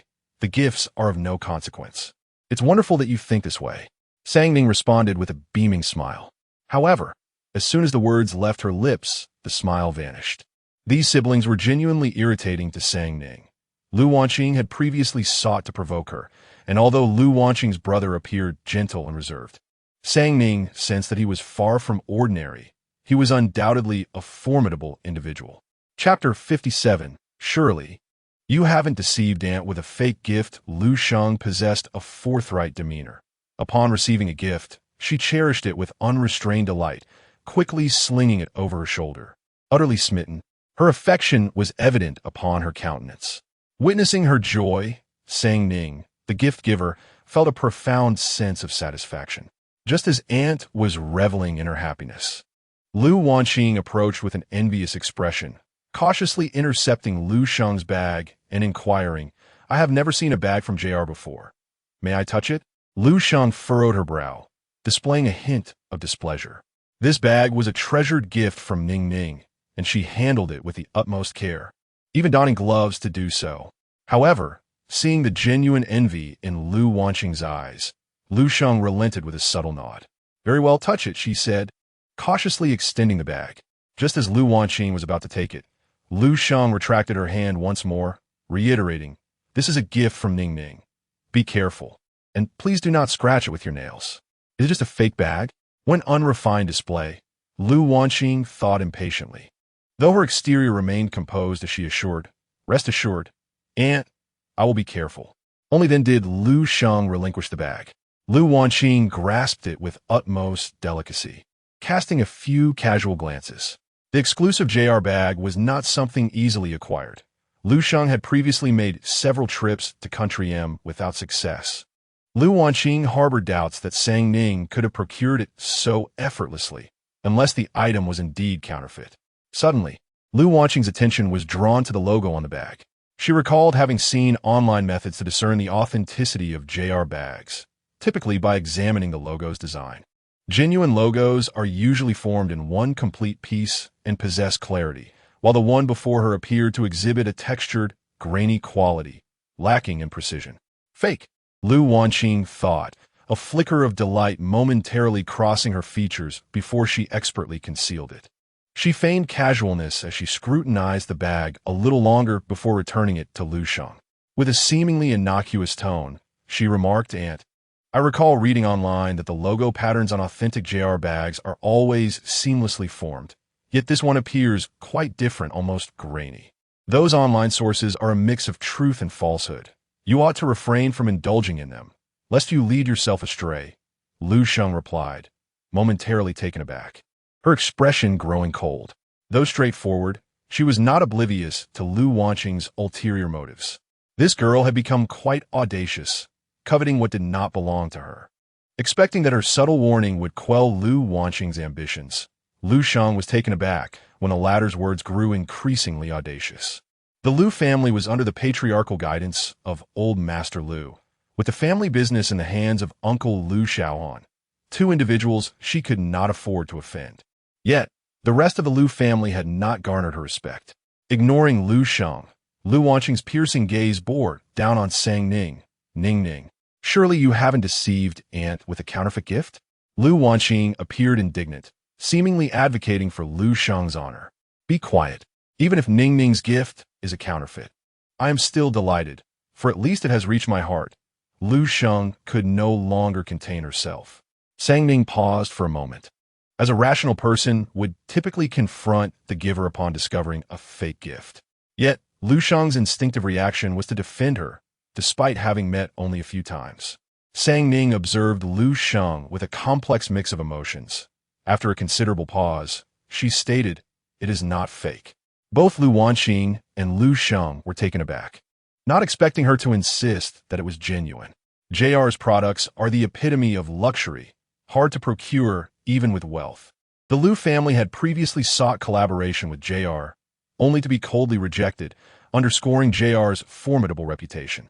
Initially, Lu Sheng suspected it was a replica, but had no intention of exposing it, as this was her niece's first gift, and she was genuinely pleased, though she did not anticipate that Lu Wanqing would undermine Sang Ning. Conversely, Lu Wanqing did not foresee Sang Ning's audacity in maintaining her claim with such conviction. Without a second thought, Lu Sheng began to comfort her. Ning, it's all right. Your aunt knows you have good intentions. I do not care about the authenticity. However, Sang Ning replied, but it is real. She felt somewhat helpless, unable to comprehend why her aunt doubted her. Turning to Lu Wanqing, her demeanor grew colder. Lu Wanqing, if you claim this bag is fake, then present your evidence. How can you assert your truth based solely on online claims? The uniqueness of JR's items is such that they cannot simply be bought with money, which is enough to conclude you are lying. Lu Wanqing insisted vehemently. Enough. Lu Xiao coldly interjected, positioning himself protectively behind Sang Ning. His gaze, icy and foreboding, bore down on Lu Wanqing as he thundered, "Silence. This matter ends here. If you wish to leave the Lu family, do so promptly. When did it become your place to bully my daughter?" He continued, "Do not forget that Ning is the princess of this household. You and your brother are merely guests here, and it would be wise to know your place." His words were delivered with merciless candor. Lu Wanqing's face drained of color, as Lu Zhao's frigid glare seemed capable of murder. She felt as though she had been plunged into icy waters. Meanwhile, Sang Ning, shielded by Lu Xiao, discreetly tugged at his sleeve. "What is it?" Lu Zhao's icy demeanor softened instantly, his gaze turning gentle. Sang Ning looked at him earnestly. "I am not lying. Let her continue." "Very well. It is all up to you." Lu Xiao, unable to refuse Sang Ning, quickly acquiesced. Stepping out from behind him, Sang Ning directly questioned Lu Wanqing. "What if I can provide evidence proving that the bag is authentic?" "What then?" Lu Wanqing shook her head, her certainty unwavering. "That is absolutely impossible. It cannot be real. If it is, I will give you my allowance for an entire year." Sang Ning's eyes lit up, filled with newfound energy. A year's worth of pocket money would be quite the fortune. "Really?" She saw confirmation once more. Lu Wanqing wore a look of disdain. "Of course. What I said cannot be false." "Not necessarily. Words alone carry no weight." Sang Ning pondered before suggesting, "How about you draft a written confirmation? If you deny it later, I would be a loss." As she spoke, she rummaged through her bag, producing paper and a pen, inscribing a lengthy statement, leaving the signature line for the guarantor at the bottom for Lu Wanqing. Lu Wanqing glanced at it, her expression darkening. However, Recalling that the Liu family had previously failed to secure a partnership with JR, she became increasingly convinced that the package was counterfeit and decisively signed her name. There you go, it's yours. Chapter 58, there were whispers that the bag you gifted me might be counterfeit. Observing the confidence radiating from Sang Ning, Lu Xing opened her mouth, but ultimately refrained from speaking further. If this bag is genuine, I would willingly part with my entire year's allowance for you. However, what if it proves to be a forgery? The determination gleamed in Lu Wanqing's eyes. What do you suggest we do? Sang Ning smiled pleasantly at her, anticipating her response. Lu Wanqing cast a discreet glance at old Master Lu, noting the lack of any discernible change in his expression before declaring, if this bag is indeed fake, you shall vacate the Lu family henceforth.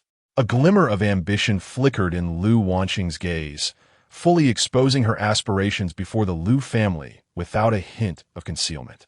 Old Master Lu had never opposed familial rivalries. In fact, during his youth, he had thrived on them and favored descendants who exhibited a combative spirit, provided they possessed the requisite excellence to enhance his own reputation. Prior to this, Old Master Lu had introduced her to numerous high society gatherings, where Lu Wanqing consistently outshone the other young ladies, earning his increasing admiration and affection. Today, buoyed by this favor, she dared to act with audacity. Lu Wanqing, cease your chatter. Who are you to dictate who should leave? Lu Xiaohan's countenance shifted abruptly, his piercing gaze directed at Lu Wanqing, as if he intended to rend her apart with his stare. Uncle, it was Ning who initiated the wager with me. Lu Wanqing insisted, steeling herself. Her body trembled slightly, her heart racing in her throat as she dared not meet Lu Xiaohan's expression. However, this opportunity was singular, and she refused to relinquish it. The pressures exerted by the Lu family compelled her actions. Old Master Lu had initially contemplated allowing Lu Xiaohan to adopt her, and she was on the verge of becoming his daughter. Yet, fortuitously for Sang Ning, she returned just in time. It was a mere heartbeat away from her becoming Lu Xiaohan's daughter, thus claiming the entirety of the Lu family for herself.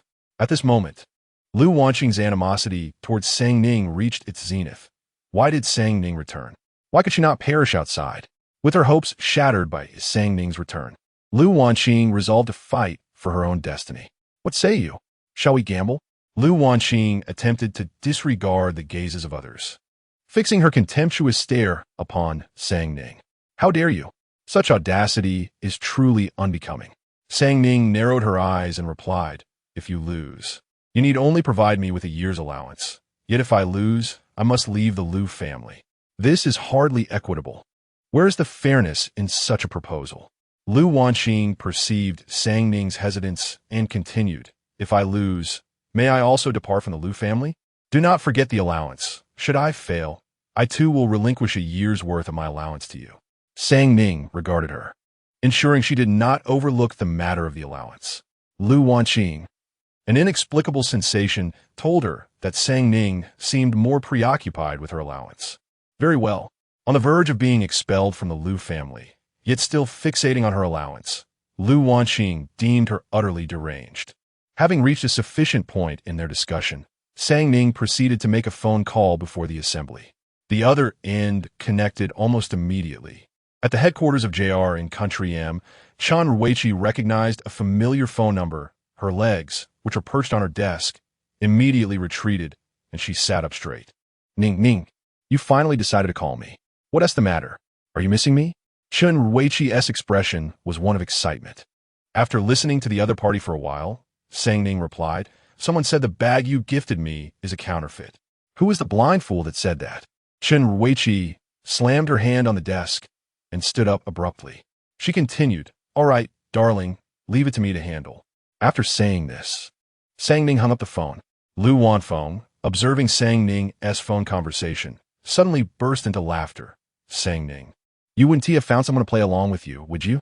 I must say, you're quite convincing. Lu Wanfeng laughed so hard her stomach hurt. At that moment, Lu Xing's phone notification chimed unexpectedly. He glanced at his phone, slightly surprised. JR's official account actually updated Weibo. JR, do you still like the bag? A new one is already on its way. The accompanying image was of the very bag Lu Xiang held in his hands. Lu Wanfeng quickly opened her phone, and upon seeing JR's post, her smile widened. Saying Ning, JR's exclusive item has been given away. The bag you gifted your aunt is indeed a fake. Sang Ning was also looking at her phone, and, upon hearing Lu Wanfeng's words, smirked slightly, kindly suggesting, "Would you like to check who JR tagged?" Her smile held a hint of mischief. Lu Wanfeng scoffed. "Could the tagged person be you? Just because your name is Sang Ning doesn't mean you are SN. The JR brand is far above the reach of the Lu family. How could you possibly be connected to it? Even the Lu family cannot access it, and the Shen family is even less likely."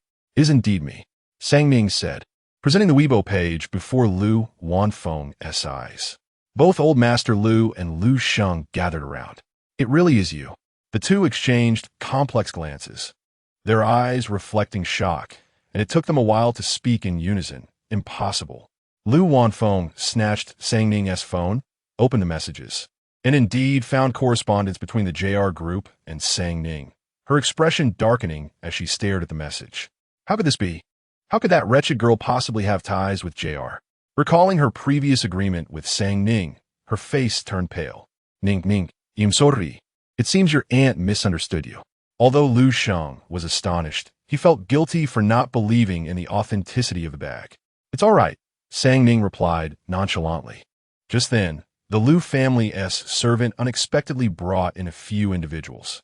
The leading woman, clad in a pristine white suit with impeccably styled hair, exuded an air of a female elite. "General Manager, Chun?" Lu Sheng exclaimed. The others from the Lu family did not recognize the woman, but Lu Sheng certainly did. This individual was Chun Shui, the younger sister of JR's chairman, who had recently returned to the country to serve as the president of JR's domestic branch. Chun Shui did not glance at anyone else and walked straight towards Sang Ning. Ning, it has been such a long time. I have missed you dearly." After a moment's reflection, she added, "So has my sister. I have missed you both." Sang Ning, upon seeing her old acquaintance, felt a warmth in her gaze. Chun Shui raised her hand, and the few individuals behind her placed their bags before Sang Ning. "These are the exclusive pieces from JR's latest season. To prevent anyone from doubting the authenticity of your bag, my sister specifically brought them to enhance your image," Lu Shui remarked, casting a cold glance towards Lu Wanqing. "Thank you, sister." Sang Ning gazed at the numerous bags, feeling somewhat overwhelmed, yet her heart was filled with warmth. Chun Shui waved her hand dismissively, smiling as she said, "Why be so polite? Everything for my sister and me is yours." Chapter 59. I warn you not to harbor ill intentions towards her after Chun Shui delivered the bags. She had another meeting to attend and did not linger.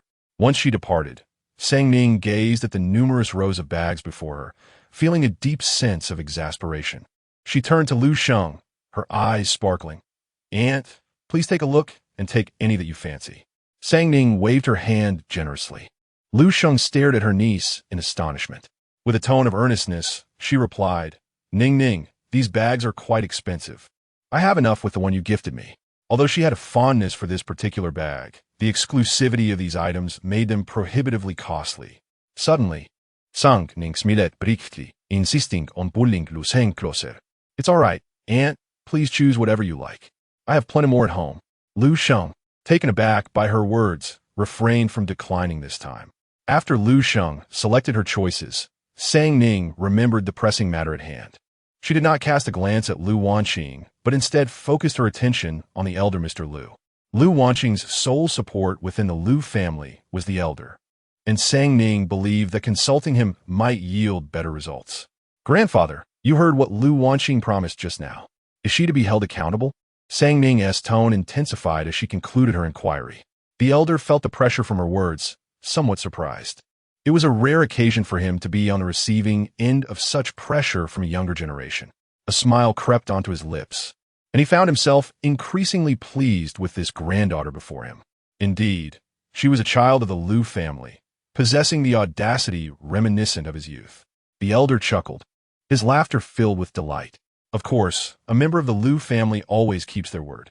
Following this, he turned his gaze towards the pallid-faced Lu Wanqing, his voice deepening with authority. "Wanqing, do you have any objections?" Though posed as a question, his tone brooked no dissent. Lu Wanqing's expression darkened considerably, for she understood that the elder despised those lacking in accountability and integrity. Yet, recalling the conditions she had agreed to, she bit her lip, opening her mouth but unable to articulate her thoughts. Grandfather. Suddenly, Lu Wanqing knelt before the elder with a thud. What is the meaning of this? The elder's expression soured, for although Lu Wanqing was not his biological granddaughter, she had been raised in the family home for many years, and he held some affection for her. In the past, he had admired her pride and vigor, but witnessing her now, disregarding her dignity to kneel before him, left him feeling disillusioned. Lu Wanqing's eyes reddened, and she hastily lowered her head, tears cascading down her cheeks. Grandfather, I grew up in the Lu family. I do not wish to leave, nor do I want to leave you. You made this promise of your own volition. No one coerced you. The elder turned his head in disappointment, unable to conceal his discontent. Lu Wanqing could not believe that her grandfather would be so heartless. She crawled a few steps forward on her knees, clutching the elder's garments, looking at him with a pitiful expression. Grandfather, please help me. I do not want to leave the Lu family. Old Master Lu waved his hand dismissively, saying, Wanqing, put away that spineless demeanor of yours. Remember the promises you made. Otherwise, I shall truly regret bringing you and your brother back from the orphanage. Throughout his life, Old Master Lu held a profound disdain for those lacking resolve. Wanqing, kneeling before him in supplication, was unaware that in that moment, she had forfeited his affection. Casting a final cold glance at her, Old Master Lu declared, I will arrange for a place for you to stay. You are to vacate the old residence by tomorrow morning. Lu glanced at his sister on the floor, suppressing the urge to plead on her behalf. Throughout this farce, Lu Baiming and Lu Qi remained aloof, and as it came to an end, a subtle smile appeared on both their faces.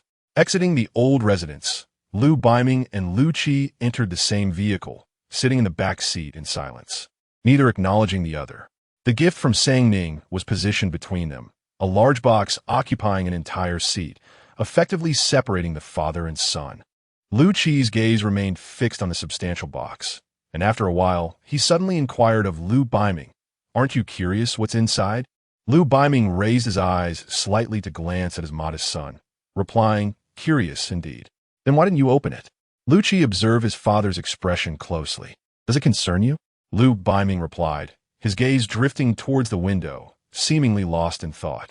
Lu Qi found Lu Baiming's attitude towards Ning rather peculiar, distinctly different from his usual demeanor. For instance, he accepted Ning's gift. Lu Baiming was known for his volatility and aversion to the Lu family. He rarely spared anyone's feelings when angered. This was the first time Lu Qi witnessed Lu Baiming showing such regard for someone, particularly a young girl. I recall you never accept gift from the Lu family, Lu Qi remarked suddenly. If his memory served him right, Lu Wan and Wanqing had presented gifts to Lu Baiming on his birthday, and he had callously discarded them in front of them, before Lu Baiming could respond. Lu Qi continued, Moreover, your eagerness to return to the old residence today seems rather out of character. Typically, Lu Baiming was reluctant to return, often throwing a tantrum at home before agreeing to go. Yet this afternoon he had displayed an unusual willingness, not only refraining from his typical rage, but actively proposing a visit to the old residence. Lu Qi found it perplexing, despite their familial bond. He could never quite understand his father. Who do you think you are to meddle in my affairs? Lu Baiming retorted, his gaze returning sharply to Lu Qi. I warn you, do not entertain any thoughts about her, or I will not hesitate to eliminate you. The seriousness in Lu Baiming's tone suggested he was not jesting. At that moment, Lu Baiming resembled a venomous serpent exuding a chilling malice. Lu Qi's complexion paled, and he shot a sidelong glance at him, coldly sneering, Lu Baiming, I never imagined there was anyone you truly cared about in this world. With that, he turned his face towards the window, choosing silence. Upon returning to the villa, Lu Baiming instructed the servants to move the items into the room. Once they departed, he cautiously unwrapped the gift box. To his surprise, he discovered a robot named Kong Kong inside. His astonishment was accompanied by a hint of delight. Although he had secluded himself for several years, it did not imply that he was oblivious to current events. Recently, SN Group had been making remarkable strides in Haicheng, seemingly poised to surpass the Liu family. The most impressive feat was the advent of their medical robot, which had stirred considerable excitement worldwide. Unlike other medical robots on the market, Kong was endowed with numerous commands, and its internal medical diagnostic system was exceptionally advanced, making it the finest domestic and international home doctor available. Liu Biming initially harbored doubts, but as he powered it on, Kong's clear voice emanated from its body, solidifying his belief that this was indeed Kong. "Master, how may I assist you?" Liu Biming stared at the robot in utter shock. Despite having launched at a press conference, only a handful of Kong units were in existence at that time. Without significant status and financial means, acquiring one was nearly impossible. How had she managed to obtain it? Liu Biming was truly taken aback. Chapter 60. What kind of panda is this? A few days later, an unusual incident transpired in Haicheng. An audacious individual, oblivious to the consequences, had crossed paths with a young master of the Su family from the capital, resulting in a brutal confrontation. Reports indicated that Su Jinghe had suffered 3 broken ribs and narrowly escaped death. However, the most absurd twist of fate occurred that very evening when the elite circle of Haicheng was gathered to celebrate a prominent figure's birthday. Coincidentally, the assailant, after his violent encounter with Su Jinghe, had the audacity to deliver him directly to the celebration venue. Among the distinguished guests present, someone recognized Su Jinghe and let out a shriek, drawing the attention of everyone in attendance. Su Jinghe lay on the ground, battered and bruised, clad in nothing but his underwear. At that moment, in Haicheng's premier hospital, he found himself confined to a hospital bed, his face swathed in layers of bandages. Even his mouth was injured and tightly wrapped, leaving only his furious eyes visible. Not long prior, Su Jinghe had erupted in a fit of rage, smashing anything within reach. The bodyguard stationed at the door, holding a food container, stood rigidly with a bruised face, a testament to Su Jinghe's wrath. Biao, the bodyguard, chuckled as he scratched his head, seemingly unfazed by his own injuries. "Young master, let me help you take off the bandages. You should at least eat something." Biao, known for his slow reactions, had yet to realize the inappropriateness of his words and mindlessly repeated his previous statement. Remembering something, Biao inched closer and whispered, "Don't worry. Young master, there's no one else in the ward. No one will see your face looking like a pig's head." "Pig's head?" Su Jinghe's voice dropped dangerously low, and he felt an overwhelming urge to eliminate Biao. He couldn't fathom how this fool had managed to survive thus far. Biao immediately felt a chill run down his neck and quickly stammer an explanation. "No, I didn't mean your face looks like a pig's head. I meant..." Biao scratched his head, struggling to concoct a suitable excuse. "Shut up." Su Jinghe snapped, his emotions flaring at the mere mention of his appearance. His chest felt constricted, a painful sensation that left him breathless. Beneath the bandages, his complexion was ghastly, but having just unleashed his fury and exerted himself during the destruction, he now felt as though he had been run over by a vehicle, the pain excruciating and leaving him devoid of energy. With a fierce glare, he barked at Biao. "You're insufferably foolish. Get out."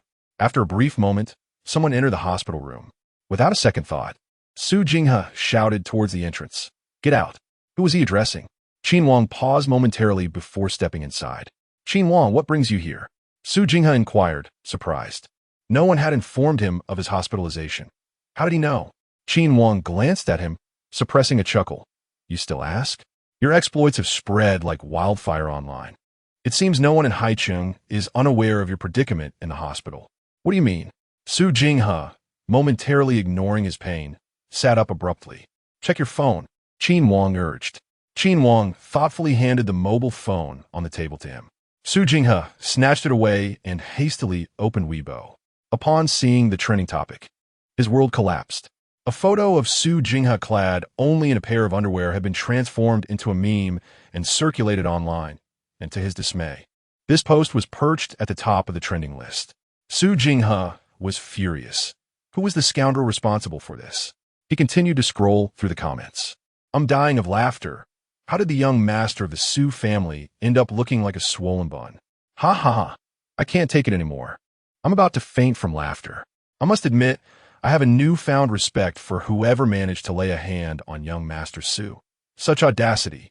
After all, throwing someone into a birthday party for a big shot is truly a dirty trick, but undeniably hilarious. What breed of panda is this? You upstairs. Are you trying to kill me with laughter? Today's joy is brought to you. But have you noticed? Young Master Su's physique is genuinely impressive. Just look at those broad shoulders and slim waist, those solid muscles. I can hardly imagine what it would feel like to touch them. I'm not pretending anymore. Even though young Master Su's face looks like a pig's head, his body is still quite appealing. However, the subsequent comments took a sharp turn. That damn scoundrel. This is infuriating. The more Su Jinghe read, the darker his expression became. Ultimately, his phone could take no more. After a brief period of ownership, he slammed it onto the ground with such force that it shattered into a million pieces. Qin Wang observed Su Jinghe's explosive fury and couldn't help but inquire. Who has this person angered so deeply? Jinghe? Su Jinghe pondered carefully. Aside from having recently tied up that girl, he had not offended anyone. Could it possibly be her? He shook his head, dismissing the thought. That girl seemed too fragile to have orchestrated such a scheme. He promptly discarded that notion and yearned to uncover the identity of this cruel individual. Su Jinghe, devoid of any leads, shook his head grimly. I don't know.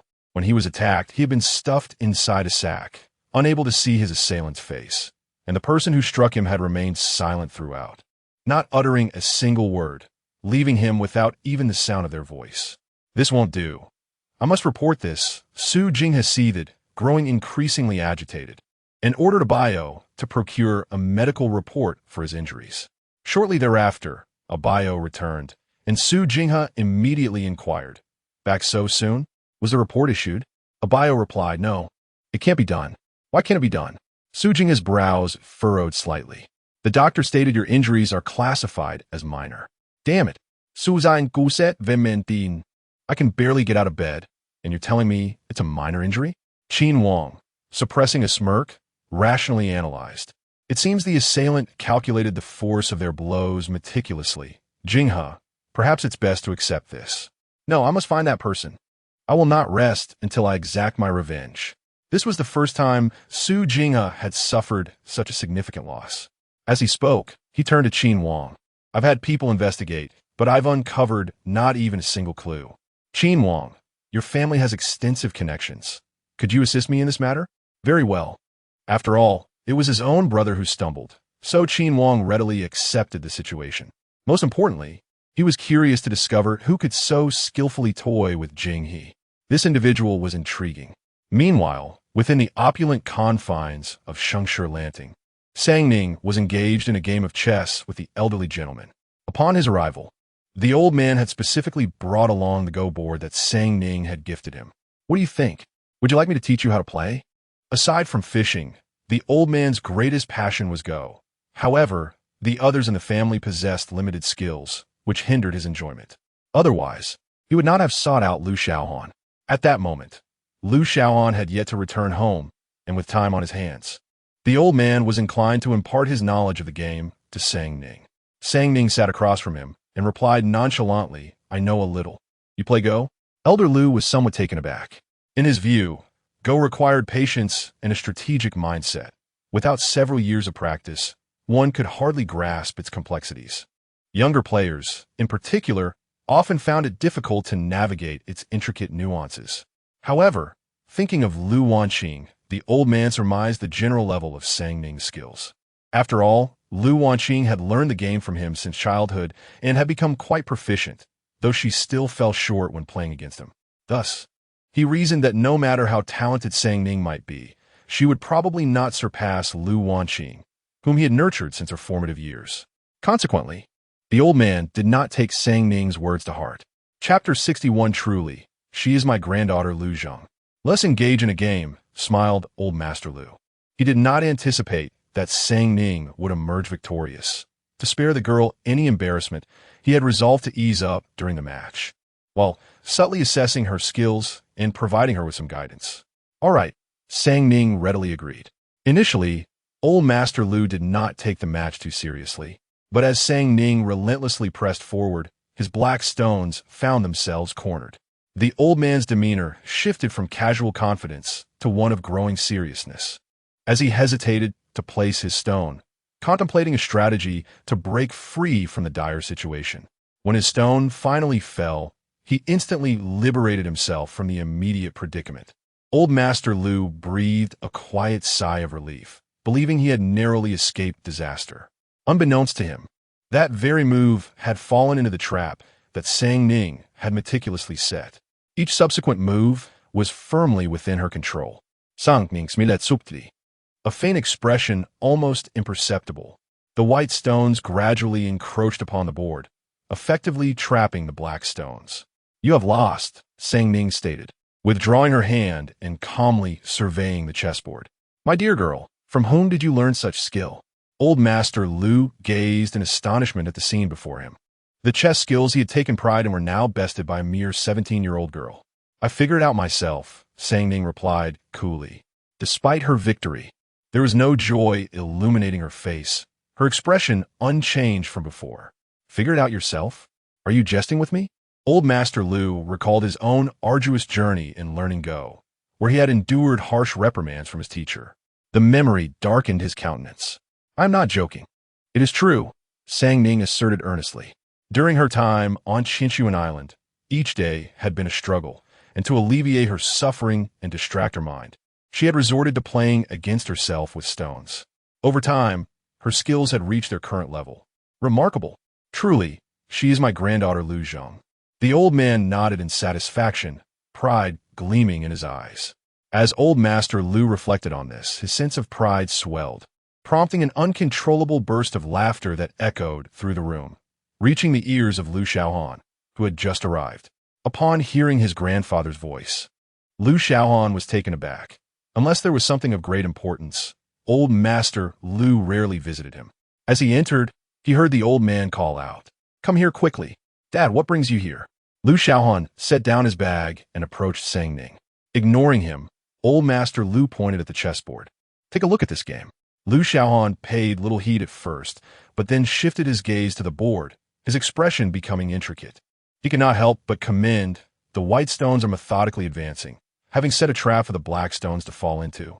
The entire game is under the control of the white stones. Simply exquisite. "Have you devised a new technique, Dad?" Xiaohan instinctively believed that this game had been crafted by Old Master Lu himself. "Not me. It is Ning," Old Master Lu replied, unable to restrain himself from patting Ning on the shoulder. "Indeed, she is my granddaughter Lu Zhang, just like me." Xiaohan stared at Ning in disbelief. "Dad, are you saying that you are Haizi and Ning is Baizi?" "Indeed," Lu Zhang replied. Initially, shock washed over Xiaohan's face. But recalling the unexpected occurrences surrounding Ning, he quickly accepted the revelation. Pride swiftly followed. After all, she was his daughter. Lu Zhang, ignited by competitive spirit, engaged Ning in several rounds of their game. To his astonishment, Ning triumphed in 3 consecutive matches, leaving the elder with no avenues for retreat within mere minutes. Despite the defeat, he relished the experience, staying for dinner at Xiaohan's home, a rare occurrence. While dining, Xiaohan finally inquired, "Dad, what brings you here today?" The elder paused momentarily, his tone casual. "I came to challenge you to a match, of course." "Though you weren't home," he added. Xiaohan chuckled incredulously. "Are you unaware of my work hours?" The elder maintained stringent expectations of his heir, having commanded Xiaohan to align his schedule with that of the employees upon his inheritance of the Lu family business. It was clear to Xiaohan that the elder's visit was primarily to see Ning, the game merely a secondary motive. In the past, when he resided at home, the elder would summon him to the ancestral residence for matches, never visiting his home. Seeing his son's reluctance, the elder slammed his chopsticks down on the table, exclaiming, "What? Am I not welcome?" With a resigned sigh, Xiaohan gritted his teeth and replied, "Dad, Ning is my daughter. Moreover, she has a heavy academic workload and considerable pressure. Please refrain from disturbing her." After a moment's thought, he added, "In the future, it would be best to leave the games to me." Academic pressures? Significant stress? Ning remained silent. At that moment, the elder's expression soured, and he erupted. "This is outrageous. Xiaohan, are you trying to dismiss your father?" Indeed, Lu Xiaohan retorted without hesitation, recalling the elder's prior reluctance to acknowledge Sang Ning. "You insolent wretch!" The elder scolded vehemently. The dining atmosphere instantly transformed into a lively debate, with the father and son arguing passionately, yet Sang Ning found herself enjoying the spirited exchange. That evening, the elder had intended to continue their matches with Sang Ning, but Lu Xiaohan adamantly refused, leading to a stalemate until, through an unknown means, he managed to send the elder away. The image of the elder's furious departure made Sang Ning unable to suppress a laugh. This old man, she mused, seemed rather endearing. Later that night, while nestled in her blankets and engrossed in her phone, Sang Ning unexpectedly received a friend request on WeChat. The sender's profile was a black silhouette, and the request bore no accompanying message. She promptly declined. Assuming the sender would relent, she was taken aback when another request arrived shortly after. Furrowing her brow, she was about to reject it once more when she noticed the message. "I am Lu Biming." "Uncle?" Sang Ning pondered, somewhat astonished. How did he acquire her WeChat number? Although curious, Sang Ning promptly accepted the request. She opened the chat window and greeted him warmly. "Hello, uncle." However, this message was met with silence, as if it had sunk into the abyss, and no response was forthcoming for quite some time. As fatigue washed over her, Sang Ning stifled a yawn, preparing to drift into slumber, when suddenly her phone erupted with a flurry of notification sounds. Upon opening the message interface, her spirits were instantly lifted. The other party had sent a series of transfers. After counting, she found a total of 200,000, which coincidentally matched the transfer limit of the chat application. She sent a question mark in response. This time, the reply came swiftly. "Received it. Didn't you like it?" Chapter 62. She wanted to fill the cabinet on this day. Lu Biming held his phone from afternoon until evening, his expression shifting through various emotions. It seemed he was awaiting news from someone, and remarkably, he maintained a rare tranquility, refraining from his usual outbursts of anger. Even the pervasive aura of discontent that typically surrounded him had diminished considerably. The cook at home stole a glance at Lu Biming and could not help but remark, "Sir, you appear to be in quite a good mood today." Lu Biming glanced at the verification message on his screen, the corners of his lips curling up slightly as he replied, "Indeed, I am." He had procured the phone number of Sang Ning through a friend at Yizhong, initially intending to see if he could locate her WeChat account using her phone number. To his surprise, her WeChat ID turned out to be the same as her phone number. Lu Biming was not one for idle chatter and was uncertain about what to discuss with his niece. Suddenly, he recalled the day when Sang Ning had exhibited a yearning for money while gambling with Lu Wanxing over pocket money. He decided to transfer a sum of 100 to 180,000 as a gesture of goodwill. However, due to WeChat's transfer limit, he could only send 20,000, which he reluctantly did. When he noticed that the transfer remained unaccepted for quite some time, he began to feel anxious. After a moment of thought, Lu Biming texted, "Please accept this as a token of appreciation from your elder." Indeed, after he sent this message, Sang Ning finally accepted the transfer. The smile on Lu Biming's face became increasingly evident. The cook, witnessing this expression, was momentarily taken aback. It had been a long time since she had seen him smile. Ever since his leg injury, his temper had grown increasingly volatile, shrouding the entire villa in a heavy atmosphere. As June approached, the weather became increasingly oppressive, and Yizhong was preparing for its upcoming sports meet. Most events had filled up, except for the women's 3,000 meters. The class monitor, shouting at the top of her lungs from the podium, could not persuade any of the girls to sign up for this event. Just as she was about to write her own name in the 3,000 meters category, someone suddenly stood up. "I'll sign up." Sang Ning briskly walked over to fill out the registration form. He Wetion glanced at Sang Ning's frail figure and felt a wave of concern wash over her. "Are you sure? The 3,000 meters is no joke. It could be quite taxing." Sang Ning smiled and replied, "Thank you, but I can manage." Hearing this, He Wetion felt a great sense of relief, nearly moved to tears. She excitedly grasped Sang Ning's hand, exclaiming, "Ning Ning, you've saved my life." Sang Ning opened her mouth in surprise. Is it really that dramatic?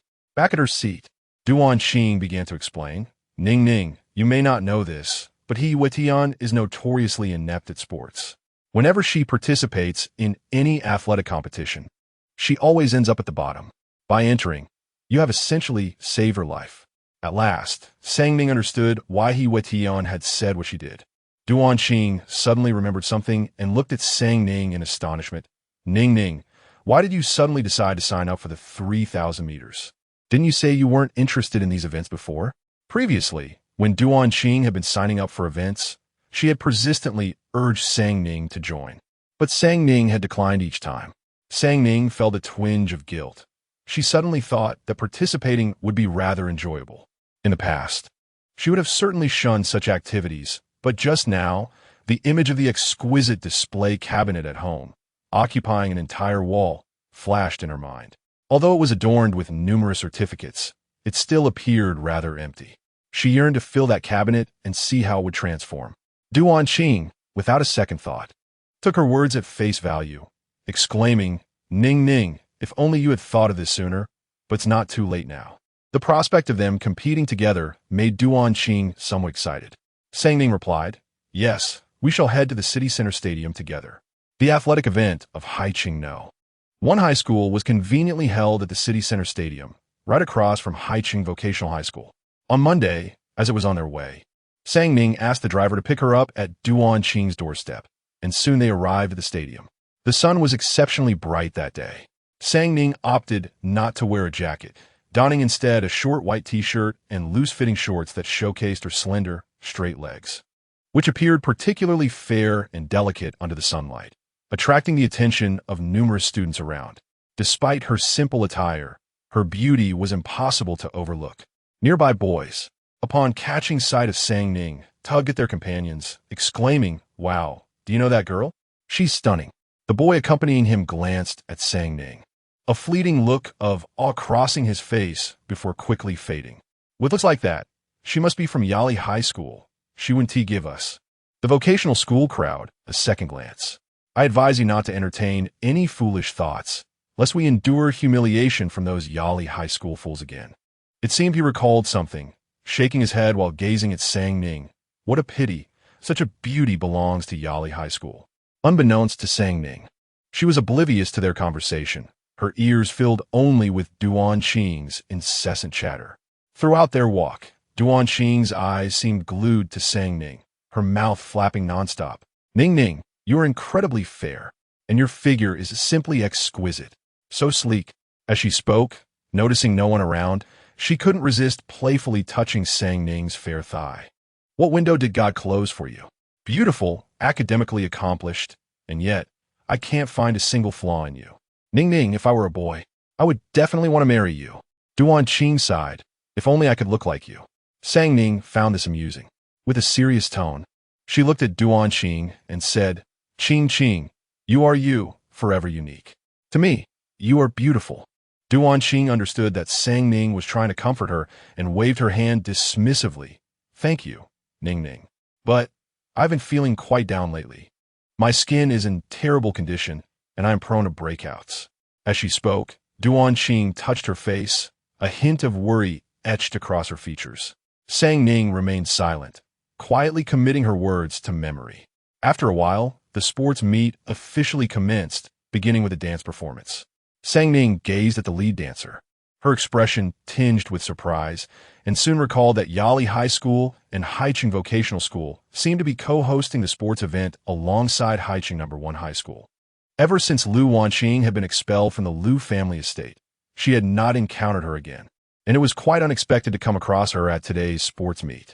Duanqing, noticing Ning's unwavering attention on the lead dancer, gently nudged her arm and inquired, do you know her? Ning nodded. Not only do I know her, but she is also the granddaughter adopted by the old master of the Lu family. After a moment of contemplation, she added, it seems she harbors considerable animosity towards me. Chapter 63. Is it possible that I am not from Yali High School? Duanqing initially paid little heed to the matter until Ning uttered the subsequent phrase, prompting her to fix her gaze upon the face of the lead dancer on stage, her eyes cooling with a hint of apprehension. Ning, has she been bullying you in the Lu family? Duanqing could vividly envision Ning being recognized by the Lu family, enduring mistreatment while remaining silent. Sang Ning, momentarily taken aback, sensed Duan Qing's concern for her and smiled reassuringly, saying, "Don't worry, she cannot bully me." She had never regarded Lu Wanqing with any significance. Now that Lu Wanqing had been expelled from the Lu family, even if she harbored ill intentions, they would be difficult to execute. Sang Ning had faith that Lu Wanqing could not stir up any trouble. Should any such trouble arise, she had ample means to handle it. The opening ceremony lasted approximately half an hour before transitioning to the events in which the athletes were to compete. Sang Ning had registered for only one event, the 3,000 meters, which was scheduled for the final day. In stark contrast, Duan Qing had signed up for nearly every event in which she excelled. Throughout the morning, Sang Ning accompanied Duan Qing, cheering her on, and by the end, her voice was nearly hoarse. As Duan Qing's events continued, Sang Ning found herself utterly exhausted. "Qing, how many events did you sign up for?" Sang Ning asked, her expression tinged with melancholy, questioning her life choices. This was her first encounter with someone so fiercely dedicated to participating in an athletic meet. At that moment, Duan Qing had just concluded her final event of the morning and returned to find Sang Ning's despondent gaze awaiting her. She affectionately ruffled Sang Ning's hair and chuckled. Ning, this is the first time I've seen you look so disenchanted. It's somewhat endearing and rather amusing. If only there were a camera." Duan Qing wished to capture this charming visage of Sang Ning. "All right, Ning, to make it up to you, I will treat you at lunch. What does that sound?" Reflecting on how Sang Ning had been cheering for her all morning, nearly losing her voice, Duan Qing felt a pang of guilt. Sang Ning blinked, contemplating for a moment before replying, "All right, but I want to eat at that noodle shop next to the stadium, and I want a supersized portion." "Sure, no problem." Duan Qing was already prepared to spend a generous sum. However, upon arriving at the noodle shop and seeing the prices posted on the wall, she was momentarily taken aback, her heart softening and her eyes stinging with emotion. Suppressing her tears, she placed her order. "Boss, 2 bowls of supersized beef noodles, please." The new establishment was running a promotional event. The 2 bowls of supersized beef noodles cost only 20 yuan in total, a bargain. Essentially the price of a single meal for Duan Qing. She was no fool. She understood Sang Ning's intentions. Her Ning was always so considerate. The restaurant was bustling with patrons, and after searching for a while, Sang Ning finally located a 6-person table. For seats were already occupied, leaving the last 2 spots at the end, facing away from the aisle. "Excuse me, is the seat taken?" Just as Sang Ning was about to inquire, she raised her head and met the gaze of a familiar face. Lu Qi had noticed Sang Ning early in the day, and he appeared somewhat surprised. After all, Lu Wanqing had never dined in such establishments. She felt that the sound of slurping noodles would be too crude, unbefitting her status as a refined young lady. Sang Ning fixed her gaze on Lu Qi for a considerable moment before calling out, "Lu Qi, brother." At that moment, Lu Qi's face bore no expression, while the man seated beside him glanced at Sang Ning with evident surprise. Unbeknownst to Sang Ning, this man was the same student who had discussed her earlier that morning. Seeing Lu Qi's silence, Yi Linfeng assumed the girl was attempting to flirt and expertly interjected, "Apologies, but our Qi Gu does not add girls on WeChat. However, I would be happy to share my WeChat with you." As he spoke, his eyes fixated on Sang Ning, akin to a wolf eyeing its prey. The proximity allowed Yi Linfeng to appreciate the girl's beauty more acutely, prompting him to internally scoff at Lu Qi's lack of discernment for not cherishing such a stunning girl. "I am not." Sang Ning was momentarily taken aback and was about to clarify when, in a swift motion, Lu Qi shot Yi Linfeng a fierce glare and interjected, "Shut your mouth, you idiot. She is my sister." Following his statement, he quickly signaled to several individuals, who promptly vacated the seats near him. At that juncture, Duan Qing had just finished ordering and approached the table. Sang Ning, not bothering with pleasantries, seized Duan Qing's hand and sat down in the 2 available seats next to Lu Qi, with Sang Ning nestled closely against her brother and Duan Qing on her other side. Duan Qing, momentarily bewildered by the unfolding scene, was pressed into her seat by Sang Ning's insistence. "This is my brother, and these are his friends," Sang Ning whispered into Duan Qing's ear. Duan Qing nodded, beginning to grasp the situation. Sang Ning turned to Lu Qi's companions and politely introduced herself. Hello, I am Lu Qi's sister, and this is my friend. Hello, sister. I am Yilin Feng, he replied, instantly shedding his earlier frivolity upon learning Sang Ning's identity. Greetings, sister. I am Su Chun, a friend of your brother, another chimed in. I am Jiang Xingtan, also a friend of Lu Qi, the third introduced himself. Once the trio had introduced themselves, Sang Ning inquired, Brother, are you all here for the sports meet as well? Yes, came Lu Qi's succinct reply, and her calling him brother made his heart flutter, prompting him to avert his gaze awkwardly. At that moment, Yilin Feng suddenly recalled something and looked at Lu Qi with curiosity. Chiga, I remember your sister is not the heiress from Yali High School, Lu. Something Wanqing? Upon hearing the name Lu Wanqing, a glint of coldness flashed in Lu Qi's eyes as he coldly denied, She is not. Do not mention her. Realizing the gravity of his mistake in bringing up a subject that Lu Qi despised so intensely, Yilin Feng hastily shifted the conversation. By the way, sister, how come you from Yali High School are dining here? I have previously encountered that group from Yali High. Their demeanor was as if they were looking down from the heavens. They regard others with disdain, claiming that slurping noodles is too uncouth for their noble status. You, sister, are nothing like that insufferable lot. Yilin Feng spoke fervently, leaving Sang Ning with no opportunity to explain. Once he concluded, she leisurely began to speak. Gazing at Yilin Feng, a subtle smile danced in her eyes. She inquired, So, is it possible that I am not from Yali High School? Yilin Feng squinted, appraising Sang Ning for a moment before asserting confidently, Impossible. With your striking beauty, it's evident that you belong to Yali High School. He continued, I have encountered quite a few girls from Yali High, each one a refined socialite, exquisitely groomed from head to toe. Though they may be a tad pretentious, they are undeniably beautiful.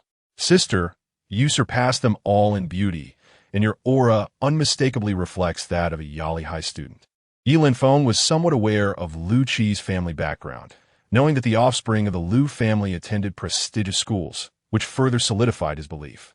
Chapter 64. She is from Haiqing No. 1 High School. Aside from Yilin Feng, the other two were also convinced that Sang Ning was from Yali High School. Sang Ning was perplexed by their unwavering certainty and felt a twinge of embarrassment. Noticing the unease in Sang Ning's eyes, Lu Qi quickly shot Yilin Feng a glance and clarified for her. She is indeed not from Yali High School. Really, Chiga? If she isn't from Yali, could she possibly be from our vocational high school? I've never heard of a student from there who possesses such celestial beauty. Yilin Feng's thoughts never strayed towards Haiqing No.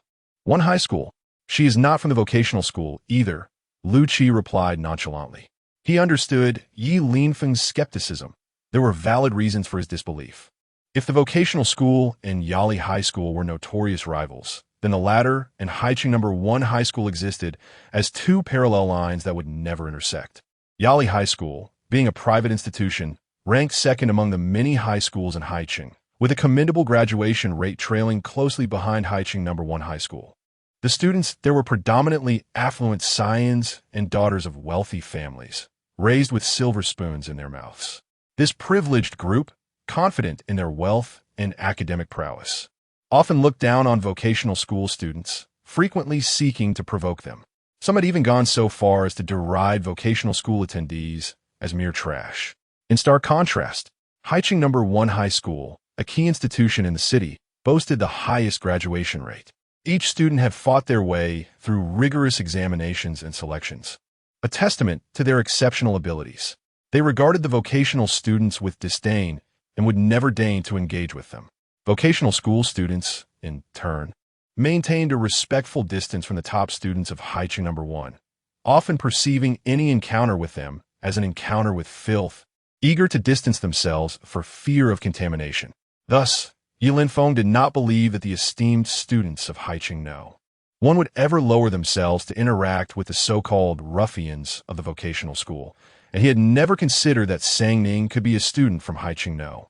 1.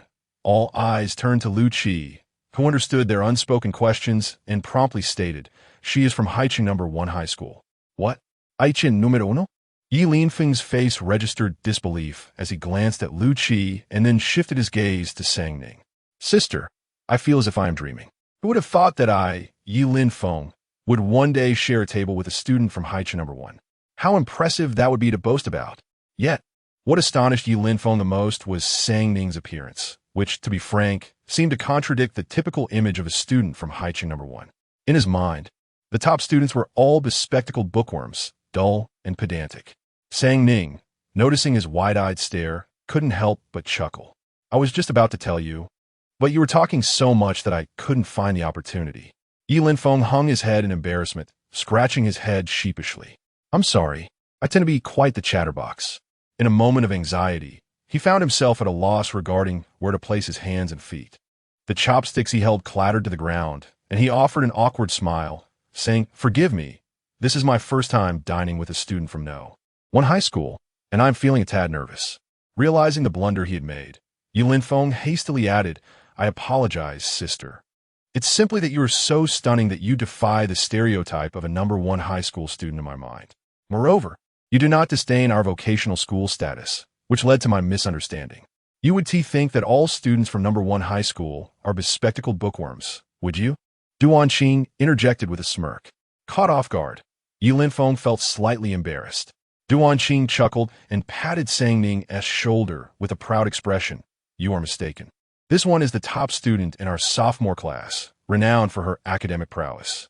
"Sister, it appears I underestimated you," Yi Linfeng admitted, casting an apologetic glance at Sang Ning. Meanwhile, no one noticed the hint of pride in Lu Qi's gaze as he looked at Sang Ning. His 2 close friends shared a similar astonishment, yet they understood that such matters were not trifles to be taken lightly. Su Qian glanced at Sang Ning, his eyes reflecting guilt and a trace of admiration. "Apologies, sister. It's just that those from No. 1 high school treat us vocational students as if we were something unsightly, wanting to keep a distance of 100 meters, as though we were plague bearers." Jiang Xingtian chimed in with a smile. "Indeed, those exemplary students from number 1 high school usually ignore us, which is why we seldom consider them." Sang Ning and Duan Qing exchanged a glance and could not help but burst into laughter. The thought of Sang Ning, this academic prodigy, being mistaken for a vocational student was just too amusing. After lunch, Sang Ning and Duan Qing returned to the sports field. The afternoon activities commenced swiftly, and due to Sang Ning's vigorous shouting in the morning, Duan Qing insisted she rest in the break area. Unable to resist, Sang Ning sat down. At that moment, the announcement of the male 3,000-meter race participants filled the air, and Sang Ning's gaze lifted slightly upon hearing Lu Qi's name. The race had officially begun, featuring not only boys from Yali High School, but also those from Haicheng number 1 High School. As the competition progressed, nearing the halfway mark, the boys appeared to be flagging in energy, while Lu Qi maintained a considerable lead, his face still clean, with only a slight sheen of sweat, as if he conserved much of his stamina. Victory was undoubtedly his. Yet, as the final lap approached, an unforeseen incident occurred. Sang Ning had just seen Lu Qi running alongside a boy from Yali High School when, in an instant, that boy abruptly shoved Lu Qi aside, claiming his lane, causing Lu Qi to trip and fall heavily onto the track. Sang Ning's heart plummeted. Moments later, the boy who had pushed Lu Qi crossed the finish line first, while Lu Qi remained on the ground, and Sang Ning finally grasped that something was amiss. She swiftly dashed out from the spectator stands, on the verge of entering the track, when she was suddenly halted by the personnel maintaining order on site. "Miss, the competition is still ongoing. You cannot enter the field." Sang Ning gazed intently at him, a hint of urgency in her voice. "Did you not see? Number 7 has fallen and has yet to rise. He must be injured." She had anticipated that this would warrant her entry, yet the man merely cast a fleeting glance at Lu Qi, his tone dismissive. "You mean him? He is from vocational high school. A fall is just a fall." At the mention of vocational school, a trace of disdain flickered in the man's eyes. Sang Ning's anger flared instantly. "If I recall correctly, this sports meet is co-hosted by Haicheng number 1 High School, Yali High School, and the vocational school. Are you implying that you treat them differently as a member of the on-site personnel? If something were to happen to him today, could you bear the responsibility?" By the end, her gaze had grown increasingly frigid. The man paid her words no heed, regarding her with a mockery that suggested a deeper contemplation. little girl. Why are you so concerned about that boy? What is your relationship with him? Surely, you aren't a couple? Noticing Sang Ning's genuine distress, he continued, rest assured. That bunch from vocational school are simple-minded and physically strong. A little injury won't be fatal. Sang Ning's eyes turned icy, her tone sharpening. Mind your words. He's my brother.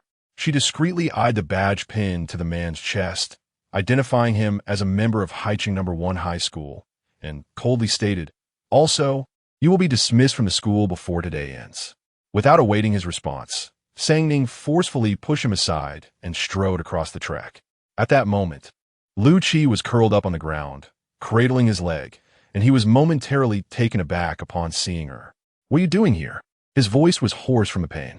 Embarrassed by his disheveled appearance being exposed to her, he averted his gaze. Don't move. Let me take a look. Ignoring his protest, Sang Ning squatted down before him, lifting his pant leg with one hand while the other gently palpated the bone in his lower leg. You've strained a ligament. I'll take you to the hospital. Chapter 65. It's all right. You are my brother. Not long after Sang Ning departed, the man responsible for maintaining order suddenly received a notification from the school, instructing him to come in tomorrow to complete his resignation formalities. His hand trembled, and he was abruptly reminded of the girl's earlier words, causing his complexion to turn as pale as a sheet. It must be her. Meanwhile, after escorting Lu Qi to the hospital, Sang Ning suddenly remembered something. After some contemplation, she decided to send a message to Lu Beiming.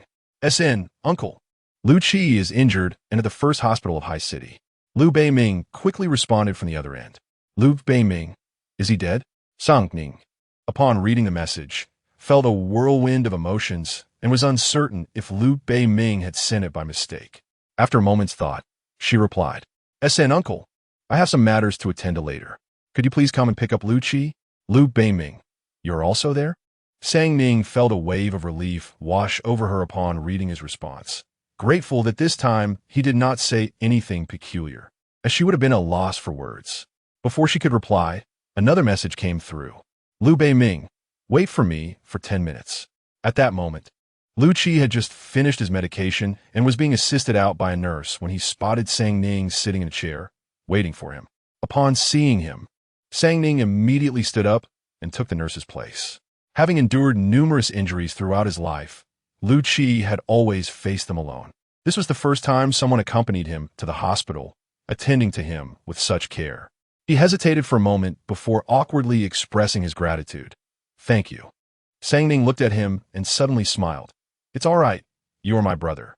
Lu Qi felt an inexplicable sensation in her tone, akin to a playful tease, causing his ears to flush with color.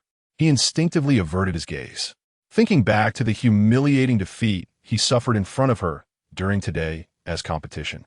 He felt an uncharacteristic wave of frustration. Cautiously, he observed her and tentatively asked, do you think I am useless for not winning a medal? Sang Ning was momentarily taken aback, but responded with a smile. You are already remarkable, and that boy intentionally tripped you up. Otherwise, the first place would surely have been yours. As Lu Qi gazed at Sang Ning's smile, a series of long-buried memories surged forth, memories he thought he had long forgotten. The sharp words from the past pierced his heart one by one. Lu Qi, you are so pathetic. How could you even get such a simple question wrong? Lu Qi, you are truly a disgrace to the Lu family. You pale in comparison to your father and uncle. Lu Qi, you are a hopeless failure. We should never have brought you back. Brother, please don't come to our school anymore. My classmates laugh at me for having a vocational school brother. It's so embarrassing. Brother, could you be a little more outstanding? My classmates' brothers are all impressive. Why are you so useless, only playing games all day? Lu Qi stared intently at Sang Ning, whose eyes were clear and devoid of any disappointment or disdain. Her words seemed to be spoken from the heart, and upon realizing this, Lu Qi's heart experienced a slight tremor. For many years, he had long been regarded as a useless individual by the Lu family. When someone first told Lu Qi that he was remarkable, an indescribable feeling suddenly welled up within him. Just as he was about to utter something further, he caught sight of the person in the wheelchair at the entrance. What brings you here? Lu Qi glanced at his indifferent father with a hint of surprise. After all, his father harbored no affection for him, Should he perish outside, Lu Baiming would likely shed not a single tear. In the past, during his illnesses, his father had not even bothered to inquire about him, let alone visit. The only plausible reason for his appearance was due to Sang Ning. Indeed, upon hearing Lu Baiming's next words, Lu Qi's suspicions were confirmed. "I came to see if you were dead." Lu Baiming cast a fleeting glance at Lu Qi before shifting his gaze to Sang Ning. "Uncle." Sang Ning greeted him politely. The dynamic between this father and son was peculiarly strange, causing Sang Ning to question whether inviting Lu Baiming had been a wise decision. Lu Baiming acknowledged, then abruptly posed a seemingly irrelevant question to her. "Why haven't you accepted it?" Sang Ning immediately understood, yet found herself at a loss for words. Ever since they had added each other on WeChat, Lu Baiming had been transferring her 200,000 each day. Accepting it once was one thing, but receiving it repeatedly felt awkward, especially since she had only met this uncle a handful of times. After much deliberation, Sang Ning finally replied, "Uncle, I haven't even spent the 200,000 you gave me last time." "You haven't spent it yet?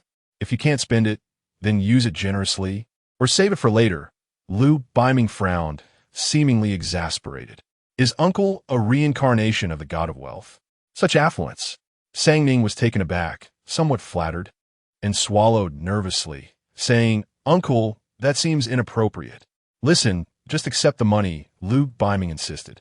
Seeing his insistence, Sang Ning decided against further refusal.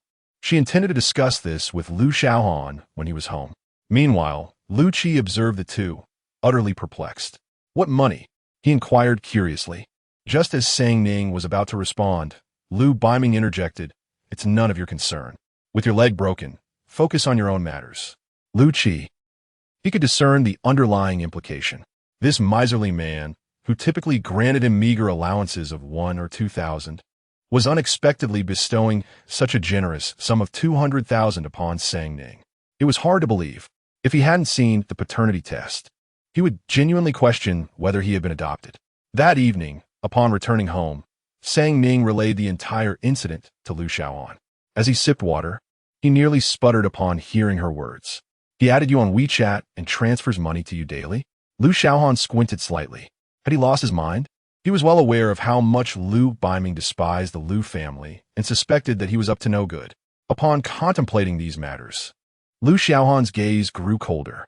He turned to Sang Ning with a serious expression and said, "Your uncle is not a good person. Transferring money to you should pose no issue, so you ought to accept it. However, if he ever asks you to do something, do not heed his words." "But my uncle doesn't seem like a bad person." Sang Ning sensed that Lu Baiming did not harbor the same aversion towards her as the members of the Lu family, and she could also perceive that he bore her no ill will. Her intuition had always been remarkably accurate. Regardless, it would be prudent for you to remain cautious. Lu Xiaohan gently ruffled Sang Ning's hair, deciding against divulging the unsavory secrets of the Lu family to a child.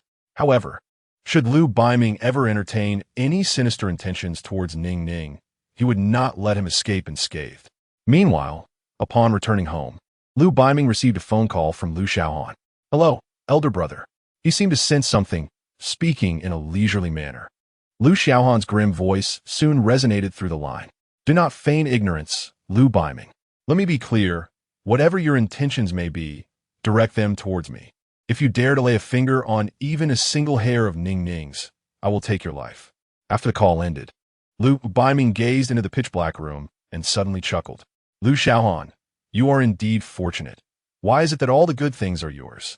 Half of his face was shrouded in darkness, obscuring any discernible emotion. Chapter 66. It would be remarkable to complete this 3,000 meters a few days later. It was finally time for Sang Ning's 3,000 meters. In her group were 2 girls from a vocational high school, 2 from Yali High School, and another girl from her own school. The broadcast announced the list of participants, and coincidentally, Lu Wanqing's name was among them. As Sang Ning contemplated the irony of fate, her adversary approached her. "Sang Ning, you have caused me great distress," Lu Wanqing said, clad in athletic attire, flanked by several boys and girls. Upon seeing Sang Ning, her expression darkened ominously.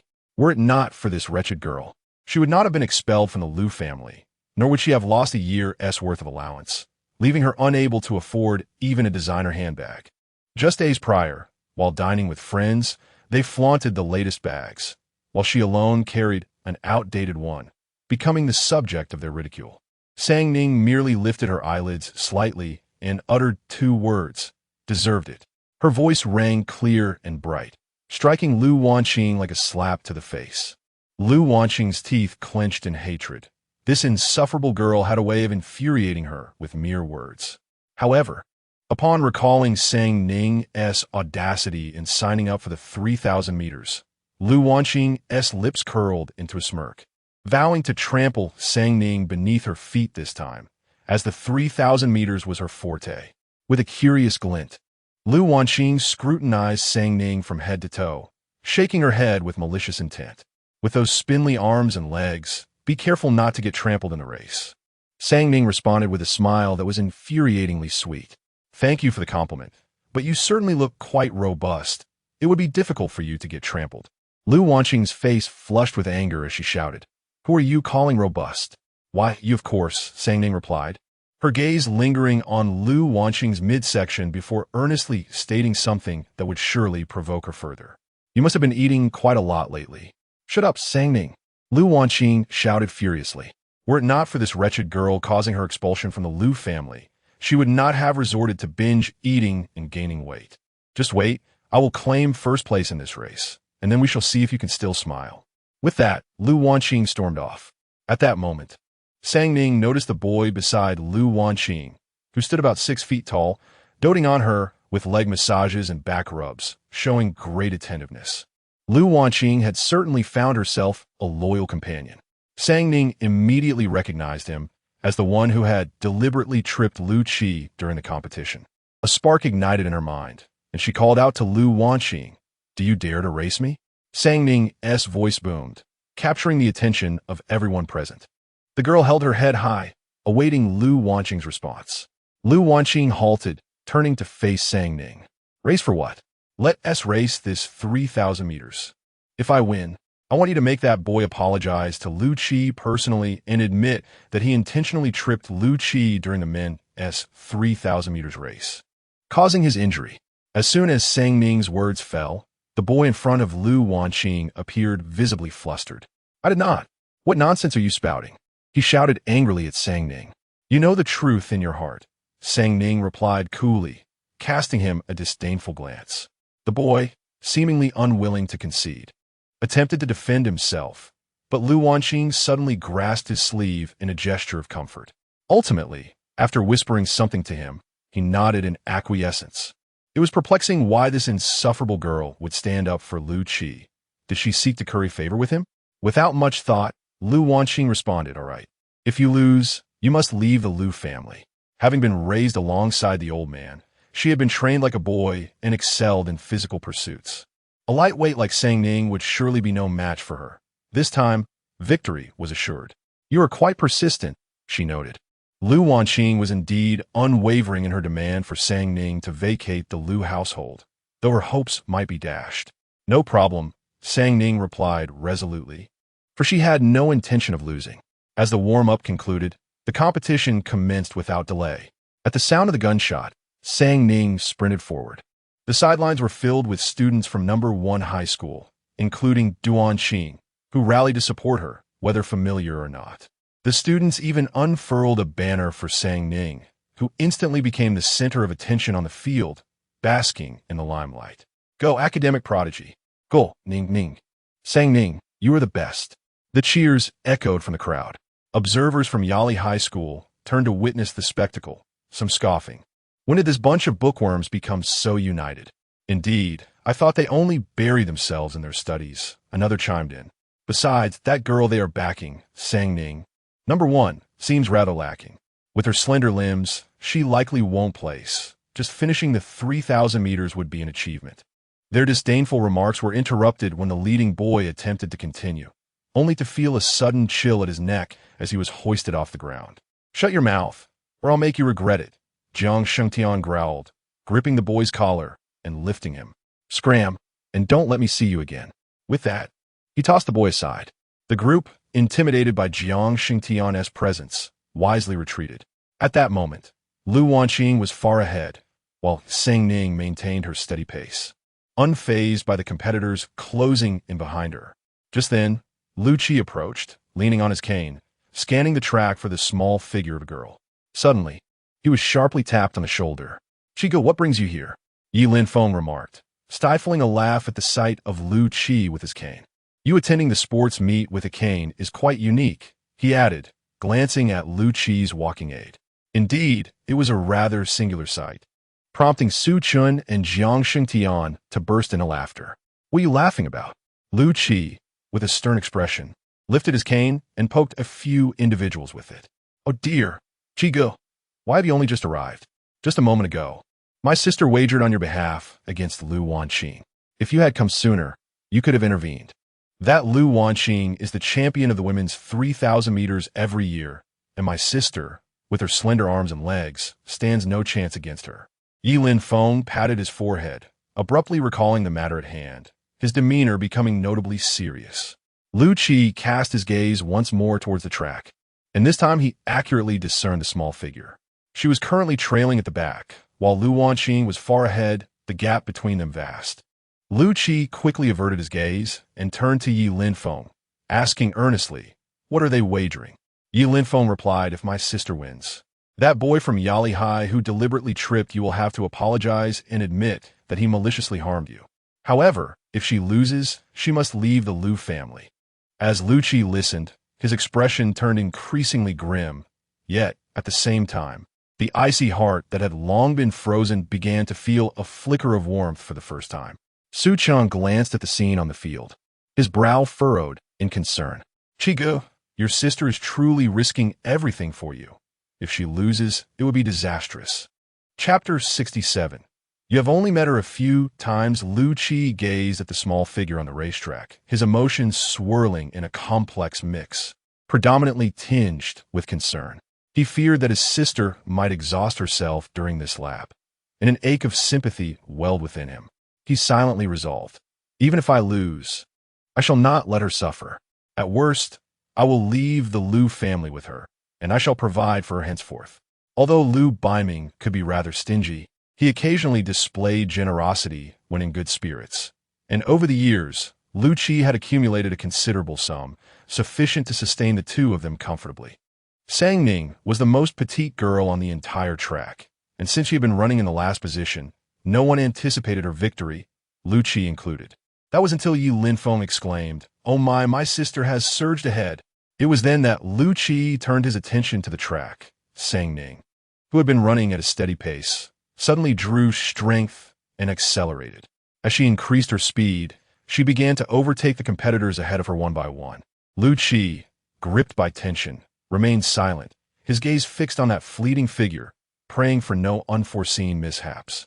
With just one lap remaining, Sang Ning's pace quickened further, and she soon caught up with Lu Wanqing, who had been ahead by half a lap. Remarkably, her breathing remained steady. She had maintained her even pace intentionally for this final sprint. Jiang Xingtian noticed this, silently admiring Sang Ning's remarkable endurance. "Wow, my sister's truly amazing. If I didn't know she was an academic prodigy from the first high school, I would suspect she was a sports specialist," Yi Linfeng exclaimed, exchanging a high five with Jiang Xingtian. "This stamina is phenomenal," Su Chen marveled. Upon witnessing Sang Ning's swift approach, Lu Wanqing's expression shifted, her breath becoming erratic. "This is impossible." As Sang Ning drew ever closer, Lu Wanqing felt the sweat trickling down her forehead intensify. "No, I cannot lose." Just as Sang Ning was about to overtake her, Lu Wanqing discreetly extended her right foot. Sang Ning, already wary of Lu Wanqing, was taken aback by such a despicable tactic.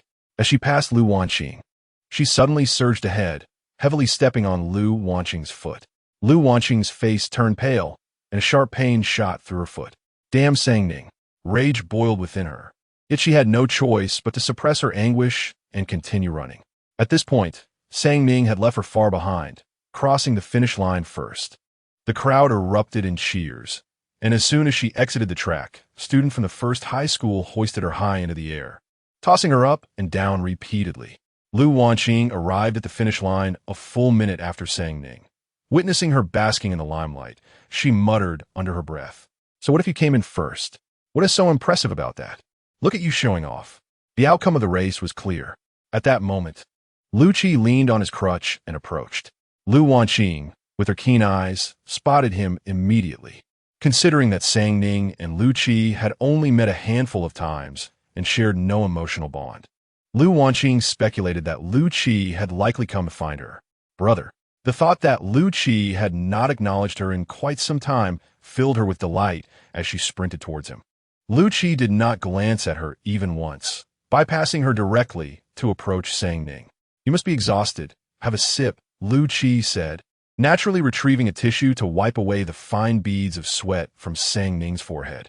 Sang Ning accepted the water from Lu Qi without hesitation, allowing him to tend to her. The two appear to be siblings with an exceptionally close bond. Lu Wanqing observed this scene, feeling an acute pang of jealousy. Although Lu Qi was merely a vocational high school student, deemed by many as ineffectual, she could not bear to see him treat Sang Ning with more kindness than he had ever shown her. At that moment, upon seeing Lu Qi leaning on his crutch, Sang Ning expressed surprise. What brings you here? Lu Qi averted his gaze awkwardly, concerned that Sang Ning might feel uncomfortable. After a moment of contemplation, he fabricated a story. It's just that Yi Linfeng insisted I come and support him for his project today. He subtly signaled to Yi Linfeng, who instantly comprehended the cue and responded accordingly. Oh, I see, Sang Ning mused, having asked out of mere curiosity without further thought. As Lu Qi was about to speak, a sharp voice shattered the harmonious atmosphere. Lu Wanqing pointed aggressively at Sang Ning. Brother, how can you be so close to her? Upon seeing Lu Wanqing, a flicker of disdain crossed Lu Qi's eyes. His demeanor changed drastically. The warmth he had shown Sang Ning was replaced with a cold indifference towards Lu Wanqing. First of all, I am not your brother. Secondly, my relationships are none of your concern. Moreover, Ning is my real sister, and I have every right to be close to her. He emphasized the words real sister deliberately. But how long have you even known her? We grew up together, Lu Wanqing retorted, her emotions swirling. She loathed Lu Qi for his vocational background and his perceived lack of ambition. Yet she could not deny her enjoyment of the affection he had once reserved for her. Despite their conflicts, she found it unbearable that Lu Qi's kindness was now directed towards someone she despised, Sang Ning. Feeling a sharp pain on the top of her foot, Lu Wanqing suddenly felt a wave of grievance. Brother, do you even know what she just did to me? Upon hearing her words, Lu Qi's expression turned even more frigid. It was your own malicious intent that led to this. Sang Ning didn't break your foot, and you should consider yourself fortunate. The moment Lu Qi witnessed Lu Wanqing extend her foot, he felt an overwhelming urge to slap her. Lu Wanqing glared at Sang Ning, her eyes brimming with animosity. You defend her so fiercely, yet you have only met her a handful of times. Suddenly, Lu Qi laughed coldly, fixing his gaze on Lu Wanqing with stark malice. Though my acquaintance with Sang Ning is brief, I can discern that she genuinely regards me as family, while you resemble a loathsome parasite, only seeking to extract benefits from me. He understood her intentions all too well. Lu Wanqing's face drained of color, her eyes widening in shock at the harshness of his words. Tears threatened to spill as she felt humiliated for the first time. Just then, the boy who had previously been close to her stepped forward, positioning himself protectively behind Lu Wanqing. He glared furiously at the two. What kind of ability is it to bully Wanqing? Upon seeing him, Sang Ning suddenly recalled their wager and, without courtesy, directed her gaze at Lu Wanqing, stating, Before you cry, shouldn't we fulfill our agreement? Lu Wanqing's complexion paled, and the boy behind her faltered. Fearing that they might renege, Sang Ning added, Do not even think of playing tricks. There were plenty of witnesses present. At that moment, Duan Qing arrived with her classmates from the first high school and immediately echoed Sang Ning's words. We from the first high school all witnessed it. Do not even think of evading your responsibility.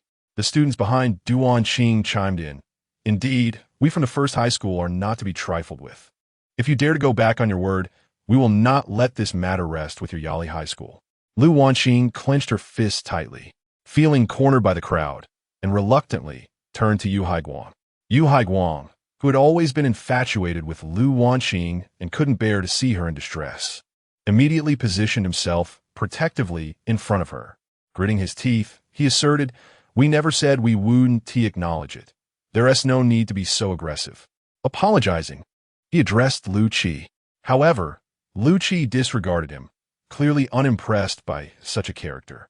Yu Haiguang, gritting his teeth, publicly confessed to deliberately tripping Lu Qi during the competition. Consequently, the school decided to record a major demerit against him. The trophy for the men's 3,000 meters rightfully went to Lu Qi, while the referee responsible for the men's 3,000 meters faced penalties for unjust judgments and failure to prevent malicious acts during the competition. During the awards ceremony, Ning undoubtedly claimed the championship in the women's 3,000 meters, receiving both a trophy and a cash prize of 3,000 yuan. In Haiqing First High School, those achieving results in the sports meet generally received monetary rewards, a fact that pleased Ning immensely. Chapter 68. Why do you call him brother? Following the events of the sports meet, the bond between Ning and her brother, Lu Qi, blossomed remarkably. On Sunday, Lu Qi had a basketball match and graciously invited Ning to attend. Upon her arrival, Lu Qi's good friend escorted her to a prime seat, which had been thoughtfully cushioned for her comfort. However, Ning searched for Lu Qi in vain, unable to spot him among the crowd. Yi Linfeng explained, "Brother Qi was called over by the coach. He sent us to fetch you." With that, Yi Linfeng proudly presented several large bags filled with refreshments. "Sister, here is water, drinks, and snacks we prepared for you." Ning gazed at the 3 sizable bags before her, her eyes widening in disbelief. This is far too much. I can't possibly eat it all." Yi Linfeng made an endearing expression, assuring her, "No worries, just pick what you like. Brother Lu instructed us to take good care of you." With that, the group departed. As the game had yet to commence, Ning found herself somewhat bored. She rummaged through the bags and leisurely began snacking on her favorites. Before long, Lu Qi and his teammates, donned in their jerseys, took to the court. Upon spotting Ning, Lu Qi waved enthusiastically. "Go, brother." Ning silently cheered him on with her lips, though others were oblivious. Lu Qi noticed her encouragement and subtly smiled. Soon after, the opposing team entered the court, and to Ning's surprise, she recognized several familiar faces, Shen Jia and his 2 companions, along with a few unfamiliar ones. The newcomers exuded arrogance, with Lu Ming giving Lu Qi's team a dismissive thumbs down. Lu Qi remained unfazed, but Yi Linfeng was incensed, ready to charge at them. "These scoundrels! What audacity! I'll teach them a lesson." Lu Qi restrained Yi Linfeng by holding his shoulder, responding coolly to the provocations. "Who the loser is remains to be seen. Let us settle this on the court." Shen Jia shot a fierce glare at Lu Qi, completely dismissive. "Fine. I'm eager to see what the trash from the vocational school can muster." His disdain for vocational students was evident in his tone. At that moment, the referee arrived, and with a whistle, the match commenced. Both teams quickly settled into the game, with Lu Qi seizing the ball first through a swift maneuver. He deftly passed it to a teammate, and the synergy among his team was exceptional. As the game unfolded, they swiftly established a lead. Realizing his earlier underestimation, Shen Jia adopted a more serious demeanor, and his team gradually closed the gap on the scoreboard. As sweat glistened on Lu Qi and his teammates' brows, they remained steadfast, unwilling to relent. By halftime, the score stood at a narrow 24-25, with only a single point separating Lu Qi's team from Shen Jia's. During the intermission, both teams retreated to their respective resting areas. At this moment, Ning was in the waiting area, anticipating Lu Qi's arrival. However, instead of Lu Qi, she encountered Shen Jia. Cursing her misfortune under her breath, she intended to turn and leave when she was called. Shen Jia appeared momentarily taken aback upon seeing Ning, exclaiming, "What brings you here?" Just then, he noticed the bottle of water she was carrying. He realized that this stubborn girl would inevitably come to apologize to him. It had always been this way, and Shen Jia had grown accustomed to it. Behind him, Lu Ming and Feng Zijia also regarded Ning with expressions of affirmation. Initially, He had intended to teach her a lesson, but recalling that he had unjustly accused her previously, Shen Jia, showing an unusual sense of conscience, decided to offer her a way out. Annoyed, he extended his hand towards Sang Ning and commanded, "Just hand it over." "What?" Sang Ning was momentarily taken aback and could not respond right away. "What are you pretending for? Aren't you here to concede?" Without allowing her time to comprehend, Shen Jia snatched the plastic bag from her grasp, distributing the contents to Lu Ming and Feng Zijia. "How shameless can you be?" Sang Ning finally grasped what he was implying, and in an instant, fury surged through her mind, prompting her to unleash a curse. "This is not for you. If you wish for some, go buy it yourself." Or are the second young masters of the Shen family so impoverished that they must resort to stealing from me? As she spoke, Sang Ning reclaimed the bag from Shen Yinchuan's hand, returning the water to Lu Ming and Feng Zijia's possession. Shen Yinchuan stumbled slightly from her push, but managed to stay upright, thanks to the support from those behind him. Anger flared within him. "Sang Ning, are you out of your mind?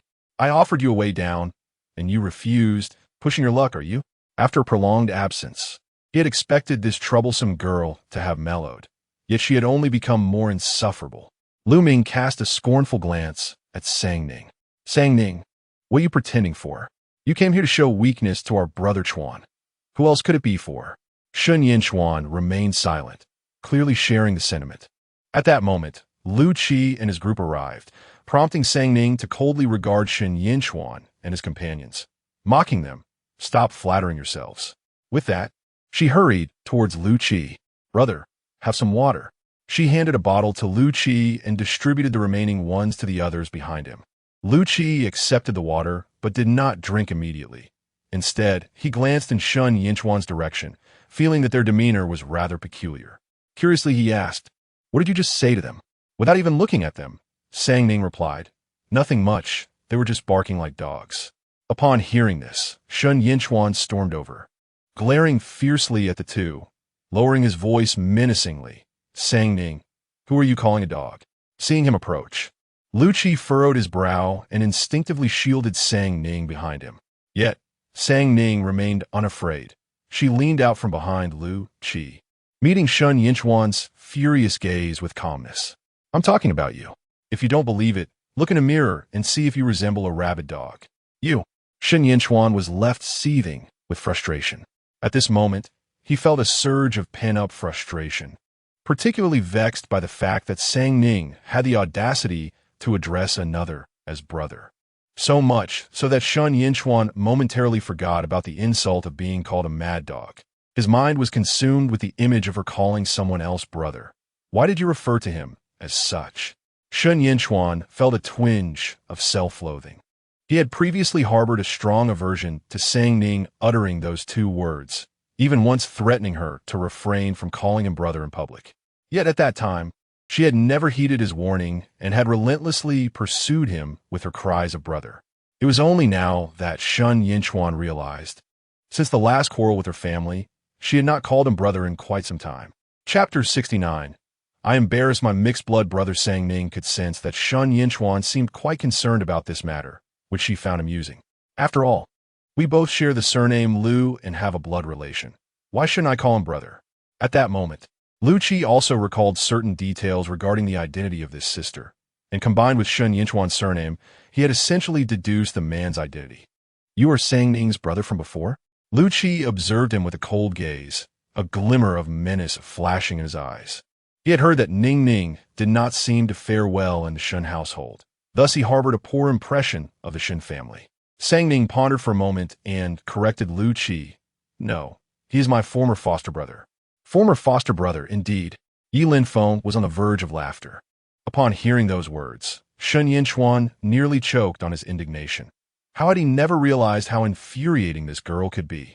Lacking the desire to engage in a dispute with her, Shen Yinchuan shifted his attention to Lu Qi and the few individuals behind him, his countenance betraying an unmistakable disdain.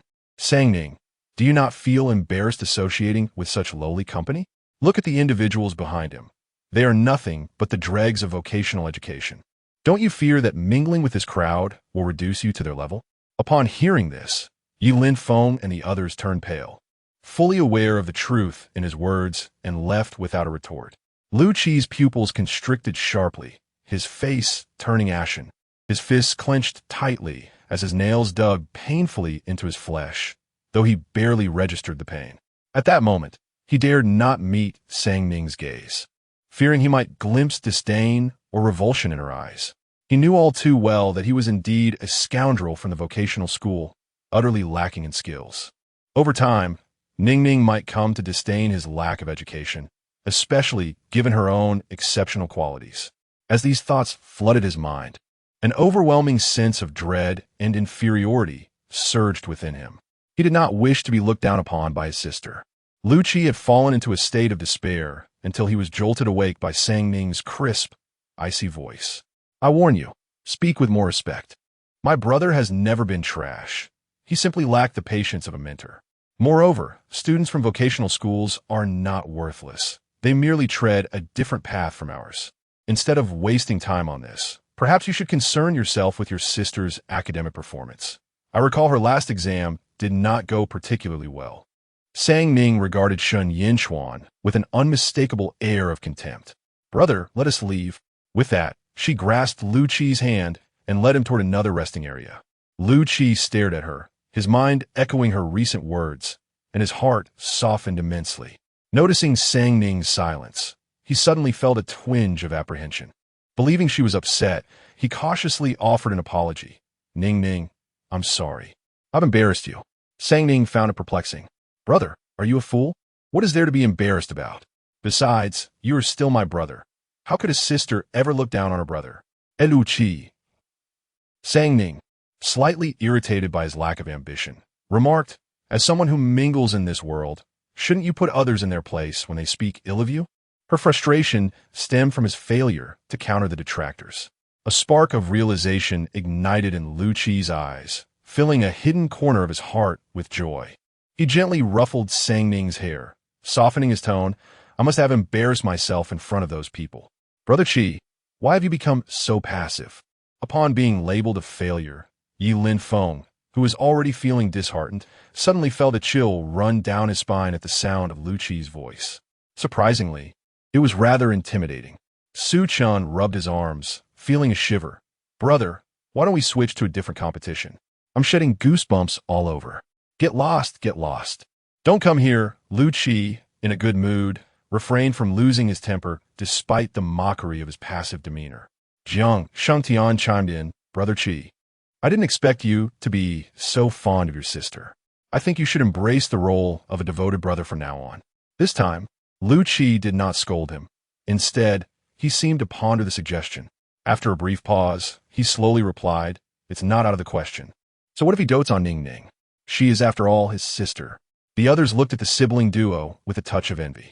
Deep down, they all understood that if they had a sister like Sang Ning, they would undoubtedly spoil her to the heavens. Moreover, Sang Ning's words during the vocational high school discussion had left them both shocked and moved. Even long after, they recalled the profound impact her words had on them. Following the intermission, Lu Qi and the others returned to the arena once more. The two teams faced each other, the atmosphere thick with tension. Lu Qi's cold gaze fixated on Shen Jia, neither willing to yield. Throughout the match, Shen Jia seemed to be in a frenzy, opposing Lu Qi at every turn, and the animosity off the court spilled onto the field. Lu Qi stood his ground against Shen Jia's deliberate provocations. Perhaps it was the empowering words from Sang Ning that fueled him. At this moment, his singular focus was on one word: victory. Due to Shen Jia's emotional outbursts and lack of team spirit, their team suffered a crushing defeat. Once off the court, Lu Ming and Feng Zijie quickly approached Shen Jia. Feng Zijie, glancing at Shen Jia's state, expressed concern. Brother Chuan, what happened just now? Lu Ming, less diplomatic, spoke with evident frustration. Why were you so fixated on targeting Lu Qi? If you hadn't focused on him, our chances of winning would have greatly increased. As soon as he uttered those words, Lu Ming realized he had spoken without thought and quickly apologized. I'm sorry, Brother Chuan, that wasn't my intention. Shen Jia shot him a glance, pressed his lips together. I'm sorry, it's my fault. But what was the point of apologies? Another team member looked at Shen Jia with disdain, about to speak, but was silenced by a glance from Feng Zijia. At that moment, Shen Jia sat alone, reflecting on his unusual behavior today. He couldn't quite grasp why he had fixated on Lu Qi, even forgetting that this was not merely a personal match. With his eyes closed, he could only envision Sang Ning calling Lu Qi brother, and Shen Jia felt as if he were losing his mind.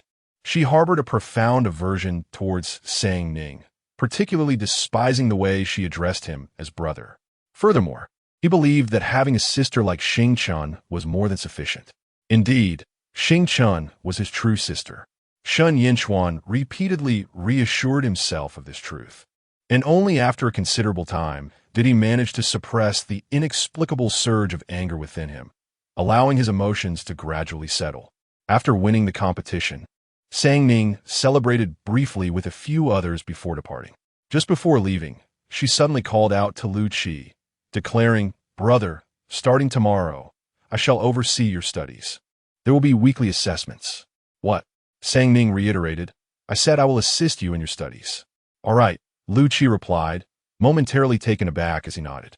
Having just acquiesced to Sang Ning's request, he inexplicably recalled the stack of test papers in his drawer, each marked with dismal scores. His academic performance had nearly caused his teacher to faint from exasperation. Could she truly withstand such a burden? Chapter 70. Is the game enjoyable? The promise to assist Lu Qi in his studies was not merely a hollow declaration. In the time leading up to the college entrance examination, Sang Ning resolutely demonstrated to Lu Qi the essence of diligence through her actions.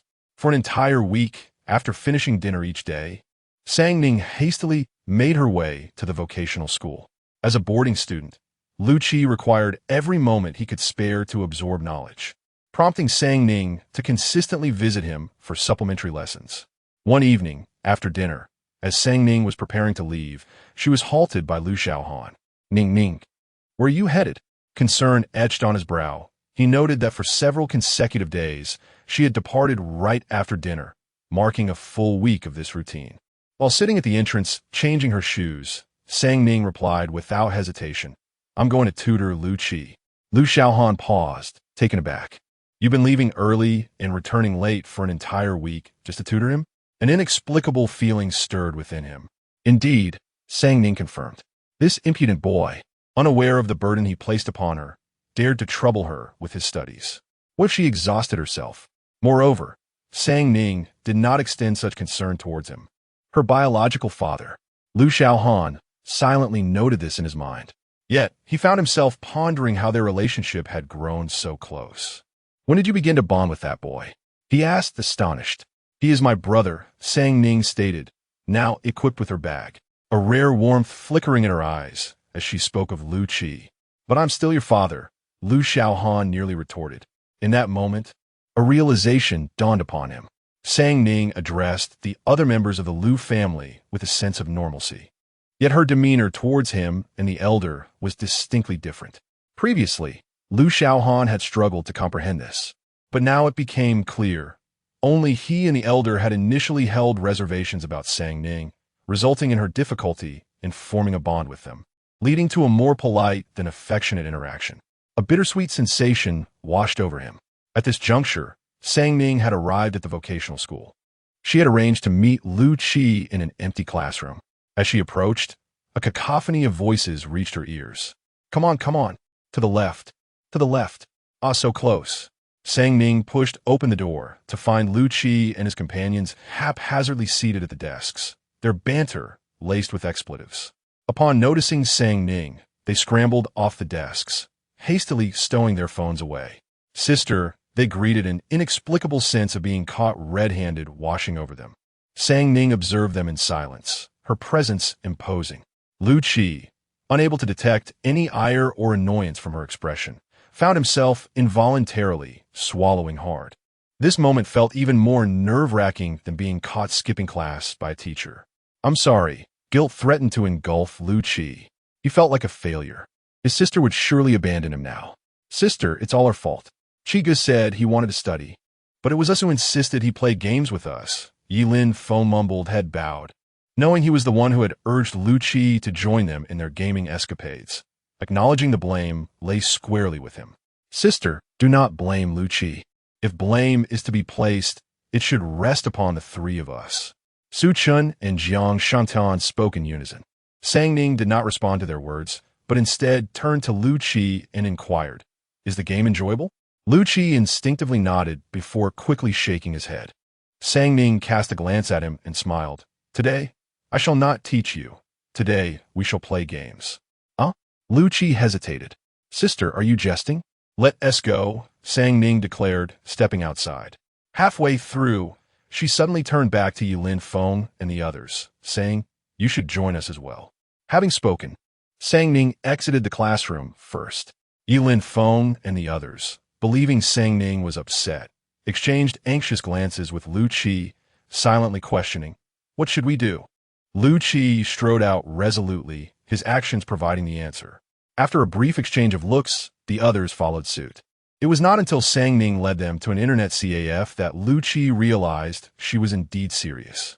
"Let us find a spot and play around," Sang Ning instructed, sitting down at a computer. Lu Qi's eyes widened in surprise, feeling somewhat troubled. Ning, the game we play is quite challenging to learn. Moreover, they have been playing for a long time. If you end up overwhelmed, they will feel distressed as well. "I can play," Sang Ning declared, entering the game password. Lu Qi happened to catch a glimpse of the game page for Peak Showdown on her screen, and he was momentarily stunned. "How did you know we were playing this game?" Sang Ning replied, "I just heard the BGM playing when you all got eliminated." Lu Qi scratched his head, a bit embarrassed. "We lost due to a momentary lapse," he explained. Just then Yilin Feng suddenly exclaimed, "Wait, sister, you're at our level." Lu Qi and the others quickly gathered around to look at Sang Ning's screen, and indeed, her avatar bore the emblem of glory, just 1 star less than theirs. Sang Ning regarded them with a hint of pride in her eyes. "Now do you believe me? Let us play around." Her limited interests revolved around gaming, and receiving acknowledgement from others brought her considerable joy. The others, feeling their gaming cravings surge, promptly took their seats upon hearing Sang Ning's invitation. They added each other as friends, and Lu Qi swiftly initiated a match. Peak Showdown is fundamentally a shooting game, a 5v5 format where the 5 of them must eliminate all the bosses in the arena and the opposing 5 human players within a fixed time frame to claim victory. As the sole girl in the team, Sang Ning was well looked after by Lu Qi and the others from the very beginning, until they encountered the first major boss. Upon seeing that the boss was level L8, Lu Qi and the others immediately grew serious. Just as they were about to ascertain the enemy's position, a gunshot rang out, and the L8 boss was taken down with a single headshot. At that moment, everyone was stunned, utterly shocked by the scene before them. Typically, when they faced a boss of such caliber, they would sustain some damage and lose a bit of health. Yet Sang Ning had effortlessly delivered a critical hit without sustaining any injury. Yilin Feng exclaimed, "My goodness, your speed is astonishing, sister." Su Chen added, "A headshot. I'm about to be carried by my sister." Jiang Shangtian praised, "What remarkable marksmanship." The group gazed at the computer screen in unison, showering compliments.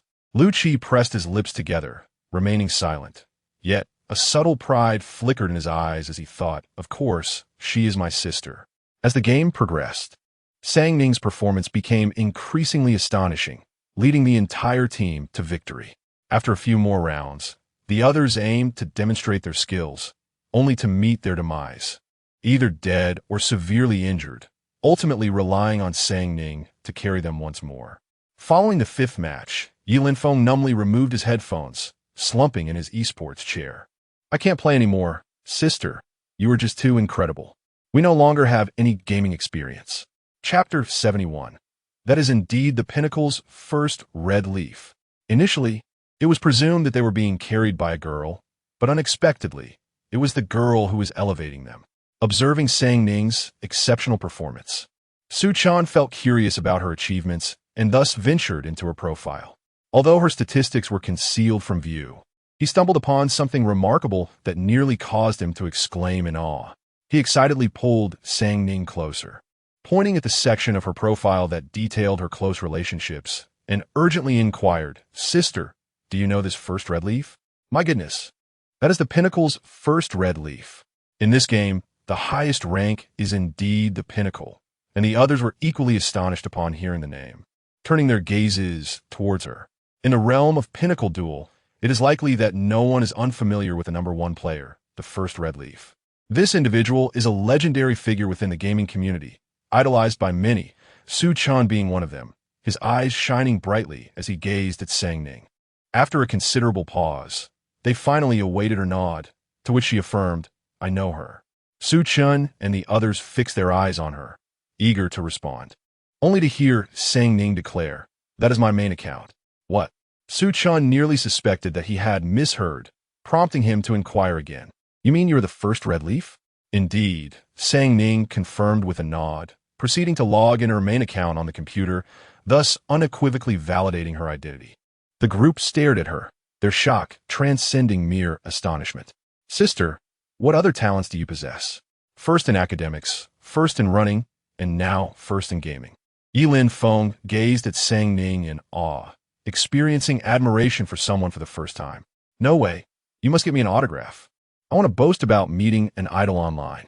Su Chan was utterly infatuated with the first red leaf, returning home daily to replay videos shared by netizens showcasing their gaming sessions together.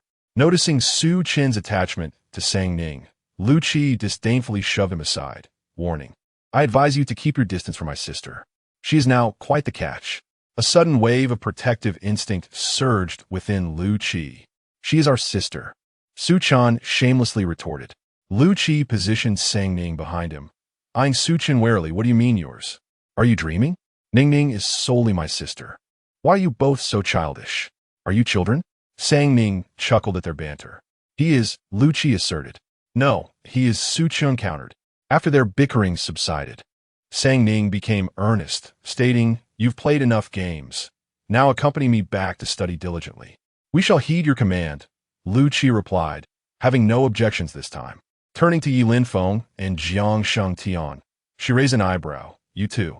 Su Chan, dreaming of meeting his idol, immediately agreed. With everyone in accord, Yilin Feng and Jiang Shengtian also complied, unwilling to linger any longer. With ample time remaining, Sang Ning led the group back to the vocational high school's classroom. Most of the students attending vocational high school are those whom their families have seemingly abandoned, and they in turn have relinquished their own aspirations, having ceased to engage in their studies since the beginning of their first year. Thus, Sang Ning finds herself obliged to revisit the foundational concept from the first year to assist them further along their academic journey. Although a few students are enrolled in the humanities while Sang Ning specializes in the sciences, this distinction poses no challenge for her. As the students sit below, they resolve to endure the session regardless of the outcome. To their astonishment, after approximately 20 minutes, they begin to comprehend the material. By the conclusion of that day's tutoring, their minds are filled with newfound knowledge. The following day, Duanqing learns of Sang Ning's tutoring efforts and fervently insists on joining, as her own foundation from the first year is also lacking. Delighted by her enthusiasm, Sang Ning readily agrees without a second thought. Upon arriving at the vocational school, Duanqing discovers from the others that they are all humanities students. "No way," she exclaims, her eyes widening in disbelief. Yilin Feng, sensing her skepticism, reiterates, "We truly are humanities students. We are not deceiving you." Duanqing understands their sincerity, but explains, "That is unimportant. What matters is that Ning is a science student." "Ah, my sister is a science student?" Duanqing muses. "But didn't she teach us history yesterday?" "Indeed, and she did so quite well," they respond. Perhaps it is because the knowledge pertains to first-year humanities, which she still remembers, Duanqing reflects, finding this explanation plausible. The others nod in agreement, echoing her thoughts. At that moment, Sang Ning returns from the restroom and overhears their conversation. Casual in her inquiry, she asks, "What are you discussing?" "Sister, we just learned that you are a science student." Yilin Feng replies. "Yes," Sang Ning affirms, unconcerned, believing the students are worried about her teaching abilities. She smiles reassuringly, explaining, "Do not fret.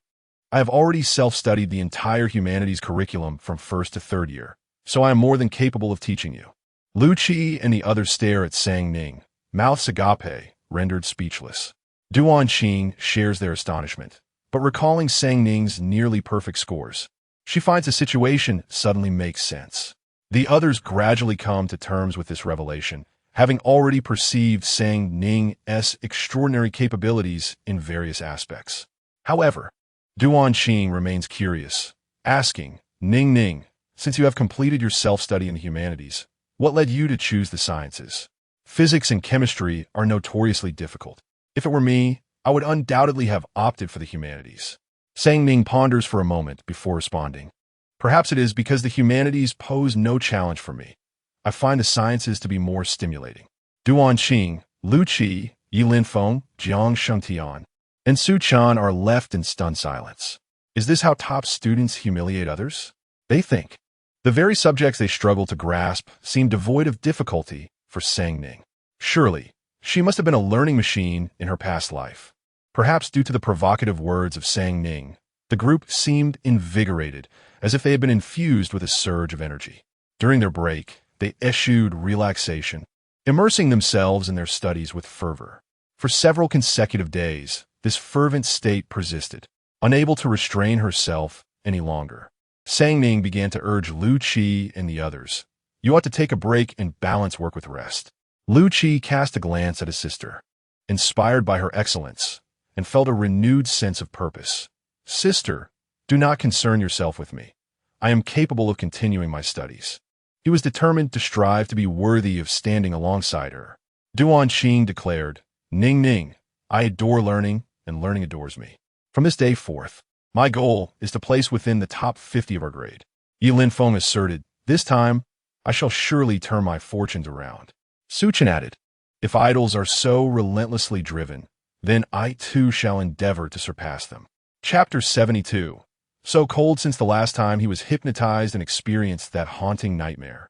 Lu Xiaohan had not visited He Yingshi for quite some time. Yet, during this interval, an unsettling anxiety had taken root within him, as the nightmare incessantly plagued his thoughts. In an effort to ascertain whether it was merely a figment of his imagination, Lu Xiaohan decided to pay a visit today. Reclining in the hypnotic chair, his consciousness began to blur gradually. When he regained awareness, he found himself inside an old, dilapidated residential building. The stair railing was coated with a thick layer of dust, and the walls, stained with yellow, were marred by numerous cracks. The hallway was cluttered with various discarded cardboard boxes and a haphazard collection of empty beverage bottles. Born into privilege and accustomed to the opulence of high-end establishments, Lu Xiaohan had no recollection of ever having set foot in such a place. He furrowed his brow in distaste. Suddenly, a door behind him swung open, crashing violently against the wall with a resounding thud. You worthless piece of trash. All you know is how to eat. Get out.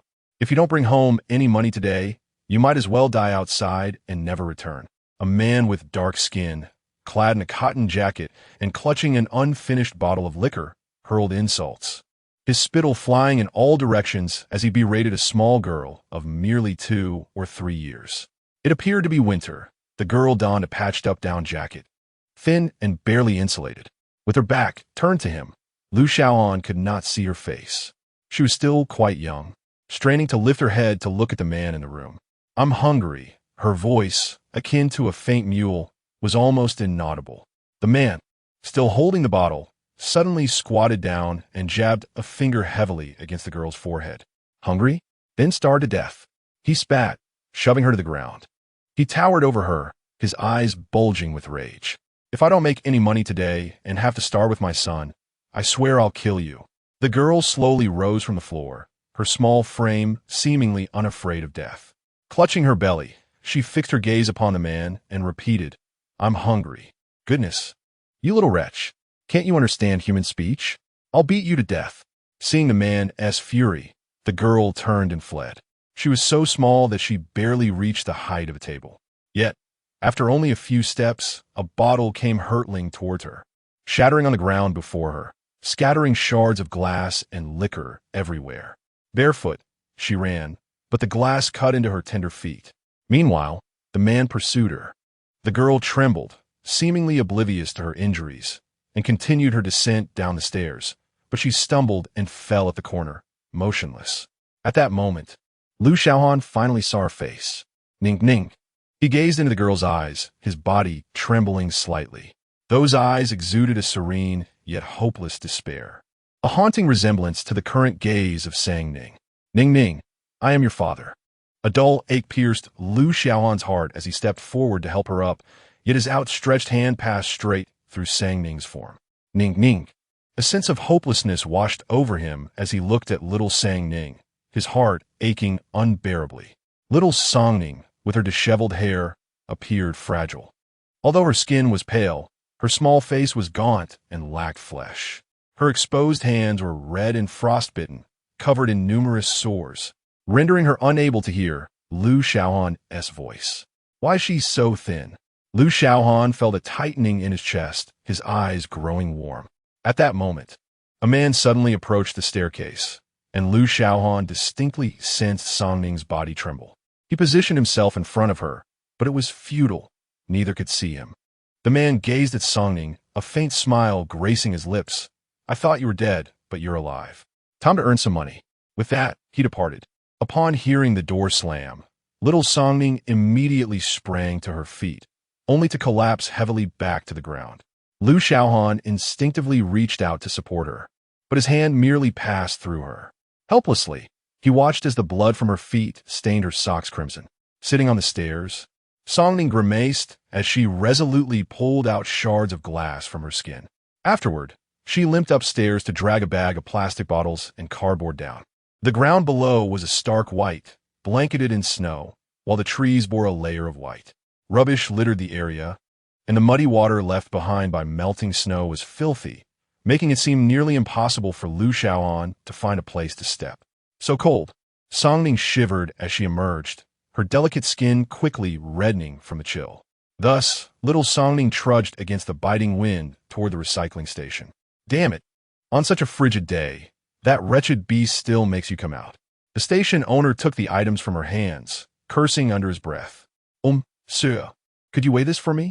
Little Sang Ning said nothing more, merely offering the owner a smile, resembling a little angel. All right, come with me. Ning Ning, the owner, softened by her innocence, inwardly scolded the heartless man. Inside, he weighed her items. Originally, they were worth only 15 yuan, but seeing the girl's pitiful state, he insisted on giving her several extra 10 yuan notes as she departed. With reddened eyes, the little girl clutched the money tightly as she left, not returning home, but instead venturing into the bustling city center. Whispering to herself, if only I had a father. Lu Xiaohan felt a tremor in his heart. At that moment, little Sang Ning suddenly spotted something, her eyes sparkling for an instant as she joyfully ran toward a figure and leaped into his embrace. Daddy, Shen Jia. Lu Xiaohan's gaze widened in shock upon seeing the man, swiftly overtaken by jealousy. Since Sang Ning had returned to the Lu household, she had never called him daddy nor been so close to him. Yet, Shen Jia possessed that privilege. Shen Jia looked at little Sang Ning with disdain, pushing her away. Lu Xiaohan's heart jolted, silently cursing Shen Jia, but Sang Ning seemed oblivious to the man's displeasure, persistently reaching out for him. Eventually, Shen Jia, thoroughly exasperated, took her hand to escort her home, but upon encountering Sang Ning's father, he abandoned that notion and ultimately brought her back to his own residence. In the ensuing days, Lu Xiaohan observed as Sang Ning diligently endeavored to win the favor of Shen Jia. Remarkably, her efforts bore fruit, and ultimately, Shen Jia took her in. At that time, Shen Jia was financially strained and burdened with considerable debt. Nevertheless, after adopting Sang Ning, he treated her with genuine kindness. Even when he could scarcely afford a meal for himself, he would ensure that Sang Ning enjoyed delectable dishes. The once frail little kitten blossomed into a plump and healthy creature in just a few months, and concurrently, the bond between Sang Ning and Shen Jia deepened. Throughout this period, Lu Xiaohan frequently encountered the poignant sight of the little girl standing by the window of their rented apartment, waiting for Shen Jia to return home, standing there for the entirety of the day. Chapter 73. Shun Sang Ning. Cease your actions day by day. The bond between Sang Ning and Shen Jia deepened. Nourished by Shen Jia's affection, she blossomed with vitality. Her once tranquil eyes now sparkled with a newfound essence. Time flew swiftly, and the couple transitioned from a modest rental to an expansive villa, with Shen Jia achieving a modest renown as a businessman. In a bid to ensure Sang Ning had companions, Shen thoughtfully selected 2 young boys from an orphanage to be her brothers, immediately gravitating towards Shen Jia and Shen Yinchuan. With the presence of her brothers, Xiaohan transformed into a lively and cheerful child, much to everyone's delight, even exhibiting a hint of playful defiance that was uncharacteristic of her usual demeanor. It marked a delightful beginning. However, one winter's day, a year later, Shen returned home accompanied by a woman and a little girl. From her vantage point on the 2nd floor, Xiaohan felt an unsettling pang of jealousy for the first time. "This is your sister," Shen said, gesturing towards the girl in the woman's arms with a smile. Xiaohan, refusing to acknowledge the girl, glared at Shen from the staircase and exclaimed defiantly, "Daddy, I don't want a sister. Make them leave." In a fit of frustration, she hurled her cherished teddy bear, a gift from Shen at him. Yet, contrary to his usual reassurances, Shen did not immediately comfort her this time. "Songning, stop this," he admonished, his gaze fixed on her, a warning lurking in his eyes. "How dare you speak to me like that?" Xiaohan, observing the scene, felt his heart tighten. This was the first time he had witnessed Xiaohan so furious. He glared at Shen, his eyes dark with menace. "Are you deaf? Get that mother and daughter out of here." Xiaohan shot Shen a furious look before retreating to her room, slamming the door behind her. Xiaohan followed her inside, his heart aching at the sight. Xiaohan curled up in her blanket, sobbing, "Bad daddy, I never want to be with you again." Xiaohan wished he could vent his frustration on Shen. Fortunately, after settling the mother and daughter, Shen came upstairs. "Sweetheart, are you still angry with daddy?" Xiaohan turned away, ignoring him with a huff. Noticing her tear-streaked lashes, Shen was momentarily taken aback and immediately enveloped her in his embrace. "Why are you still crying?" Xiaohan remained silent, tears continuing to cascade down her cheeks. Shen, unperturbed, gently wiped her tears away, his voice softening. "Daddy was wrong, okay? I promise I won't be harsh with you again. How about this? You can hit daddy." With that, he playfully guided her small hand towards his cheek. "Don't hit daddy, it hurts," he teased. Ultimately, Xiaohan's heart softened, and she cupped Shen face, planting a few kisses on him. Xiaohan watched, consumed with jealousy. However, what followed only intensified his ire. Shen seemed to have an endless repertoire of exasperating remarks. Henceforth, Shen most frequent question to Songning was, "Can you please behave? How could you bully your sister?" "Shen Songning, Annie has treated you so kindly. Shen Songning, why do you speak ill of her? How could I possibly have a daughter like you? Apologize." Since that mother and daughter moved into the Shen household, Songning gradually fell into neglect. Even the 2 brothers who had always adored her became enamored with a little girl named Shen Xingchen. Songning became the sole outsider in the Shen family. Xiaohan was furious, yet he found himself powerless to intervene, compelled to witness little Songning being wronged time and again by Shen. It was clear that Shen Xingchen had fallen, and when Songning attempted to help her up, Shen scolded her without so much as a question. It was indeed that malicious woman, Wan, who had gripped Songning's neck in solitude, hurling insults at her. Later, when Songning pointed to her reddened neck to report the incident to Shen, she was reprimanded for speaking ill of Wan. Such occurrences transpired nearly every day.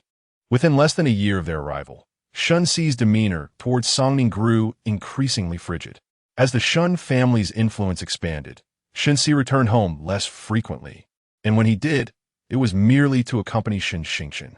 Gradually, Wan, observing Songning's lack of affection, began to mistreat her, withholding food and even resorting to physical violence, while the household servants felt free to insult her at will. Once a spirited child, Songning's warmth faded away, leaving her emotionally tranquil and devoid of ripples. At the age of 8, Wan arranged for a piano teacher for Songning. Initially, she approached her lessons with enthusiasm, her smile blossoming anew, even fooling Xiaohan into believing all was well. However, after one lesson, the piano teacher lingered, smiling as he asked, Ning, may I lift your skirt?" By then, Songning had developed an awareness of her gender and retreated a few steps, timidly regarding the man. "Teacher, I no longer wish to practice." "Beast, you despicable wretch, I shall end you." Xiaohan's expression darkened, his fists clenched and swinging in anger. Yet he found himself unable to connect. The following day, Songning approached Shen Jia cautiously, inquiring, "Father, may I cease piano lessons?" Shen Jia did not even glance up, replying curtly no. But the teacher, Songning felt a surge of grievance. Yet Shen Jia's sharp rebuke silenced her. "Can you not learn from your sister? Why are you so inept?" Songning trembled, returning in disappointment. The piano teacher continued to arrive daily for a year, during which he would utter vile remarks and engage in repulsive acts towards little Songning. Xiaohan, witnessing Songning's suffering, felt his sanity fraying. Until that fateful day, when a man attempted once more to lay hands on her, Songning discreetly drew a fruit knife from her sleeve and plunged it forcefully into the man's leg. "Uncle, is this amusing?" The man's leg bled profusely, yet Songning beamed with delight. The man collapsed, clutching his bleeding leg, howling in agony. "Ah, please remove it. Is this so?" Songning pressed the fruit knife deeper into him, her eyes glinting with a hint of madness. "I have killed you. What say you to that?" Ning, no. Let your father take care of it, do not." Xiaohan gazed at the scene before him, his heart aching profoundly. The ruler of Haicheng, witnessing his daughter cornered in such a manner, shed tears for the first time. He had not wept in the face of the stringent training imposed by old Master Lu, nor had he cried when confronted with assassination attempts. Yet at this moment, he truly despised his own impotence. Had he not allowed Ning to drift away for so many years, she would not have had to endure such torment. "Are you mad?" At this moment, that man appeared genuinely frightened, writhing towards the door like a maggot. Ning crossed her arms, pursuing him outside.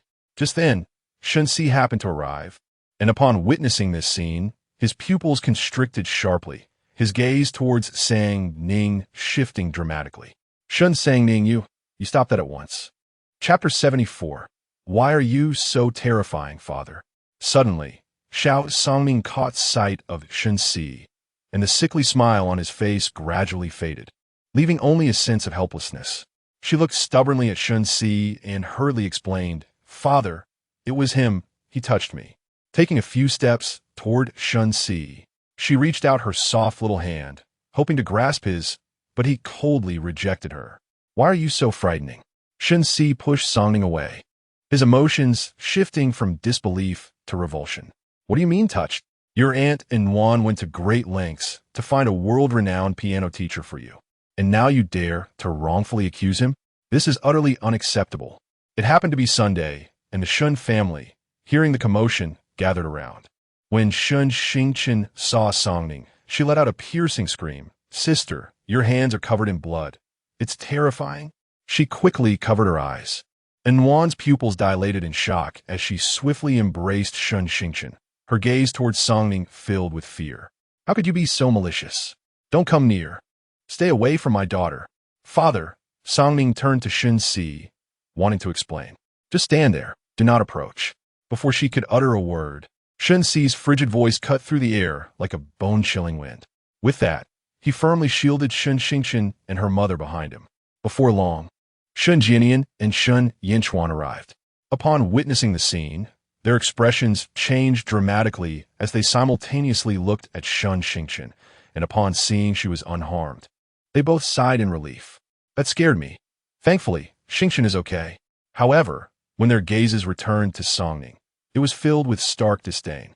"Songning, how could you be so vicious? Even at such a tender age, you dare to wield a knife?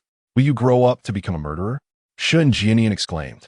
Shen Yinchuan, gritting his teeth, threatened vehemently. "Songning, if you want to play with knives, that's one thing, but if you hurt Jia, I swear I will beat you to death." It was evident that they regarded Songning as a pariah. "Why does no one believe me?" Songning murmured in despair, her eyes growing increasingly vacant. After this incident, Xiaohan observed the gradual transformation of Songning's character into something increasingly bizarre, extreme, and even somewhat pathological. By the age of 10, the only companion left by her side was a girl named Xiaohan. One day, Shen Jia started a fire, trapping herself, Songning, and Xiaohan inside. When Shen Jia arrived, the flames were raging, and he could only save one. Without hesitation, he chose to carry Shen Jia away. Watching him leave, the light in Song Ning's eyes gradually faded, bit by bit, becoming utterly desolate. Beast, you deserve to die.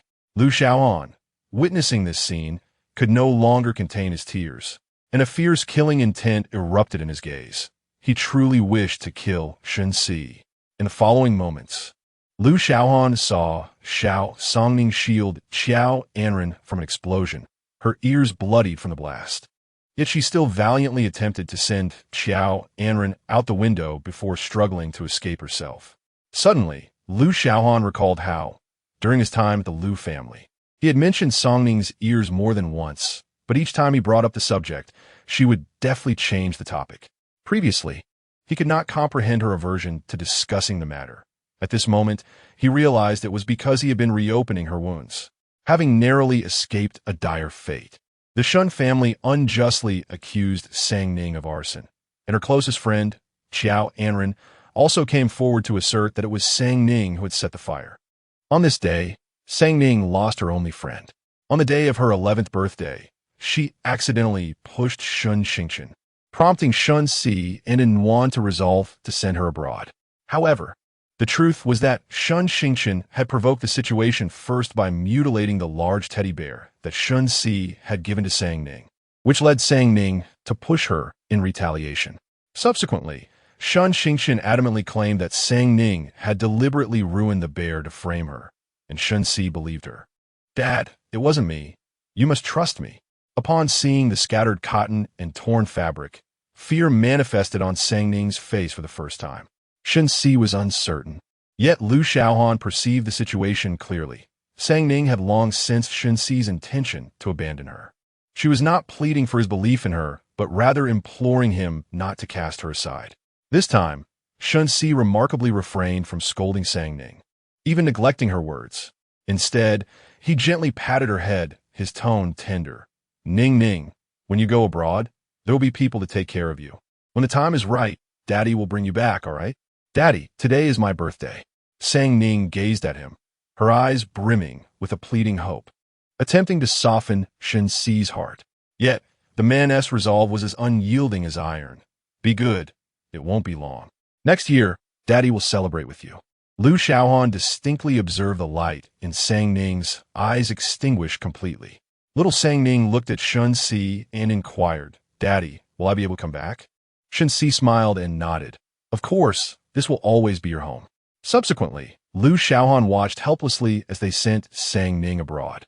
Upon arriving overseas, someone was there to receive her. The bodyguard escorting Sang Ning, without a word, forcefully pushed her into a black sedan. The vehicle continued until it reached the docks, where they planned to change to a water route. Sang Ning, puzzled, furrowed her brow and asked the two men, "Aren't we going to the villa? Why do I need to take a boat?" The man sneered, "What villa? Your family has already sold you to us. This area is filled with our people, and there is no need for him to hold back." Impossible. Realizing something was amiss, Sang Ning attempted to flee, but before she could react, the two men seized her and forcibly dragged her onto the boat. "This is our territory. You cannot escape. If you wish to live, behave yourself." The two men cruelly shoved little Sang Ning into a sack. Lu Xiaohan, witnessing the scene before him, felt a jolt of shock. He recalled previously discovering that Sang Ning had been sent to Qin Island at the age of 11, barring any unforeseen events. The destination they were heading to was indeed Qin Island. As Lu Xiaohan had surmised, they subsequently brought Sang Ning to a magnificent ancient castle. The two men tossed her into a pitch-black room. The moment the door opened, Lu Xiaohan barely caught a glimpse of the interior, only noting the flickering greenish light within. Just as he intended to enter and assess the situation, he suddenly heard someone calling for him, the voice growing increasingly distinct. "Lu Xiaohan, wake up quickly." As consciousness gradually returned, Lu Xiaohan suddenly opened his eyes. What is happening? Why had he been in such deep slumber for so long? He furrowed his brow tightly and let out a long sigh of relief upon seeing him awaken. "Hurry, put me back under hypnosis." At this moment, Lu Xiaohan's mind was filled with thoughts of that terrifying room. He spoke anxiously to He Yingshi. He Yingshi shook his head. "No, it's not possible. What you just experienced was extremely perilous. Hypnosis should ideally be conducted within a span of 3 to 4 hours. You were unresponsive after 5 hours of deep sleep, which poses significant risks. Continue the hypnosis. Lu Xiaohan shouted at He Yingshi, his gaze fierce and imposing. All he wished to know was whether Ning was in any danger within that house.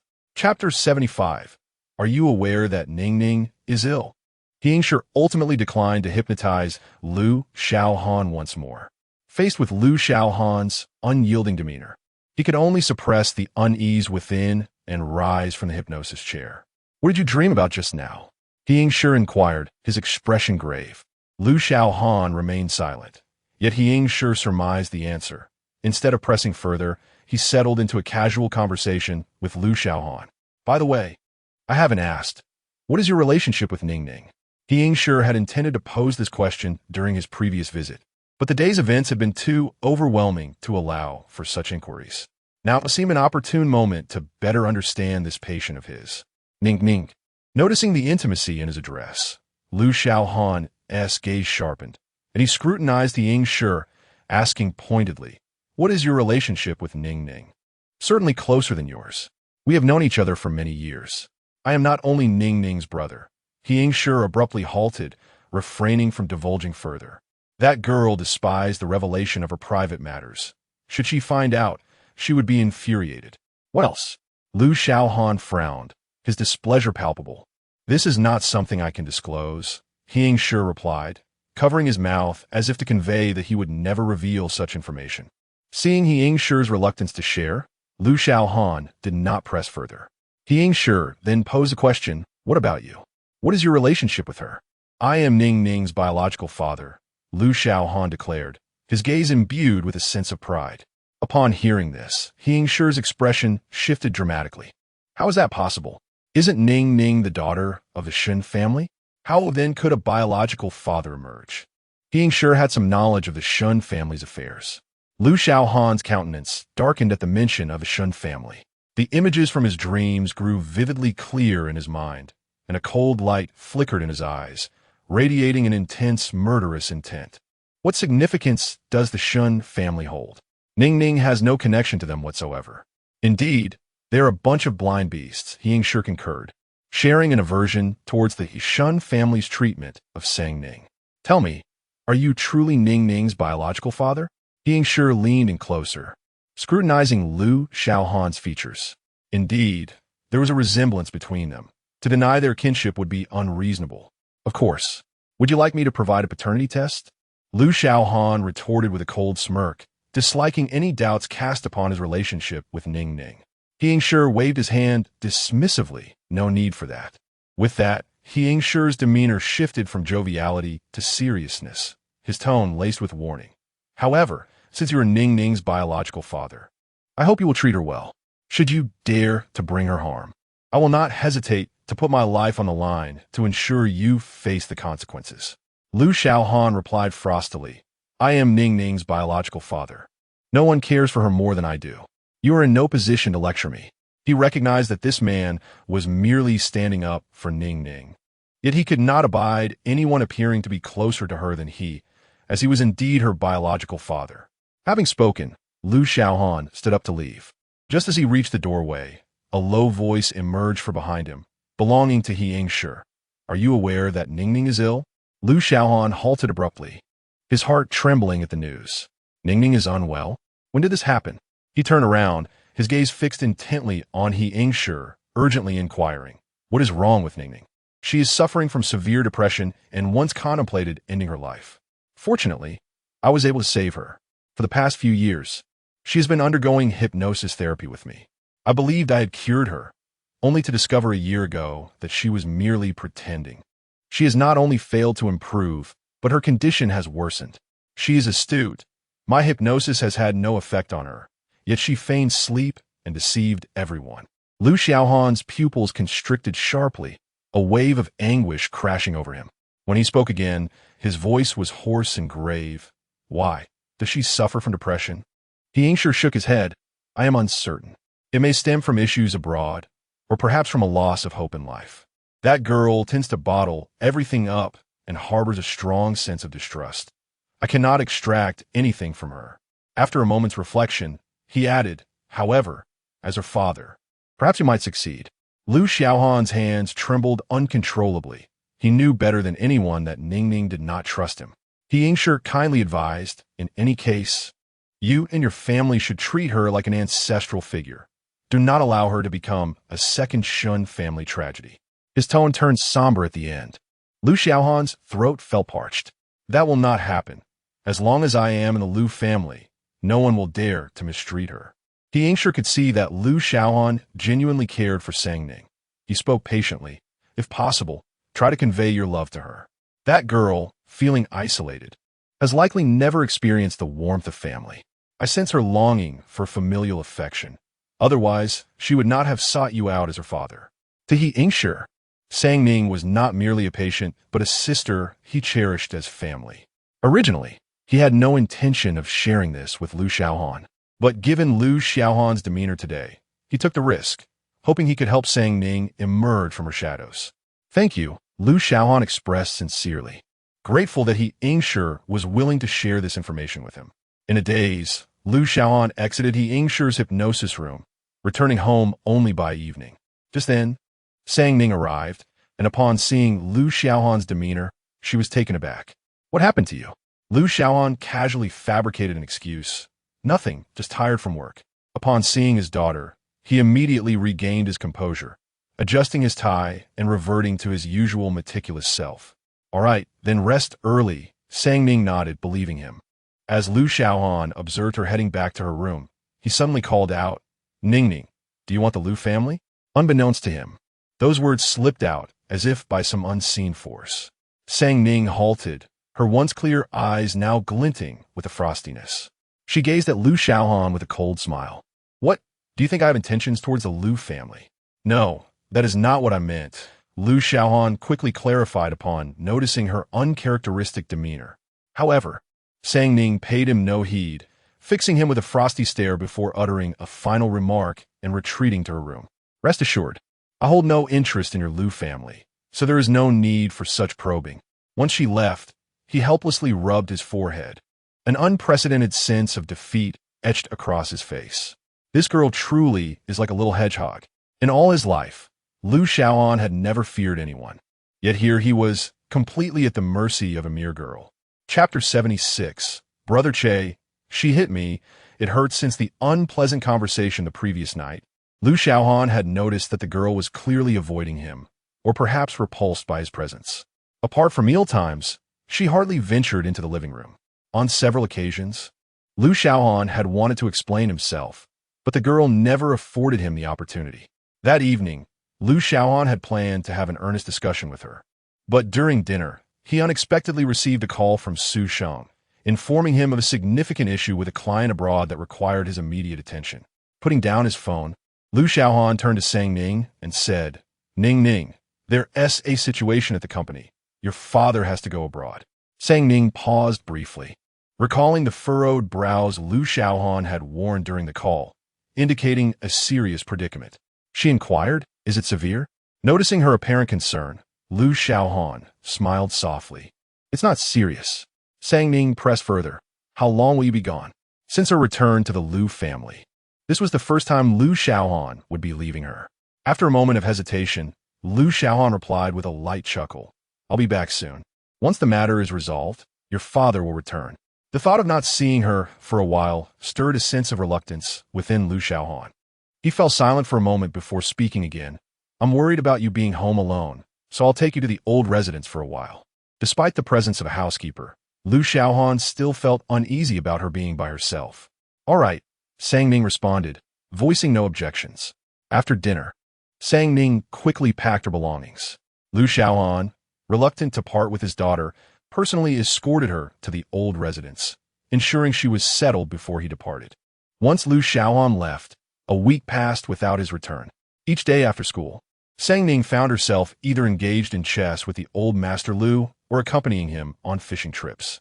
It was difficult for her to assess the situation. If the old man played well, it would have been one thing, but each time he lost to her, he would retract his moves, driving her to the brink of madness. On this particular day, while the old master was engrossed in a game with Sang Ning, Lu Sheng arrived. Aunt, Sang Ning climate. her eyes lighting up at the sight of Lu Sheng, as if she had found a savior. "Why are you here again?" the old master Lu grumbled, his lips curling downward in displeasure upon seeing Lu Sheng. "What do you mean again? How can you utter such frigid words with a temperature of 37 degrees? Lu Sheng retorted. She had been visiting the old residence almost daily to see her little niece, long accustomed to the old master's behavior. In the past, Lu Sheng had indeed feared her father, but now, faced with the girl's pitiable gaze, her heart softened immensely. "All right, I'll take the plunge," Lu Sheng resolved, Dad. "Let Luan accompany you in your game. Don't keep monopolizing Ning. She still needs to play with me." The old master, Lu, cast a deep, incredulous glance at his daughter, unable to believe such words had escaped her lips. Feeling a tightening in her chest, Lu Sheng braced herself for a reprimand, only to hear the old master respond, "No, that boy's skills are too lacking. I won't play with him.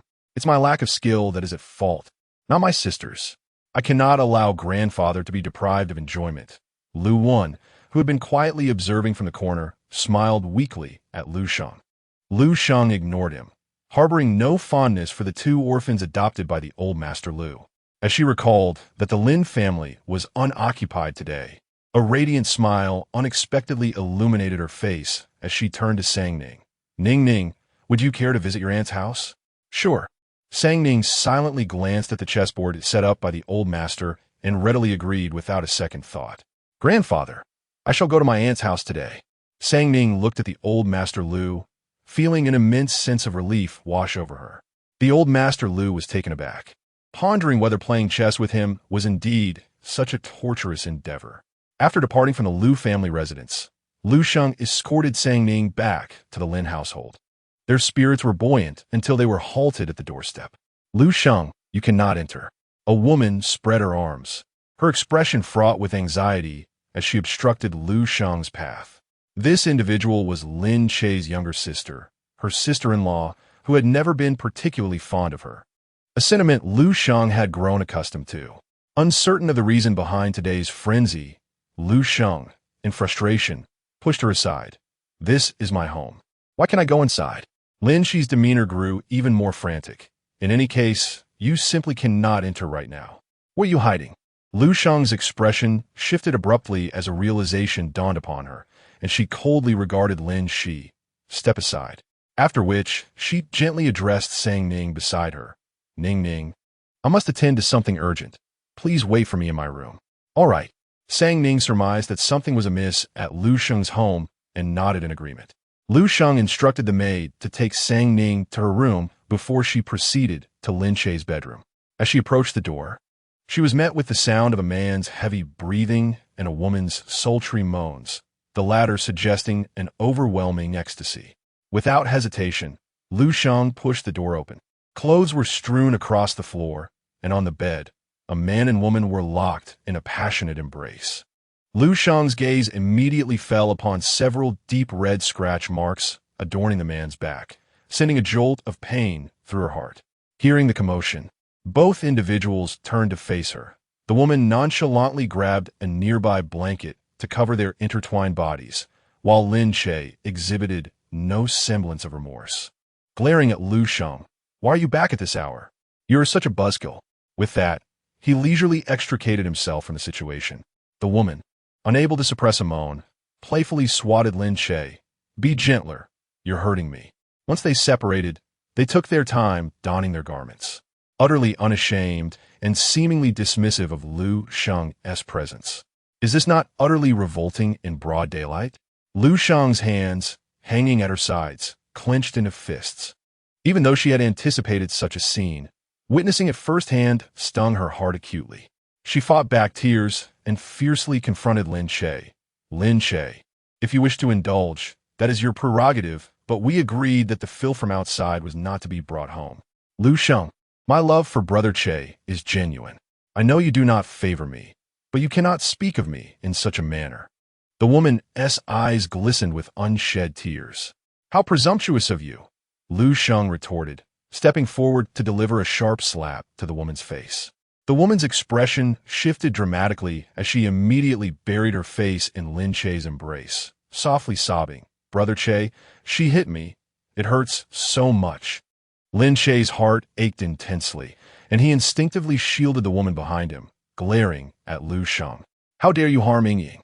With a forceful kick, he struck Lu Sheng in the chest, growling, I'll beat you to death. Lu Sheng fell to the ground from the impact, but Lin Che, still unsatisfied, advanced and seized Lu Sheng by the collar of her shirt, mounting her as he furiously slapped her face again and again. When Sang Ning arrived, the sight before her was shocking. Her expression changed instantly, and she rushed forward, delivering a swift kick that sent Lin Che sprawling. Get away. Chapter 77. How could it not be his fault at this moment? Lu Sheng's face had swollen considerably, and upon seeing this, Sang Ning's expression darkened. She knelt down to tidy up Lu Sheng's clothing before assisting her to her feet. Aunt, allow me to help you up. Lu Sheng felt a pang of guilt, realizing that not only had she failed to provide her niece with a pleasant outing, but she had also subjected her to such a sordid affair. She wondered if the young girl had been frightened. I'm fine, Ning, do not worry. While speaking, Lu Sheng's gaze remained fixed on Lin Che, fearful that he might harm Sang Ning. She and Lin Che had been university classmates. At 20, she had accepted his confession of love, and at 23, she had agreed to his proposal. For the first 2 years of their marriage, Lin Che had treated her with kindness, and they had experienced happiness together. However, everything changed upon discovering that she was unable to bear children. Lin Che's demeanor transformed drastically. He not only became abusive but also engaged in a series of infidelities. Sang Ning's concern grew. In her eyes, her aunt was a vibrant and formidable queen, a queen who ought not to be subjected to such indignities. Just moments ago, she had kicked Lin Che in the ribs, and now he was in considerable pain, swallowing his fury. Yet, recognizing that she was the daughter of Lu Xiaohan, he managed to suppress his anger. Ah, my dear niece has arrived as well. This is a matter between me and your aunt. I advise you to refrain from meddling. As he spoke, Lin Che reached out to grab Lu Sheng. You wretched woman, come here. With his niece as a shield, he thought it permissible to vent his frustrations on Lu Sheng. Just as his hand was about to make contact, Sang Ning swiftly positioned herself in front of Lu Sheng.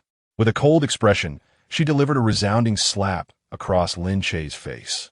You are the wretched one. Who do you think you are to speak to my aunt in such a manner? I will tell you, no one can bully my aunt. Sang Ning's slap carried immense force, causing Lin Che's face to turn as he felt the sharp pain and tasted blood at the corner of his mouth. Wiping the blood away, Lin Che's eyes turned cold and vicious as he glared at Sang Ning. You little wretch, do not think that just because you are Lu Xiaohan's daughter, I will not dare to strike you. You are merely an illegitimate child with no standing. Lu Sheng's expression shifted dramatically. Disregarding her own pain, she lunged at Lin Che, fiercely clawing at his face. You scoundrel, shut your mouth. While she could tolerate insults aimed at herself, she could not allow anyone to speak ill of her niece. Lu Sheng was no match for Lin Che, and as he prepared to deliver a punch to her face, Sang Ning suddenly pulled Lu Sheng away. Aunt, step back and watch how I avenge you. With that, Sang Ning did not hold back, delivering a powerful kick to Lin Che's abdomen, sending him crashing to the ground. She seized his hair and pounded his face mercilessly with her fists, cursing him relentlessly. To strike your own wife, you are nothing but a beast inferior to swine. How dare you bully my aunt? Today, I shall show you a thing or two. Lin Che had not anticipated such strength from her. This small girl had overpowered him, and he found himself utterly defenseless, his dignity shattered, his face contorted in humiliation. Meanwhile, a woman nearby, sensing the escalating situation, discreetly slipped away. Before long, she returned with the Lin family matriarch and Lin Yin.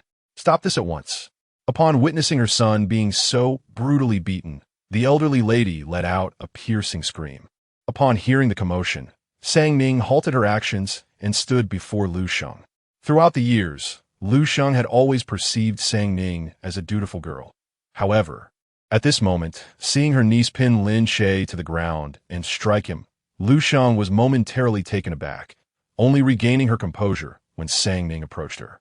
Since marrying into the Lin family, no one from the Lu family had ever shown her concern, and now, unexpectedly, it was her 17-year-old niece who stood up for her. The image of her niece fiercely defending her against Lin Che stirred a deep emotion within Lu Sheng, causing her eyes to well with tears. At that moment, Lin Old Lady and Lin, she had already helped Lin Che to his feet. Observing her son in such a state, Lin Old Lady wore a stern expression. Her aged voice laced with suppressed anger as she demanded, "Who are you to come and wreak havoc in our Lin family?" Fearing for her niece's well-being, Lu Sheng positioned herself protectively in front of Sang Ning and met Lin Old Lady's gaze, her voice icy. "This is my niece."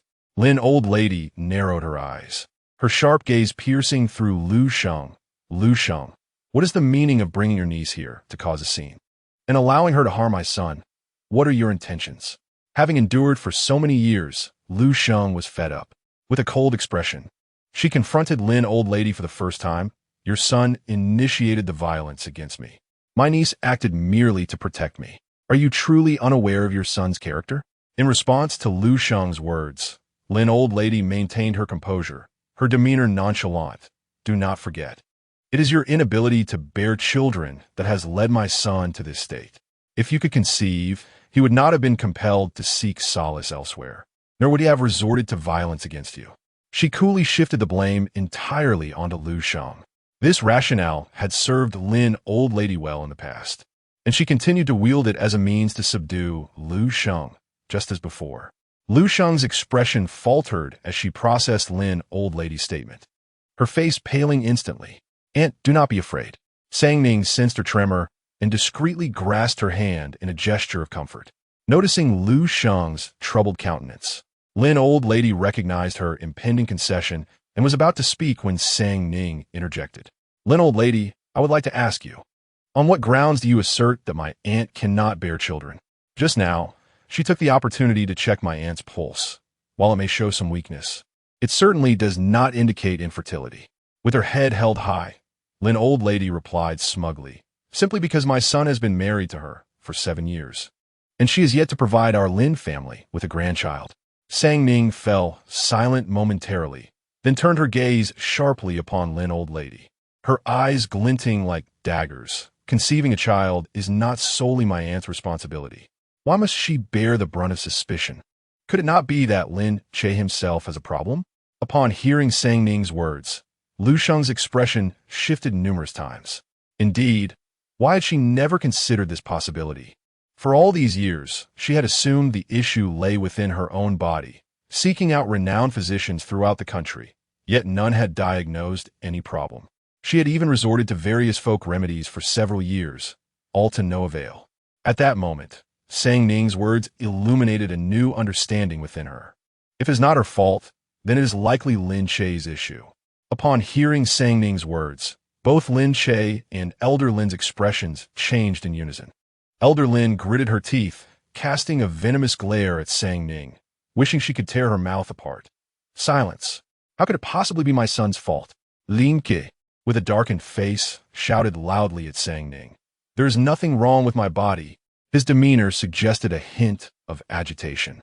Sang Ning curled her lips in a slight smile, evidently having hit the mark.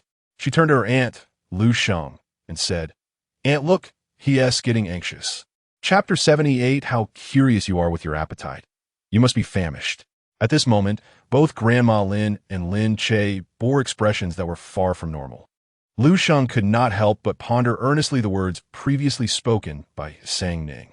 An unprecedented sense of absurdity washed over her, and the mere thought that she might have been ensnared in a web of deceit woven by the Lin family for all these years sent a chill through her veins. "Lin Che, you must provide me with an explanation," Lu Sheng said coldly, directing a piercing gaze at the bruised and battered Lin Che. For years, she had endured the disdainful glances of the Lin family due to her inability to conceive, and the memories of her grievances ignited a deep-seated fury within her, one that made her wish to annihilate this wretched clan. Lin Che averted his gaze, his face darkening as he raised his voice. "What explanation?" "Lu Sheng, I assure you, I am in perfect health. There is nothing amiss." His defensiveness betrayed him, his demeanor suggesting guilt, prompting Sang Ning to stride purposefully towards him. "Stay back." As she approached, Lin Che's countenance shifted, fearing she might strike him again. Panic-stricken, he stammered. What do you intend to do? The memory of her fierce resolve during their last encounter still haunted him. Ignoring his pleas, Ning reached him and seized his arm, her grip firm yet measured. After a moment, she released him, only to swiftly grasp his jaw with an iron hold. Open your mouth, she commanded, her voice devoid of warmth, as if she regarded him as a mere object. The pain in Lin Che's jaw compelled him to comply, and he obediently parted his lips. After her examination, Ning returned to Lu Sheng's side. Lu Sheng's eyes were fixed on her niece with astonishment, clearly taken aback by the display of authority. Ning, have you studied medicine? She inquired, awe evident in her gaze. Ning nodded. Yes, I have. With that, she addressed the gathered crowd. Aunt, Lin Che is afflicted with azoospermia, and due to excessive indulgence, his health is severely compromised. Before Lu Sheng could respond, the expressions of Lin Che, Grandma Lin, and Lin she transformed in unison, their faces reflecting sheer disbelief. Grandma Lin was the first to recover, quickly regaining her composure. She fixed a determined gaze on Ning and retorted, "What nonsense about azoospermia? My son has perfectly viable sperm. As for excessive indulgence, that is utterly unfounded. You speak without knowledge. You, a mere girl, presume to make such judgments after a cursory glance? Do you think this is merely child's play?" Grandma Lin's tone dripped with disdain as she regarded Ning. Unfazed, Ning diverted her gaze to the corner where the woman Lin Che had brought back stood, a smile gracing her lips. "No one knows better than you. With Lin Che's deteriorated condition, 5 minutes must feel like an eternity. Wouldn't you agree?" Ning, caught off guard by the sudden attention, nodded before quickly shaking her head, counting on her fingers with a dismissive expression. "Not even 5 minutes. You seem to have no particular preferences. You must be starving," Ning scoffed coldly, her disdain for the mistress palpable in her tone. "Indeed, I find it perplexing how I managed to indulge in such actions." Ning pressed her lips together, aware of her misdeeds, and offered a sheepish smile. She had previously aspired to elevate her status by marrying Lin Che, yet upon hearing the mention of azoospermia, the Lin family's reaction was unmistakably telling. It became evident that Lin Che was likely afflicted with this condition, and the realization promptly extinguished her hopes of marrying him. Entering the Lin family without the prospect of bearing children would render her, as the mistress, forever in the shadows. What purpose would that serve? Lin Che, old Madam Lin. Suddenly, a particularly shrill curse erupted from the crowd. Lin Che, seething with rage, lunged towards Ning and grasped her neck tightly. "Wretched woman, when did I ever take less than 5 minutes? It was clearly 5.5. You are as meticulous as a needle. If it weren't for the money, I wouldn't bother to play along with your charade." For the sake of this performance, her voice had gone hoarse. After uttering those words, Ning spat at Lin Che, her displeasure reaching its zenith. The two quickly became embroiled in a violent scuffle. Ning, Lu Sheng. Ning diverted her gaze from the brawl and turned to Lu Sheng.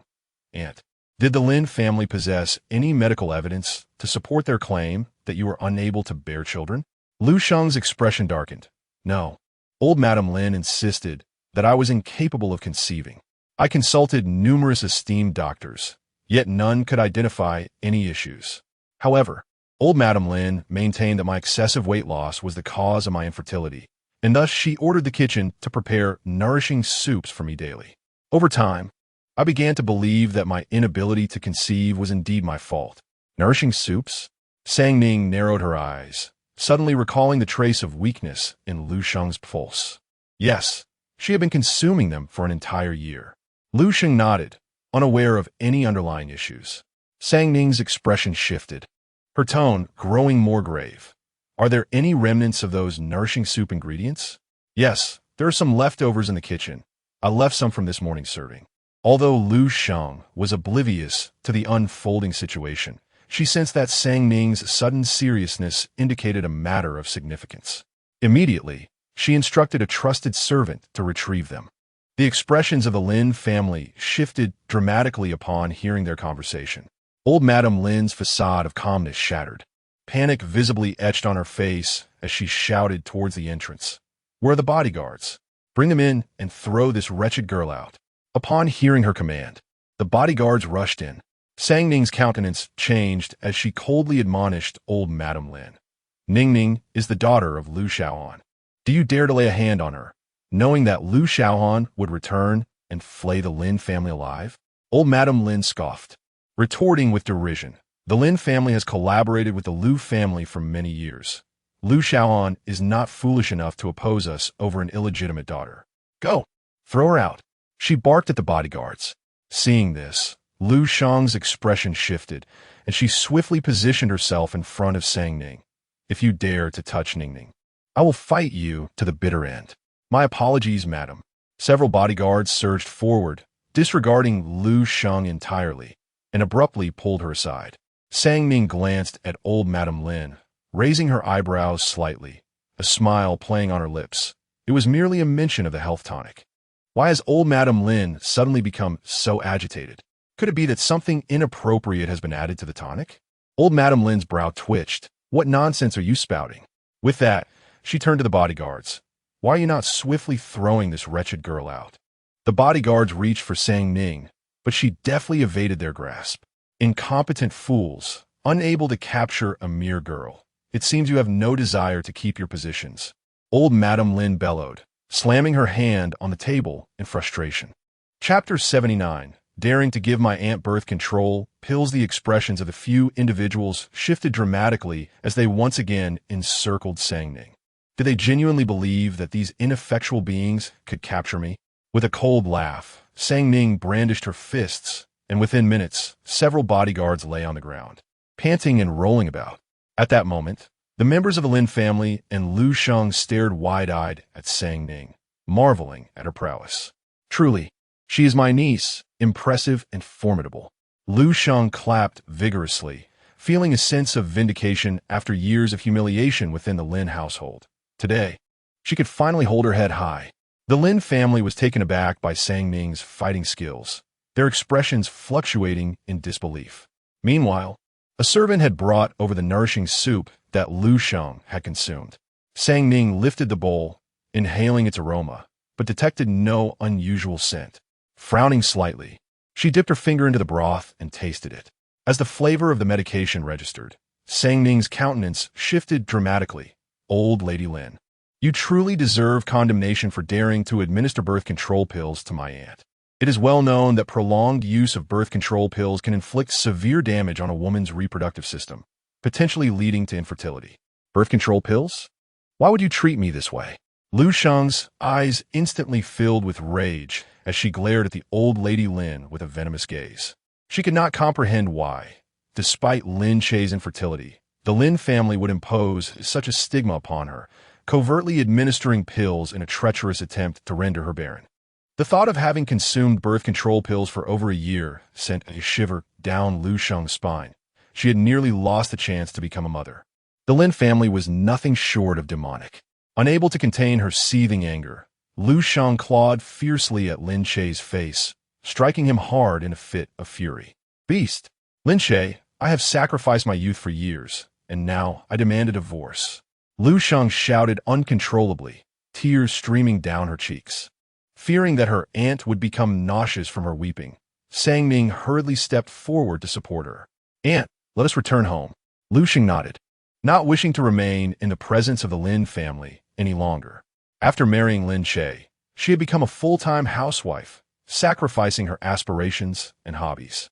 From a vibrant and spirited young woman, she had transformed into a mundane middle-aged woman solely revolving around her husband's family.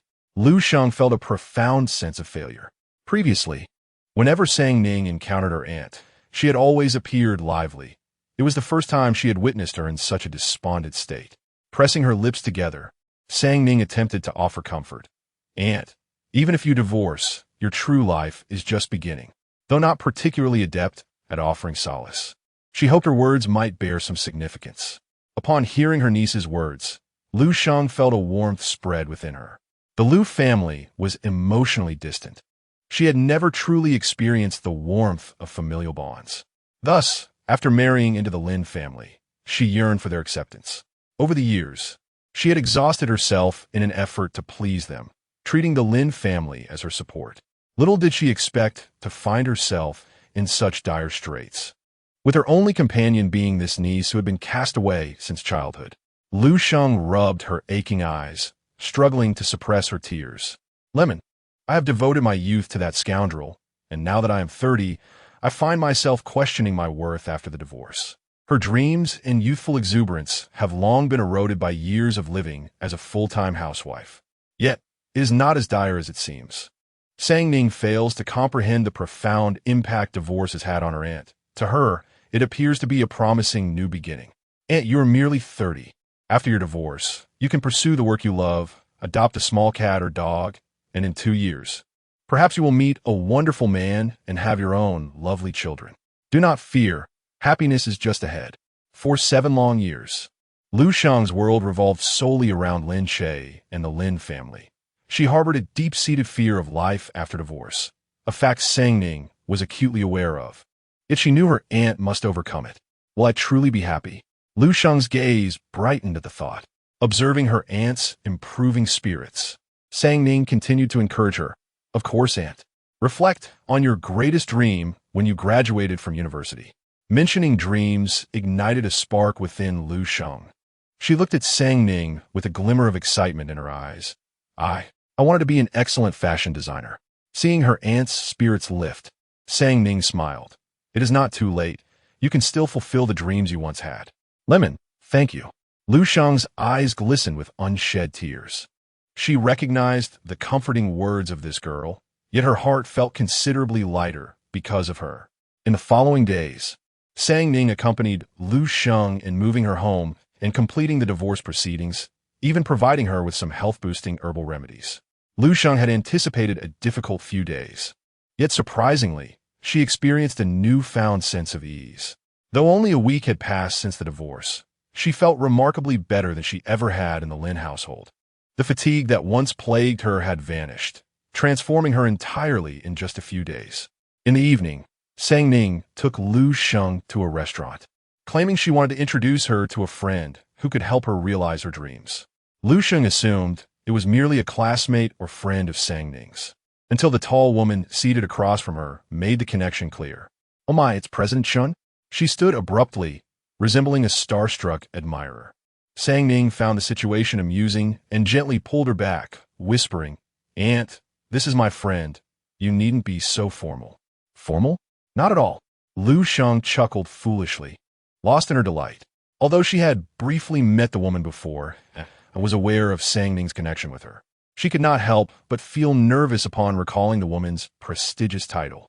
That was Qin Wang, the president of JR and one of its renowned designers. Qin Wang approached and playfully ruffled Ning's hair. Lemon, it's been so long.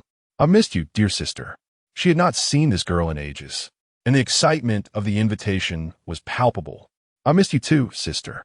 Ning was not one to dampen the spirits of those she cherished, offering emotional support generously to those she loved. As the conversation unfolded, Ning finally began the introduction. Due to time constraints last time, I didn't have the opportunity to introduce you. This is my aunt Lu Sheng. Hello. Unlike her previous aloofness, Qin Wang's demeanor was surprisingly warm this time as she smiled and extended her hand toward Lu Sheng. Lu Sheng promptly reciprocated with both hands, saying, Hello, President Shen. Qin Wang replied with a smile. I'm Ning's friend. You could just call me Wang. Having been persuaded by Ning earlier that day, Qin Wang had no intention of beating around the bush and directly broached the main topic. I heard from Ning that you have a keen interest in design. Our domestic branch at JR Group has openings. Would you be interested in joining us? Lu Sheng was taken aback, feeling as though she had been struck by a pie falling from the sky. However, she did not respond to Qin Wang immediately. Instead, she glanced at Ning beside her.